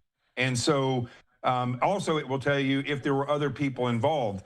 They've been very careful not to say. They've kind of hinted toward the fact that this was a lone shooter, but they don't know that for a fact. They don't know that until they catch the individual or unless they've exhausted all investigative efforts, and that's a conclusion that they come to. And that's not the case right now. So it's not just finding this individual, it's also trying to discover if there's other people involved. Now, people are still putting stuff together with this individual here. We've talked a lot about this person. Everybody is speculating. We do not know. But the FBI has requested that we actually start looking into the stuff and report anything that's weird to them. Based on public findings, this appears to be identified as an individual known as Sky Valadez of Ogden, Utah, part of a trans activist gun group who is posting a digital album, quote, Death to America Scum, and, quote, Charlie Kirk is dead to me. This is the person that uploaded the song, allegedly, Charlie Kirk dead at 31. This is an AI up-rendering of what this person looks like based off the videos released by the FBI. This is this person, allegedly. This trans activist. We've been looking at these photos a lot. Death to America Scum. Uh-huh. Sure looks like the same guy to me. He debated Charlie Kirk not too long ago. So this is at a different rally. They're trying to say that this is the guy. I'm not sure about this one. I don't know about this one. Yeah, I don't know about that. You would, this is a real person. You would hate to have everybody point their fingers at this guy who debated Charlie Kirk a couple weeks ago or whatever, and everybody starts blaming this guy. This just might be some random guy. So I'm not sure if I would go that far, but I'll tell you what I think. I think probably the most compelling story here, or the most compelling case, in my opinion, this is all inconclusive. We're all still working through this. Is that this is the person here.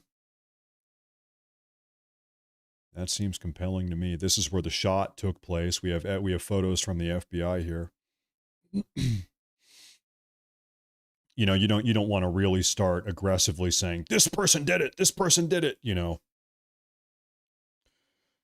because we don't know. That's why. So we're gonna keep digging through this stuff now, folks. Still has the serial number on it, and I would think that they would be looking at that very closely. But I would also be, as an investigator, and the information that's coming out, I want to know that they have queried these students and faculty and staff at this college to ensure that they have all the information that they could have gotten to them and from them in the process of this beginning of this investigation. And can we get into the aspect that you kind of mentioned there too, as well as the gun, because that is a bolt action gun, and specifically that one, the single shot that rang out. Does that tell you anything in your eyes? What might that say about who this individual is? Well, looking at the picture of the gun, I've never seen anybody put a scope on their weapon like that. It was pulled all the way back. You have to have, with a large scope, you have to have a standoff distance from your eye to actually see through it. So, but it's not difficult. Even somebody who really does not know how to shoot, as long as they know how to pull the trigger and load the weapon and aim it from 175 yards away, that's not really a hard shot. So he hit with one shot and then got out of there. And I think the way they found it was one spent cartridge still in the weapon. So he didn't even take time to eject the round or the spent casing. And there were 3 casings that hadn't been fired. So that was one shot. That individual got up and they left and were able to get out because ultimately there was no threat assessment done, and there to the extent of where they considered that a threat, and there were no law enforcement or security up there to ensure that that roof was cleared. So the person that got up there used the same vulnerability to get out of there, which was the incompetence and lack of threat assessment of security and law enforcement. So what you're saying is that this individual, this person of interest, went up the same way they came down? I don't know if they went down the exact way, but because nobody was looking at that, they were able to get back off that building and exfil from that area quite rapidly. All right, very good. That's obviously very concerning. Is there anything lessons learned? Because I think a lot of people, when they heard their initial person of interest in custody, you kind of exhaled thinking that they have any individual, potentially they have the gunman already just mere hours after this. Is there something that law enforcement can learn from this moment? Well, there's a tremendous amount, but I'll give them 3 main things that I've seen. One is law enforcement has to start learning how to use the citizenry as a force multiplier in this day and age. They have millions of eyeballs and ability to spread information very quickly, and they need to learn how to do that. The second thing is they need not put out information that they have not verified, such as that the FBI director, Kash Patel, put out that the person had been caught and then had to recant it. And then the last thing is law enforcement, universities, security, you have to learn how to do threat assessments. I do threat assessments every day with my company. We've done thousands of these, and we run into brick walls when it comes to venues and law enforcement. They have to realize how important threat assessments are. This could have all been prevented if a proper one had been done. Yeah, and of course, we talked yesterday that there weren't metal detectors. They weren't checking tickets. Obviously, there was no really exterior security for this. Jonathan, thank you so much for joining us. I appreciate your time. Obviously, very developing, dynamic story, but thank you for your insight here on Live Now. You got it. Thank you. All right, thanks so much. All right, great conversation there as always. So real quick, I mean, we're just talking about how this person got up on the roof. I want to little bit of a breakdown here for you guys. This is where Charlie Kirk was assassinated, at the bottom of this pavilion here. Charlie Kirk's tent was positioned right here at the bottom in the middle. The shooter was right here on the roof, on the top roof. And I want to pull the photo. I've got the photo for you guys right there. Okay, you can see exactly what I'm talking about. The shooter is positioned right here. That's where Charlie Kirk was. These photos are released by the FBI.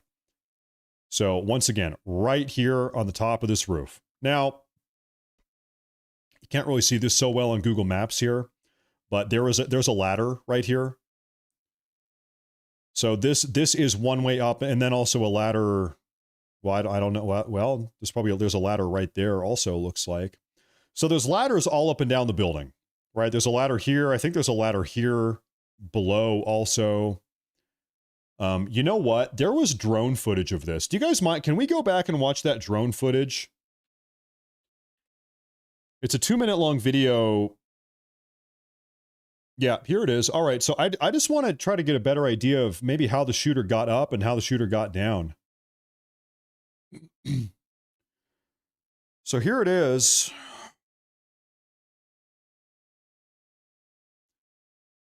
That's where he was speaking. This just breaks my heart. That's Charlie's tent. That's where he was. We're going to get to that other building here in a minute.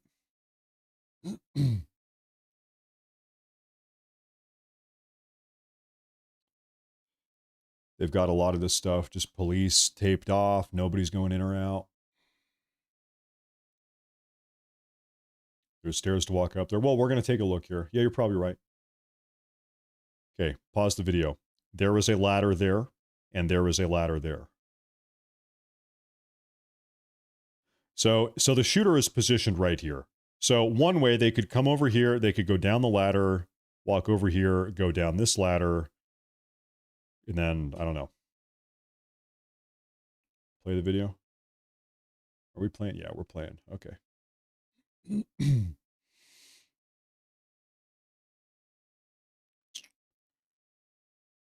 There's those ladders. Uh-huh. So they're saying the shooter ran what would be north along the rooftop. Video of shooter on roof was recorded. That's, yeah, over there. They recorded the video. Yep. We're going to turn back around here. Yep.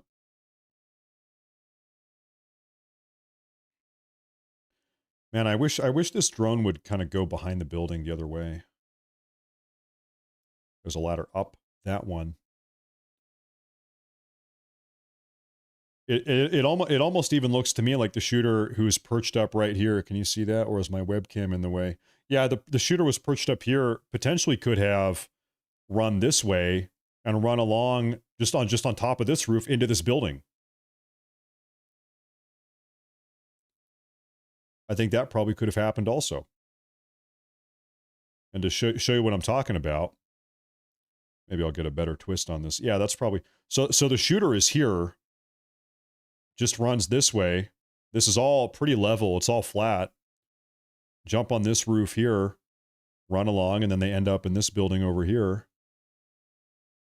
And then they exit out of this building. And they see themselves out, I guess, over here. Who knows? Because it is hard to tell in this area of the building how they would get down. They went down a set of stairs. Well, I don't think we know that. We have the photos of the shooter. They're walking up some stairs. But this could be on the way in, not on the way out. We're talking about how they got out. This could be on the way in, right? After the shooting had taken place. See the stairs? No. I want to. Everybody's talking about stairs. What stairs are you guys talking about? Oh, here? Maybe you're talking about this. Yeah.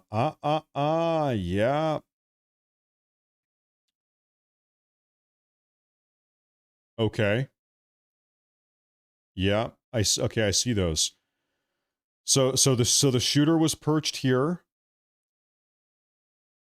Potentially runs this way, runs onto this roof I was talking about, potentially goes down the stairs here. And remember, so what they said is that, and then the shooter exits the campus, I suppose then could go under and out the parking lot, or it could go this way. You come out the other side here, run past the airplane. And so this is this forested area that they were probably looking at here. This is the forested area. And then they said the shooter ran into a neighborhood. So what they had said is that the shooter actually ditched the gun on the college campus. They found the gun ditched in the woods, in the forest, in the trees, on the college campus. They explicitly said that. So somewhere amongst, I guess it would have been these trees here, or somewhere these trees over here is where they ditched the gun. Maybe, I don't know, these trees or something, depending on if they went through the parking lot. But and then the shooter ended up in a neighborhood. Well, if the shooter ended up in a neighborhood, I think it's pretty much got to be north. It's got to be somewhere north, because you don't have a lot of neighborhood over here. That's just a bunch of parking lot cars. You know what is just terrible? This is the Center for National Security Studies. Little did they know they had a literal national security threat just probably about 100 yards in front of the building. An actual national security threat. And then he runs north. And so right now we've also heard from the FBI. The FBI is pulling everybody's doorbell camera footage. So all of these houses, some of them maybe have doorbell cameras. So the FBI is pulling all the footage. He would have stayed in the trees as long as he could. Well, maybe not. It's conceivable part of the plan was just to run to the trees to ditch the gun and then keep on moving. I feel like I don't know. I'm trying to get inside the mind of an assassin right now. I don't know. If you have just carried out an assassination, you probably want to stay moving. You probably don't want to stay in the same spot. You want to ditch the weapon or ditch the gun. Maybe, I don't know. Actually, it would make sense to me to want to keep the gun, to not leave the gun behind. Although, you know, flip that back. I think it makes a lot of sense that the shooter actually wanted the gun to be found. Why do I say that? The reason I say that is because the shooter had engraved a bunch of transgender and Antifa rhetoric on the shells, on the ammunition inside the gun. Well, the only way that people are going to be able to read your transgender Antifa rhetoric is if they find the ammunition in the first place. So people have to find the gun. Because like you don't take the time to etch a bunch of rhetoric into ammunition unless you want somebody to read it, you know? So we ditched the gun, presumably hoping that somebody would find it. That's why he wrote that on there. And then ran north. And you know, very, very easily before the shooting took place earlier on in the morning, could be a decoy gun. Could be a decoy gun. Could be. Anyway, regardless of the situation with the gun, you know, very, very easily, this person could have, I mean, hell, this shooter could have had a car parked in the parking lot. You know, here, this is all within like 10 minutes. You are here, you shoot Charlie Kirk, you conduct your shooting, you run north, you go through the trees, you go down the stairs to the trees, run north, you ditch your gun in the woods, you come across the road, you come over here, your car is in the parking lot, you get in the car, you drive away. Maybe that's the plan. That's the plan. I don't know. That's a good place to park a car, in a parking lot. Over here, you probably don't have to worry about people's doorbell cameras. Now, here's what I want to know. Do they have security cameras in the parking lot? So this is the direction the shooter would have come from. I see this underpassage. What is that real quick? What is that? Oh, it gets even crazier because folks, he did oh, look at that. I would bet money the shooter ran through this underpass. You come in the woods, you ditch the gun, you go under the underpass, you go under the freeway or under the road here. You pop out on the other side and your car is here and you drive away. I would bet money that this underpass was used. Now, can I get a better look at that? Not so much. If I was a mentally ill shooter, that's what I would do. I don't know. I'm trying to get inside the head of this freak. That's blocked out. So what I'm just trying to see if the parking lot has cameras. Some parking lots, they have security cameras. These are for emergencies. Call UVU police. So this is a campus university parking lot, right? Do they, okay, how many ways in and ways out are there? There are three entrances. Boom, boom, boom. Okay, let's take a look at all three.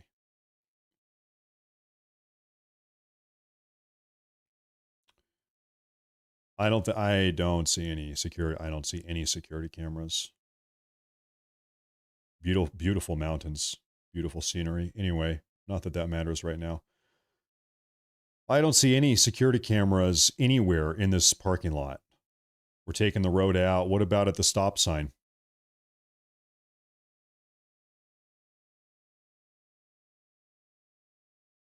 This is that national security building. Campus police or whatever, something. Campus maintenance. Overnight parking prohibited. Yeah, I don't see any security cameras there. This location? Cameras in or out? I don't think so, folks. I don't think so. Now, you know how some intersections, they do have cameras, like a four-way red light intersection, there are cameras. Maybe there's some cameras here. Normally the cameras are to give people speeding tickets or if you're blowing through the red light, right? If you were smart, you would avoid, there, that's that, maybe that's not actually. If you were smart, you would have preemptively scouted out the intersections. That's a camera. That's a something right there. Anyway, if you were an intelligent assassin, you would have taken a look at all the intersections beforehand and figured out which ones had cameras and which ones did not. You know?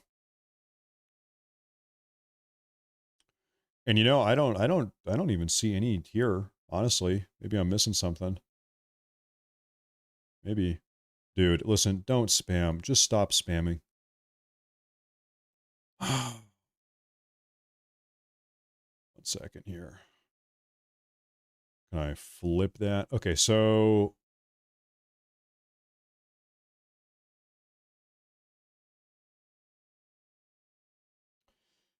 this is going to be tough. Hey man, good thing I don't work at the FBI, because I'm saying, man, this is tough. This is a tough one to figure out. And also, we don't even know if he did drive out this way. Don't even know.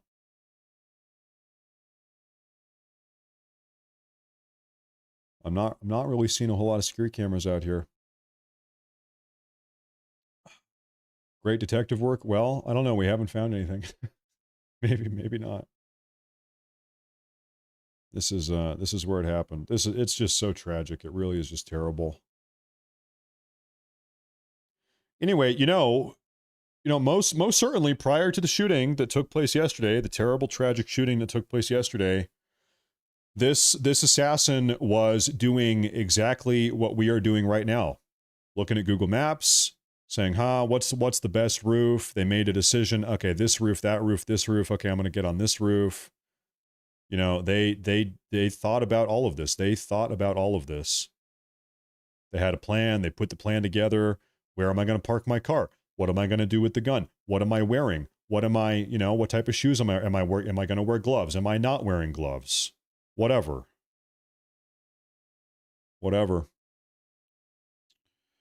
Now, let's see what's going on here. I'm going to try to find some more Twitter updates. Aaron Boone also with smiles there, greeting him here on an emotional 9/11, a September 11th there in New York City. You also saw them wearing some of those police hats there to honor the heroes from that day. Oh, by the way, as of 2 minutes ago, Air Force Two carrying Charlie Kirk's casket, his wife Erica, and their 2 children have just now departed Utah. They are on their way home. to Arizona. They're on their way home to Arizona. If we can quickly go back to this situation at the Naval Academy, there was a lockdown at the Naval Academy. There have been gunshots heard. We have gunshots reported. Man, can this country get a break? Can this nation get some peace? Breaking tonight, just in the past few minutes, Fox News has told the U.S. Naval Academy in Annapolis, Maryland is on lockdown right now. Multiple sources telling us inside the academy that a midshipman who had been kicked out of the school returned to campus armed with a weapon. There are reports that gunshots have been heard at the academy and one of those halls that houses the midshipmen. One official on campus saying the shooter is knocking on doors, pretending to be a military policeman. Again, these are initial reports. We're getting our reporter on the ground to the U.S. Naval Academy in Annapolis, Maryland. Reports of a shooter or shots fired. We're going to get the ground truth, but the academy at this hour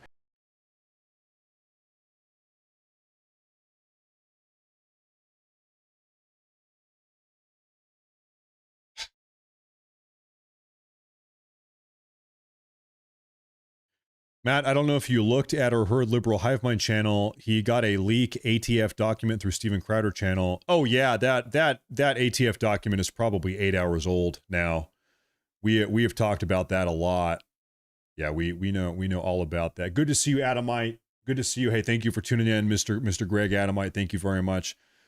Yeah, we have been talking about all of this all day. All of this all day.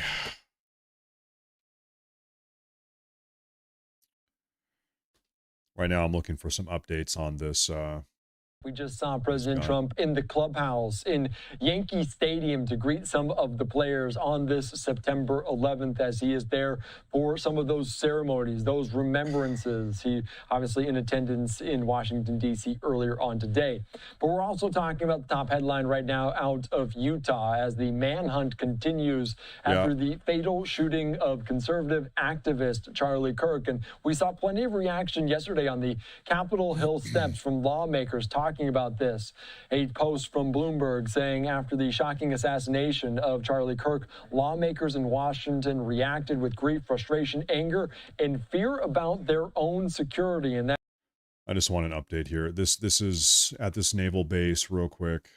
Tonight, just in the past few minutes, Fox News has told the U.S. Naval Academy in Annapolis, Maryland is on lockdown right now. Multiple sources telling us inside the academy that a midshipman who had been kicked out of the school returned to campus armed with a weapon.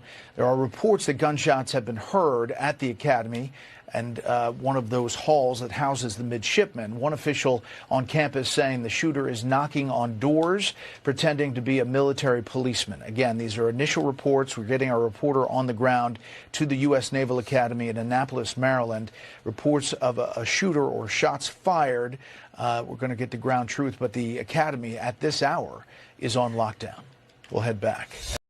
The U.S. Naval Academy is on lockdown after a midshipman who had been kicked out of school has returned to campus with a weapon. Gunshots have been heard inside of Bancroft Hall, which houses the midshipmen. That's where we are there.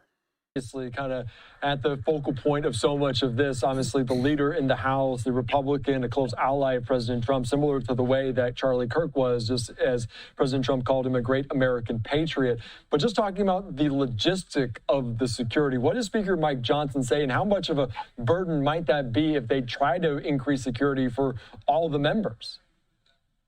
It's a big deal, you know, especially when you're talking about a quote unquote security detail for every member, both in their home districts and now at the Capitol, that Speaker Mike Johnson said today is in the billions of dollars. You know, there's more than 400 members. It's a lot of money. And so what he said is they're looking at every opportunity available. Congresswoman AOC said that, you know, in her mind, it's not even a resource issue. It's a question of a larger scale reevaluation of how Congress handles its security. You know, I think that she said she feels, and other members told us they feel, that the way that Congress addresses threats is decades outdated at this point. You know, it doesn't necessarily account for the internet or for, some of these other things that have come up. And so they want to see a structural reimagining of how they're kept safe while they're serving in these jobs. Do they have security already? Is that something that is allowed by Congress? How much security do they have at this moment?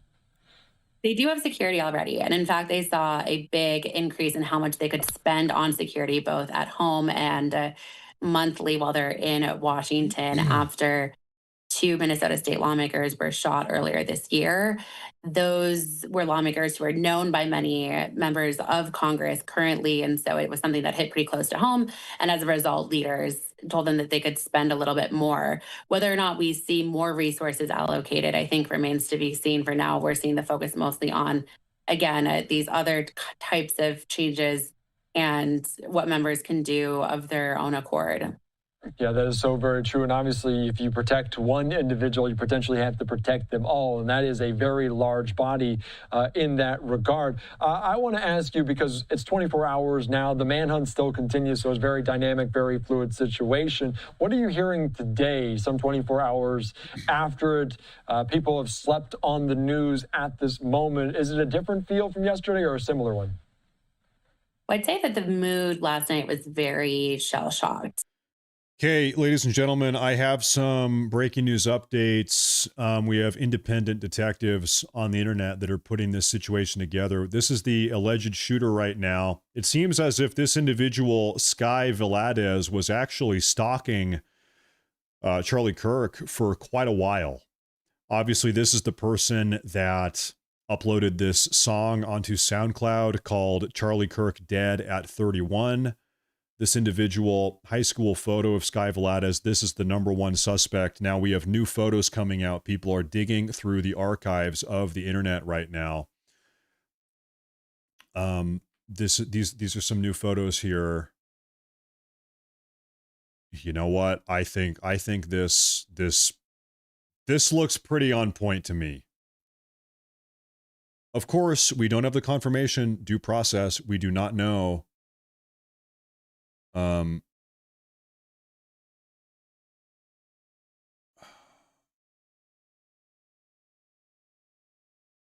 People are just digging through the social media of this person. Ogden, Utah, Sky V.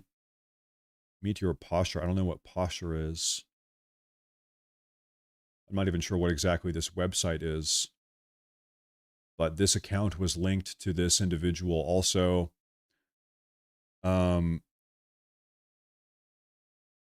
Yeah, I'm getting a lot of photos here. Hold up 1 second.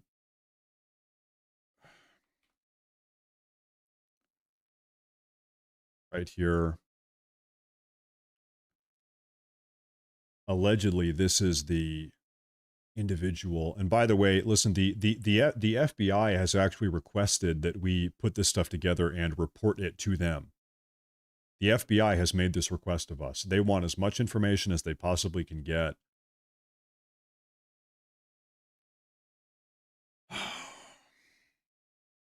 The FBI believes that they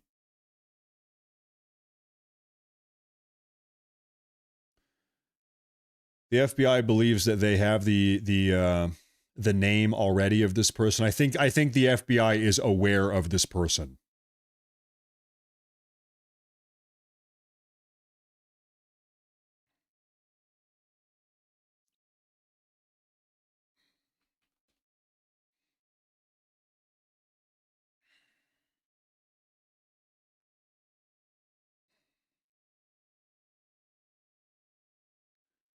Personally, if I just give you my opinion here, I think the facial features of this individual, I think it lines up. That's my opinion.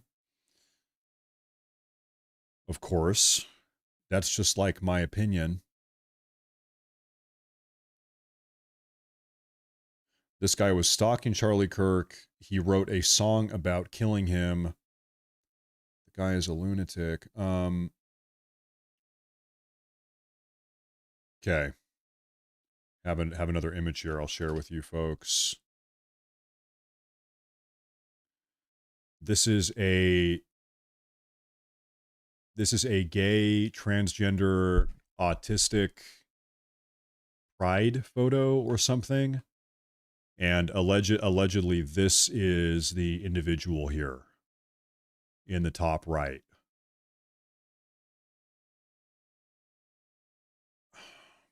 Utah Pride Parade.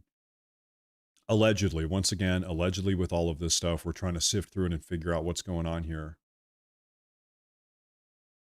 Oh. I'm going to take a look at some of these super chats here. We have a couple super chats. Oh, gosh, what a day. What a day. Okay. Chicago Cubs gave Kirk's family 5% of shares to give them stability. This is true American. God bless. The Chicago Cubs gave Kirk's family 5%. That's a big deal. That's a big deal. Wow. I hadn't heard about that. Thank you for that super chat, by the way. Thank you. Oh, man, it's been a long day, folks. Patricia Luna says, thanks for keeping us posted. Glad you got a snack. You have a good wife. I do have a good wife. I have a great wife. I have a very good wife. Thank you. Thank you very much. I appreciate that a lot. Catherine Krieger, big super chat, says, one of my cousins was a few blocks away 24 years ago. It was already on my mind when we heard about Charlie. It feels no coincidence-ish to me. And Annapolis, love your work. Thank you. Thank you. Thank you for tuning in. Thank you very much. It's just like, I think we're all on the same page. It's just, you're tired. You just have absolute and total fatigue with all of this violence. It's like mass shooting, transgender person going in a Christian school, shooting up a bunch of little Christian kids. It's career criminal on a subway car, gutting a beautiful young woman in the throat. It's Charlie Kirk getting assassinated for his political beliefs in an act of domestic terrorism. It's just thing after thing after thing.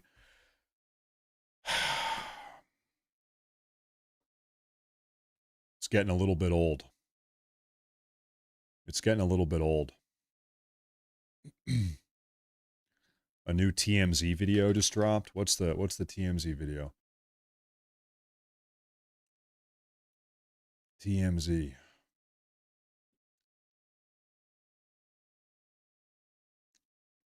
All right. This is 1 minute ago. 1 minute ago, Charlie Kirk, person of interest, seen on heading video towards campus. Take a look. Before the shooting.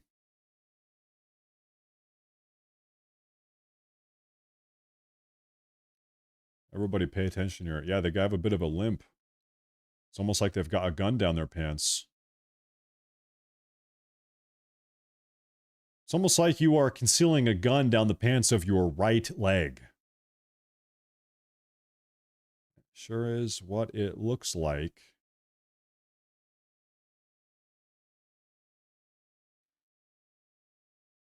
You got the backpack. After the shooting.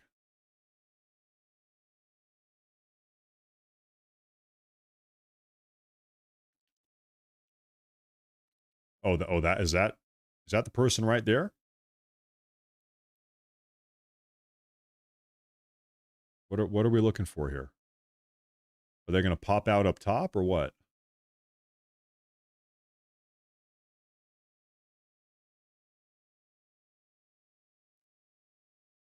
What are we looking at here?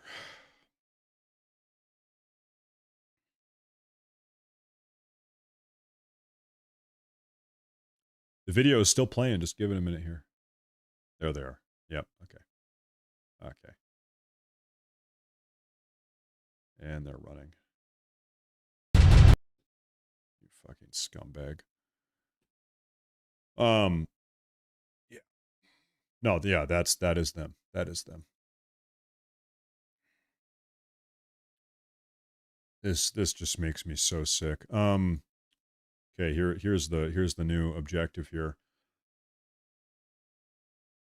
Where is this? Where is this on Google Maps? White House, brown field, cars parked, kind of parking lot area. Where is this?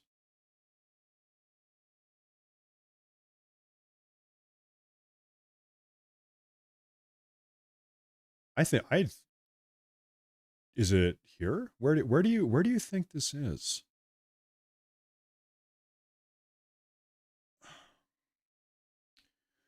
Where's that video? Oh, you know what? So, okay, you know what? They actually came out the same way they came in. This is the same. It's actually the same camera. They ran out the same way they walked in. So look for this. There's like kind of a parking area across from a trapezoidal driveway. Okay. Kind of a parking area across from a trapezoidal driveway.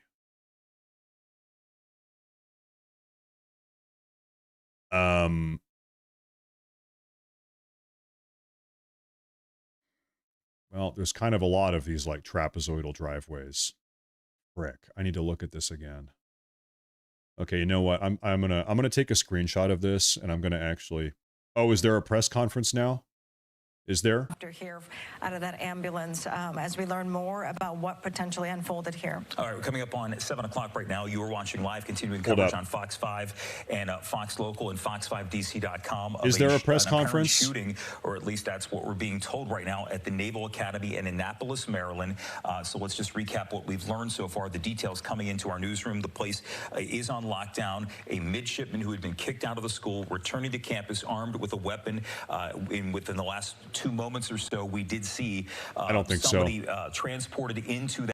I don't see anything about a press conference. Okay, we're gonna go back to this. Okay, so people are saying 800 West House number 878. Okay, hold up here.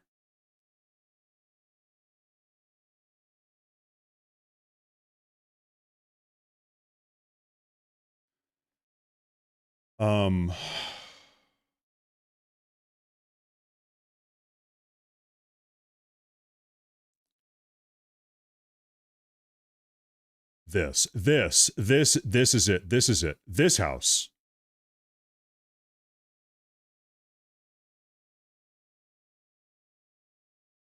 That, and then it's a long walkway up. That, yes. Yes. That is it. That is it. Yes. That is it. Okay, so it is that house right there. I need to blow my nose real quick. I apologize.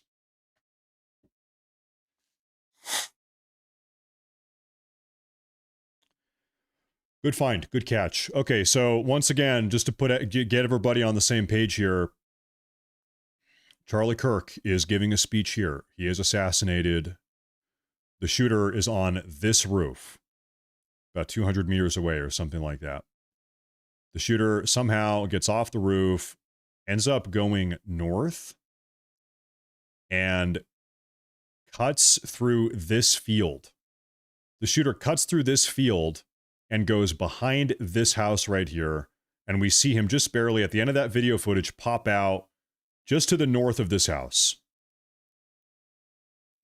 So the last time we have eyes on the shooter is like right here. Right there. Like by this bush, pretty much. And then we don't know, and then we don't know. And then we don't know. But when the shooter was fleeing, they run behind this house, they pop out here, and that's the end of the footage. So, you know, of course, the FBI knows more than we do. They already have all of this, all this information. He's on foot. Well, you know, just because he's on foot down here does not mean that he didn't have a car parked, I don't know, just right here in the parking lot of the Church of Jesus Christ Latter-day Saints.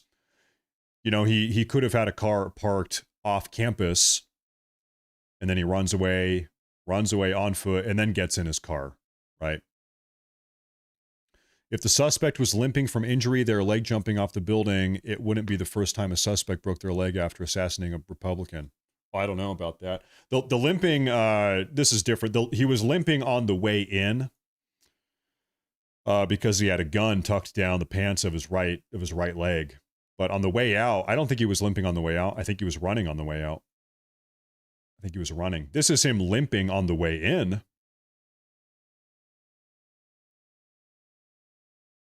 It's just so sick to think that just moments before Charlie Kirk was assassinated, the shooter was walking down this street, right in front of this guy's driveway, walking down the road while concealing a gun. Right here. This is him right here on that driveway. It's terrible.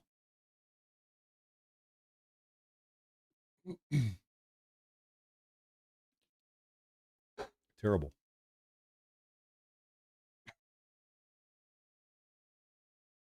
Yeah, you can tell it is tucked down his pants. Now, here's what I want. Hold up real quick before we finish that video. These are the photos released by the FBI. This is him going up the stairs, same person obviously. His left leg is bent. His right leg has a little bit of a bend in it too though.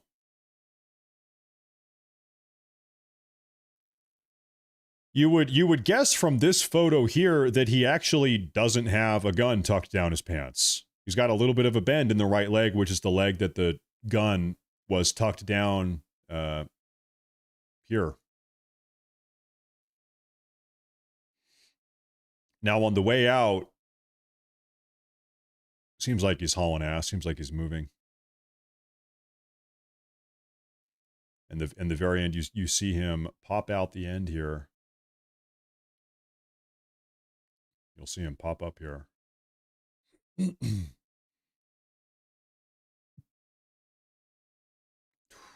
he is.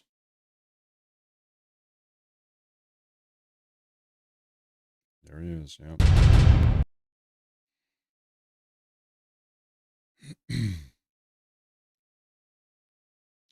The barrel probably stopped at the knee.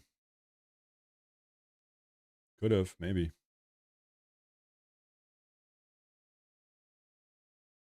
Yeah. Yeah.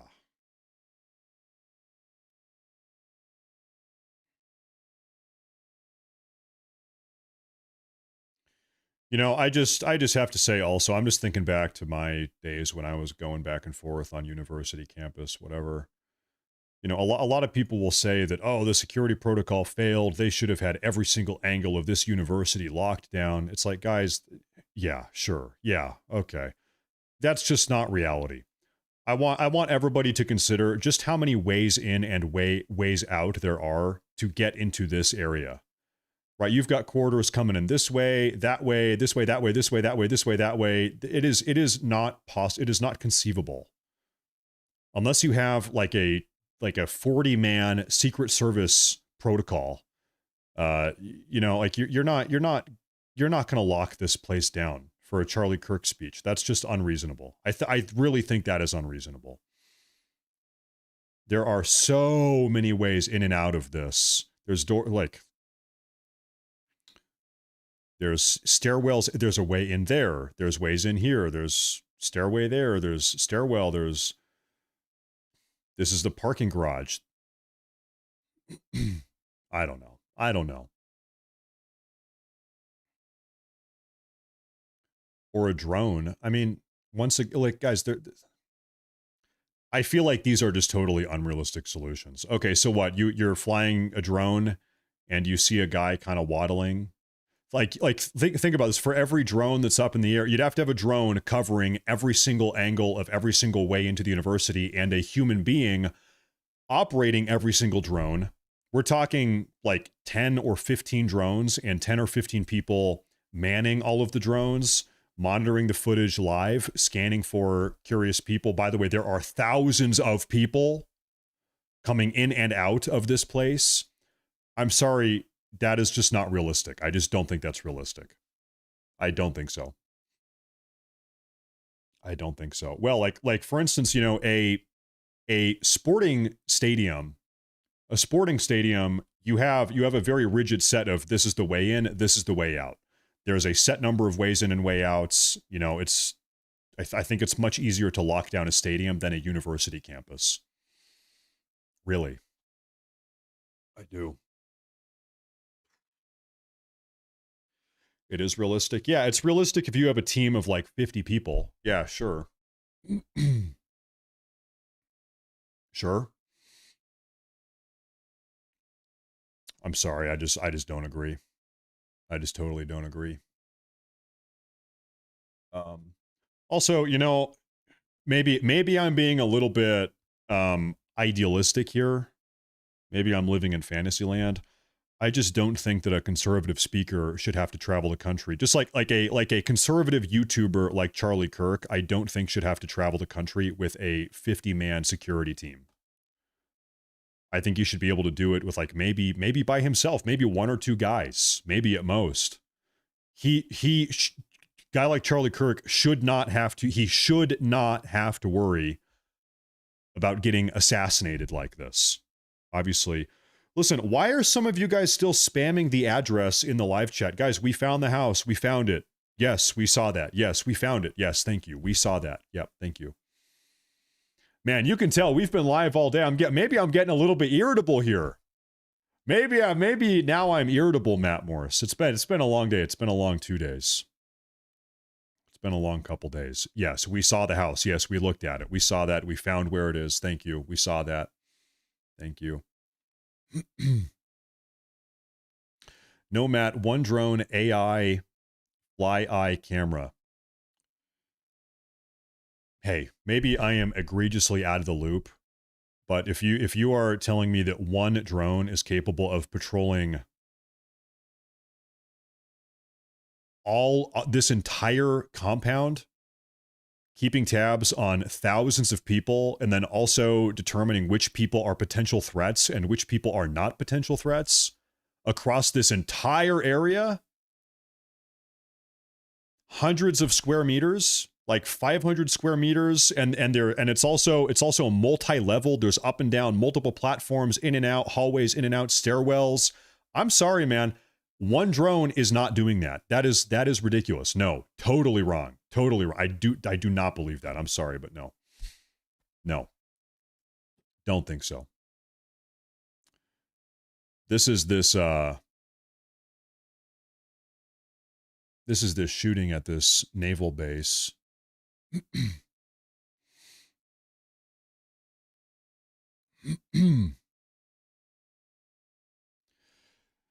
Yes, it is. Well, I don't know. You know what? You guys, listen, those of you that disagree with me, you guys should start a drone security business and you will solve all of these problems. 13 months ago, President Trump got shot from the top of a roof.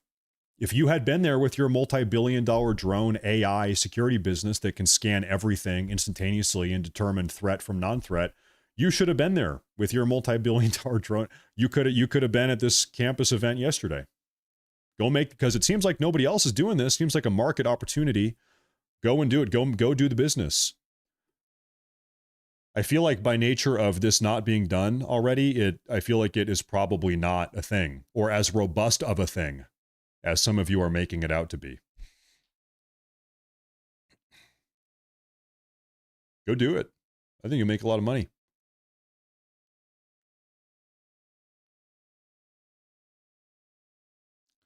To be young and know everything. I'm the only person saying that I don't know everything. It's the opposite. I'm having people in my chat telling me point blank, hey, a drone is capable. No, listen, it's the opposite. I'm saying, yeah, I'm a little bit suspect of that. It's other people that are like, no, this is how it works. 100%.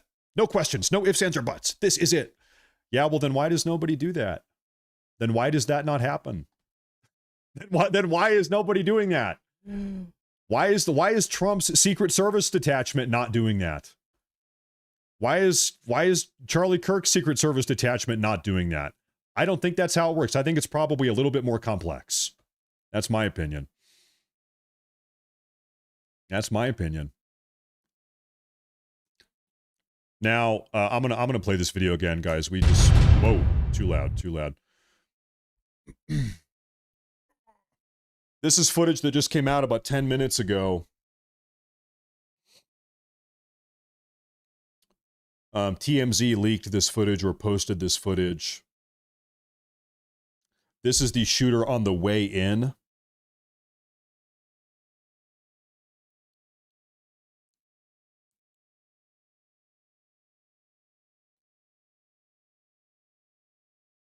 So he's hobbling towards the school right now, south towards the school.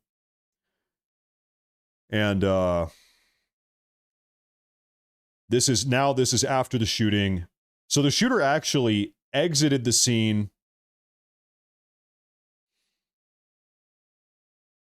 Look at this guy. Look at this guy. Hey, just real quick, okay? In this community, you know what's so curious? I know the user demographics of the people that watch this broadcast. It's almost everybody here is over the age of 50, okay? Some of you people, some of you individuals, and by the way, it's only 0.1%. It's not the majority, but I got to send the message, okay?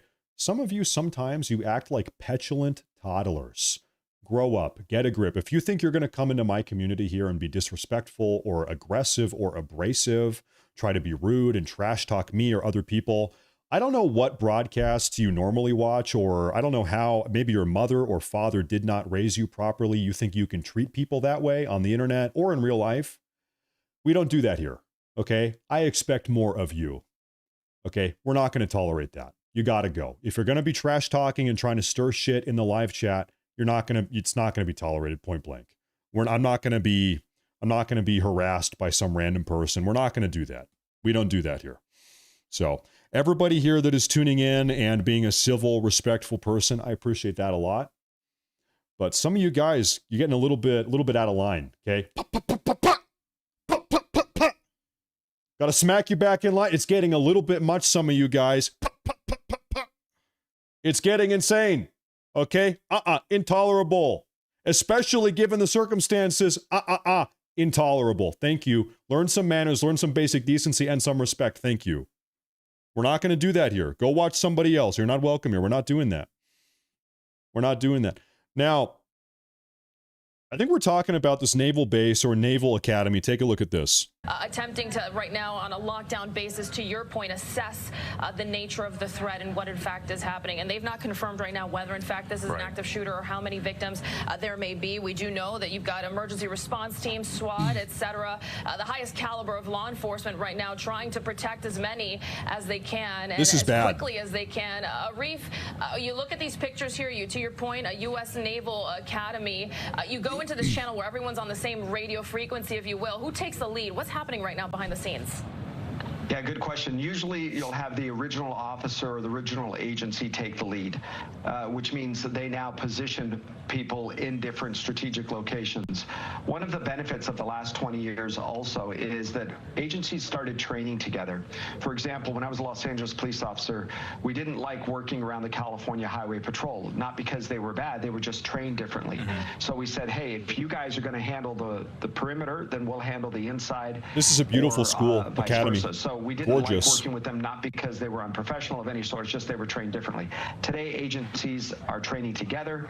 Today, you start to see agencies working together, but it does take a minute or two to get settled, to see who's who, and start positioning people in different locations, mostly around the perimeter, and then you start working your way in. Yeah, that's what you're seeing on the screen right now. That is a live look from ground level with, obviously, you're always going to see a fortified presence at the gates to installations like the Naval Academy, more so now than I think we know. For those of you turning in right now, we are still following developments regarding the Charlie Kirk assassin manhunt right now. However, there was also a shooting going on. There was an active shooter at a Naval Academy. Which one exactly? I got to pull the name up for you guys. Anyway, there was an active shooter in this academy going through the halls, knocking on people's doors. It's like a massive dormitorium, sort of dorm rooms, people sleeping, whatever, people living here. So the shooter is walking down the hallways, killing people right now. Gunshots have been heard. SWAT team has been called. And other methods to communicate. And what that really does is it starts to put people running into the wrong direction physically and you know, when you're in a position of trying to figure out which way to get out. I always worry on these events, and I have a family member that's in the military, not at this particular base, but in a different one. And I'm always concerned because you have men and women trained to use their firearms, except nobody is allowed to carry a firearm except the military police or special police, depending on the base. So military police have great training. There's just not enough of them. That has always been the case that I have seen when I've been on military bases and dealing with the military in my law enforcement career. Yeah, these situations are rough and clearly very tough, especially when you've got to reduce law enforcement, their presence. But obviously, this is multi-jurisdictional at this hour, given the nature and the severity of what we're looking at. Arif, again, to walk people through what we do know and the facts at this hour, the U.S. Naval Base on lockdown. Bancroft Hall, one of the dorm halls there as well, seems to be the epicenter of the attention for law enforcement here, as there were reports of gunshots fired inside, but also reports that an expelled midshipman had been knocking on doors impersonating a naval police officer. And we heard Shamari's interview asking with a mother who had been communicating with her son on base as to how they surmise that potentially someone could get into these dorm bases. And we know while there is tight security on these bases, is it tight enough is the bigger question. Yeah, once you are in the base, the restrictions are a lot less. So your movement, your restriction of movement is not as restrictive as people think. Once you're on the base and you're allowed to enter, and then plus, remember, after 9/11, they searched your entire vehicle, they tore things apart almost literally, and went through the process of just making sure you didn't come in with any contraband or any explosives, etc. I have to share something. I'm sorry. Quick pause in the broadcast. This is a middle school teacher in Forest Grove, Oregon. Forest Grove, Oregon was a school that I always played athletic sports against. They were one of our rival schools. The town next door. This is a middle school teacher at Forest Grove, Oregon. Hearing that Charlie Kirk got shot and died really brightened up my day. Nobody deserves it, but some people are asking for it. For anyone else that wants to creep my wall and tell me how upsetting this is, Charlie was a fucking ghoul who got on TV after every school shooting and mass shooting and defended guns. He'd want us to support the gun in this case. See more in the comments. This is a middle school teacher in Oregon, an Oregonian middle school teacher. This woman, it is her job. Oh, sorry, it's the man. It's the man. It's the man here. It's not the woman. It is this man's job to teach and educate the next generation of young Americans, of 11, 12, 13, 14-year-old young Americans. That's who this person spends all day with. Disgusting. Now, did they get fired? The Forest Grove School District was made aware of inflammatory comments made by a teacher at Neil Armstrong Middle School. These comments were made on his private social media account. It sounds like it sounds like the school district won't do anything about this. I think they need to get some more emails. I think this school district needs to get a couple more emails. That's my opinion. Sounds like they're not going to do anything yet. Ball field, and certainly Charlie Kirk, and some were just random attacks. In Minnesota, these were not random. These were assassination attempts and, in fact, successes in the Minnesota state lawmaker. So across the board, it's on both sides, although we do feel that this is really an emphasis on one particular side of the political aisle, and that is causing some stress and pressure on both sides. Yeah, it is. Arif Halaby, we appreciate you joining us here on Fox 5. The fact that you have that law enforcement background too really kind of gives us some information on this. Thank you for joining us. We appreciate it. I want to point out to those of you watching us right now, and I realize in times like this is not necessarily there's other things going on in the world. Some of you might be watching us waiting for football, waiting for the Commanders game. We will carry that on Fox 5. We're going to continue our coverage on Fox Local, but stick with us here as we continue to follow the apparent lockdown. We do not care about Naval Academy in Annapolis, where there were reports of a shooting, and we saw one person transported from an ambulance to a medical helicopter within the last half hour or so. Yeah, and let's be clear, this is a threat at the U.S. Naval Academy based on everything we've learned at this hour.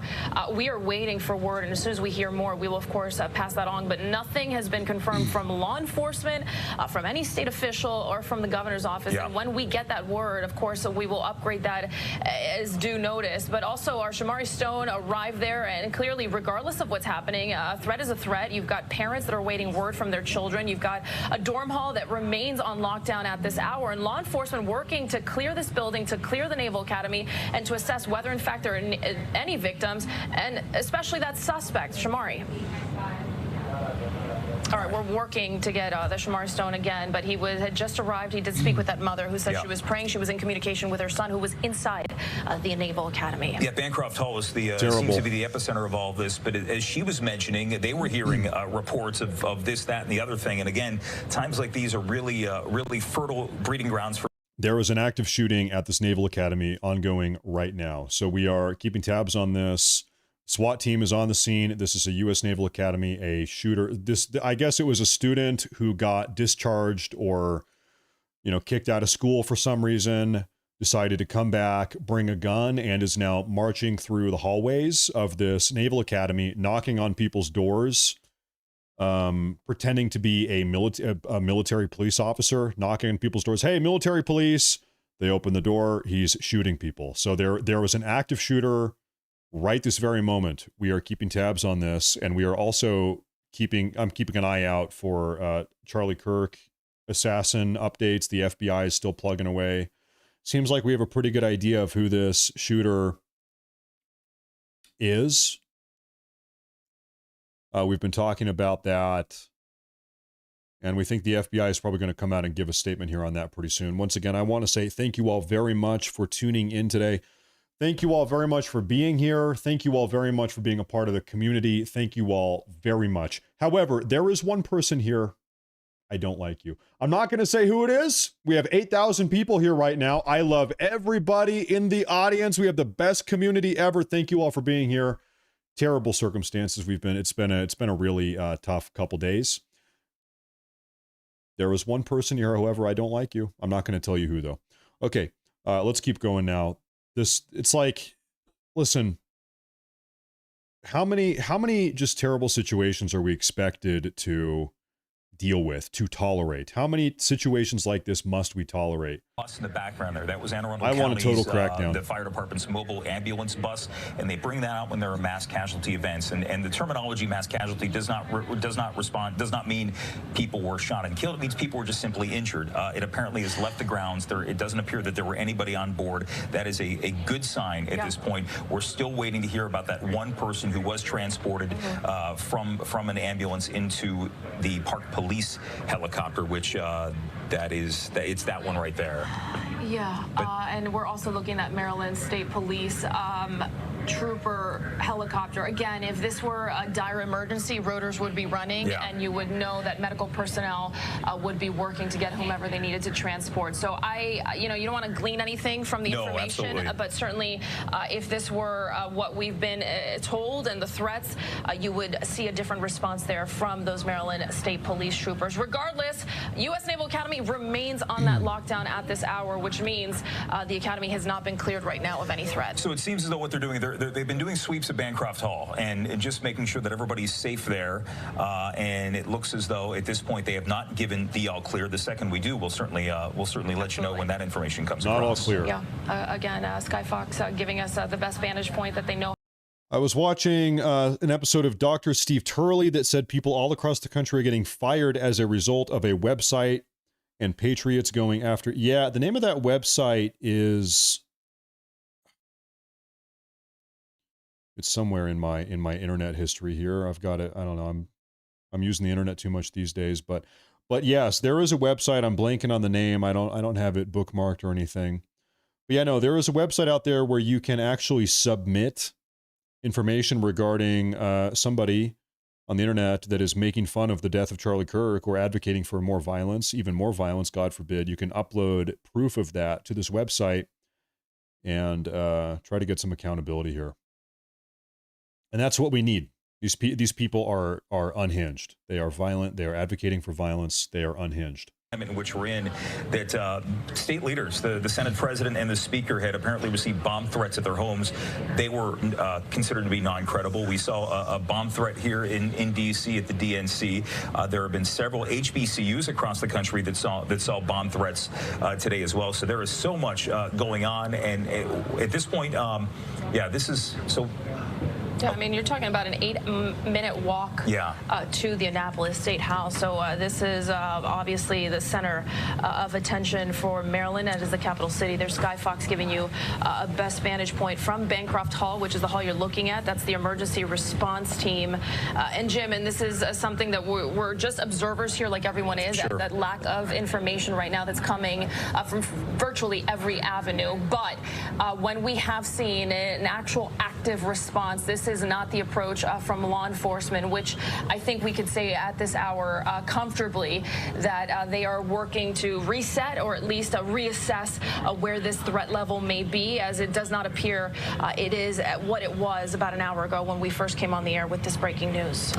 So coming up on 7:30 here, and I want to point out once again that many of you may be tuning in expecting to see our pregame coverage of tonight's Commanders game. We're going to stick with this breaking story out of Annapolis. However, the game will go on as scheduled here on Fox 5. You will be able to watch that beginning at 8 o'clock. If it's necessary that we continue this rolling coverage here, we're going to shift over to Fox Local, and we'll continue our coverage there. So a lot's going on. Fox 5, we have this covered over on Fox 5 Plus. There's baseball on. Commanders game coming up at 8 o'clock. And like I said, I realize in times like this, some might think sports might be a little frivolous, but the reality is it is a big deal. And in times like these, it's always good to coalesce behind something, and sometimes sports might be the great unifier. So stick around. We're going to continue covering this, but again, at 8 o'clock, we're going to go over to the Commanders game right here on Fox 5. Okay, we continue here on our live coverage on Fox 5 and Fox Local. We thank you for joining us here as we approach the half hour here at 7 o'clock. Again, you're watching Sky Fox fly over the U.S. Naval Academy, a large police presence there as there was a threat that was deemed earlier. Lucas Tomlinson from Fox News reporting from inside, from sources saying. We have commentary on the Charlie Kirk situation coming from Nigel Farage, who is a British conservative politician. I'm going to play this real quick. What's going on? The horrendous thing about it is there are people on social media now calling for retribution. And you do sort of begin to think that America's in a bad place. I mean, look, I am an advocate, a strong advocate of free speech. You know, I went to America last week and testified before the House Judiciary Committee. But those of us that campaign for free speech also have to understand that extreme political rhetoric can have consequences. And I was just astonished this morning on ITV, on Good Morning Britain. There was a commentator there comparing Charlie Kirk to a Ku Klux Klan leader. I mean, this is the sort of nonsense that goes on. And it's not confined, and we must be clear about this, it's not just the left that say constant abusive things. There are figures on the right that do the same. And I think for those of us in public life, in elected positions, you know, this is a wake-up call that we have to behave with responsibility. He's saying that people need... Listen, okay. First off, I want to say I am so thankful that my ancestors fought in the Revolutionary War so that I don't have to give one shit what this guy has to say. First off, thank God for that. Second off, we're talking about retribution after hateful extremist speech. Listen, a good 25, maybe more % of this country, this is the far left, 25% or more, they have decided that just by nature of holding the opinion that children should not be injected with hormones or going through transgender treatment, or that we should carry out deportations and secure our border, basic conservative beliefs. 25% of this country has believed that if you hold one of those beliefs, you deserve to be killed. You deserve to be assassinated. If you are an average conservative with average conservative beliefs, 25% of this country, this is the further left half of the Democrat Party, they are totally comfortable with you being assassinated. They have made themselves perfectly clear about that today. Today has been, I mean, over the last 20 hours, we have seen a crystal clear insight into the mind of the far left today. They are being totally explicit. They're saying, yes, if you hold these beliefs, if you are a conservative, we want you to die. We are happy if you die. We want your blood in the streets. We want more death. We are happy about this political assassination. Here's top 10 reasons why Charlie Kirk deserved it, blah, blah, blah, blah, blah. And we want to see more people like Charlie Kirk get killed. This, like, it's not even This is not even my opinion. They are the ones saying this. They are being crystal clear about this. They are saying this, all of this explicitly. There's hundreds of thousands of comments on Twitter and Reddit and TikTok and Instagram and on Facebook. It's all over the place. They are totally comfortable with this violence. And now it's on us, the conservative Americans, to censor our extreme beliefs out of fear of violence. How about rather than us, censoring our political beliefs, how about they stop killing us? How about they stop being violent? That's my opinion. Hoping that this is resolved, that Back to everything the is Naval okay, Academy. that this lockdown is lifted, and that there aren't any serious injuries, and that this is just, something in which, as I'm sure you all can understand, especially with the political climate we're in, a lot of people are concerned out here. Back to you. Hey, Sho, from where you're at right now, I notice cars are going by. I know you're pretty close to the campus, but are you seeing, from your vantage point, and maybe Joaquin can move around a little bit, are you seeing much police activity? Because it seems like it's business as usual behind you from there. That's a good point, Jim. It is business as usual. Sharp contrast to when we first arrived and did our live shot here. I'd say within the last 30 minutes, it's relatively peaceful. You can see there are guards right now at the gate over there, and I don't see any emergency vehicles coming in and out. Yeah. But again, when you have situations like this and parents are being told that, hey, mom, hey, dad, I'm still on lockdown. I'm in Bancroft. I'm just right now, they're, going, checking the area to make sure that everything is okay. And I certainly know that these parents want to make sure that their kids are fine. Jim? All right, Shamari Stone for us in Annapolis. We're going to keep our eyes there. As mentioned before, a lot of the information is coming in quickly. At this point, not a whole lot of information to share with you other than what we know is that there still is that lockdown situation happening at the U.S. Naval Academy campus in Annapolis. Yeah, and as the sun is setting here, time now 7:35, when we look at these pictures from Skyfox, that you can start to really see where, in fact, the activity from law enforcement is located, and you'll see surrounding, especially inside on campus near Bancroft Hall, which is to the left of that dome there.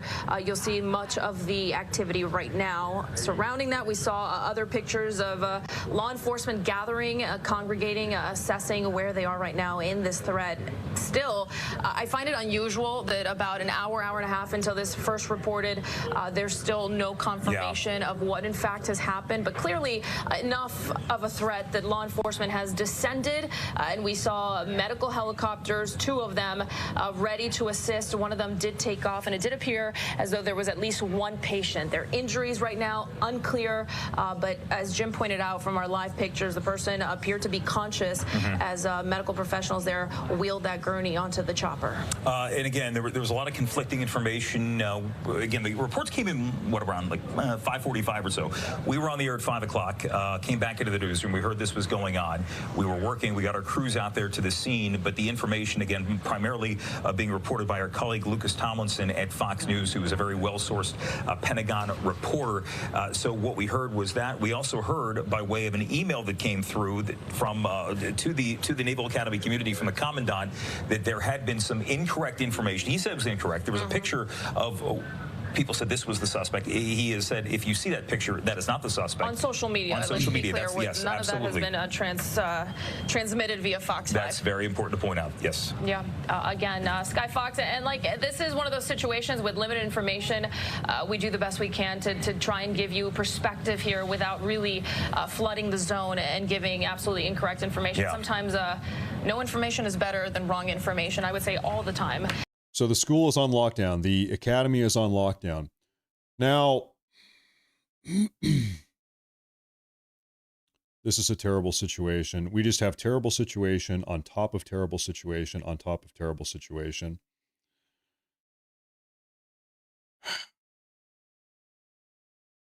What is this?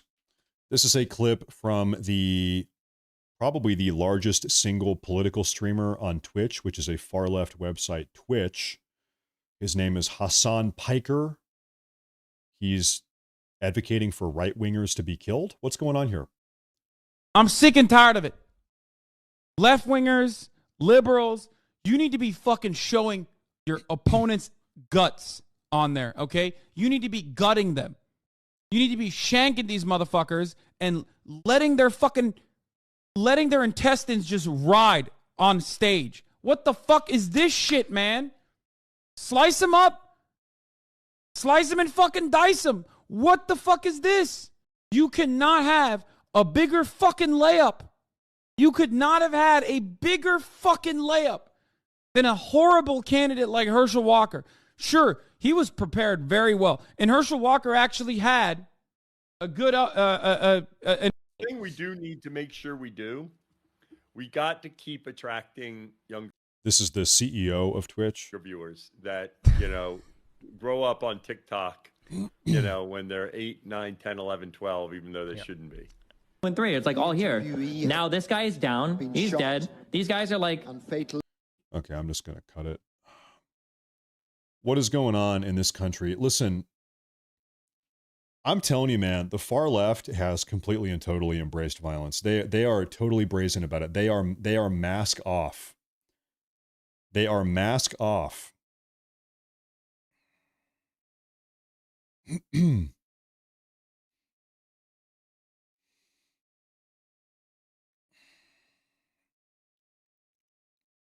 taking a look at something here, folks. Give me 1 minute.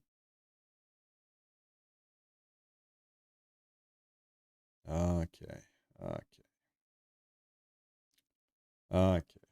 Doing his first live shot about a half hour ago. We did see one of these large buses. They're generally repurposed school buses that are, to Jim's point, mass casualty units. They're used to either triage patients or bring them in for shelter, whatever the case may be. That bus has left, which may tell us that to whatever degree this is, and there may very well, in fact, be a situation, it does not relate to dozens of people. Sydney Persing is live right now. She's on King George Street, actually just near the campus gates. Sydney, let's bring you into the conversation here tonight from what you're seeing. And the good news is, from what we saw from where Shamari was, it didn't look like the entire city was on lockdown. But what about from your point? Yeah, Jim, so we just got here probably about 2 minutes ago. I just want to start by showing you we're on gate 2. This is King George Street right outside of the Academy. You can see pretty far in the distance a number of law enforcement vehicles, but that's, as you can tell, very far back from us. When we got here, though, I met this gentleman, Kyle. We spoke just for a couple of minutes. He got here not long ago, actually, for a bachelor party right across the street. Kyle, just start by telling me, what was the first thing you noticed? How did you notice something was going on here? Yeah, we were sitting on the porch of our Airbnb. We got into town around 4, so I'd say maybe around 4:30, I want to say. Just heard an announcement.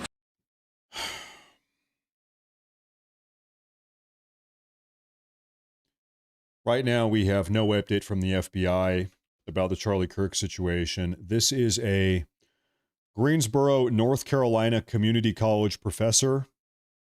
So, prayers and thoughts for Charlie. No, I have no prayers and thoughts for him left from all my prayers and thoughts for these innocent children who did nothing wrong. We're not setting out divisive, hateful messages. We're not saying that empathy is a problem with America. I refer to him as the anti-empathy guy.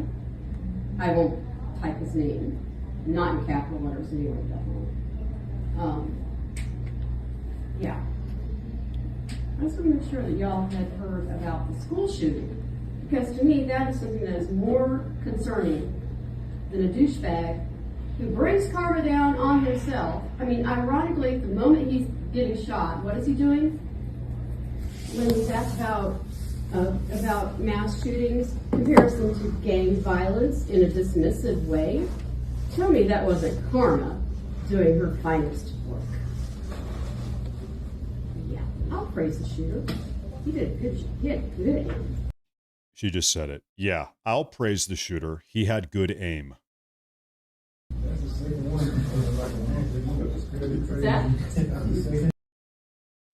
Okay, this is something I just posted on Twitter a moment ago, folks. If you have not followed me on Twitter yet, the last 24 hours have proven one thing beyond any reasonable doubt. Somewhere around 25% of this country genuinely believes that if you hold basic conservative beliefs, you deserve to be killed.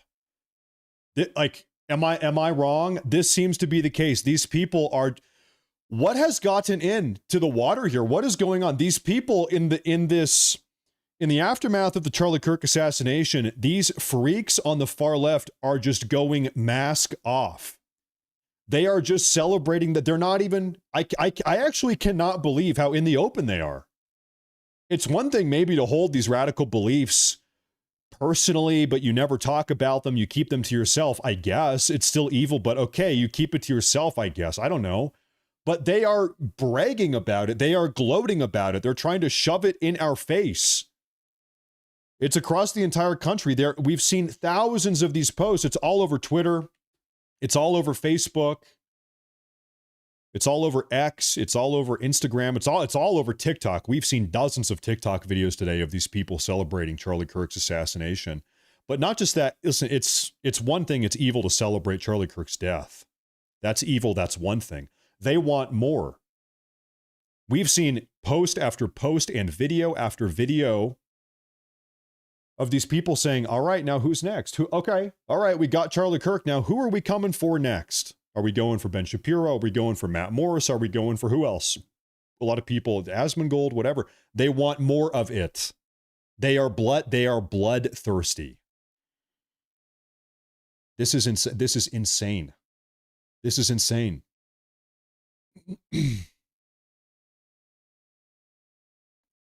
We're waiting for updates from the FBI about this Charlie Kirk situation. We got footage from TMZ about an hour ago showing the shooter going onto campus and also exiting campus after the shooting. I'll play that here in a minute. We have a super chat here. Right now, we are grieving. To those who think our prayers are weakness, know this. We are praying for courage. We pray for guidance. We pray for the armor of God. The nation will tremble when we say amen. Thank you, Guru Games. Thank you very much. I just cannot believe how insane these people really are. I mean, we all knew, we all kind of speculated, but it's like they want us dead. They are celebrating death. This is a death cult. The progressive movement, the Democrat Party, has been hijacked by the progressives. The Democrat Party is now the party of violence. The Democrat Party is the party of political violence, of political assassinations, of death. And they're not even shy about it. Shadowfang, thank you. Thank you. Thank you very much.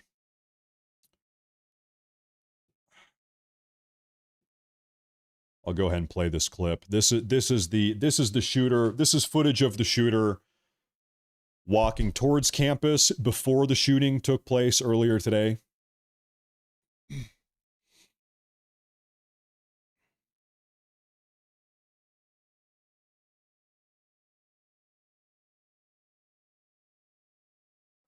And this person is limping. The assassin, the shooter here, is limping because they have a gun tucked down their pants. They have a gun down the right leg of their pants. So this individual is limping onto campus. And this is them leaving, running across that field. And then at the end, they pop out on the left side of this house.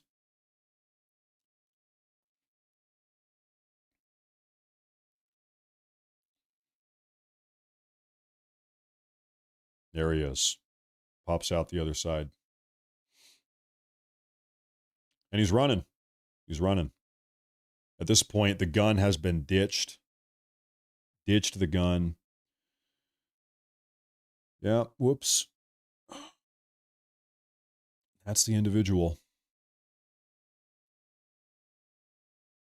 I just can't. What do you say? Our country is just so messed up. Our country is so beyond messed up right now. Vance in his run for both Senate and then also on the ticket as well. So you see now touching down there in Arizona, that is Air Force 2 alongside J.D. Vance as he is flying from Utah to Arizona to fly the Turning Point USA co-founder Charlie Kirk's casket and family to Phoenix. Vance and his wife Usha met with Kirk's family and close friends in Salt Lake City before flying where Kirk lived with his wife Erica and their two young small children. So those were just images that were getting there on the tarmac. Vance, a close friend of the conservative commentator Charlie Kirk, who was fatally shot while speaking there at the campus of Utah Valley University. And we are getting also some of these images images in from what was going on the tarmac back in Salt Lake City as Vance himself carrying part of the casket alongside different other members there in military law enforcement outfits. Of course, you can see they're leading the charge at the front of this as they are boarding Air Force Two. So this was a very somber moment, an emotional moment, as we still do not know who fired that fateful shot some 24 hours ago on the campus. So you can just see this here unfolding. A video posted by Turning Point on social media of Vance, the Vice President of the United States, solemnly carrying potentially his family there in the background as well, watching this unfold. President Donald Trump obviously spoke kindly about the co-founder of Turning Point USA, Charlie Kirk, saying he was a, quote, great American patriot. So these are just some images here on Live Now from Fox that we are continuing to gather. And again, just back there from this tarmac in Salt Lake City to the one in Phoenix, Arizona, you can see the American flag emblazoned on the back, the tail of this plane returning to Phoenix, Arizona, where the headquarters are, where Charlie Kirk lived alongside his wife, Erica, and of course, their two young children. So obviously a very sad moment. This is also the memorial that grows outside of their headquarters. You can see the American flag flying at half-staff, the memorial with flowers, with pictures, with balloons growing as people paying their respect to him, and just the resounding amount of impact that he had in his circle and his kind of enthusiasm for civil discourse. So we're following, you see the steps going up to the plane right now. I'm not sure if we'll get any images from the pool, but these are just what we're watching unfold in real time, as still haven't had a second update today from different people there in Utah about the investigation or where it stands. We do have another picture you can see there from a distance on the tarmac. Air Force Two touching down, J.D. Vance arriving, escorting Charlie Kirk's body, the casket, the family there alongside to this final resting point. So, of course, we're following it all here on Live Now from Fox. Let's slide away for another quick 2-minute break. More top headlines after this.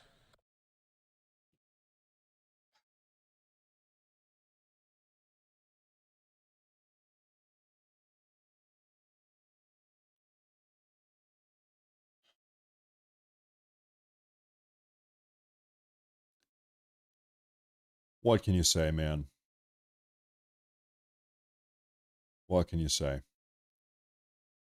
It seems as if Charlie Kirk is going to get a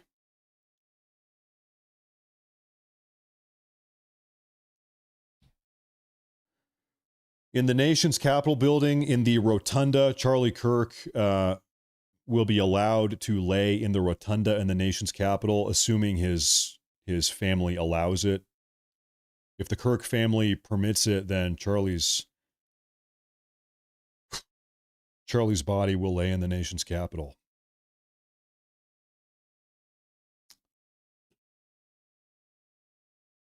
I am just so mad that things have come to this. I'm so mad that so many people on the left, just even just run-of-the-mill Democrats, people that you thought, okay, they're a little bit hippy-dippy, left-leaning, whatever. But they're not insane. They're not far left. They're good-natured people. Even a lot of them are hand-waving this, saying, oh, well, he deserved it. A lot of people are saying a lot of people on the left are saying he deserved it. Some people are saying that they're happy. They're happy it happened to him. How in the hell did we get here? How did we get here?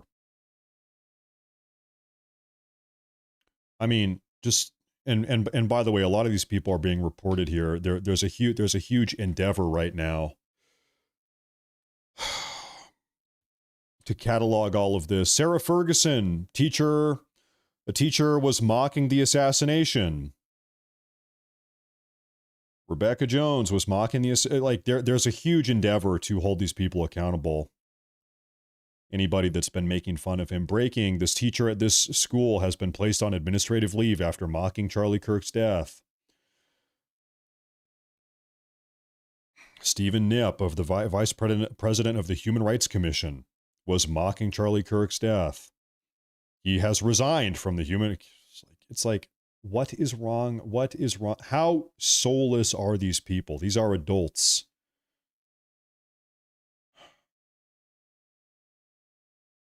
He's a horrible human being, really.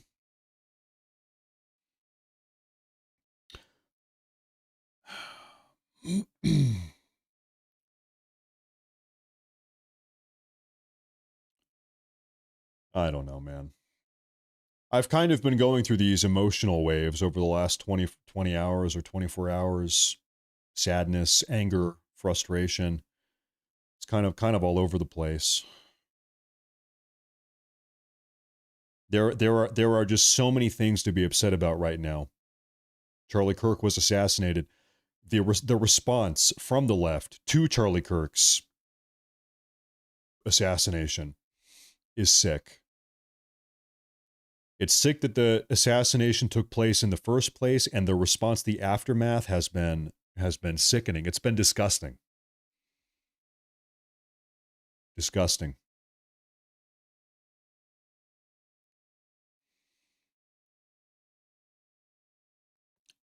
At this naval base, they're confirming multiple victims. Breaking right now, we're getting new information as you look live there in Annapolis, Maryland. This is the U.S. Naval Academy. There is a victim being taken out there. We are now getting word from officials there are multiple victims being assessed by emergency medical staff. One victim, at least, is being transported, and there you see it, from the Naval Academy by medevac with serious, potentially life-threatening wounds. Again, this is the U.S. Naval Academy. Early on, we had reports about at 5:30 in the afternoon that there was a possible active shooter situation. We then had authorities saying that the Naval Academy was on lockdown, and then we had further information from sources on the ground, some of them midshipmen who had been barricaded in their hall, Bancroft Hall, that a midshipman who had been kicked out of the school had returned to campus armed with a weapon. Multiple sources were telling us that. Gunshots were heard, and then one official said the shooter is knocking on doors pretending to be a military policeman. Again, we don't have a number yet on the total number of casualties. We know one is in serious, potentially life-threatening situation, being medevac from the U.S. Naval Academy. We're going to continue to watch this, bring you the latest here on Fox. Breaking. So there's that. Now, I see sometimes, by the way, real quick, you guys are trying to get my attention. Hey, this person needs to be timed out. They're spamming the chat. I am not personally on my end seeing any of the people you guys are talking about. There was somebody named Heather that was spamming the chat. I was looking, I never saw this person. So I don't know why. Maybe something is going on with YouTube. I was trying to find this person. Oh, okay, there I see this person. Okay, what were they saying? Okay, yeah, no, just this person. Hide them, just permanently ban them. There, fine. Okay, I saw. Okay, there you go. No, yeah, I feel like sometimes I don't see these people though, so I'm doing my best. We have some moderators helping out. Well, folks, it is 8 p.m. on the East Coast. 8 p.m. on the East Coast. I'm starting to think that we are not going to get an update from the FBI. Starting to think we are not getting an FBI update.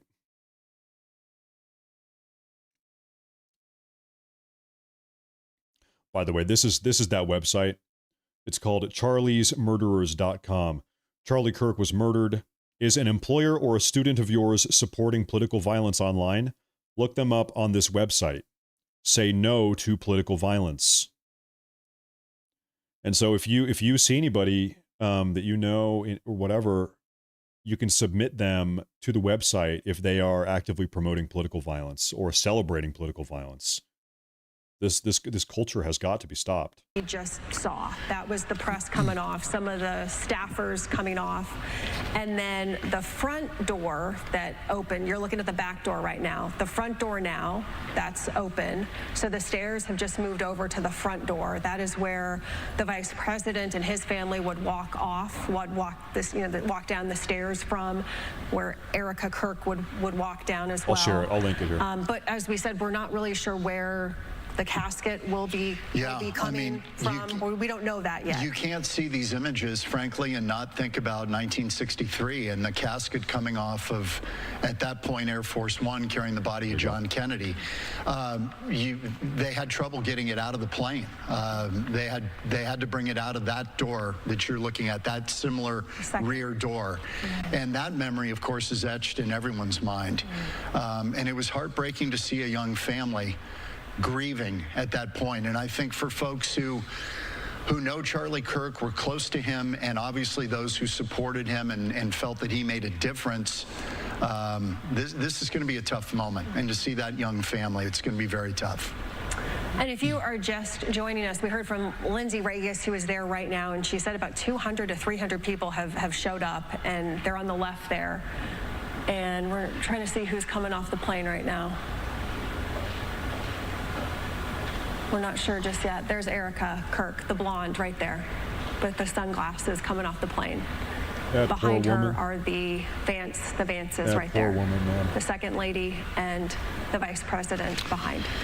Yeah, President Trump today said that she is just devastated by all this, and rightfully so. These kids will not know their father.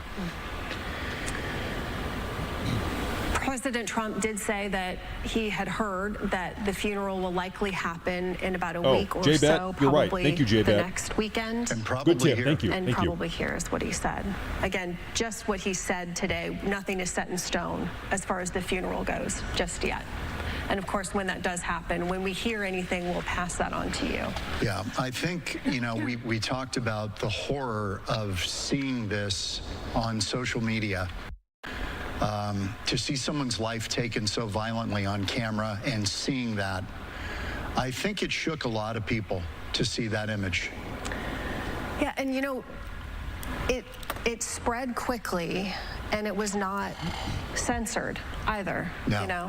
And this is the world we're living in. And that's the world we're living in now, John. That is the world that we are living in. I mean, it took years, literally, to finally the public to see the Zapruder film of John Kennedy's assassination. While not as graphic, this was equally violent yesterday, and we saw it within minutes.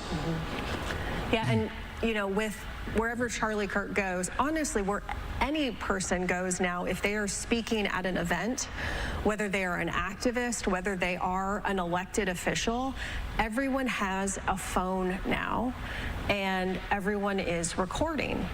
And so that is why we're seeing this video is out there. And it's unfortunate because the video is out there. My sense is that maybe Charlie Kirk's casket is going to come out of that door. They're trying to. It seems like they're trying to coordinate it right now. Yeah. And maybe Erica, it's hard to know, his wife did not want his casket placed in the cargo hold out of respect. Correct. To put him in the airplane and ride along with him on the way home. We will see if that's how this all unfolds. Yeah. You talked about the cameras, and this has materially changed these investigations now into whoever did this. To try to find the person. That investigation is ongoing. We're actually expecting a press conference sometime this evening. Kash Patel, the FBI director, Dan Bongino, assistant director. I hope so. They're on their way to Utah. They're probably there now. They are there now. We don't know what's going to come out of that press conference, whether they have somebody in mind, they're ready to release a name, we don't know. But these cameras have made much. We know that they do have a name, by the way. We know they have a name. And us, the public, probably have a name as well. It's this individual who was operating this SoundCloud. It's the person everybody's been talking about. I think we know who did this, probably. A hat, or video cameras or cell phone cameras that have captured this person running from the scene. Ring doorbell cameras. Ring doorbell cameras, yeah. And then also there were surveillance cameras in a wooded area and also in a neighborhood nearby the school where family members have said, we think we got the guy running through our neighborhood. They also have video of that too. I mean, it's like wherever you go, you are going to be caught on video somewhere, typically. And then if you're at an event with thousands of people, everyone has a phone. Yeah, I think we've got an honor guard here. I think Charlie Kirk's body casket will come out of that door shortly. And we know that a number of the Turning Point team members are also on the plane here as well. So I'm wondering if they might be helping with the casket too, which that serving that almost as pallbearers. Correct. Yeah. Correct. Yeah. And you know, they were with the Turning Point team. You know, they were there. Let's go. Let's see here. Yeah. Yeah. I think this is the casket that's coming out.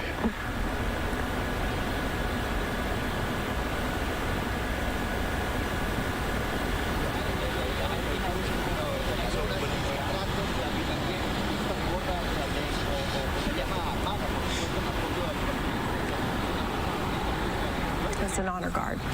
Yeah. Not the Turning Point members. Draped in the American flag. Is it?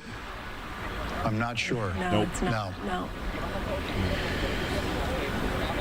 That is Air Force, though, if I'm not mistaken. Yeah, it would be. Yeah. I could not see from our image if the flag was on that casket. That would be reserved primarily for elected leaders. Charlie Kirk was not. That's what made this a little different. Somebody who was not elected to high office, taken out in an assassination. That's what the FBI is calling it. That's what Utah officials are calling it. And somebody targeted who's not an elected official. I mean, we've seen it in American history, certainly. Martin Luther King certainly comes to mind. Yeah, a political activist. A political a very voice. outspoken political activist. Yes. And, you know, we spoke with a former... Charlie Kirk is 100 times the American of Martin Luther King. Let's just set the record straight. Martin Luther King was a rapist. We know that. That is the truth. Martin Luther King was a psyop. Charlie Kirk is 100 times the American Martin Luther King ever was.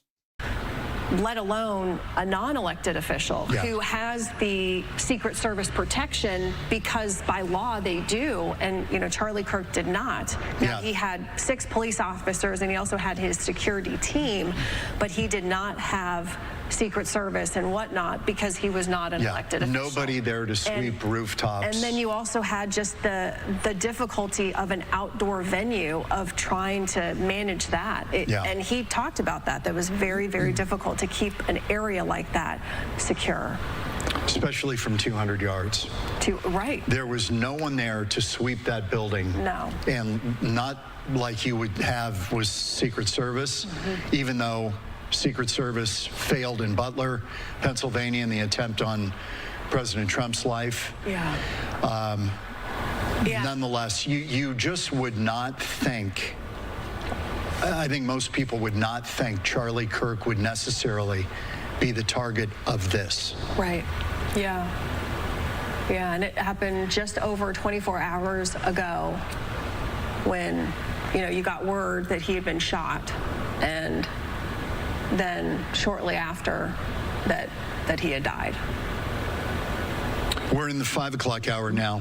Charlie Kirk is back home in Phoenix. We believe, at least the president has hinted, that he will have a funeral next weekend. In the Phoenix area, correct, right. And that President Trump will attend. So if that goes as planned, we will probably have a presidential visit in our future. And we just witnessed, if you're just joining us, we just witnessed Erica Kirk, his wife, walk off Air Force 2. She was holding hands with Usha Vance, the second lady, and then Vice President J.D. Vance walking behind the 2 women off of the plane down the stairway. And then we know that about 200 to 300 people have showed up at Sky Harbor Airport to pay their respects to Charlie Kirk, to welcome him home here to Phoenix after the assassination in Utah. Out of respect, I think, to her children's privacy, we did not see the children come off that airplane. Right, yep. And we know that they have a 3-year-old daughter, a 1-year-old son. We've never known their names. We've never seen their faces on social media anyway, and the Kirks have been very open about keeping that private. They don't want to reveal the children's names. I'm seeing a breaking news update right now. The police are now denying the CBS report that claimed that they have the name of the person of interest in Charlie Kirk's assassination. 2 hours ago, we got a report from CBS saying that the police have a name. Now the police are correcting the record and saying they do not have a name. That would be the next step, logical step anyway. And we have not been given that information. So that is something that we will, hope to learn. But we just don't know. So, and there is the casket being lowered right now into, we assume that it will be lowered into a hearse. Into a hearse, yeah. Can we go to Lindsay Regius at all? Is Lindsay available to kind of give us some information about what's going on? Lindsay, is there a hearse there to take Charlie Kirk's casket somewhere? What are you seeing right now? Yeah, John and Ellen, we saw a hearse hours ago. We expect that hearse to come out of the gates right in front of Air Force 2. Unfortunately, this bus is blocking where that hearse, we believe that hearse will come out of. But if my photographer pans to our left, you could see about 8 motorcycles ready to go. So we do believe they will come out this way. We have another photographer here, Rick, who will have another angle of that. And then a third photographer who will follow that hearse. King of Maryland, Lindsay, where do you see that? Can we possibly swing the camera to the group of people who are there around here to welcome Charlie Kirk's body back home?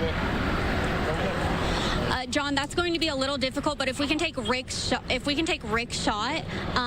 we can show you what that looks like because he's actually right next to them. Yeah, we have about 12. Okay, great. We have about 12 camera crews to our left, so that's all you would see if we turned our camera. But there is a large gathering here. They started gathering here, I would say, 3 hours ago. Everyone has their phones up. You can see flags here, and we spoke to them a few hours ago, and we'll speak to them again once the hearse passes. And we heard that sound earlier today in our newscast.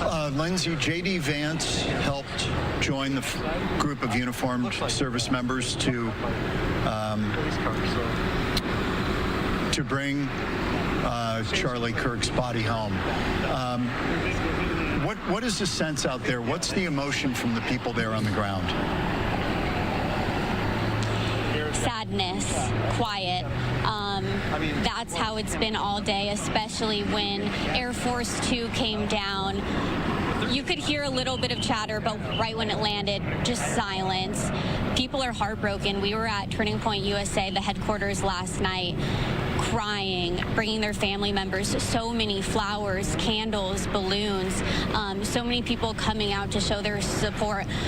Can't believe this happened. A lot of ASU students also showed up there, and they came ever since the news broke. We were out there until around 10:15. People were still coming, dropping off those flowers and looking at the signs that were recently put up outside the headquarters. Do we know where Charlie Kirk's wife is right now? Is she in a car that will carry the body?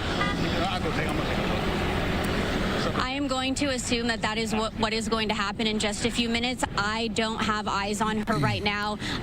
Once she walked down the stairs, we really don't have any visibility. You see the gates, you see buses, and they're behind all of that, unfortunately.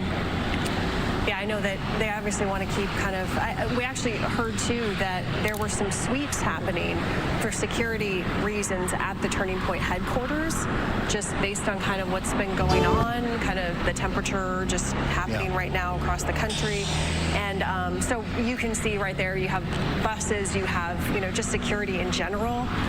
So it kind of no surprise surprise there that they're keeping everybody back right now. Yeah, I'm sure people are watching this, and there are people who say, why so much coverage and kind of the trappings of a head of state passing away?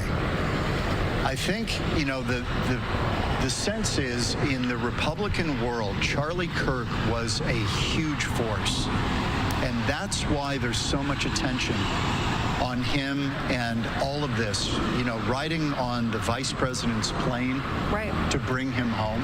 Well, and I was told that there was a new photo of the shooter that it got released, but I've been looking around. I do not see that anywhere. I don't see anybody posting about that. You know, I'll tell you what, right now, from the left, from the Democrats, people like Chuck Schumer, AOC, the mainstream, the big name Democrats, what are they doing? How are they handling this news of Charlie Kirk's assassination? They are hijacking this terrible situation in order to try to push for anti-Second Amendment legislation. They want people disarmed. They want to take people's firearms. Why? Why do they want that?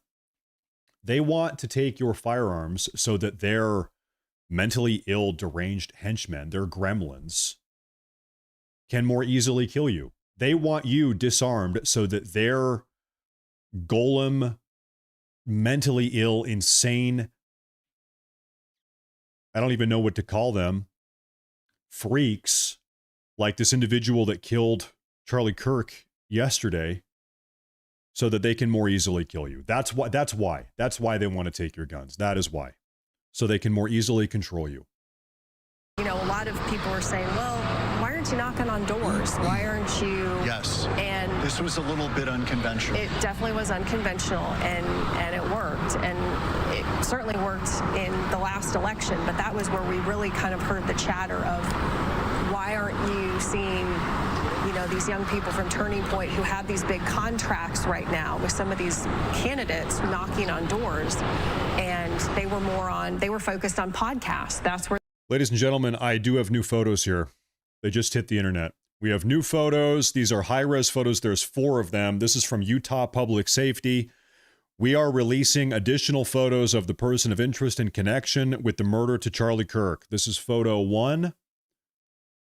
You got a pretty good view here. I haven't seen the others. This is them from behind. You can say they got the backpack. They got it all. Going up the stairs. Now, here's the thing. When they were waddling onto campus earlier, they were limping on the right leg. Their right leg here coming up the stairs is bent, which makes me think at this point the gun is actually maybe not down his pants, maybe. It's kind of hard to tell. And you can see here, this person is limping. Now they're limping. So I would, or they're doing straight leg on the right leg. Nobody goes downstairs like that.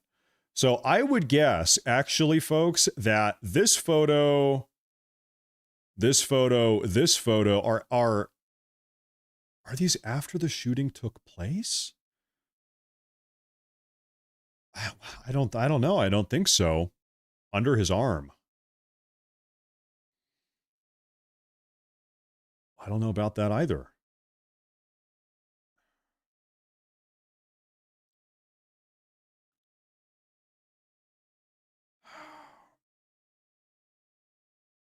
I mean, that's a strong bend in the leg right there. It really is.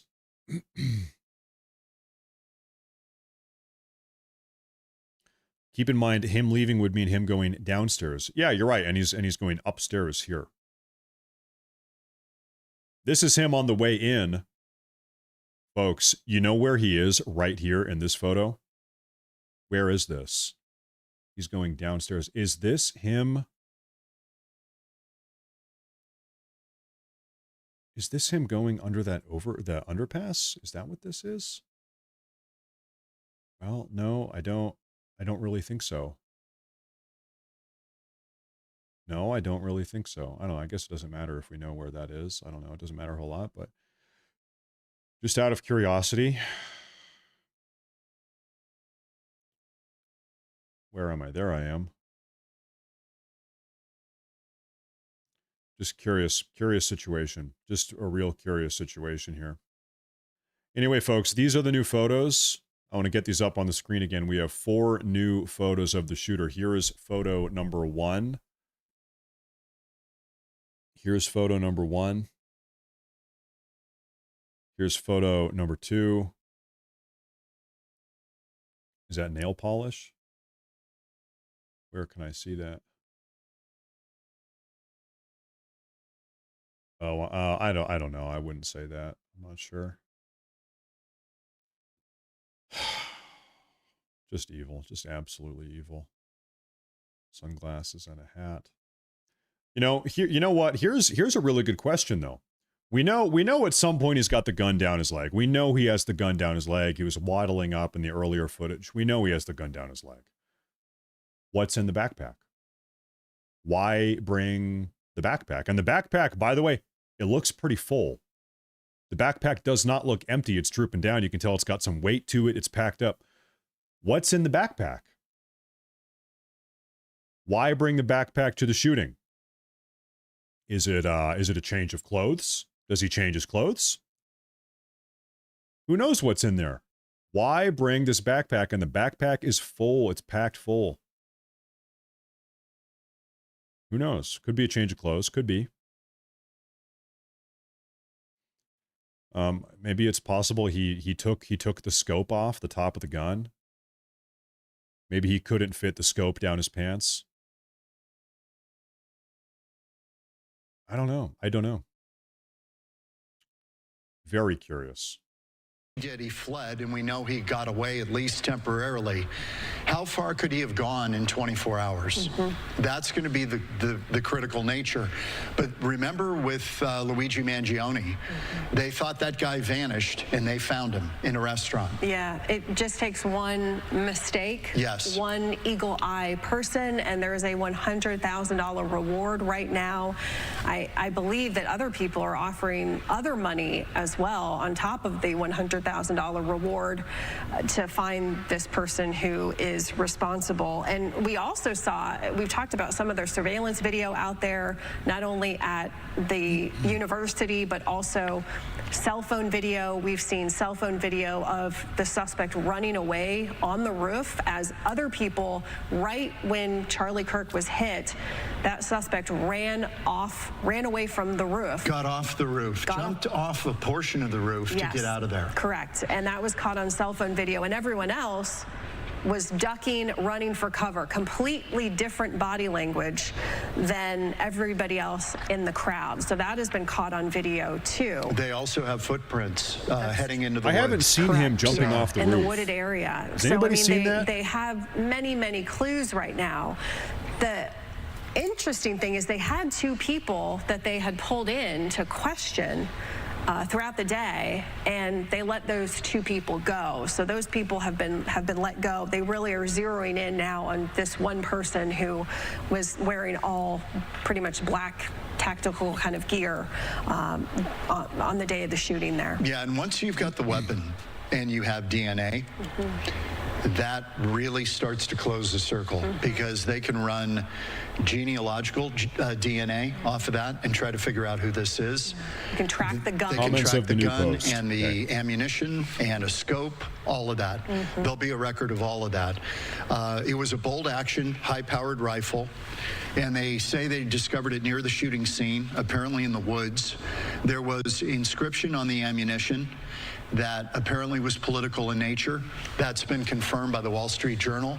May have mentioned transgender, may have mentioned fascism, etched onto the bullets, unfired, and the casing that was fired. Wall Street Journal confirmed that today. That came out in a communique from the investigators earlier this morning, and the Wall Street Journal confirmed that information. So that speaks to a political assassination. All right, the motorcade is taken off here. Police escorting. It is going to be a white hearse. There it is right there with the body of Charlie Kirk and the casket. Yeah, we do not know where it is headed. And we believe wife Erica is on board. The 2 children we did not see. They may be tended to by other members of the family right now. They're going to keep them out of the public eye, understandable. They've been very guarded in the privacy of those 2 children.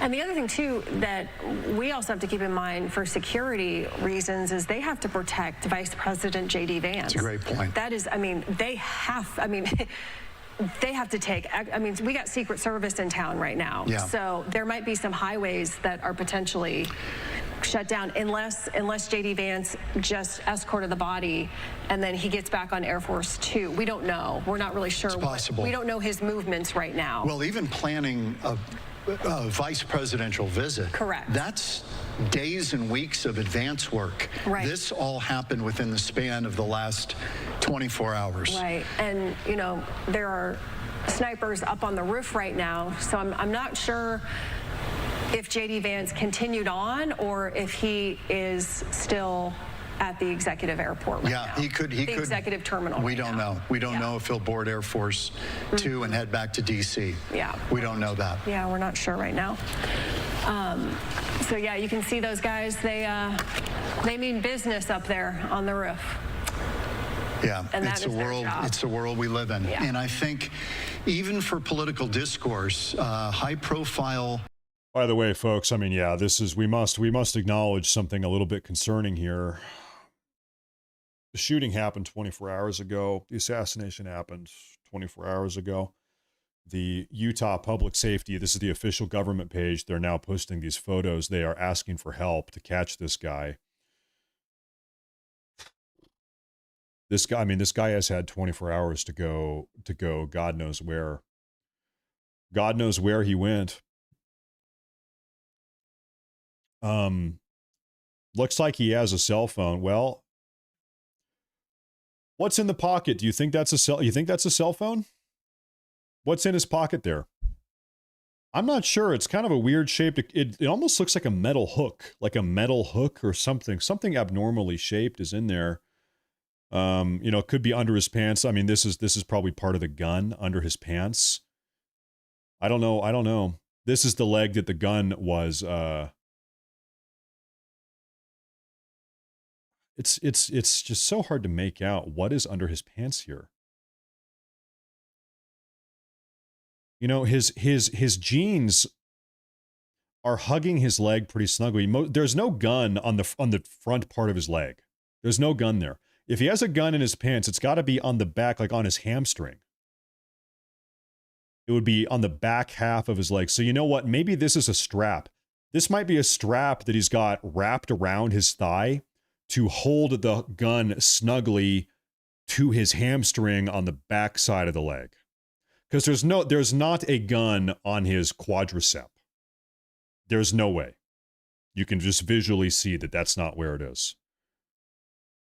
I think this is maybe a strap, you know, holding the gun to his hamstring on the back. That would be my guess. And let's just go back and play the video. Where's the video of this? Too many freaking tabs open. This is unbelievable. I might have just closed it. You've got to be kidding me. Where's the video? Oh, it's on TMZ. I'll pull it up. It's on TMZ. TMZ. Yeah, this is it. Let's look at the way he's walking again. So this is him. We're going to zoom in on him.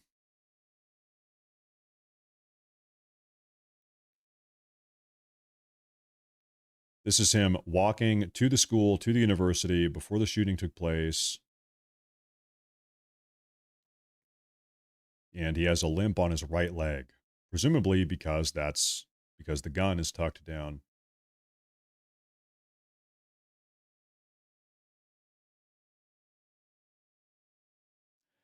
I really think that this gun is resting on his buttocks. So he does have some bend in the leg. He does. He does. I think the gun is on his back, resting on his buttocks, and it's strapped to his hamstring. That's what I think. He has a limp. He does have some bend, though. Check comments of your new post. How about this? How about I just time you out for 30 minutes because you're spamming chat? Dude, what do I need to do to get you guys to stop spamming the chat? Oh my God, please do not do that. Oh my God, you're spamming. Do not do that. Now I'm never going to see your post because you are spamming. Too bad. Anyway. Anyway, that's my guess here.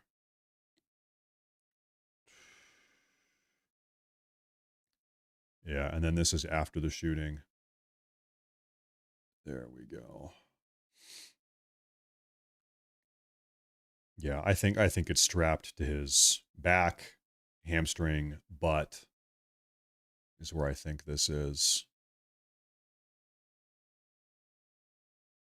This was the family coming out here. Give me one moment here. Matt, he didn't need the rifle in his pants. Rifle comes apart in transport. Yeah, we were talking about that earlier, Karen, and it's last we talked about this was like 4 hours ago. We were talking about the possibility of him that he disassembled the gun and then put it back together on the top of the roof. And everybody in the chat 4 hours ago said there's no way he did that. That does not make sense. That was the chat consensus 4 hours ago. Now, admittedly, I'm not a Mauser expert. I'm just really not a gun expert at all. So that's why I asked. We had a conversation about it, and everybody said no, there's no way he did that. But frankly, I'm not your guy. I don't know. I don't know for sure myself.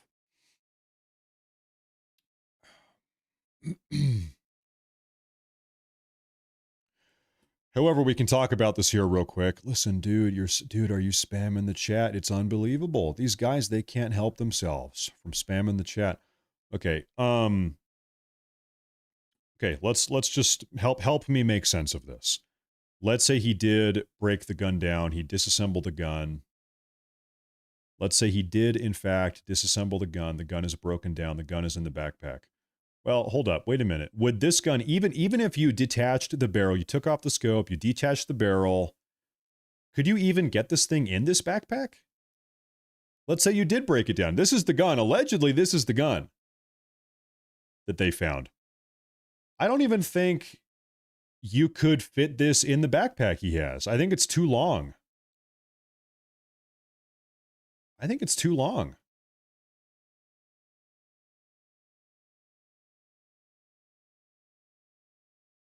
It wouldn't fit. Right. Yeah, that's what I think.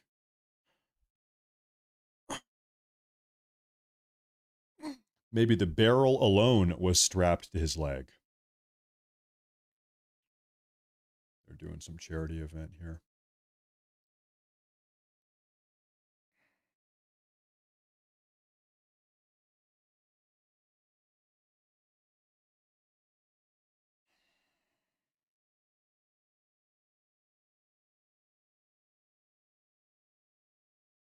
He is, you know what I think?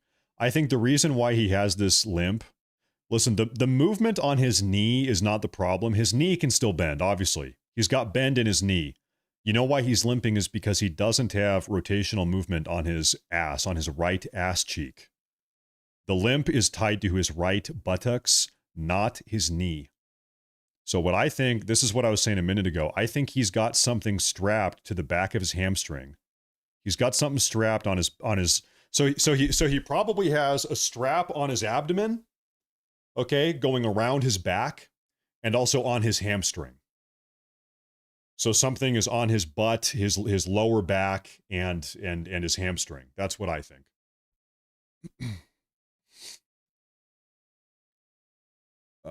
And so that would he's got bend, it makes sense, in his knee. And by the way, I mean, you can listen, curious thing. The lower part of his shirt is baggy, and then the abdomen here is tight. The shirt is tight around his abdomen. Why? I think he has some extra bulk. I don't think he's fat. I think he's got some extra bulk on his abdomen, and the reason why is I think he's got some strapping. So he's got something strapped on his back here And I think I would guess that that is what this mark on his jeans, underneath his jeans are also. There's some strap under his jeans that we're seeing poke through the jeans. And that's why this section of his abdomen is a little bit tighter also. That's my guess.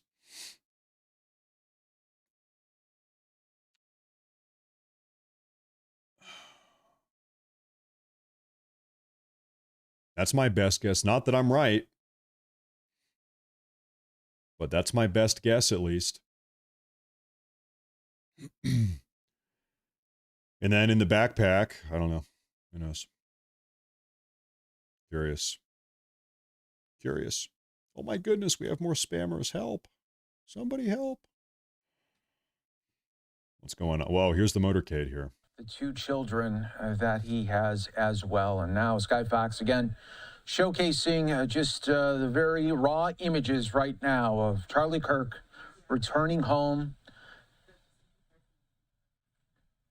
Very difficult time for the family, as no doubt this motorcade continues through the streets right now of Arizona, but very, very emotional couple of days ahead, and a life now without Charlie Kirk for the family. Very, very difficult void to carry through.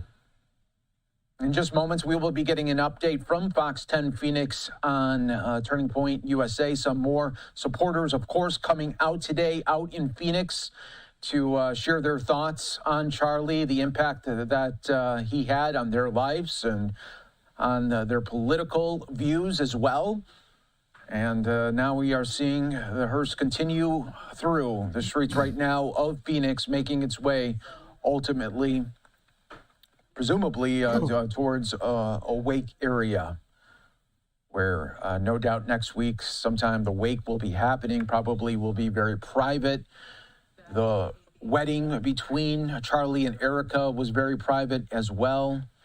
And in just moments, we will be taking you out to Turning Point USA in Phoenix as well. But we just wanted to, again, show you this motorcade live right now, on Live Now from Fox, as it goes through the streets of Phoenix. And Charlie Kirk back home now with his family in a very, very different state, obviously. A very difficult time as well.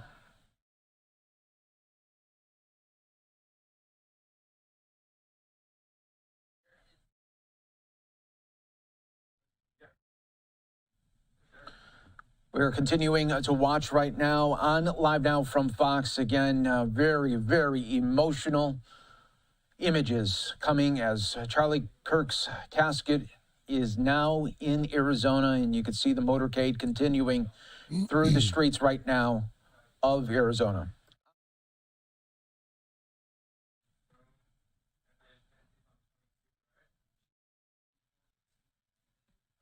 Very difficult time again for the family, the fans and supporters of Charlie Kirk as well. And we're going to continue our coverage in just moments.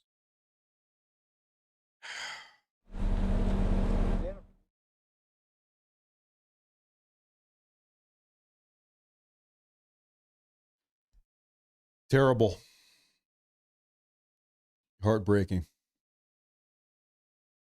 What can you say? We've said it all.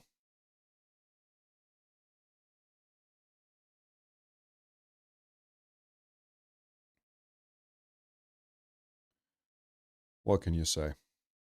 All right, everyone, we are continuing to bring you this coverage. Obviously, a very, very difficult time. We just saw moments again, Erica coming down the steps of Air Force Two with the Second Lady, with Vice President J.D. Vance as well. We'll keep an eye on Sky Fox in just a bit here on Live Now from Fox. But we want to continue our coverage, continuing to bring you the latest for Charlie Kirk, the investigation, and really the fans and supporters coming out to Turning Point in Phoenix once again for a second day. And let's go out live right now to Turning Point, and that is where we find Kenzie Beach with Fox 10 Phoenix as more supporters are coming out to pay their respects.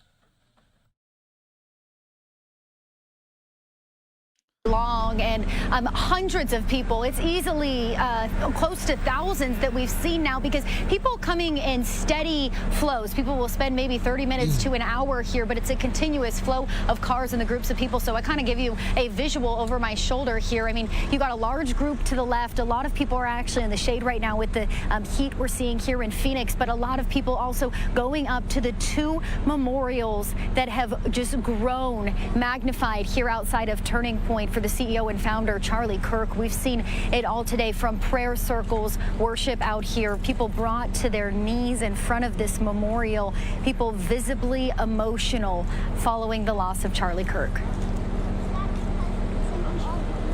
No one deserves that. Say what you will, you can disagree with what he said, what he stood for, but no one deserves that. It makes me angry, and I don't like to buy into that. Yeah. But it's almost like the culmination of stuff that's gone on the last few years. This man didn't deserve it. The passing of 31-year-old Charlie Kirk has brought his Arizona supporters to their knees, visible tears and heartbreak outside Turning Point HQ in Phoenix. The late husband and father to two young children called Arizona home. We need to find this guy, man. Listen, we have the freaking Patriot Act. They're spying on everybody's phones. They have cameras everywhere. We've got state-of-the-art satellites. You've got Palantir is dialed into the United States grid. They're harvesting everybody's information. How has this guy not been found for 24 hours? Where is this guy? What's going on here?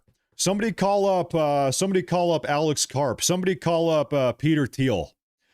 Somebody get Peter Thiel on the line. Tell him to activate the Palantir super servers and find this guy. What is going on here?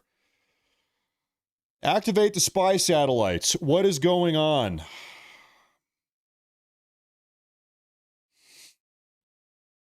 Where'd he go? Right now, the best we can do are some grainy photos from 24 hours ago. We've got 24-hour-old photos. That's the best we can do right now. What's going on here? Up the reward? I don't think that this guy's not found for lack of reward. You know what's nuts? I'll tell you what percent of this country right now, even if they did know where he is, would keep their lips sealed? They would help him. What percent of the country? Is it 25%? Is it 10%? Is it 50%? What percent of people in this country, even if they did know where he is, they would say, I'm not going to rat him out? Because I see a lot of these posts on the internet. We've been talking about this all day. There are people that are totally in favor of this guy. They love what he did. They support what he did. What's going on here?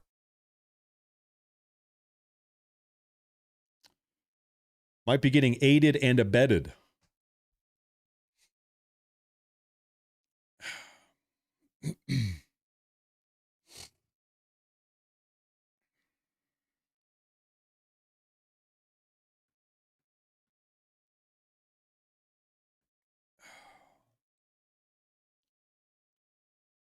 Now, let's go back out to Skyfox video. We are seeing the motorcade. It has stopped now. It is already at its destination, and soon we will see the casket come out once again and then go into this building where no doubt this is probably where the wake will happen sometime next week, and then a funeral a little bit later in the week as well. But very, very difficult time for the Kirk family and really supporters all over. Breaking news, ladies and gentlemen. Saw that in the piece there as they were brought to their knees and really.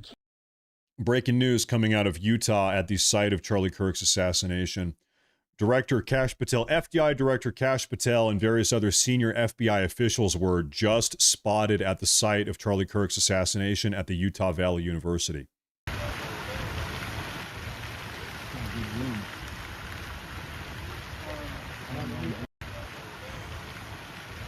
So someone up there is Kash Patel. Anyway, so at this very moment, Kash Patel is at the site of Kirk's assassination. Could be Dan Bongino as well. Could be there right now. We know that they flew into town earlier today. They've probably been there a couple hours now. They landed. Terrible. It's terrible, and your heart goes out to the family right now and friends of Charlie Kirk as casket now coming out of the hearse, and there we go. Charlie Kirk now going inside of this church.